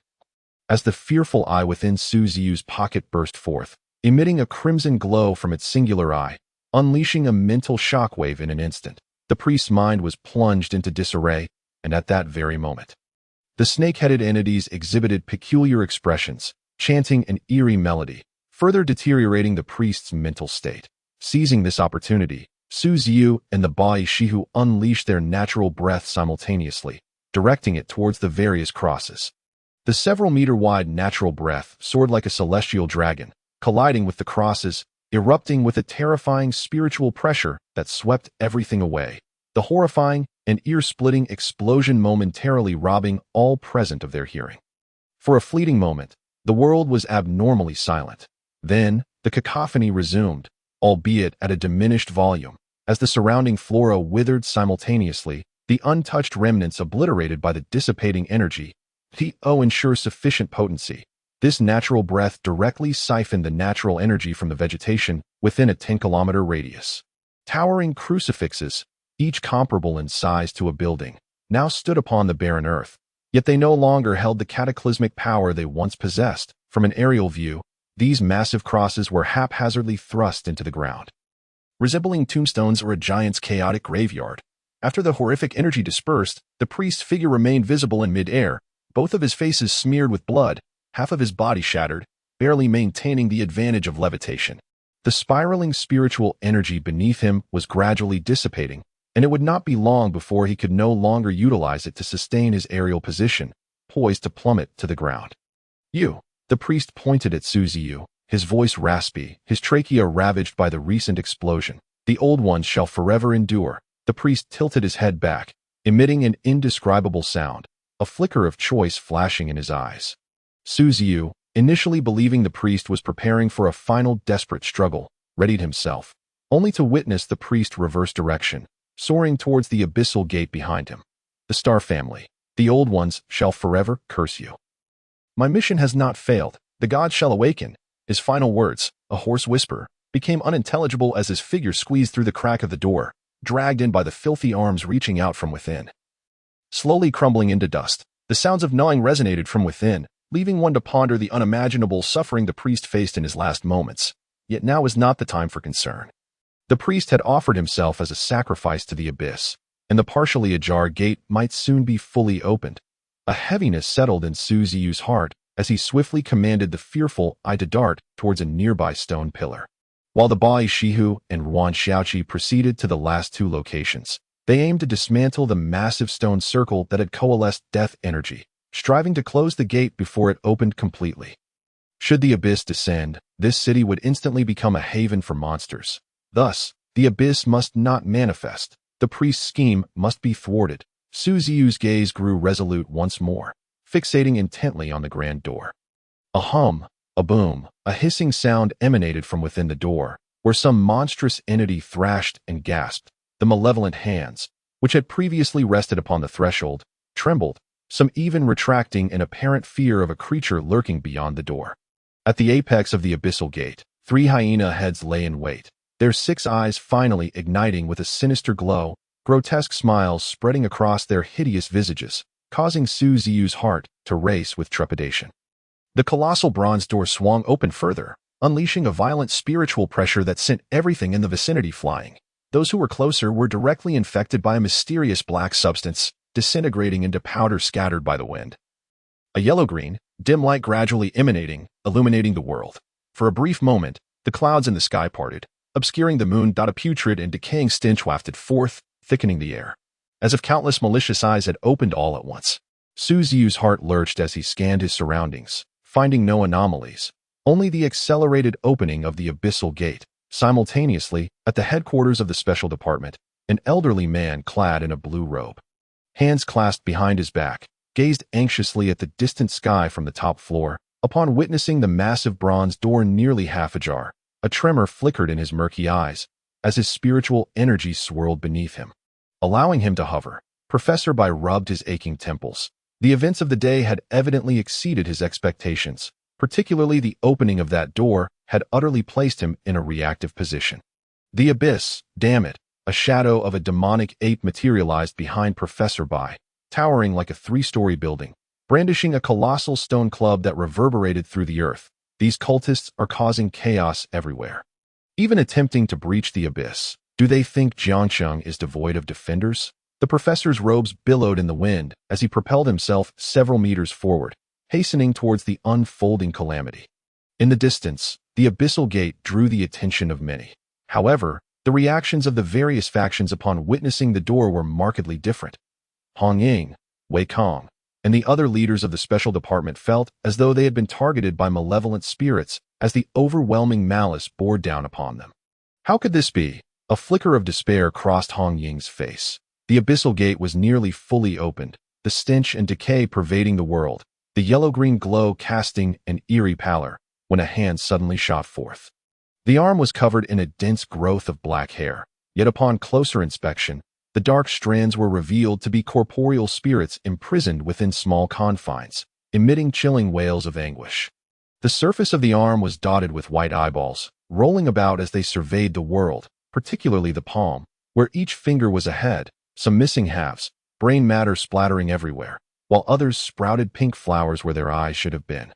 Spinning like a kaleidoscope, some bore no discernible features, their mouths stitched with a long seam that opened and closed, revealing a mass of gray, wingless insects, densely packed like an anthill. Others had diverse eyes sprouting from their heads, blood occasionally oozing from them, rendering their faces perpetually crimson, emitting piercing, indescribable shrieks that shattered human eardrums and rattled the very psyche of those who beheld its true form, causing their eyes to ache as if they might pop out of their sockets.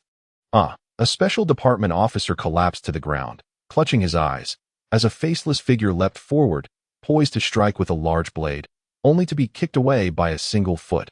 Hong Ying landed beside the fallen officer. Concern etched on her face as she inquired, "What happened?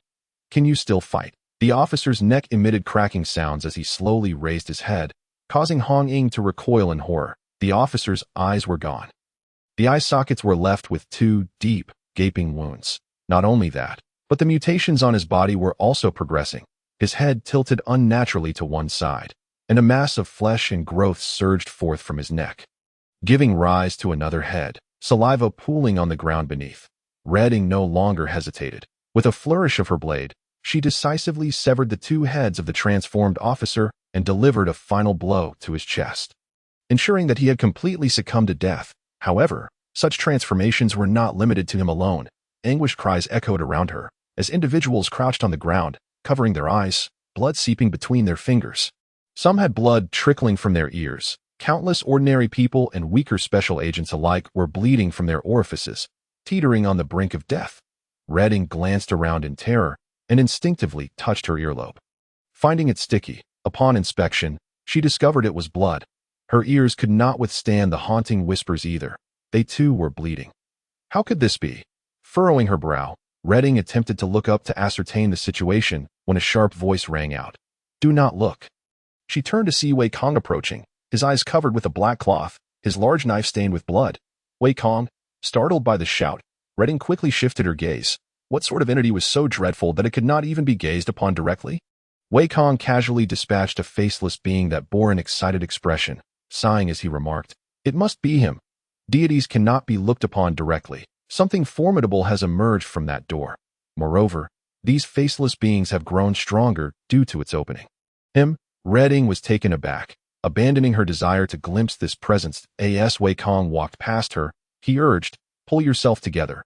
We must at least drive these cultists away. Professor Bai will find a way to deal with such an existence." Yes, Red Ying's complexion finally regained some color, and her grip on the spear strengthened slightly. That moment, Ziyu stood dazed beneath the door, staring blankly at the massive arm stretching dozens of meters long. His pupils had transformed into pentagrams, a feat achievable only when activating the all-seeing eye. The old god cult sought to annihilate Jiang City, stirring up such a commotion. Previous mystical texts had mentioned that the monsters of the abyss were also ranked. And this arm before him unequivocally belonged to a ruler-level strength, a being with its own territory and dominion in the abyss, a true victor of life. You claim to thrive in the abyss, yet you still covet this minuscule human realm? Ziyu muttered in jest, then snapped his fingers. The 7 secrets of the earth. Heavenly craft. This time, the coverage extended to a radius of 10 kilometers. The ground cracked, rocks disintegrated, and in midair, they began to reassemble, coalescing around a single stone as a core, gradually forming the outline of a colossal meteorite. While the stone circle remained unscathed, he intended to use the meteorite to seal that door. After all, allowing such malevolent entities to descend into the world would spell disaster for both ordinary people and Su Ziyu alike. The massive meteorite finally took shape, and under Su Ziyu's command, it hurtled directly toward the bronze door. The arm, which had been probing, immediately sensed the meteorite's approach, swiftly rotating its wrist, opening its palm to grasp it. Bang! Upon contact, the meteorite was riddled with fine cracks, and simultaneously, the stone circle began to falter. The three remaining pillars sustaining the formation were systematically severed, while the hundred-tailed snake fox frantically lashed its tail, causing pillars to topple one after another. In another direction, a fearsome demon eye also severed a pillar, while to the east, a massive shadowy spider enveloped a stone column, ice spreading over the pillar, firmly sealing the inscriptions. With a resounding crack, it shattered into sparkling shards of ice that drifted through the air. The stone circle ceased to rotate, and the once dense energy of death that had been swirling above became disoriented, losing its path. The abyssal door struggled to remain open, emitting creaking sounds as it began to close. Roar! The master of the arm let out an unwilling bellow, causing distant peaks to lose several centimeters in height. The arm slithered outward like a serpent, sweeping the ground and leaving a slender mark, as if a giant's hand were clearing away debris, splitting the earth and sending soil flying. Bang! Bang! Bang! The violent force surged towards Su Ziyu with a sonic boom. The entity within the abyss seemed to fixate on Su Ziyu.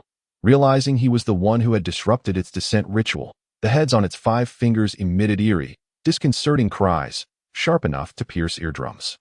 2 masses of dark material coalesced and forced themselves into Su Ziyu's ears, momentarily shielding him from the cacophony. He glanced at the drifting, lost energy of death in the sky, a subtle smile gracing his lips. Deprived of the guidance of the stone circle, the energy of death resembled wandering souls in the wilderness, accumulating in the air, gradually enveloping the area in a pale hue, forming blossoms of death that, from a distance, bore a haunting beauty. Death energy was, after all, a form of natural energy. The enormous arm swept toward him, the heads on its fingers either gaping wide or firing crimson rays from their eyes. While others emitted maddening whispers, spiritual and physical attacks enveloped Su Ziyu like a tempest. A gust of spiritual wind tousled his hair, yet he remained unflinching, delicately extending a finger. Scattered emerald green energy gathered around him, while the death energy swirling around the abyssal door seemed to find an outlet, surging toward him like a funnel, coalescing in front of Su Ziyu. Natural breath, now infused with death energy, natural breath grew even more formidable, coalescing into a beam of pale light that shot forth with the force of a cannonball. Colliding with the 5 heads, the death energy enveloped them like blossoms, viscous as gum, as spiritual pressure surged, uprooting the surrounding grass. The cacophony of disturbing whispers from the heads transformed into wails. As the explosive spiritual pressure detonated, to the top of the abyssal door, the 3-headed dog, lying in wait, wept black, oil like blood, and with the emergence of a strange black light, the bronze door slowly began to close. The terrifying energies released by both parties sent Su Ziyu flying, but in mid-air, the 100-tailed snake fox darted forward and caught him before he hit the ground, swiftly retreating over 100 meters away from the danger zone. After sustaining significant damage, the arm trembled, the 5 heads glaring at Su Ziyu's retreating figure with loathing. Yet, the pulling force behind them intensified.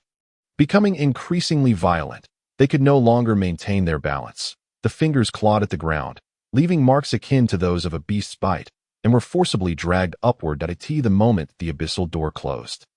One of the heads, devoid of features save for a slit where a mouth lay, turned green, then purple, and with a guttural sound, it opened wide, expelling a round object, before its entire body was pulled in. Bang! As the solemn and sacred sound resonated, the gate of the abyss finally sealed shut, gradually becoming indistinct as it shrank. The 3-headed hound perched upon the door surveyed the world, its final gaze resting upon Su Ziyu. With a resounding clang, the bell tolled, and the gate of the abyss vanished into nothingness. Sensing the lingering stench of decay in the air, Su Ziyu wrinkled his nose, his emotions a tangled web. It was a near thing, that existence from the depths almost manifested. Merely a single arm had wrought such chaos. It was unfathomable to consider the devastation that would ensue upon its complete arrival. Fortunately, its descent had been thwarted. Ziyu mused that he was indeed fortunate. With the prowess of a morning star, he had shattered the plans of an unknowable entity. Luck had played a part. For the destruction of the stone circle allowed the trapped death energy to be harnessed. Otherwise, forcing that arm back into the abyss would have proved quite the challenge. He resolved to enhance his strength swiftly. For next time, he might not be so fortunate in confronting an unknowable existence. Silently lamenting in his heart, his gaze fell upon a certain area shimmering with an ethereal blue light. The 100-tailed serpent fox carried Ziyu forth, revealing a pockmarked surface adorned with an egg-like object enveloped in dark purple patterns. He recalled that this egg had been expelled from the head of that arm. Utilizing his all-seeing eye, he scanned the vicinity, confirming the absence of danger. He then placed a hand upon it, murmuring, "Extract material." At once, the dark purple egg transformed into a sphere of white light that soared into Ziyu's palm. Rising to his feet, he noticed in the distance that Yuan Shaoqi was approaching with a cheerful smile. Having witnessed Ziyu's slaughter of an unknowable being, Yuan Shaoqi gazed at him with adoring eyes. Almost starry with admiration, he playfully pinched the little one's cheek, noting the dirt smeared on both their garments, and snapped his fingers. A halo of dark yellow spiritual energy enveloped Ziyu and Yuan Shaoqi. And when the energy dissipated, they found themselves clad in fresh attire. Perched upon the back of the 100-tailed serpent fox, Ziyu reconfigured his appearance, making subtle adjustments to enhance his handsome visage.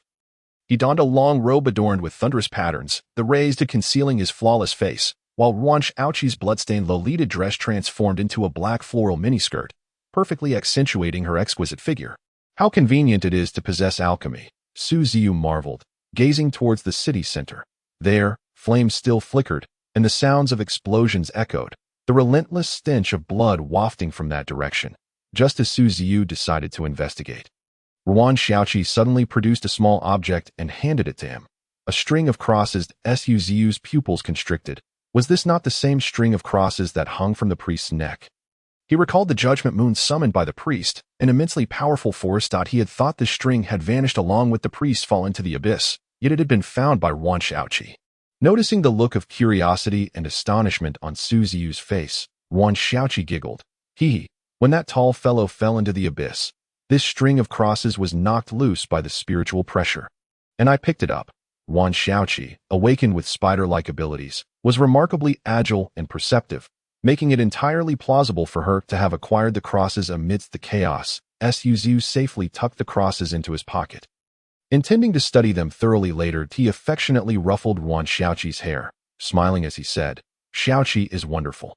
Yuan Shaoqi bashfully lowered her head. Her heart brimming with joy. Receive praise from her master was the greatest reward in her eyes. In Jiangcheng, at the city center, as the immense pressure dissipated, Hong Ying and Wei Kong exchanged glances, simultaneously lifting their heads to behold the bronze stone door suspended in midair, now closing, although they only glimpsed a fleeting image. They noticed the arm struggling to retract into the abyss at that very moment, just a mere glance, and Hong Ying felt a warm liquid trickle from the corner of her eye. While Wei Kong, though somewhat better off, bore a grim expression. What on earth was that?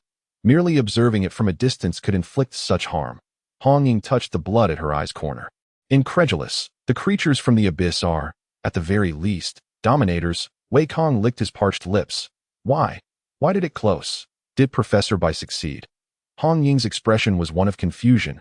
Roars echoed in the distance, accompanied by the sound of footsteps, as a horde of faceless ones surged into the alley, wielding various weapons, crashing towards them like a tidal wave.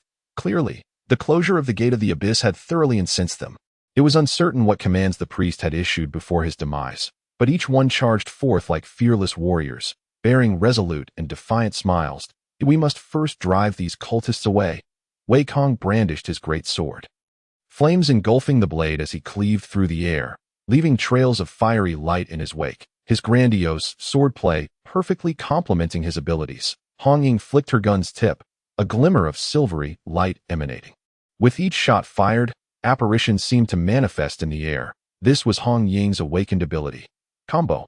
Paired with her exquisite marksmanship, she was exceedingly effective in slaying the monsters. The scent of blood thickened in the air, and the corpses of the faceless ones multiplied, yet their numbers did not dwindle.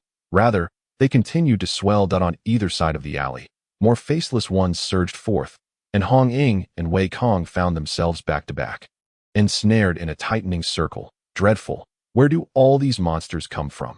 Hong Ying gritted her teeth, charging forward once more, her gun dancing like a dragon, stabbing, thrusting, and cleaving, each strike resonating with unwavering force, claiming the lives of faceless ones. Yet soon, their stamina began to wane. The faceless ones swung their blades, and Hong Ying dodged to the side, cornered against the wall. With a powerful thrust, she wielded her spear, creating illusions as she swiftly pierced the skulls of several faceless ones. Once more, she propelled herself into the air, spear gripped tightly, swirling it downward in rapid motion. Splat! Blood gushed forth as many faceless ones were blinded before they could react. However, as Hong Ying landed, she suddenly felt a chill emanating from behind. As if something intended to freeze her solid, a cold dread creeping up her spine. Thud! Hong Ying barely managed to twist away from a fatal blow, but a force struck her waist, the sound of cracking bones echoing as she collided with the wall. Spiderweb-like fractures spreading from the impact. Spitting blood, Hong Ying struggled to look ahead. Amidst the throng of faceless ones, a grotesque creature towering over 3 meters emerged that appeared to be a conglomeration of multiple faceless ones. Above its neck, faces devoid of features, only tentacles reminiscent of an octopus, were stark white. Below the neck was an amorphous mass of flesh, its corpulent form reminiscent of a pig, shaking the ground with each step. The passing faceless ones were crushed into submission, willingly merging into the creature, rendering it increasingly formidable. With each breath the monstrous amalgam took, the surrounding air grew colder, layers of ice forming around its ankles. With every step, the ground froze beneath it, and it wielded a long ice stick in its massive hand. Just moments ago, Hong Ying had been struck by that very club.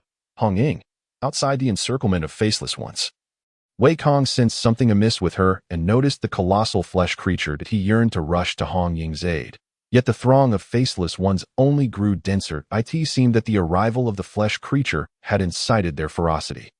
Wei Kong could only barely defend himself, his own strength dwindling, despair permeating the air.its over. Hong Ying watched as the enormous creature approached, its featureless face seemingly curling into a disdainful smile. The club raised high, crashing down towards her head. At that moment, a black spear suddenly shot forth, forcefully deflecting the large club and piercing through the flesh of the monstrous creature, creating a gaping wound. Hundreds of tails descended simultaneously, executing a sweeping attack in the area, mercilessly obliterating the faceless beings into a gruesome mess.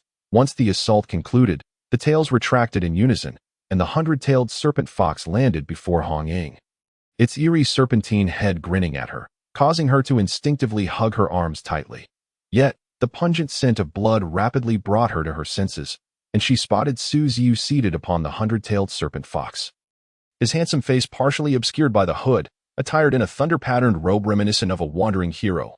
Beast, Ziyu ignored Hong Ying's gaze, his cold eyes fixated on the flesh creature, with a gentle snap of his fingers.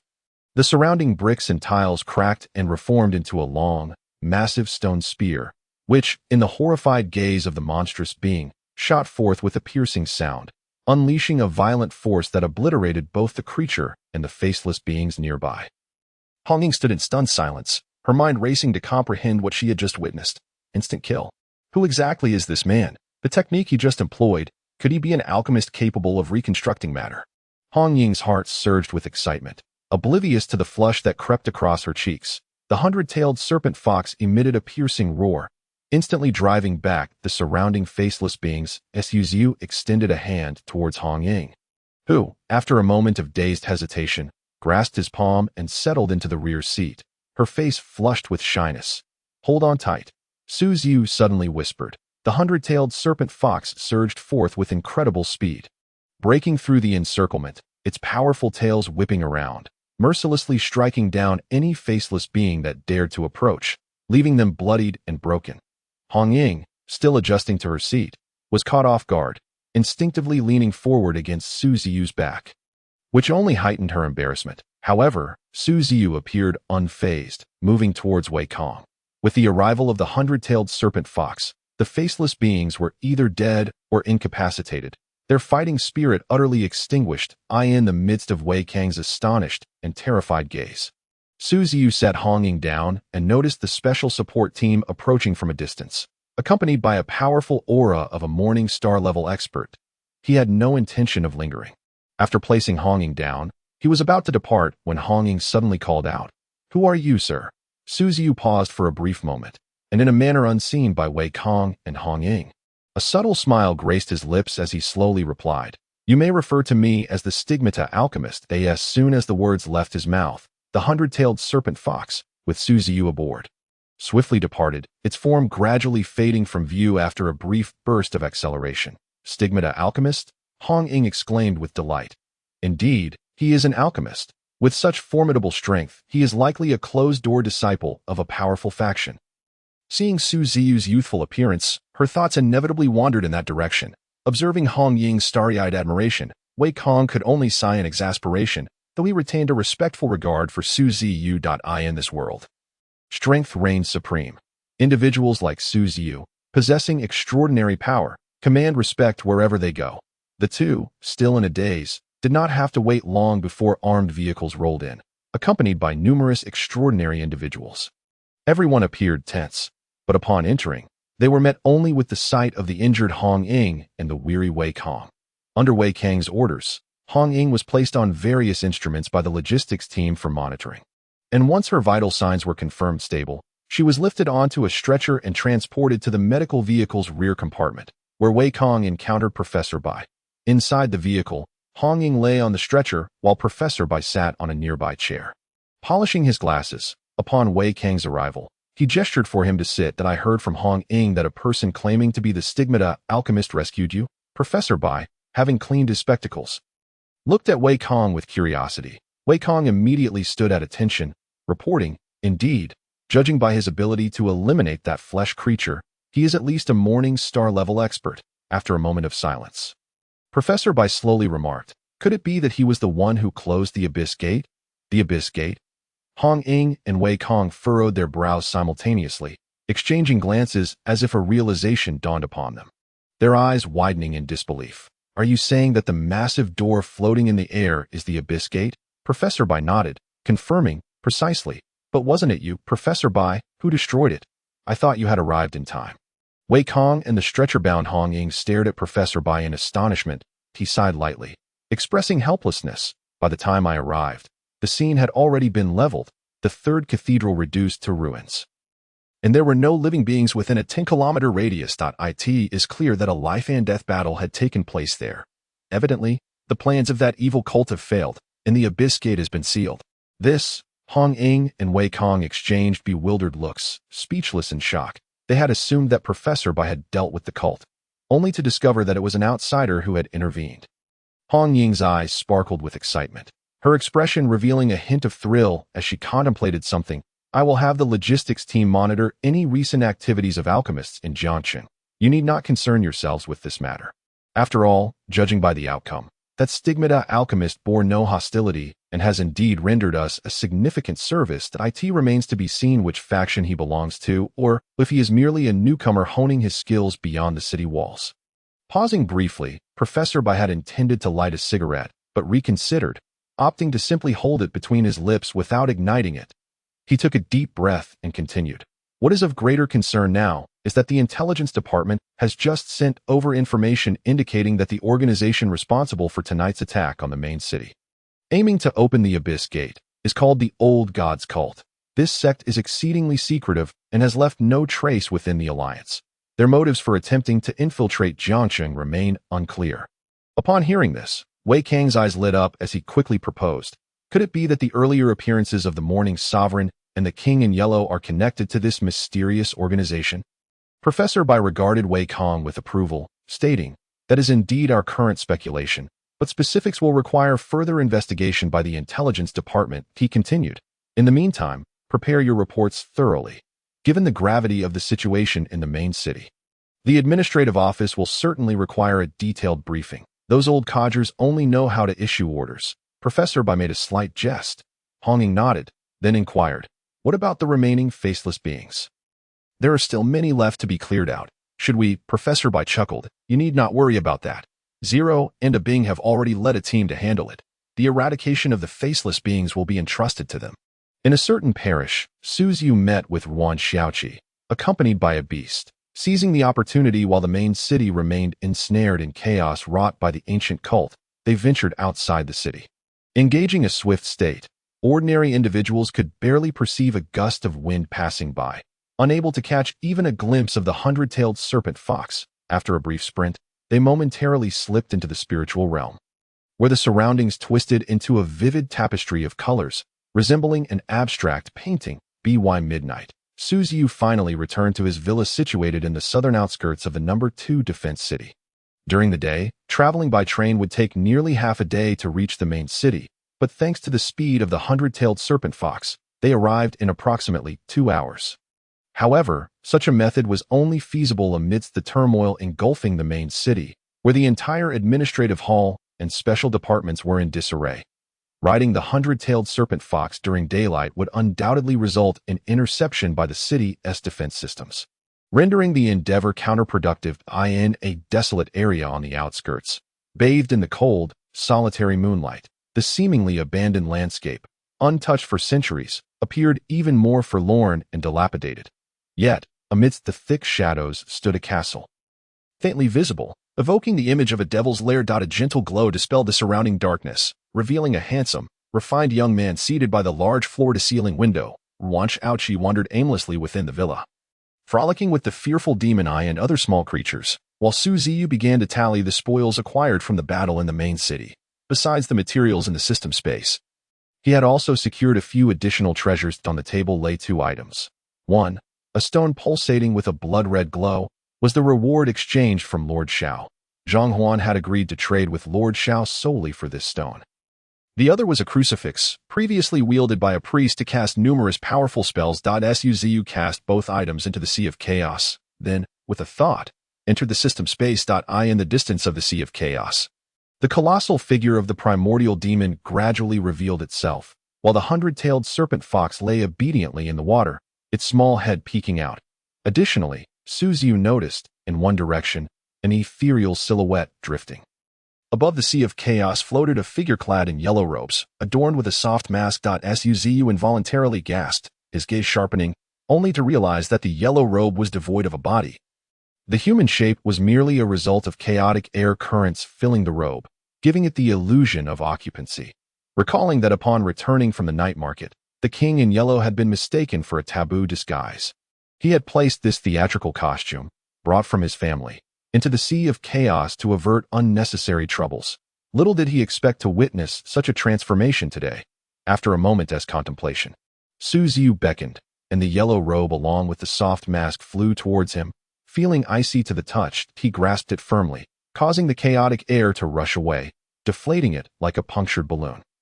Activating the all-seeing true eye, he scanned the robe thoroughly, yet still discerned no abnormalities. From the priest's dying words, Ziyu learned that his family had been labeled a so-called blasphemous lineage in ancient times, and that their ancestors had once glimpsed the blasphemous god tablet, leading to the downfall of the ancient cult in a war. Although the specific details remained unclear, it was evident that the Xing family was far from ordinary. Hence, this theatrical garment, reminiscent of the king in yellow, could not simply be trivial. Thus, he ruled out the possibility that the yellow robe was merely an ordinary item, estimating that his all-seeing true eye was insufficient to unveil some of the robe's secrets. Only by continuing to enhance his strength could he hope to uncover its mysteries. With this thought, Ziyu once again tossed the yellow robe into the Sea of Chaos. It seemed to possess a certain awareness. As it swelled upon contact with the water, 2 masses of chaotic air coalescing at the eye sockets, the yellow robe billowing in the wind, creating an uncanny illusion of the king in yellow's emergence. Subsequently, Ziyu redirected his attention to the newly acquired materials. Those luminous orbs hovered in the air, several radiating potent spiritual energy. First, he examined the blood-red stone, the Philosopher's Stone, 4-star, a powerful magical stone. It is said to require the amniotic fluid and placenta of 49 female humans as auxiliary materials, combined with the corpses of human females and infants to forge. This method of creation has been passed down since the ancient First Era. But due to its malevolent nature, the Alliance has strictly forbidden it in modern times, leading to the gradual loss of its crafting techniques. Nevertheless, some cults covet the power contained within the stone and still possess the means to forge it. The Philosopher's Stone harbors a wellspring of powerful magical energy, capable of continuously generating spirituality to replenish itself. So, it is a magical stone, Ziyu mused.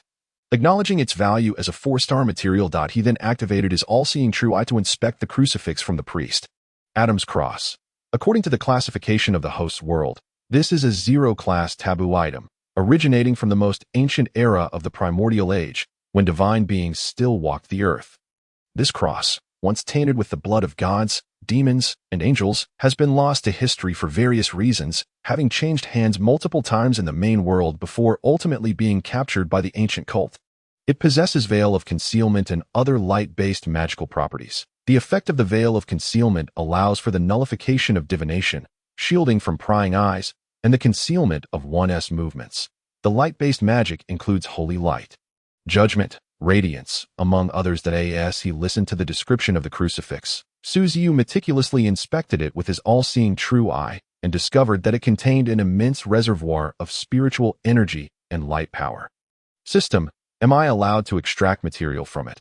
Ziyu suddenly inquired, recalling the creature he intended to create. Ding. Affirmative. The Adam's Cross contains powers of divination, concealment, and light magic. You may extract one source of power as material, while the taboo item will retain its remaining powers, albeit with a potential decrease in rank. One must admit, the system is quite formidable. The extraction of power from a taboo item is conveyed with such ease, as if devoid of difficulty. Moreover, it is still a 0-class taboo item. Let us begin. Ziyu tightened his focus, extending his hand towards the crucifix, commanding, extract material. The system space reverberated with the sound of grinding gears. A mysterious force swept over the crucifix, and then a beam of white light flew into Ziyu's palm. Ding. Material extraction successful. Ding. Obtained 5-star material. Eye of Secrecy. Eye of Secrecy. 5-star. The power extracted from a taboo item, composed of mysterious forces of observation and divination traceable to the primordial age, belonging to the first tier of divination power. It awakens a portion of the authority over the rules of evolution for all things. When utilized properly, it can create formidable creatures of secrecy. 5-star material. Ziyu's heart surged with excitement, as its function perfectly aligned with his intentions. Next, he turned his attention to the remaining materials. Cursed Scarlet Blood Tongue. 4-star, originating from a cultist transformed from a scarlet tongue. They excelled in dismembering corpses and savoring blood tongues, having endured inhuman torment and bullying before death. When crafted into material, it can confer powers of foul whispers, life absorption, and more. Abyssal Dragon Egg. 6-star. This dragon egg, from the Abyssal Gate, was inadvertently dropped into the mortal realm by a great being during a state of somnambulism. But it possesses a complex abyssal power and is closely associated with necromantic materials. When combined, they can significantly accelerate the dragon egg's incubation time. Having completed the review of high-grade materials, Ziyu began to contemplate how to craft the monster of his dreams. Firstly, the most valuable material at his disposal was the 6-star Abyss Dragon Egg, followed by the 5-star Eye of Secrets, the 4-star Philosopher's Stone, the 4-star Cursed Crimson Tongue, and the 4-star Cursed Black Soul. As his gaze swept across these materials, inspiration struck Ziyu. The 6-star Abyss Dragon Egg required the inclusion of necromantic materials to achieve optimal results. However, he had yet to gather such components. After careful consideration, he resolved to temporarily set this material aside, for it had been a rare acquisition from that enigmatic entity, and haphazardly merging it might yield a creature of lesser strength, thus squandering a 6-star resource. Therefore, he decided to use the 5-star Eye of Secrets as the core of this monster, complemented by the Philosopher's Stone as its heart, which would continuously generate magic and spiritual essence to enhance its endurance. The Cursed Black Soul would serve as the creature's soul, imbuing it with a portion of cursed power, while the Cursed Crimson Tongue would bestow auxiliary skills, creating a remarkably coherent combination. Once prepared, Ziyu initiated a new round of crafting. With a wave of his hand, the Eye of Secrets slowly ascended and plopped into the 100 Eyes furnace. The Eye of Secrets was not a true eyeball, but rather a square sculpture resembling a mirror. With uneven surfaces, viewed from different angles, it appeared as a richly colored, thick prism. Under the repeated washes of the creation lava, its form began to elongate and twist, with certain sections enveloped in the molten substance, shimmering like gold. Sensing the opportune moment, Ziyu gestured once more, and a stone that glimmered with a blood-red hue, resembling a piece of alabaster, descended into the furnace. As it landed, It was immediately wrapped by the creation lava and positioned onto one of the eye's facets. Akin to a machine receiving an essential component. With a splash, a pitch-black spectral entity was hurled into the Hundred Eyes furnace by chaotic currents. The creation lava erupted in a furious boil, instantly extinguishing the cursed black soul's defiance and despair. From the roiling magma emerged a hand, dark as ink, sinking inch by inch, ultimately swallowed by the lava, intertwining tightly with the Eye of Secrets and radiating an eerie aura. Next, a mass of twisted flesh, the cursed Crimson Tongue, flew into the furnace. This was extracted from the cultists of the Crimson Tongue, aside from the Old Master, and included numerous tongues of varying shapes, gathered in the system's space until they coiled together like worms, utterly tamed amidst whispers and shrill cries that at last, the creation lava within the Hundred Eyes furnace began to spiral, layer upon layer, as crystalline particles sparkled to form scales resembling fleshy cocoons. When the furnace disappeared, a half-human-sized cocoon stood in place. Ziyu exited the system space, his gaze fixed on the cocoon, which soon cracked open, revealing countless fissures. Subsequently, numerous fragments of the cocoon shrank inward, and a large, pallid head emerged. This head bore no distinct features. Its ghostly visage was marked by swirling patterns, reminiscent of the growth rings of an ancient tree. Exuding an indescribable aura of antiquity as it encountered the external world, the swirling patterns began to rotate slowly, creating numerous gaps that opened in a bizarre synchronization. Suddenly, mouths appeared, extending crimson tongues that seemed to grin as they licked the lips. This sight startled Ziyu. Were an ordinary person to witness it, they might well descend into madness. With a splash, the body behind the head also emerged, long and serpentine, resembling a worm or a slug. Devoid of limbs, it advanced by twisting its body. Its length was comparable to that of an adult man's arm, transparent with an eerie red hue. The brightest red was located at the site of the brain. The Philosopher's Stone had been fully absorbed and controlled by this creature, providing all the energy required for movement. Ziyu observed the large worm in silence, as the system's voice echoed in his mind. Ding! Congratulations, host, on successfully editing the monster, the Esoteric Worm, 4-star.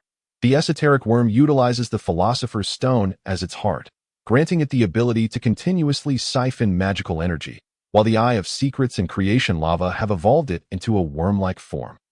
Internalizing various organs, the Cursed Black Soul serves as the Esoteric Worm's essence, endowing it with a portion of cursed authority, and finally, the Cursed Crimson Tongue achieves a balance in creation. Ding!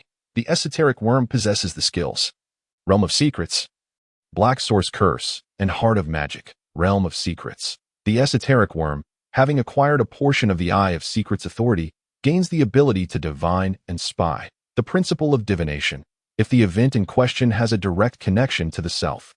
It can be divined directly. If the event is indirectly related, intermediary items are required for divination. Such items may include key objects or related artifacts, such as a strand of someone's hair or personal belongings. Note: although the diviner possesses a fleeting ability to glimpse the future, each use of this power must be approached with caution, wary of strange entities and the malevolent gaze of hidden deities lurking in shadows and darkness. Black Source Curse. The Esoteric Worm can cast curses on any target, which will gradually become sluggish and dulled in action and thought over the next minute. Once the minute elapses, the target will be completely transformed into a puppet. Rendered immobile. Heart of Magic. This transformed heart enhances its hardness, blood circulation, and blood production abilities, while significantly boosting the recovery rate of spiritual essence. But if the remaining spiritual essence within the user falls below 50 of its maximum capacity, the recovery speed increases by 200, and if it drops below 10, the recovery speed escalates to 300. Ding. This monster editing session has resulted in the Esoteric Worm attaining the strength of the Morning Star's initial stage. Rating: Perfect. Ranking tiers: Ordinary, Good, Excellent, Perfect, Supreme, Mythical. Ding. The host will receive 1/8 of the Esoteric Worm's spiritual power. Ding. The host may select one of the skills for solidification. All 3 skills were formidable, and after careful consideration, Ziyu chose the Heart of Magic. After all, it was a sustaining skill. The more spiritual essence consumed, the quicker the recovery. In encounters with formidable foes, it would prove invaluable during protracted battles. As 1/8 of the power merged within him. Ziyu felt an immediate release from a sense of confinement, as if a door had swung open, allowing an unceasing flow of spiritual energy to surge against the barriers within him, collapsing them and imparting a sensation of ethereal lightness. That moment, visions of the primordial demon residing in the chaos sea appeared in his mind, having previously absorbed a fragment of the blood tongue god's gaze. The illuminated foundational points within him shimmered with renewed brilliance. Following one of these points, Ziyu continued his visualization, illuminating 3 more foundational points, which began to dance within the chaotic space, revealing a portion of the terrifying and sinister form beneath the sea's surface. A continuous stream of spiritual essence converged from his dantian, circulating through his limbs and returning to the dantian, significantly augmenting the essence within his meridians. When Ziyu opened his eyes once more, he was astonished to discover that his strength had reached the pinnacle of the morning star's intermediate stage. How wonderful! With a delighted expression, Ziyu remained vigilant as the system's voice resonated in his mind once again. Ding! To date, the host has successfully edited 4 monsters of excellent rank or higher, accumulating 4 points and earning 1 opportunity for a system lottery. Would the host like to proceed? A wave of joy washed over Ziyu, prompting him to nod eagerly. Open it immediately. With a whoosh, a large, ethereal wheel appeared before him, divided into various segments of differing sizes. Some segments were large, while others were small, and the smallest ones bore inscriptions such as Seeds of the Twilight Tree, 6-star. Heart of the Abomination Butcher, 6-star. Fragments of the Sword of Dawn, 6-star. And Skull of the Upper Abyssal Demon, 6-star. With a whirl, the ethereal wheel began to spin rapidly, producing a cacophony of sound. The pointer zipped across the various segments, and with a series of chimes, its speed gradually diminished until it finally came to rest. Ding! Congratulations, host, on a remarkable stroke of fortune. The pointer settled precisely on the segment representing the skull of the Upper Abyssal Demon, 6-star. Acquire the skull of the 6-star Abyssal Demon. Ding! Rewards have been distributed. Has the host truly become a lucky sovereign? How could I have stumbled upon such a minuscule probability? Ziyu's face lit up with joy as he hurried into the system space to inspect. At the very center of the chaotic airstream floated a grotesque head adorned with ram's horns, its sunken eye sockets resembling 2 black voids, with yet another 6-star material in his possession. Ziyu's mood blossomed beautifully. Chirp! The enigmatic worm scuttled about the room, its not-so-large body writhing against the walls, its whirlpool-like face occasionally turning to smile at Ziyu, both bizarre and chilling. With a resigned shrug, Ziyu redirected his gaze to the cross resting upon the table. Stripped of its divinatory power, the cross retained its form, still cloaked in a somber silver hue, imbued with a hint of antiquity. Activating his all-seeing eye, a cascade of information surged into his mind. Adam's cross, a Tier 1 forbidden item, possessing a degree of vitality, capable of communication. Abilities include divinatory protection, judgment of the moon, holy light, and gaze of the fiery sun. Divinatory protection? No wonder I could never quite glimpse the priest's face while peering at Zhang Huan. It was the work of this cross. Ziyu chuckled in realization, feeling as though he had struck gold.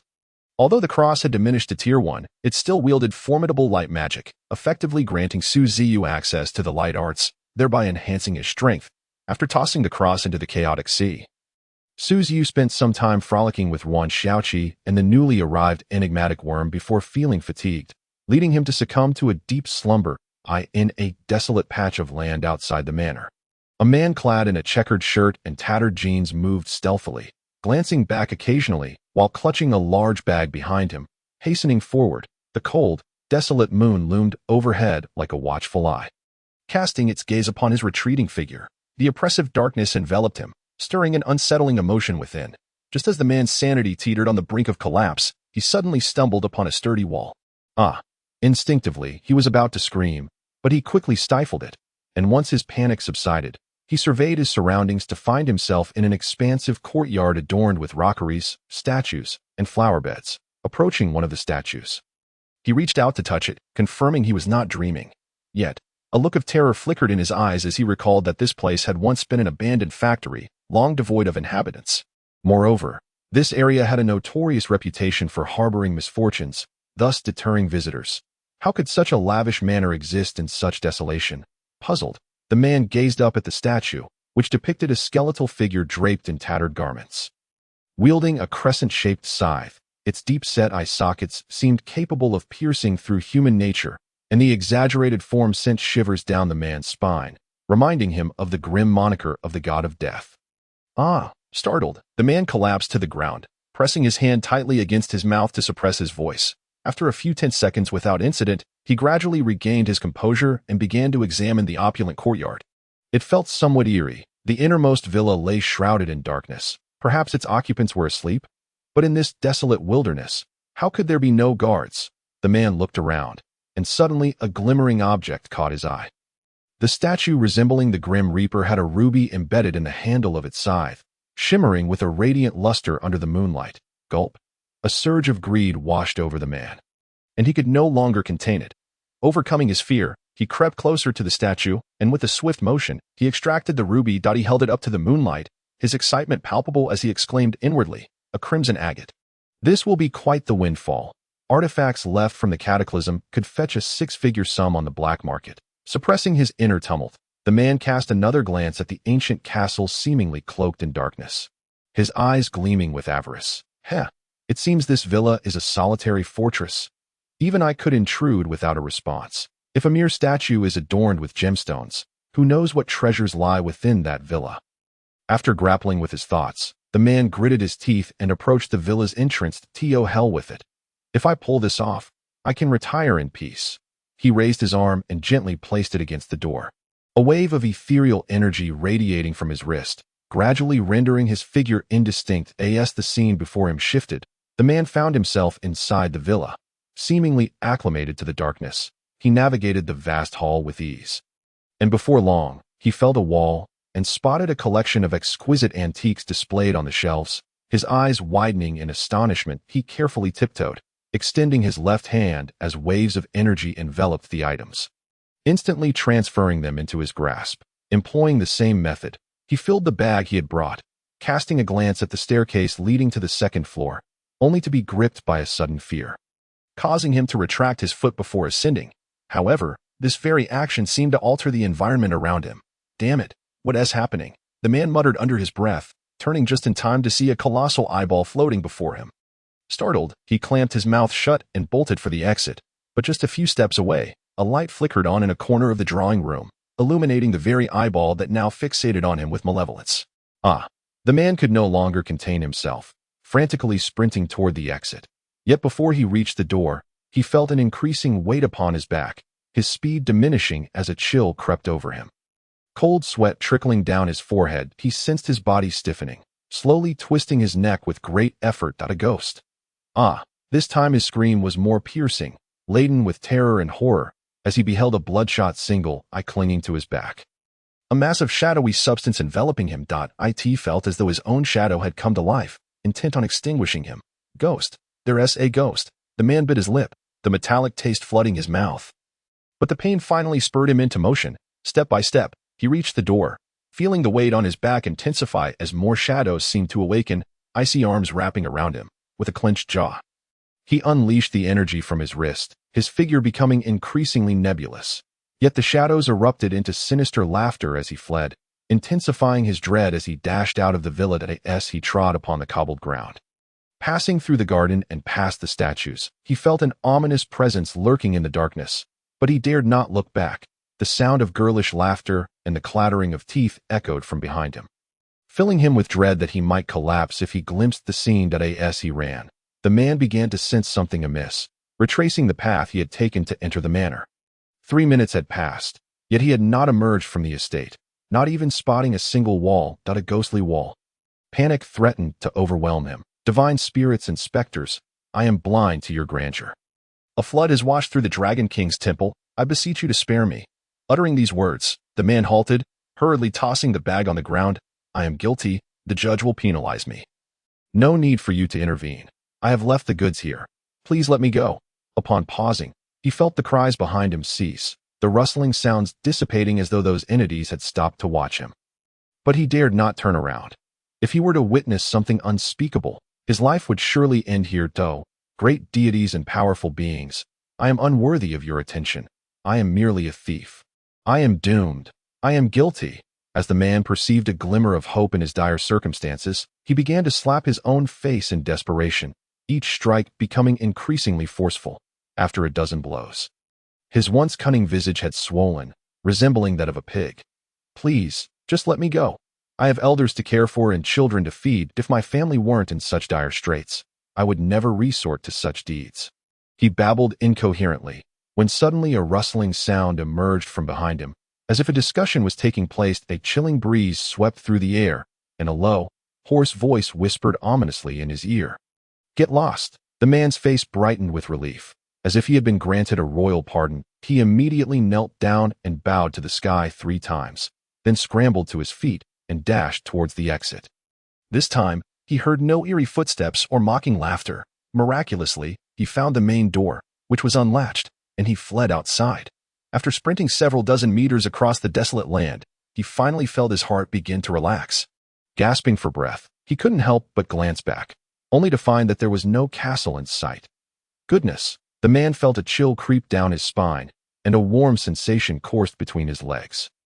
As the wind ruffled around him, a middle-aged gentleman emerged from the distance, dressed formally in a black top hat and a waistcoat.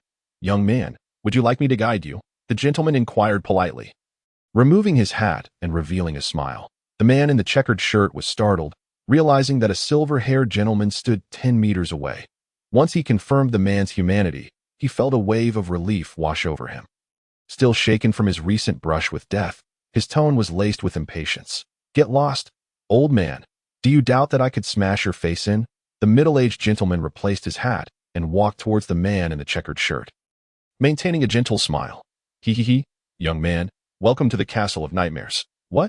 The man's legs buckled, and he fell to the ground in shock. As the surrounding darkness faded, the gentleman slowly removed his hat, revealing a mature, composed face that suddenly caved in, transforming into a skull with fiery eyes. His form expanded to an immense height of 3 meters, his finely tailored suit consumed by ghostly blue flames, exposing his gaunt arms and slender fingers, while he brandished a crescent-shaped scythe that bore an uncanny resemblance to the statue of death in the courtyard. "Ah, you are a demon." The man's facial muscles twitched unnaturally, contorting into a grotesque expression of terror. The monstrous figure emanated an overwhelming spiritual pressure that extinguished any thoughts of resistance within him. The man banged his forehead until it bled, desperately pleading, "My lord, please spare me. I have returned all that I took. I swear I shall never steal again." Observing the man's face twisted in fear, the embodiment of greed slowly raised his scythe in that moment. A thought struck the man, and he shouted, "My lord, I possess a secret. I can trade you a life for this secret, which would surely be of great value to one as powerful as you." For a brief moment, greed hesitated, and seizing the opportunity, the man continued rapidly, "Surely you have heard of mermaids? I possess a map that leads to their village. Their blood can be distilled into potent elixirs, and their bodies are treasures beyond measure." Greed turned his gaze towards the shadows behind him, where Ziyu casually observed the unfolding drama. Meeting Greed's gaze, he pondered for a moment before stating, "Let us first judge his crimes." Following Greed's gaze, the man finally noticed a young figure standing in the darkness. Realizing that this towering skeleton sought guidance from the young man, he felt a flicker of hope amidst his terror and instinctively moved to cling to Ziyu's leg. However, Greed waved him away dismissively. "The steward of the Castle of Nightmares. I am commanded by the burial sovereign to carry out your judgment." The flames of souls flickered in Greed's eye sockets as his bony hand reached forward. Despite the 10-meter distance, the space around them crackled like breaking glass, and a phantom arm emerged, piercing through the man's chest. Burial sovereign? That mysterious entity? How could it be here? The man's expression shifted dramatically. His breath caught in his throat. He distinctly felt his heart being squeezed by an unseen hand. Before he could comprehend the situation, the hand yanked violently, and his still beating heart fell into Greed's grasp. The man's expression turned blank, fear and horror freezing on his face. Gazing at his own heart, Greed began to recite. Name, Zhang San. Ability, wall passing. Awakening level, Tier 3.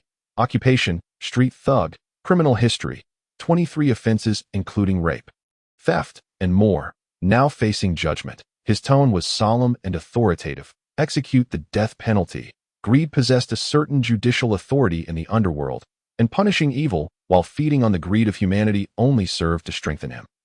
Thus, Ziyu allowed him to determine whether the thief deserved death. From what he had heard, it was clear that Zhang San was a habitual offender, utterly deserving of his fate as for the promised secret of the mermaids. Once Zhang San was eliminated, greed could extract the information from his soul. Moreover, stealing from one's own home certainly warranted a lesson. Otherwise, people might think the burial sovereign was merely a name without substance. This could be seen as a righteous act of punishing the wicked, especially since capturing someone with wall-passing abilities would indeed be challenging. Ziyu wondered when the special division might bestow upon him a banner of commendation for being a model citizen. Amidst his musings, Ziyu nodded in acknowledgement to greed. As he gazed upon the crescent-shaped scythe, the man felt his throat constrict, his face turning pale with terror, realizing his imminent demise. A glimmer of resolve sparked in his eyes as he prepared to fight for his life. But greed's piercing gaze held him frozen. A bone-chilling sensation enveloped him, as if he had plunged into an icy abyss. Gradually, he found it difficult to breathe. After greed crushed his heart, all vitality was severed. And the man's eyes, filled with terror and rage, began to dull as his body went limp. His ethereal form was seized by a spectral hand, and greed focused intently on him, processing some information before swinging his scythe. With a sickening sound, the remnants of the spirit scattered, nearly all consumed by greed. At that moment, Ziyu discovered a parchment map hidden within the man's garments. He stored the map within the chaos sea, where a shadowy veil descended to envelop it. Ziyu and greed gradually vanished. They reappeared in the wilderness 100 meters away, where a hazy mist began to dissipate, revealing a castle that seemed to materialize from thin air.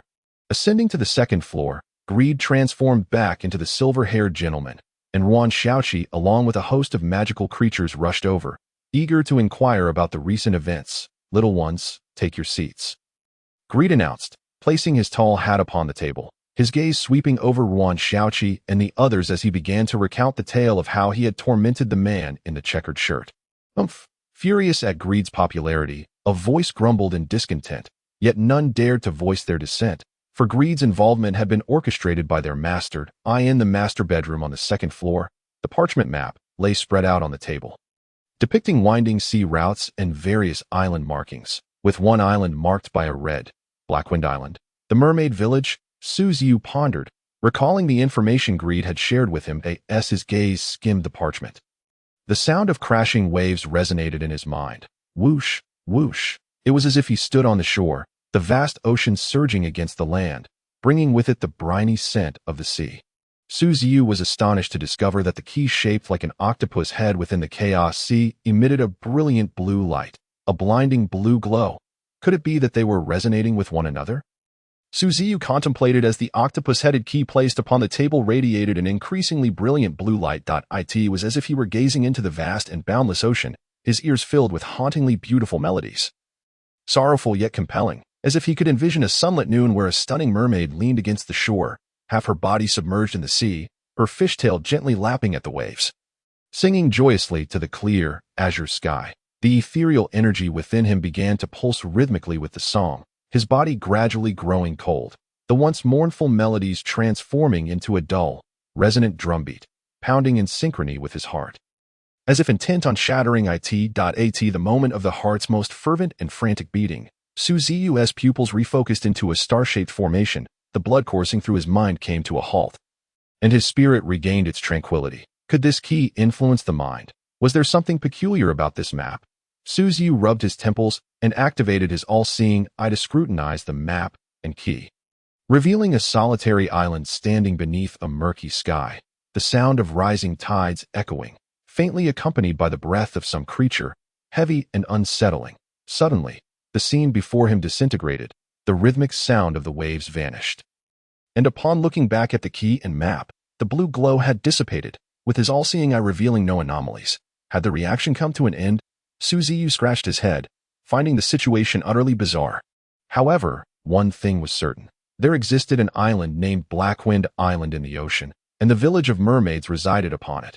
After a moment of silence, Ziyu opened his computer and logged onto the extraordinary being's website, searching for various information regarding the village of mermaids. Upon clicking search, a plethora of items emerged. As he perused, he noticed a post titled The Mystery of Mermaid Village, and upon entering, he discovered that the last reply dated back 3 years. After reading through the entire thread, Ziyu gained a deeper understanding of Mermaid Village. Blackwind Island, where it was located, was an unrecorded solitary island in the jurisdiction of the Alliance's maritime administration. The original poster seemed to be in search of the island's location, embarking on a sea voyage for half a year until finally hearing the mermaid's song amidst the turbulent seas. The final post documented their fleet's entry into the stormy sea, initially capturing some scenery within the tempestuous waters. However, after 2 days, their records abruptly ceased, and many replies went unanswered. The time, it had been a hot topic on the forum, accumulating over 1,000 replies. Yet the original poster never resurfaced. 3 months later, as the post's popularity waned, the latest reply appeared from that very individual. The original poster, the wandering traveler. They are all dead, consumed by those beasts. Upon reading this, Ziyu felt a chill run down his spine, and upon clicking on the replies, he found that every single one had been deleted.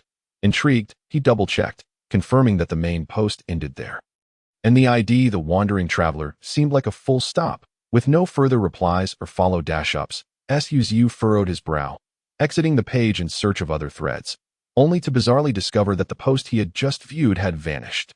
Bewildered, he navigated back to the previous page and specifically entered keywords, yet the post titled The Secret of Mermaid Island had indeed disappeared. Was there some force capable of affecting reality? Ziyu pondered, casting a glance at the key and map, sensing that this matter was far from simple. Nevertheless, a slight smile graced Ziyu's lips, while such mysterious events were not to be delved into deeply.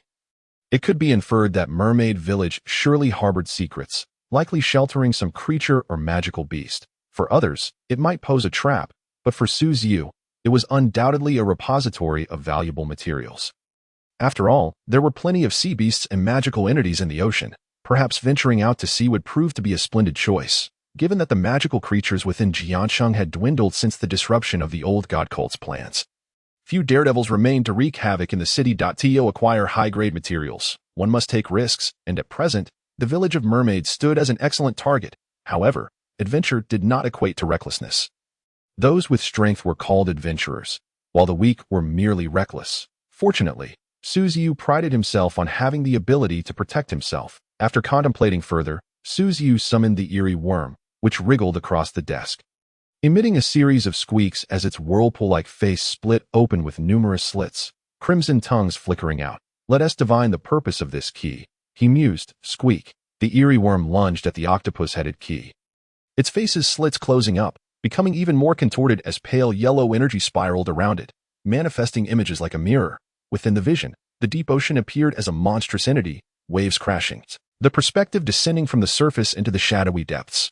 Bubbles rising. Suddenly, a bright white light illuminated the distance, followed by a school of fish, each adorned with lanterns resembling branches, emitting a ghostly white glow. As the fish swam past, the vision continued downward, darkness reclaiming the view until flickering points of ghostly green light revealed a massive bronze door standing before them, into which the octopus-headed key fit perfectly. Turning gently, with a gurgling sound, the ocean surged inward, creating a flurry of bubbles. Amidst the chaotic imagery, a dilapidated palace became faintly visible, desolate and crumbling, with a resounding crack.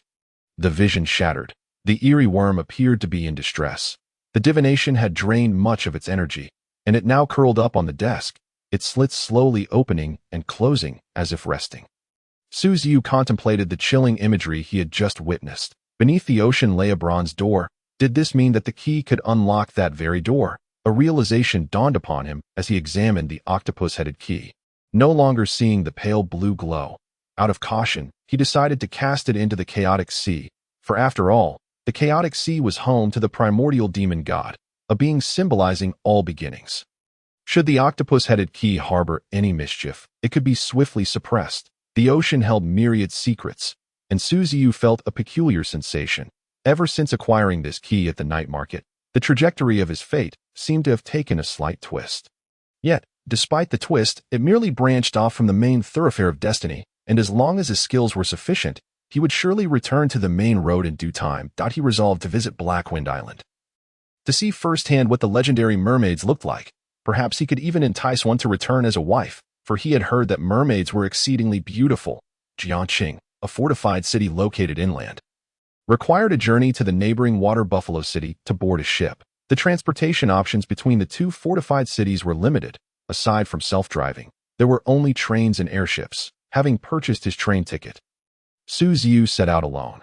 This time, he chose not to bring Ruan Xiaoqi. After the recent visit from a thief, he felt the need to leave someone in charge at the manor, lest he return from his outing to find his home ransacked. Thus, he decided to leave Ruan Xiaoqi behind as the mistress of the manor to manage the villa, with the assistance of greed and wrath, along with Annie and a host of living dolls. Security was assured, and she would also gain valuable experience. No, Ruan Xiaoqi pouted. Watching Ziyu's departing figure, Ziyu turned back, tousling the girl's hair, gently saying, "I'll be back soon. You can take this time to rest well, and perhaps even integrate into society to learn." Ruan Xiaoqi's eyes were red, clearly having been crying, and she understood that she could not keep Ziyu. Reluctantly, she pouted and muttered, "All right," then as Ziyu glanced at Greed, signaling him to take good care of Ruan Xiaoqi before leaving the Villa Dada. Ruan Xiaoqi's eyes were teary, while Greed tipped his hat to his chest, watching Ziyu depart. "Dear mother, would you like to surprise the master before his return?" Greed said with a smile once Ziyu's figure had completely vanished from the manor. Ruan Xiaoqi rubbed her reddened eyes and gazed at Greed with a look of confusion. Greed offered a faint smile, guiding Ruan Xiaoqi to the sofa. After instructing a servant to serve tea, he settled on the opposite sofa and spoke softly. "Human society is rife with rules and regulations, yet if you manage to integrate yourself within, leveraging these very rules, you shall discover that the more rules there are, the greater the scope for manipulation. As my master's power grows stronger, what he requires is not merely assistance, but someone capable of managing this estate effectively. If you do not mind, I would be glad to assist you." Meeting Greed's earnest gaze, Ruan Xiaoqi, after a moment of contemplation, inquired with a sense of anticipation, "So, what shall we do?" Greed smiled appreciatively and explained, "Of course, we must pursue profit. With such a splendid estate at our disposal, how could we possibly lack guests? Engaging in business transactions, cultivating fruit, and even," he paused momentarily, a fierce glint crossing his features, "assassination ventures are not out of the question."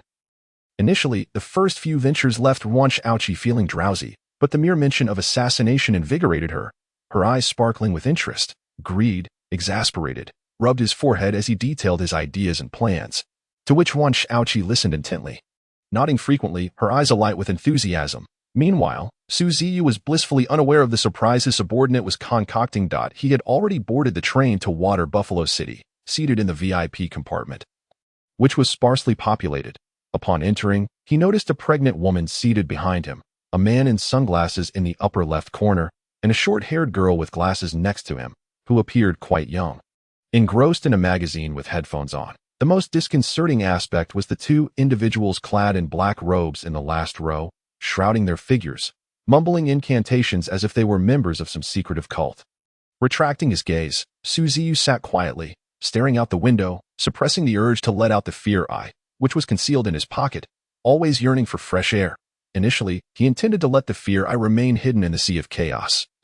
But the little creature stubbornly refused. Considering its size made it portable, he relented and brought it along, "That if you continue to misbehave, I shall cast you into the sea of chaos," Ziyu admonished inwardly, causing the fear eye to remain still in trepidation. As the train swayed and the world around him blurred, Ziyu felt his eyelids grow heavier, eventually succumbing to slumber at the front of the train.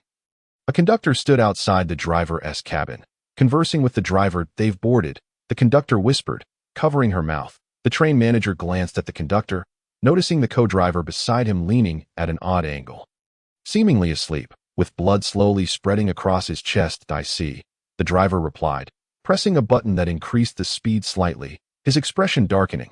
The door was about to swing open. The conductor chirped with excitement. "Oh, how thrilling. Bringing so many people into the spirit realm. I wonder what interesting events will unfold." However, her demeanor shifted as she licked her crimson lips.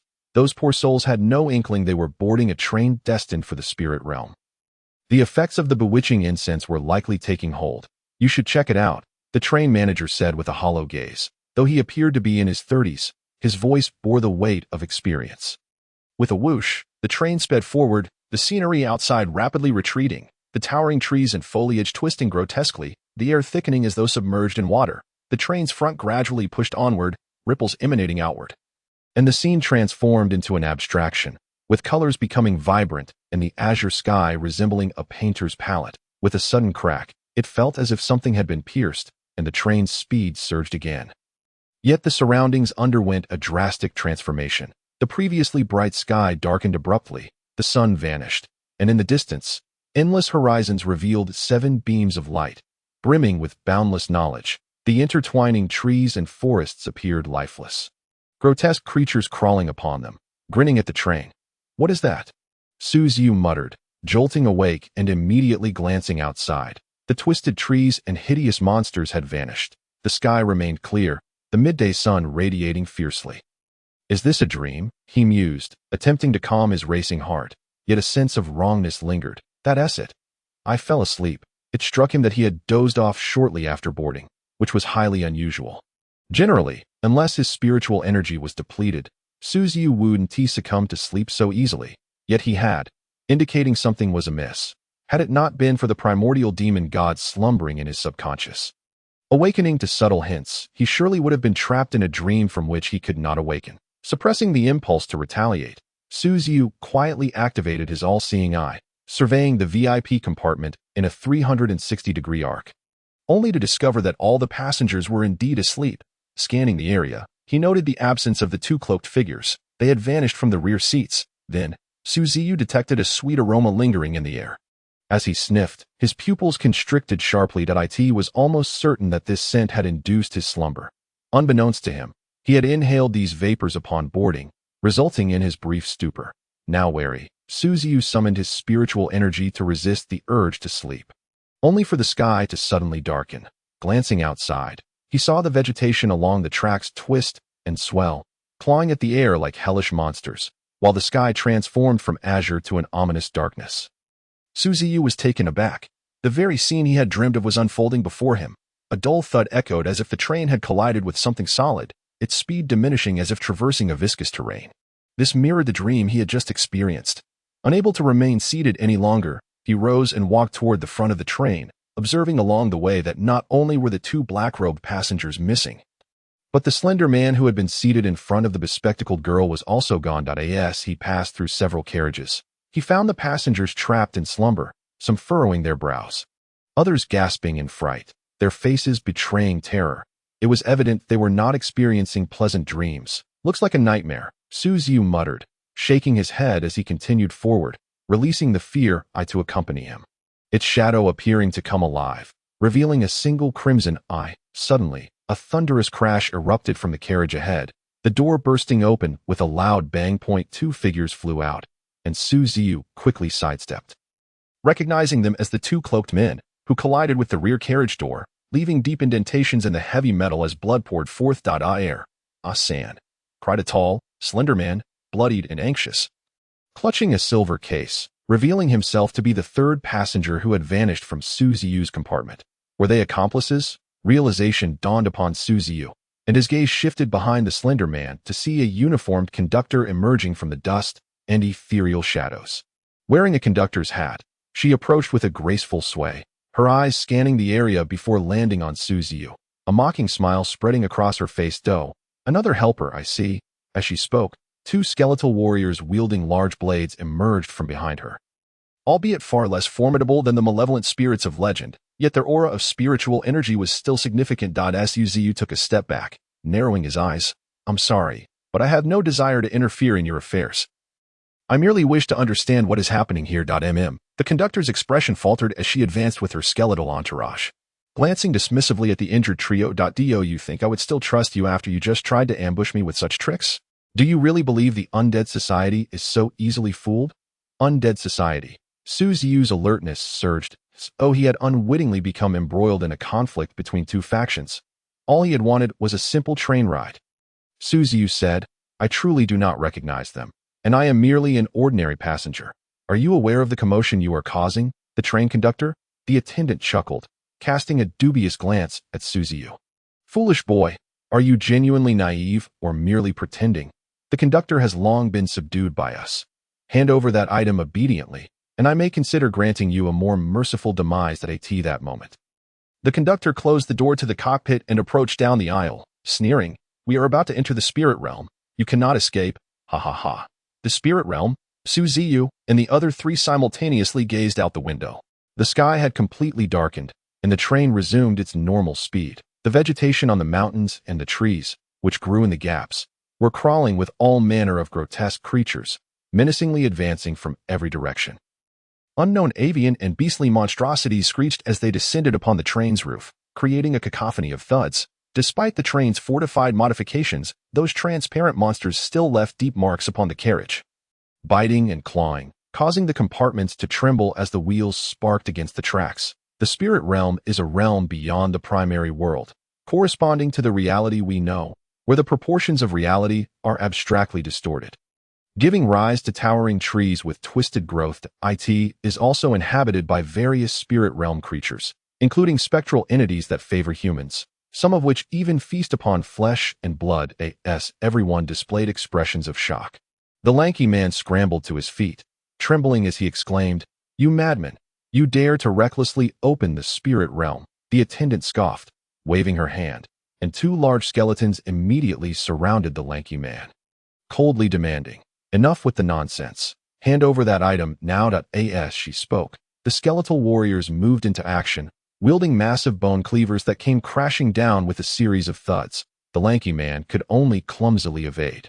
Clearly not an offensive extraordinary being, he barely managed to deflect a couple of blows with a short blade, only to be kicked away, suffering a slash to his shoulder that severed his arm. This also sent the box he had been holding flying, landing at Ziyu's feet.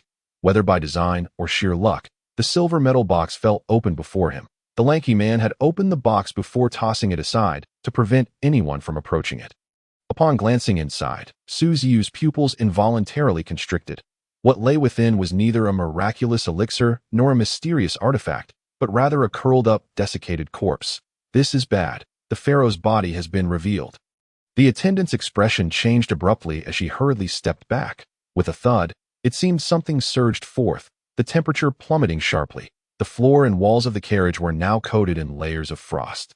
And sensing the chilling aura that seeped deep into their bones, the spirit realm creatures clinging to the train's exterior grew even more agitated, pounding on the carriage, biting and striking with their hands, distorting and deforming the inner walls of the compartment. The pharaoh's corpse? Ziyu remained motionless, dark matter forming beneath his feet to shield against the seemingly tangible, oppressive aura. Through his all-seeing eye, Ziyu gleaned part of the information. The corpse of the pharaoh from the sacred tomb, a forbidden item, possessing the ability to resurrect the dead and transform them into living corpses, releasing a tomb-like aura within a 100-meter radius. Spirit realm creatures near the aura will become agitated and excited. Note: classified as necromantic material, forbidden item, material indeed. Ziyu's brow arched as his thoughts began to race. Then, before the eyes of all present, he gently bent down and closed the box once more. This simple action caused the faces of everyone present to shift dramatically. That was a first-tier forbidden item. Without any protective measures, he casually closed the box. This fellow, could he possess some forbidden item himself? At this point, no one dared to underestimate Ziyu. Their gazes were filled with trepidation. However, it was merely a degree of apprehension, not outright fear, as there were many capable of capturing forbidden items, and even more extraordinary artifacts. As for suppressing it with visualization, it was not that they were unaware, but rather that they had not considered it. The ability to wield visualization belonged at least to those transcending the Morningstar level, and the young man before them did not appear to be an unknowable entity. The attendant instinctively took a step back, the two skeletal warriors shielding her as she finally spoke with a semblance of calm. "Young brother, if you hand over the box, I assure you will leave here safely." Her tone lacked the previous arrogance, yet there remained an undercurrent of threat in her words. Ziyu regarded her with a single glance, remaining silent, before shifting his gaze back to the lanky man, inquiring, "And you? What can you offer?" The lanky man was momentarily stunned. After all, this item was his, yet why did it seem as though he was the one selling his belongings? Meeting Ziyu's gaze, he fell silent for a moment before reluctantly stating, "Young brother, this is rather against the rules. That item is ours." Ziyu maintained his calm demeanor. "What price are you willing to pay?" "This." The lanky man realized that the young man before him was no benevolent figure. He had initially thought tossing the box over would buy him time, but instead, it had become a trap of his own making. He exchanged glances with the two men in black robes, inhaling deeply as he said, "Young brother, I am from the Tianji Pavilion. This corpse of the sacred tomb pharaoh is to be transported back to headquarters. And if you obstruct us, the Tianji Pavilion will not turn a blind eye. Ziyu couldn't help but chuckle inwardly. Tianji Pavilion, that name sounded familiar. Ah, Manager Wang from the night market is indeed a member of Tianji Pavilion. A rather significant, extraordinary force. From the lanky man's words, it was clear that the attendant and the conductor were likely affiliated with the Necromancer Society, a notorious cult. Clearly, neither of the factions present were virtuous. Both seeking to exchange the item from him without conditions, treating him like a lamb to the slaughter. A myriad of thoughts flashed through Ziyu's mind as he resolved not to give face to either party. After all, the forbidden item was in his possession, and he could bestow it upon whomever he pleased. As for the Necromancer Society, they were undeniably malevolent, steering the entire train into the spirit realm. Truly the worst of the worst. What of the Tianji Pavilion? The lanky man had thrown the box containing the pharaoh's body at his feet, clearly not acting out of goodwill, but rather because he perceived himself to be the weakest present. Crack. Ziyu tilted his head, leisurely regarding the Necromancer Society with a smile. If I hand over the box, what other benefits can I expect besides my life? Both the attendant and the conductor froze in place. To them, the mere prospect of leaving alive was a tremendous boon. Yet this individual seemed to be audaciously seeking additional rewards. Did he truly think the Necromancer Society was merely a sheep clad in wolf's clothing? The attendant stepped forward, icily retorting, "Young brother, do not be ungrateful. The spirit realm creatures will soon breach the carriage. Without my command, they will tear you to shreds." Ziyu made no rebuttal, merely inquiring in a calm tone. So, in other words, there is nothing to discuss. The attendant's face contorted with rage, veins bulging as she spat. What more is there to discuss? Do you think sparing your life is insufficient for you to relinquish that forbidden item? Ziyu sighed. I apologize, but my life has always been in my own hands. When did it become your privilege to grant it? The attendant clenched her teeth in frustration, her anger boiling over as she roared. You little brat, are you toying with me? As her words fell, the glass surrounding the carriage shattered simultaneously, and the spirit realm creatures surged in like a tidal wave, the chaotic energies of the spirit realm swirling everywhere. The temperature within the carriage plummeted instantly, causing the spectral entities to momentarily stiffen. The power of the spirit realm had already infiltrated the carriage. Roar! Most of the spectral creatures roared as they surged towards Ziyu.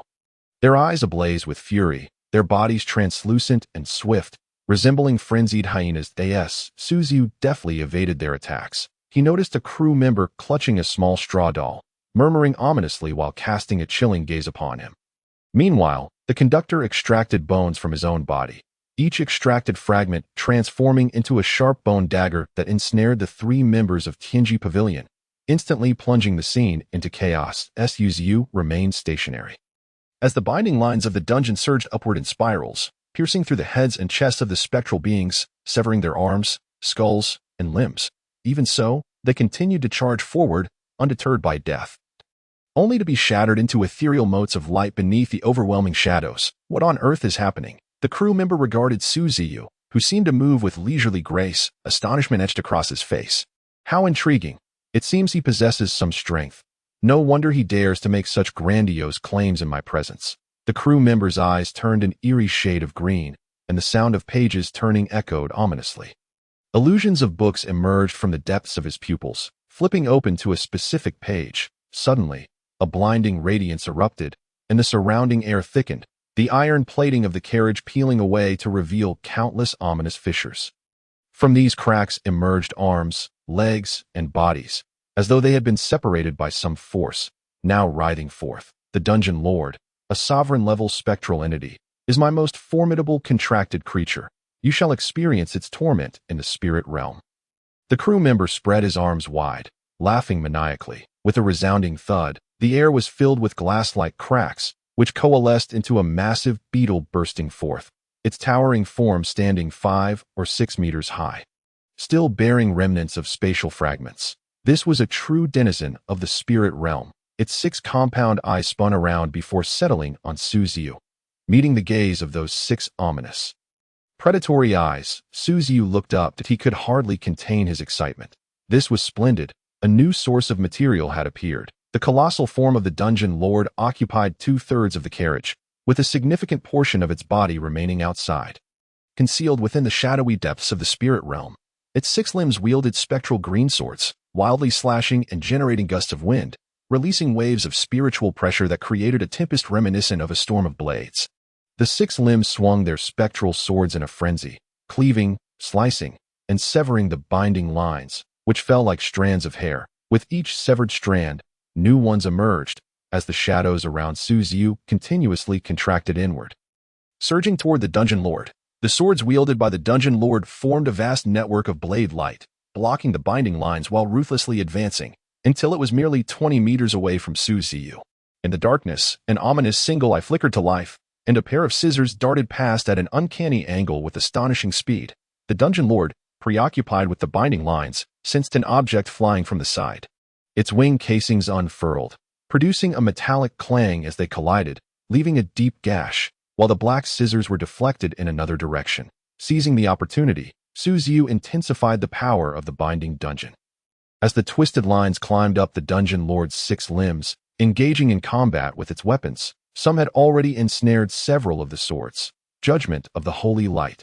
Ziyu suddenly raised a cross, its silver surface emanating blinding brilliance as columns of searing light descended from above, accompanied by a cacophony of thunderous sounds. Sensing the descending beams of light and the tremors from the carriage floor, the dungeon lord fully unfurled its wing casings, retracting its 6 limbs, though some remained ensnared by the binding lines, becoming engulfed in the holy light. The intense beams illuminated the surroundings, making it difficult for everyone present to open their eyes. The 3 members of Tianji Pavilion wisely retreated to the adjacent carriage, followed closely by the conductor. However, the crew member positioned furthest away found no escape, forced to cower closer to the dungeon lord. Believing the protection of the wing casings would shield her from the holy light, she failed to notice a bright pair of scissors swiftly approaching from the darkness. With a whoosh, the previously deflected black scissors circled back, accelerating several times mid-flight to strike the back of the crew member's head. With a sickening squelch, brain matter and blood splattered across the ground. The crew member's eyes grew vacant, her expression betraying disbelief as she gazed at Ziyu. He shrugged, turning his attention to the dungeon lord, initially expecting the beetle to vanish, but to his surprise, it dragged more of its body into the carriage. The holy light had left several deep marks on it, and only 3 of its 6 limbs remained capable of wielding weapons. With a thunderous roar, a wave of force and spiritual pressure erupted. Ziyu crossed his arms to shield his face, rapidly retreating as the void shadow beast manifested behind him, one hand gripping the black scissors, the other pressing its splayed fingers against the single eye, a faint crimson glow flickering in and out of view. The surrounding turbulent air momentarily stilled before converging frantically before the eye. Boom! The divine annihilation surged forth, engulfing everything in its path. The massive form of the dungeon lord was momentarily impeded by the beam, while Ziyu had already retreated to the rear carriage. With a sharp click, the carriage door closed just as the mischievous void shadow beast snipped through the iron chains connecting the carriages. The carriage drifted further away, while the dungeon lord was sent crashing to the ground, casting a fleeting glance towards Ziyu's carriage before frantically crawling in pursuit. Inside another carriage, Ziyu finally exhaled a sigh of relief, only to turn and find the conductor charging at him wielding a bone dagger. After dodging, he delivered a powerful kick, sending the conductor slamming against the wall. The conductor recklessly lunged at him once more. The void shadow beast leaped into action, the black scissors darting about the carriage, drawn by the scent of fresh blood gushing from the wounds. The fear demon eye emerged, its body swelling as its eyeball split open, sending forth crimson tendrils that entwined with the conductor. This conductor proved far easier to handle than the crew member. His abilities were limited to manipulating his own bones and favored close-quarters combat. In terms of physical prowess, the void shadow beast, combined with the fear demon eye, was evenly matched. The 2 sides exchanged blows, causing several large holes to rupture within the carriage, allowing spectral beings to swarm in, further intensifying the chaos of the battle. Upon witnessing the spectral beings, Ziyu took a step back, instinctively glancing upward as if sensing something. Suddenly, the iron plating atop the carriage cracked with a resounding bang, and a massive beetle descended, crushing a member of Tianji Pavilion beneath its weight. It then rampaged without restraint, wildly swinging its weapon, claiming the lives of sleeping ordinary passengers without mercy, forcing Ziyu to retreat rapidly from the unforeseen scene. Clutching the chest containing the pharaoh's corpse, Ziyu leaped through a gap in the roof, realizing that in a brawl within the carriage, the ordinary people had no chance of survival. Moreover, the more casualties there were, the more he could distinctly feel the pharaoh's corpse within the chest emitting shrieks and tremors, coupled with the pharaoh's ability to resurrect the dead if a significant number of ordinary people were to perish. It could trigger the bizarre capabilities of this forbidden object, thus creating trouble for him. Upon reaching the roof, the train, now traversing the spirit realm, continued to rumble forward, heading toward an unknown destination, amidst the turbulent spiritual pressure. Spectral beings swarmed around, climbing onto the train's exterior, peeling back the iron plating to reveal the steel skeleton within, each gleaming with a silvery sheen, resembling human remains. The train had undergone a mutation. At the point of rupture in the front carriage, the original engine had been severed by the void shadow beast, and now a skull resembling a human head had sprouted, its eye sockets flickering with brilliant flames. Resembling the train's headlights, illuminating the dark spirit realm, Ziyu unleashed a powerful punch and kick, sending two ethereal creatures that had climbed onto the rooftop of the train flying. Suddenly, a deep, ominous giant sword thrust up from beneath him, startling Ziyu, who swiftly dodged to evade it. Following closely, another enormous sword emerged, and as Ziyu landed in the middle section of a train car, a colossal beetle tore through the metal roof. Emerging with a grotesque display of blood, severed limbs, and the remains of human corpses, its six multifaceted eyes glared menacingly at Ziyu. With a crackling sound, the Burrow Lord lunged forward, taking a formidable step, while three giant swords intersected violently, creating a whirlwind that amplified the spiritual pressure. Amidst the chaotic battle, Ziyu continually retreated, preparing to invoke the innate foresight of all living things to predict his opponent's assault. Circles of emerald light erupted from his feet, causing the distant six beams of light to tremble, several of which directly descended upon him. This was the spirit realm, a transitional world between life and death, filled with a myriad of complex information flows and the powers of divination. Consequently, the instinctual crisis perception of all living things heightened to an extraordinary degree, allowing an image to materialize in his mind. The Burrow Lord lunged forward, demolishing a train car, only to have its two massive, bone-like antennae stab into its own abdomen. The vision dissipated in an instant, and Ziyu quickly regained his composure, retreating while forming a seal with his hands. Dark wisdom, abyssal prison. The top of the train began to ripple, waves radiating outward as dark pillars surged from the ground, interlacing and rising. That moment, the Burrow Lord charged in, its massive form ensnared within the dark confines. Eerie ghostly flames ignited atop the obsidian pillars, flickering with various ghastly expressions and emitting cries akin to a wailing infant, seemingly mocking the clumsiness of the enormous beetle, anticipating the Burrow Lord's next move. Ziyu cast a surprised glance at two illusory beams of light descending from the horizon. Suddenly enlightened, he raised a cross, preparing to summon the holy light. The Burrow Lord, sensing something amiss, emitted a roar of defiance and, at the cost of two severed legs, forced its way out of the abyssal prison, crashing down into the train car. Thuds echoed within the compartment as Ziyu leaped into the air, simultaneously whistling. In the ethereal expanse, the sound of running footsteps approached. The hundred-tailed serpent fox perfectly caught Ziyu, landing atop the nearest car, just as the roofs of the train cars were violently lifted by overwhelming spiritual pressure, leaving behind only skeletal frameworks resembling human bones. Illusory flames erupted from the skeletons, transforming the once mundane train into a spectral locomotive ablaze with soul-consuming fire. This sight weighed heavily on Ziyu's heart. The attendant he had seen earlier had clearly been slain, yet she was still unable to depart from the spirit realm, and the train's anomalies deepened, revealing a horde of variously shaped ethereal beings flying, prowling, or running toward him. It was evident that these entities were drawn to him. Just then, a girl's cry for help pierced through the chaos. Turning around, Ziyu saw the Burrow Lord had burrowed into the very car he had occupied, wreaking havoc while seizing several humans, including a girl wearing glasses who had just regained consciousness. Ziyu recalled that this girl had been seated diagonally across from him, listening to music and reading during their journey. Still asleep when he had awakened, before he could ponder further, the Burrow Lord spoke. "Human, Hand over the box, or I'll kill them all. Ziyu paused momentarily, then revealed a peculiar expression, replying, I do not know them. If I can assist, I will, but threatening me with them may lead you astray, great insect. The Burrow Lord's expression froze for a second, and upon realizing Ziyu was impervious to threats, it angrily tossed the little girl aside. Its form growing hazy as it seemed to evaporate like steam. Observing the discarded girl and the other captives, Ziyu did not rush to their aid. Instead, he calmly sensed the Burrow Lord's position and discovered it had vanished. Something was amiss. He heightened his crisis perception to its peak, standing resolutely on the back of the hundred-tailed serpent fox as he surveyed the world before him. The spirit realm corresponded to the real world. As they continued along the tracks, flanked by towering mountains and wild, soaring trees. However, all proportions had been drastically distorted, and colors had become exceedingly vibrant. Red more vivid, blue more intense. The girl's screams echoed in the distance. Seeing her about to fall beneath the train's wheels, Ziyu gritted his teeth and extended a hand, causing numerous twisting lines to surge from the ground, ensnaring the girl and the other captives, lifting them into the air without hurrying to bring them closer. His repeated battle experience warned him that the enormous beetle was surely lurking nearby.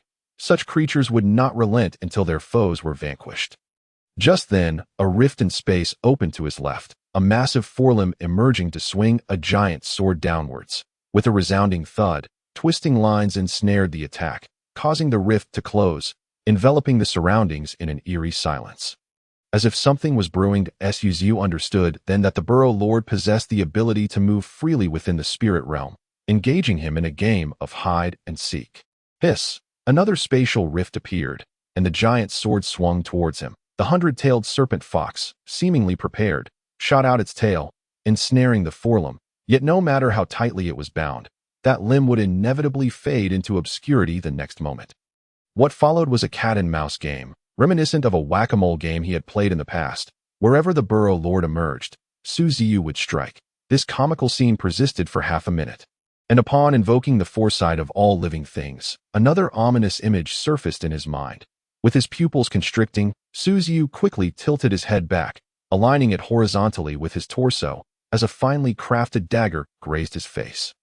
Wielded by none other than the bespectacled girl. Hee, such quick reflexes. The girl propelled herself backward, skillfully manipulating a dark golden dagger, while Ziyu noticed the twisting lines that had previously bound her had been severed. A fact he had overlooked in his pursuit of the Burrow Lord. Had it not been for his crisis foresight, he might have already found his throat cut. This group was infuriating. Allies? He had not anticipated that the undead would have a companion, and one so deeply concealed. Ziyu looked up to see the girl with glasses bowing her head, a phantom monster's head resembling an angel sprouting from her shoulder, complete with a halo. Hee, what will you do next, handsome? The girl's glasses reflected a chilling light, and the angelic head mirrored the same expression. Suddenly, the Burrow Lord reached out its forelimb to catch the girl, causing her form to grow increasingly indistinct until she vanished. The Burrow Lord, alongside the bespectacled girl, emerged through various spatial rifts, allowing for a continuous barrage of attacks. The Burrow Lord utilized the ability to traverse the spirit realm, while the girl with glasses employed her dagger for surprise assaults. The angelic head on her shoulder unleashing light-based abilities. Fortunately, with the assistance of the hundred-tailed serpent fox, the two sides remained evenly matched. Hee, hand over the box, handsome. Since you saved my life earlier, I'll personally carve your spirit open later. The girl's voice whispered in his ear as the hundred-tailed serpent fox flared its tails, the snake heads revealing gesture-like smiles, emitting an eerie, hissing laughter. The girl's smile abruptly stiffened, and Ziyu seized the moment, sending the twisting lines to ensnare her. With a series of cracking sounds, the Burrow Lord emerged, slicing through the twisting lines. Yet, rather than panicking, Ziyu smiled faintly. Creeping worm, it's your turn. A massive white worm burst forth from the tail of the hundred-tailed serpent fox, seizing the opportunity to leap directly before the girl with glasses, engaging in an intense gaze. The vortex-shaped face split open, revealing slits, as a bizarre tongue extended, swirling around its mouth, splattering filthy saliva everywhere, particularly upon the girl's face, leaving it sticky. The enigmatic worm longed to pursue them, yet the dungeon lord had already departed with the bespectacled girl. Ziyu remained unperturbed, gently stroking the worm's head, coaxing it to retract the mouth upon its face. and then patiently awaited the unfolding events. 3 seconds later, a rift in the fabric of space shattered like glass in a certain direction, splintering widely, and then the dungeon lord, accompanied by the girl in glasses, tumbled forth. A viscous, transparent substance enveloped them, covering the girl's face and body. As this translucent matter dissipated inward, her movements and voice turned fragmented and intermittent. What is this substance? The girl felt her thoughts ensnared in a thick, murky bog, immovable no matter how she struggled, and as time passed, it resembled a rusted machine being fitted with gears, creaking yet unable to move. And growing ever slower. The dungeon lord fared slightly better. Most of the enigmatic worm's saliva had dripped onto the girl, amplifying the effects of the black source curse upon her. The bespectacled girl grasped a dagger, attempting to approach Ziyu, yet each step proved exceedingly arduous. Although the ceiling of the carriage remained level, she felt as though she were mired in a quagmire, her pace growing sluggish, her pupils beginning to lose focus. The large beetle lay sprawled on the ground, unable to rekindle its ability to traverse the spirit realm. Ziyu shook his head, descending upon a relatively intact section of the carriage roof atop the 100-tailed snake fox. Extending a hand, the twisted lines coiled around, binding the girl and the dungeon lord with increasing tightness. This time, he harbored murderous intent. After all, this group from the Necromancer Society was hell-bent on ending his life. Just as the twisted lines were about to contort the girl into a helix, her angelic head elongated, attempting to bite him, only to be intercepted midway by the bifurcated twisted lines, which ensnared her in a spiral. Resembling a zongzi, the halo atop the angelic head dimmed, emitting a sharp, piercing wail as its essence surged forth, densely converging towards the bespectacled girl as true form, yet all were thwarted by the twisted lines. This squad dispatched by the Necromancer Society consisted entirely of Morningstar-level strength. The strongest attendant had vanished without a trace, leaving only the dungeon lord and the novice Morningstar girl, who were no match for Ziyu. At that moment, a black-robed man from the Tianji pavilion stealthily approached, suddenly raising a knife to strike at the back of Ziyu's head. Ziyu retreated in quick succession, the black-robed man's attack missing its mark, but a powerful surge of essence erupted, shattering the twisted lines and causing the ground beneath Ziyu to crack, sending him plummeting into the carriage. The black-robed man, however, paid a price as a pitch-black spear pierced through his abdomen, blood gushing forth as his body involuntarily lurched backward, his emerald pupils instantly darkening, gradually losing coherence. This fellow, as Ziyu pondered. An image suddenly flashed in his mind, a mother, cradling her child, abruptly awakening from slumber, her pupils turning a ghostly green, nails elongating as she reached for him. He turned his head, bending low, 5 sharp claws slicing through the air above him. Ziyu retaliated with a knee strike that sent the woman flying. Before he could regain his balance, another image emerged. A middle-aged man seated 3 spaces away suddenly opened his eyes, his pupils radiating a ghostly green light. Extending a hand toward him, Ziyu's heart raced. Maintaining his knee strike position, he bent backward sharply, pressing his hands to the ground, legs kicking out in midair, sending the middle-aged man flying before he could close the distance, rendering him unconscious with a muffled groan. Then, an even stranger scene unfolded as another elderly man in his 50s woke up, lunging towards Ziyu. Ziyu performed several backward somersaults to create distance, prompting the elderly man to alter his strategy and instead leap toward the bespectacled girl and the dungeon lord. Sister. The old man embraced the bespectacled girl, who, with great effort, opened her eyes, and just as her thoughts threatened to stagnate, she whispered, Sister. Sister? There are accomplices. This scene was utterly bizarre. An elderly man embracing a teenage girl and calling her sister was already absurd enough. But to have him referred to as sister? You scoundrel. The old man cursed in fluent dialect, his pupils instantly losing focus, and just then, Ziyu felt a gust of wind rush toward him. He sidestepped, and with both hands, conjured a spear that he thrust forward, only to find himself facing a pregnant woman, compelling him to withdraw. At this point, he had nearly discerned the nature of this sister's ability. She could move and manipulate between different bodies. Seeing the confusion and bewilderment in Ziyu's eyes, the pregnant woman, awkwardly twisting her body, chuckled, What's wrong? Don't recognize me. That voice? It was the attendant. Ziyu was astonished, a look of realization flashing across his face. Indeed, the attendant was not dead. She possessed some form of body manipulation ability. Like a ghost, she traversed between different hosts. You vile creature, what have you done to my sister? The pregnant woman's veins bulged in fury as she roared like a demon, a dark spiritual entity emerging from her crown, adorned with horns, vaguely resembling a woman. Is this your true form? Ziyu glanced at the spiritual entity. And within the scope of his all-seeing eye, it appeared entirely black, lacking a physical form, yet maintaining a semblance of reason and independence, possibly acquired through some arcane ritual, resulting in such an eerie manifestation. You cannot capture me. Perish in the embrace of the spirit realm's creatures. As her words fell, the deep-set eyes of the sister glowed with a ghostly green light, the sound of pages flipping resonating. And a horde of spirit realm monsters suddenly materialized outside the carriage windows, shrieking as they emerged. Some squeezed through the remnants of steel frames, others descended from above, while some shattered the windows and burst through the metal.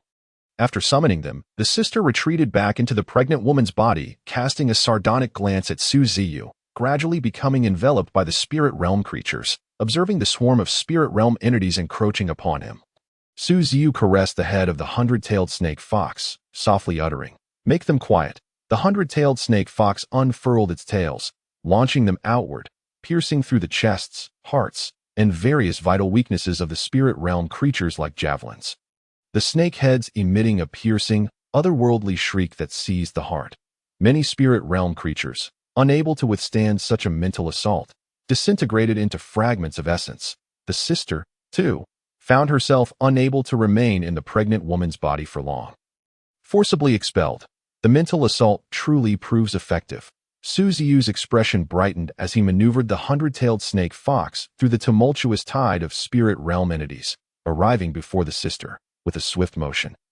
He grasped her, shadows responding in unison, swiftly intertwining around her. "You, let go of me." The shadow emitted a hollow, piercing wail, the powerful essence unleashing a wave of spiritual energy, revealing her morning star mid-tier strength. Ziyu merely observed her quietly, shaking his head. "You should not have provoked me. Had you agreed to trade with me from the outset, you would have departed with the box by now." As he spoke, a snow-white worm suddenly materialized in his palm. Upon sighting it, the shadow seemed to tremble slightly, the ghostly green pupils dimming. "Do you wish to experience the suffering your sister is about to endure?" The slow transformation into a lifeless doll's agony. As Ziyu softly spoke, turning her head to glance at the bespectacled girl, only to find her eyes vacant, slumped against the colossal figure of the dungeon lord. Her face frozen in a grimace of anguish, as if time itself had stilled. Her eyes ceased to blink, her heart no longer pulsed, having completely transformed into a lifeless doll. Meanwhile, the dungeon lord continued to resist the effects of the dark source curse. Yet its inability to mount an offensive indicated that it would soon succumb to complete transformation into a puppet. Hiss, the shadow could not help but shudder, its gaze towards Ziyu imbued with not only fear, but also an overwhelming hatred. As it witnessed the alabaster worm inching towards itself, the shadow, barely restraining itself from disintegrating, threw back its head in a roar, and the surrounding spirit beings surged forward recklessly, only to be speared into a hive of twisted lines. In the next moment, the angelic head perched upon the glasses girl's shoulder seemed to respond to a summons, detaching itself and soaring towards the shadow, merging with it. The encroaching twisted lines attempted to intercept. But before they could touch, they were incinerated by the blinding radiance emitted by the angel's head, a process that took less than a second, catching even Ziyu off guard. The sense of crisis had just dissipated. Or rather, this was not a direct assault aimed at her. The sense of crisis had proven ineffective. We are twin sisters, embodying yin and yang, and now that yin and yang have rejoined, I shall tear you to pieces. You disobedient wretch. As the two heads fused, the shadow became more substantial, expanding to a height of 3 to 4 meters, its two arms lunging fiercely towards Ziyu, the twisted lines attempting to block it obliterated in the process. When the two thick, black arms were a mere 20 centimeters from Ziyu, several tails surged forth, their serpentine heads hissing ominously, momentarily pausing before extending again. Swish, the shadow's hand finally pressed against Ziyu's face. A chilling sensation emanating from within, her gaze gradually becoming vacant, as the enigmatic worm and the hundred-tailed fox struggled to awaken their master. This force seeks to invade my mental essence, to control me. A few phrases flashed through Ziyu's mind, plunging her back into a state of chaotic bewilderment, a desolate feeling enveloping her entire being, as if isolated from the world, standing alone in a corner. A mental assault, directly influencing the target's emotions. This is a higher level of psychic impact. Ziyu's thoughts momentarily froze, But under the clamoring of the two monsters, she regained her senses in less than a second. Realizing that this was an attack on a mental plane, her heart swelling with joy.so you wish to assault my mental essence. Are you prepared to endure the wrath of that existence? Ziyu silently laughed, a smile creeping onto her face. The shadow, perplexed, could not comprehend why Ziyu could still smile at this juncture, yet the invasion had already progressed halfway, and with success within reach. She had no reason to relent. Spiritual fury surged forth, her form intruding upon Ziyu's being, nearly merging with her spiritual essence. Come forth. Do you wish to witness my true visage, the shadow? Anticipating the imminent control over the spiritual essence, suddenly found herself in a dimly lit space, with the distant sound of crashing waves echoing, a rhythmic cacophony. Then, the shadow beheld a vision she had never encountered in her lifetime, nor would she wish to recall in the years to come. The nebulous currents parted, revealing a visage resembling a dragon in the sky, exuding an aura of authority and dominance, compelling one to kneel in submission at a mere glance. The shadow's astonishment. This magnificent entity was enshrouded in darkness, its colossal form stretching beyond sight, as if it were one with the shadows. The vision sharpened further, revealing the being floating upon the ocean's surface, a monstrous amalgamation of dragon head and demonic body. She witnessed the ancient, majestic dragon eyes ignite with two piercing beams of light, uttering a word that brooked no dissent. Roll.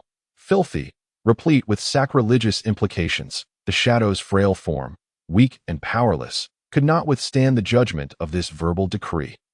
Cracks appeared across her body, merging into a singular fissure, as if she had ingested a volcano, which now threatened to erupt from within. Boom! Her body exploded into fragments, the remnants dissipating inch by inch, leaving only her head, still capable of fleeting thought, dimly aware of her fate. Amidst the terror in her eyes, the tremors of her lips, and the impending dissolution of her form, a whisper escaped her. Forbidden existence. A human vessel contains a forbidden entity. This cannot be. Why? With a sigh laden with reluctance, fear, and regret, the shadow gradually faded, her disintegrating essence forcibly sealed and directed towards the primal demon god. Fortifying the illuminated foundations, the chaotic currents were dispersed, and the primal demon god's eyes dimmed, its form slowly sinking into the depths of the sea, once more succumbing to slumber, while Ziyu remained unaware. A soft mask draped in a yellow robe, drifting in the chaotic sea, seemed to smile subtly as Ziyu exhaled deeply, her eyes returning to normalcy. After surveying the interior of the carriage, she observed that the spirit beings had lost the shadow's control.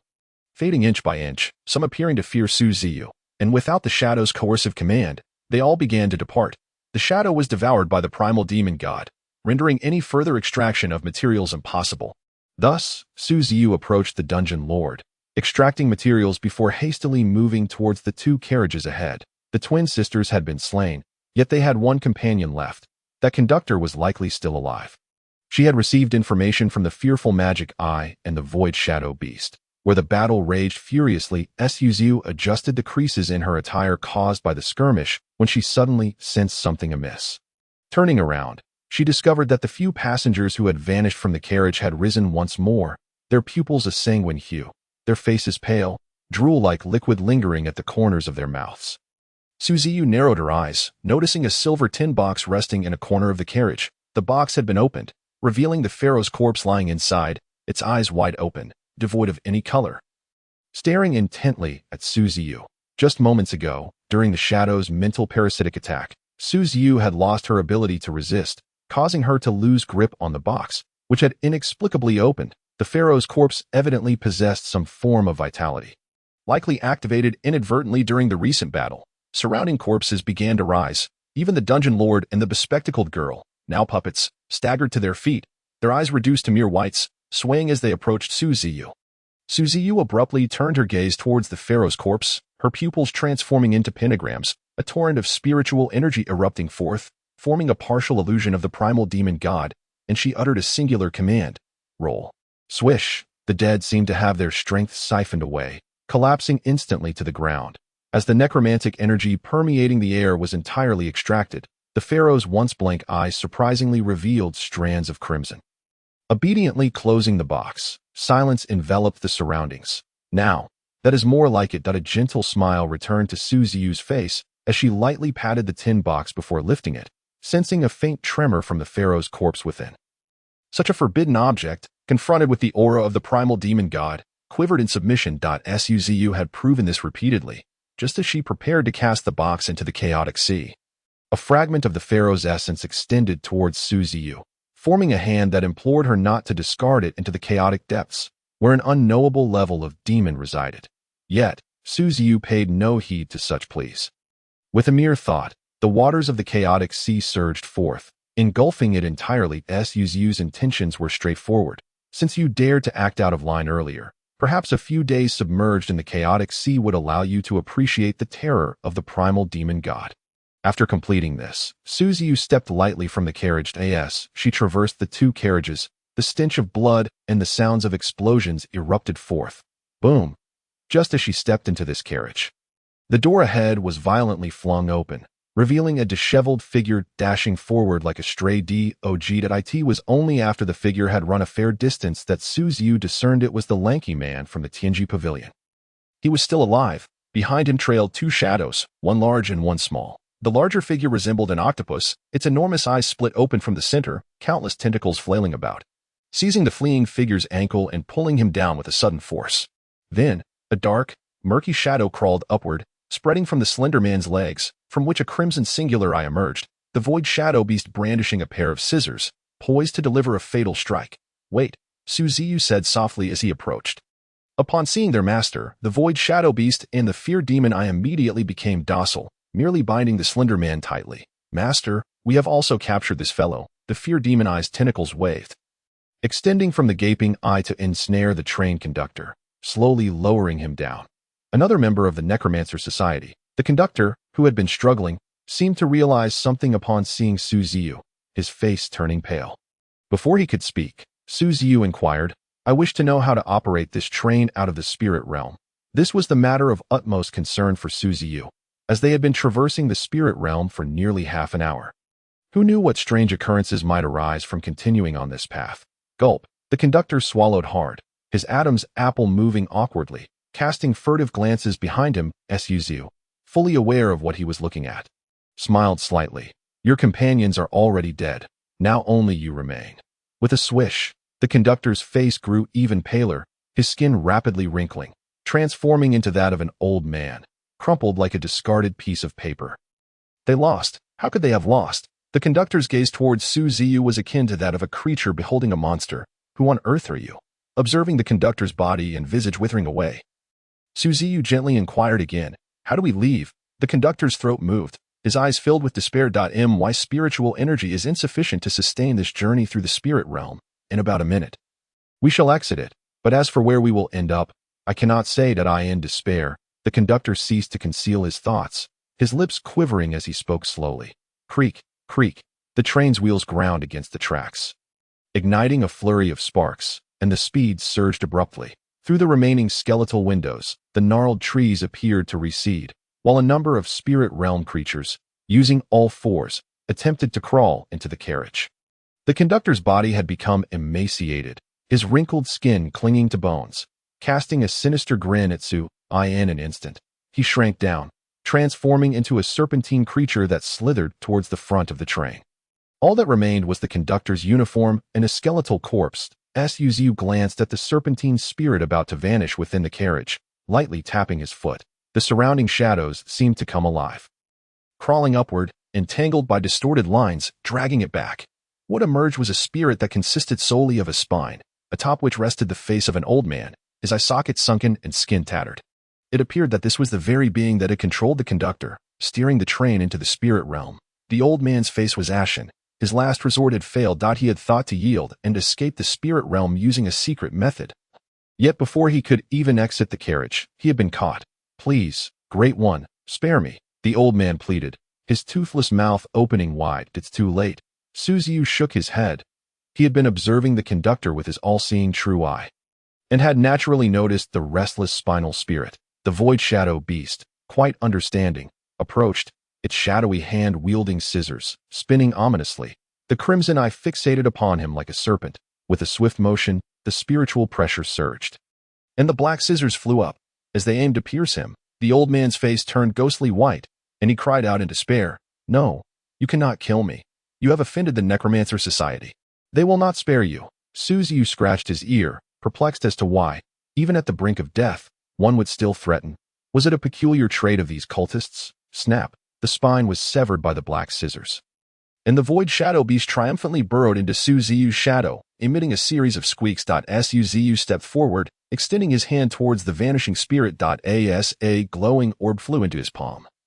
The train erupted with clanging sounds as Ziyu looked up to see a vast expanse of white light appearing ahead, flooding through the hollowed windows of the carriage, blinding him momentarily. Then, the train seemed to collide violently with something. Rocking slightly, and the blinding light gradually diminished. Ziyu activated his all-seeing true eye, witnessing the surroundings normalize, verdant greenery, familiar sizes, and normal vegetation. Everything appeared restored to normalcy. The distant sky was clear, and the 7 rays of luminous knowledge dissipated. The abstract landscape and the spirit realm creatures vanished, along with the disorientation and discomfort. They had returned to the real world. However, Ziyu noticed ahead an endless sky and a jagged cliff. After their brief sojourn through the spirit realm, they had already veered off the tracks. The train precariously dangled over the cliff's edge, with more than half of it plunging outward.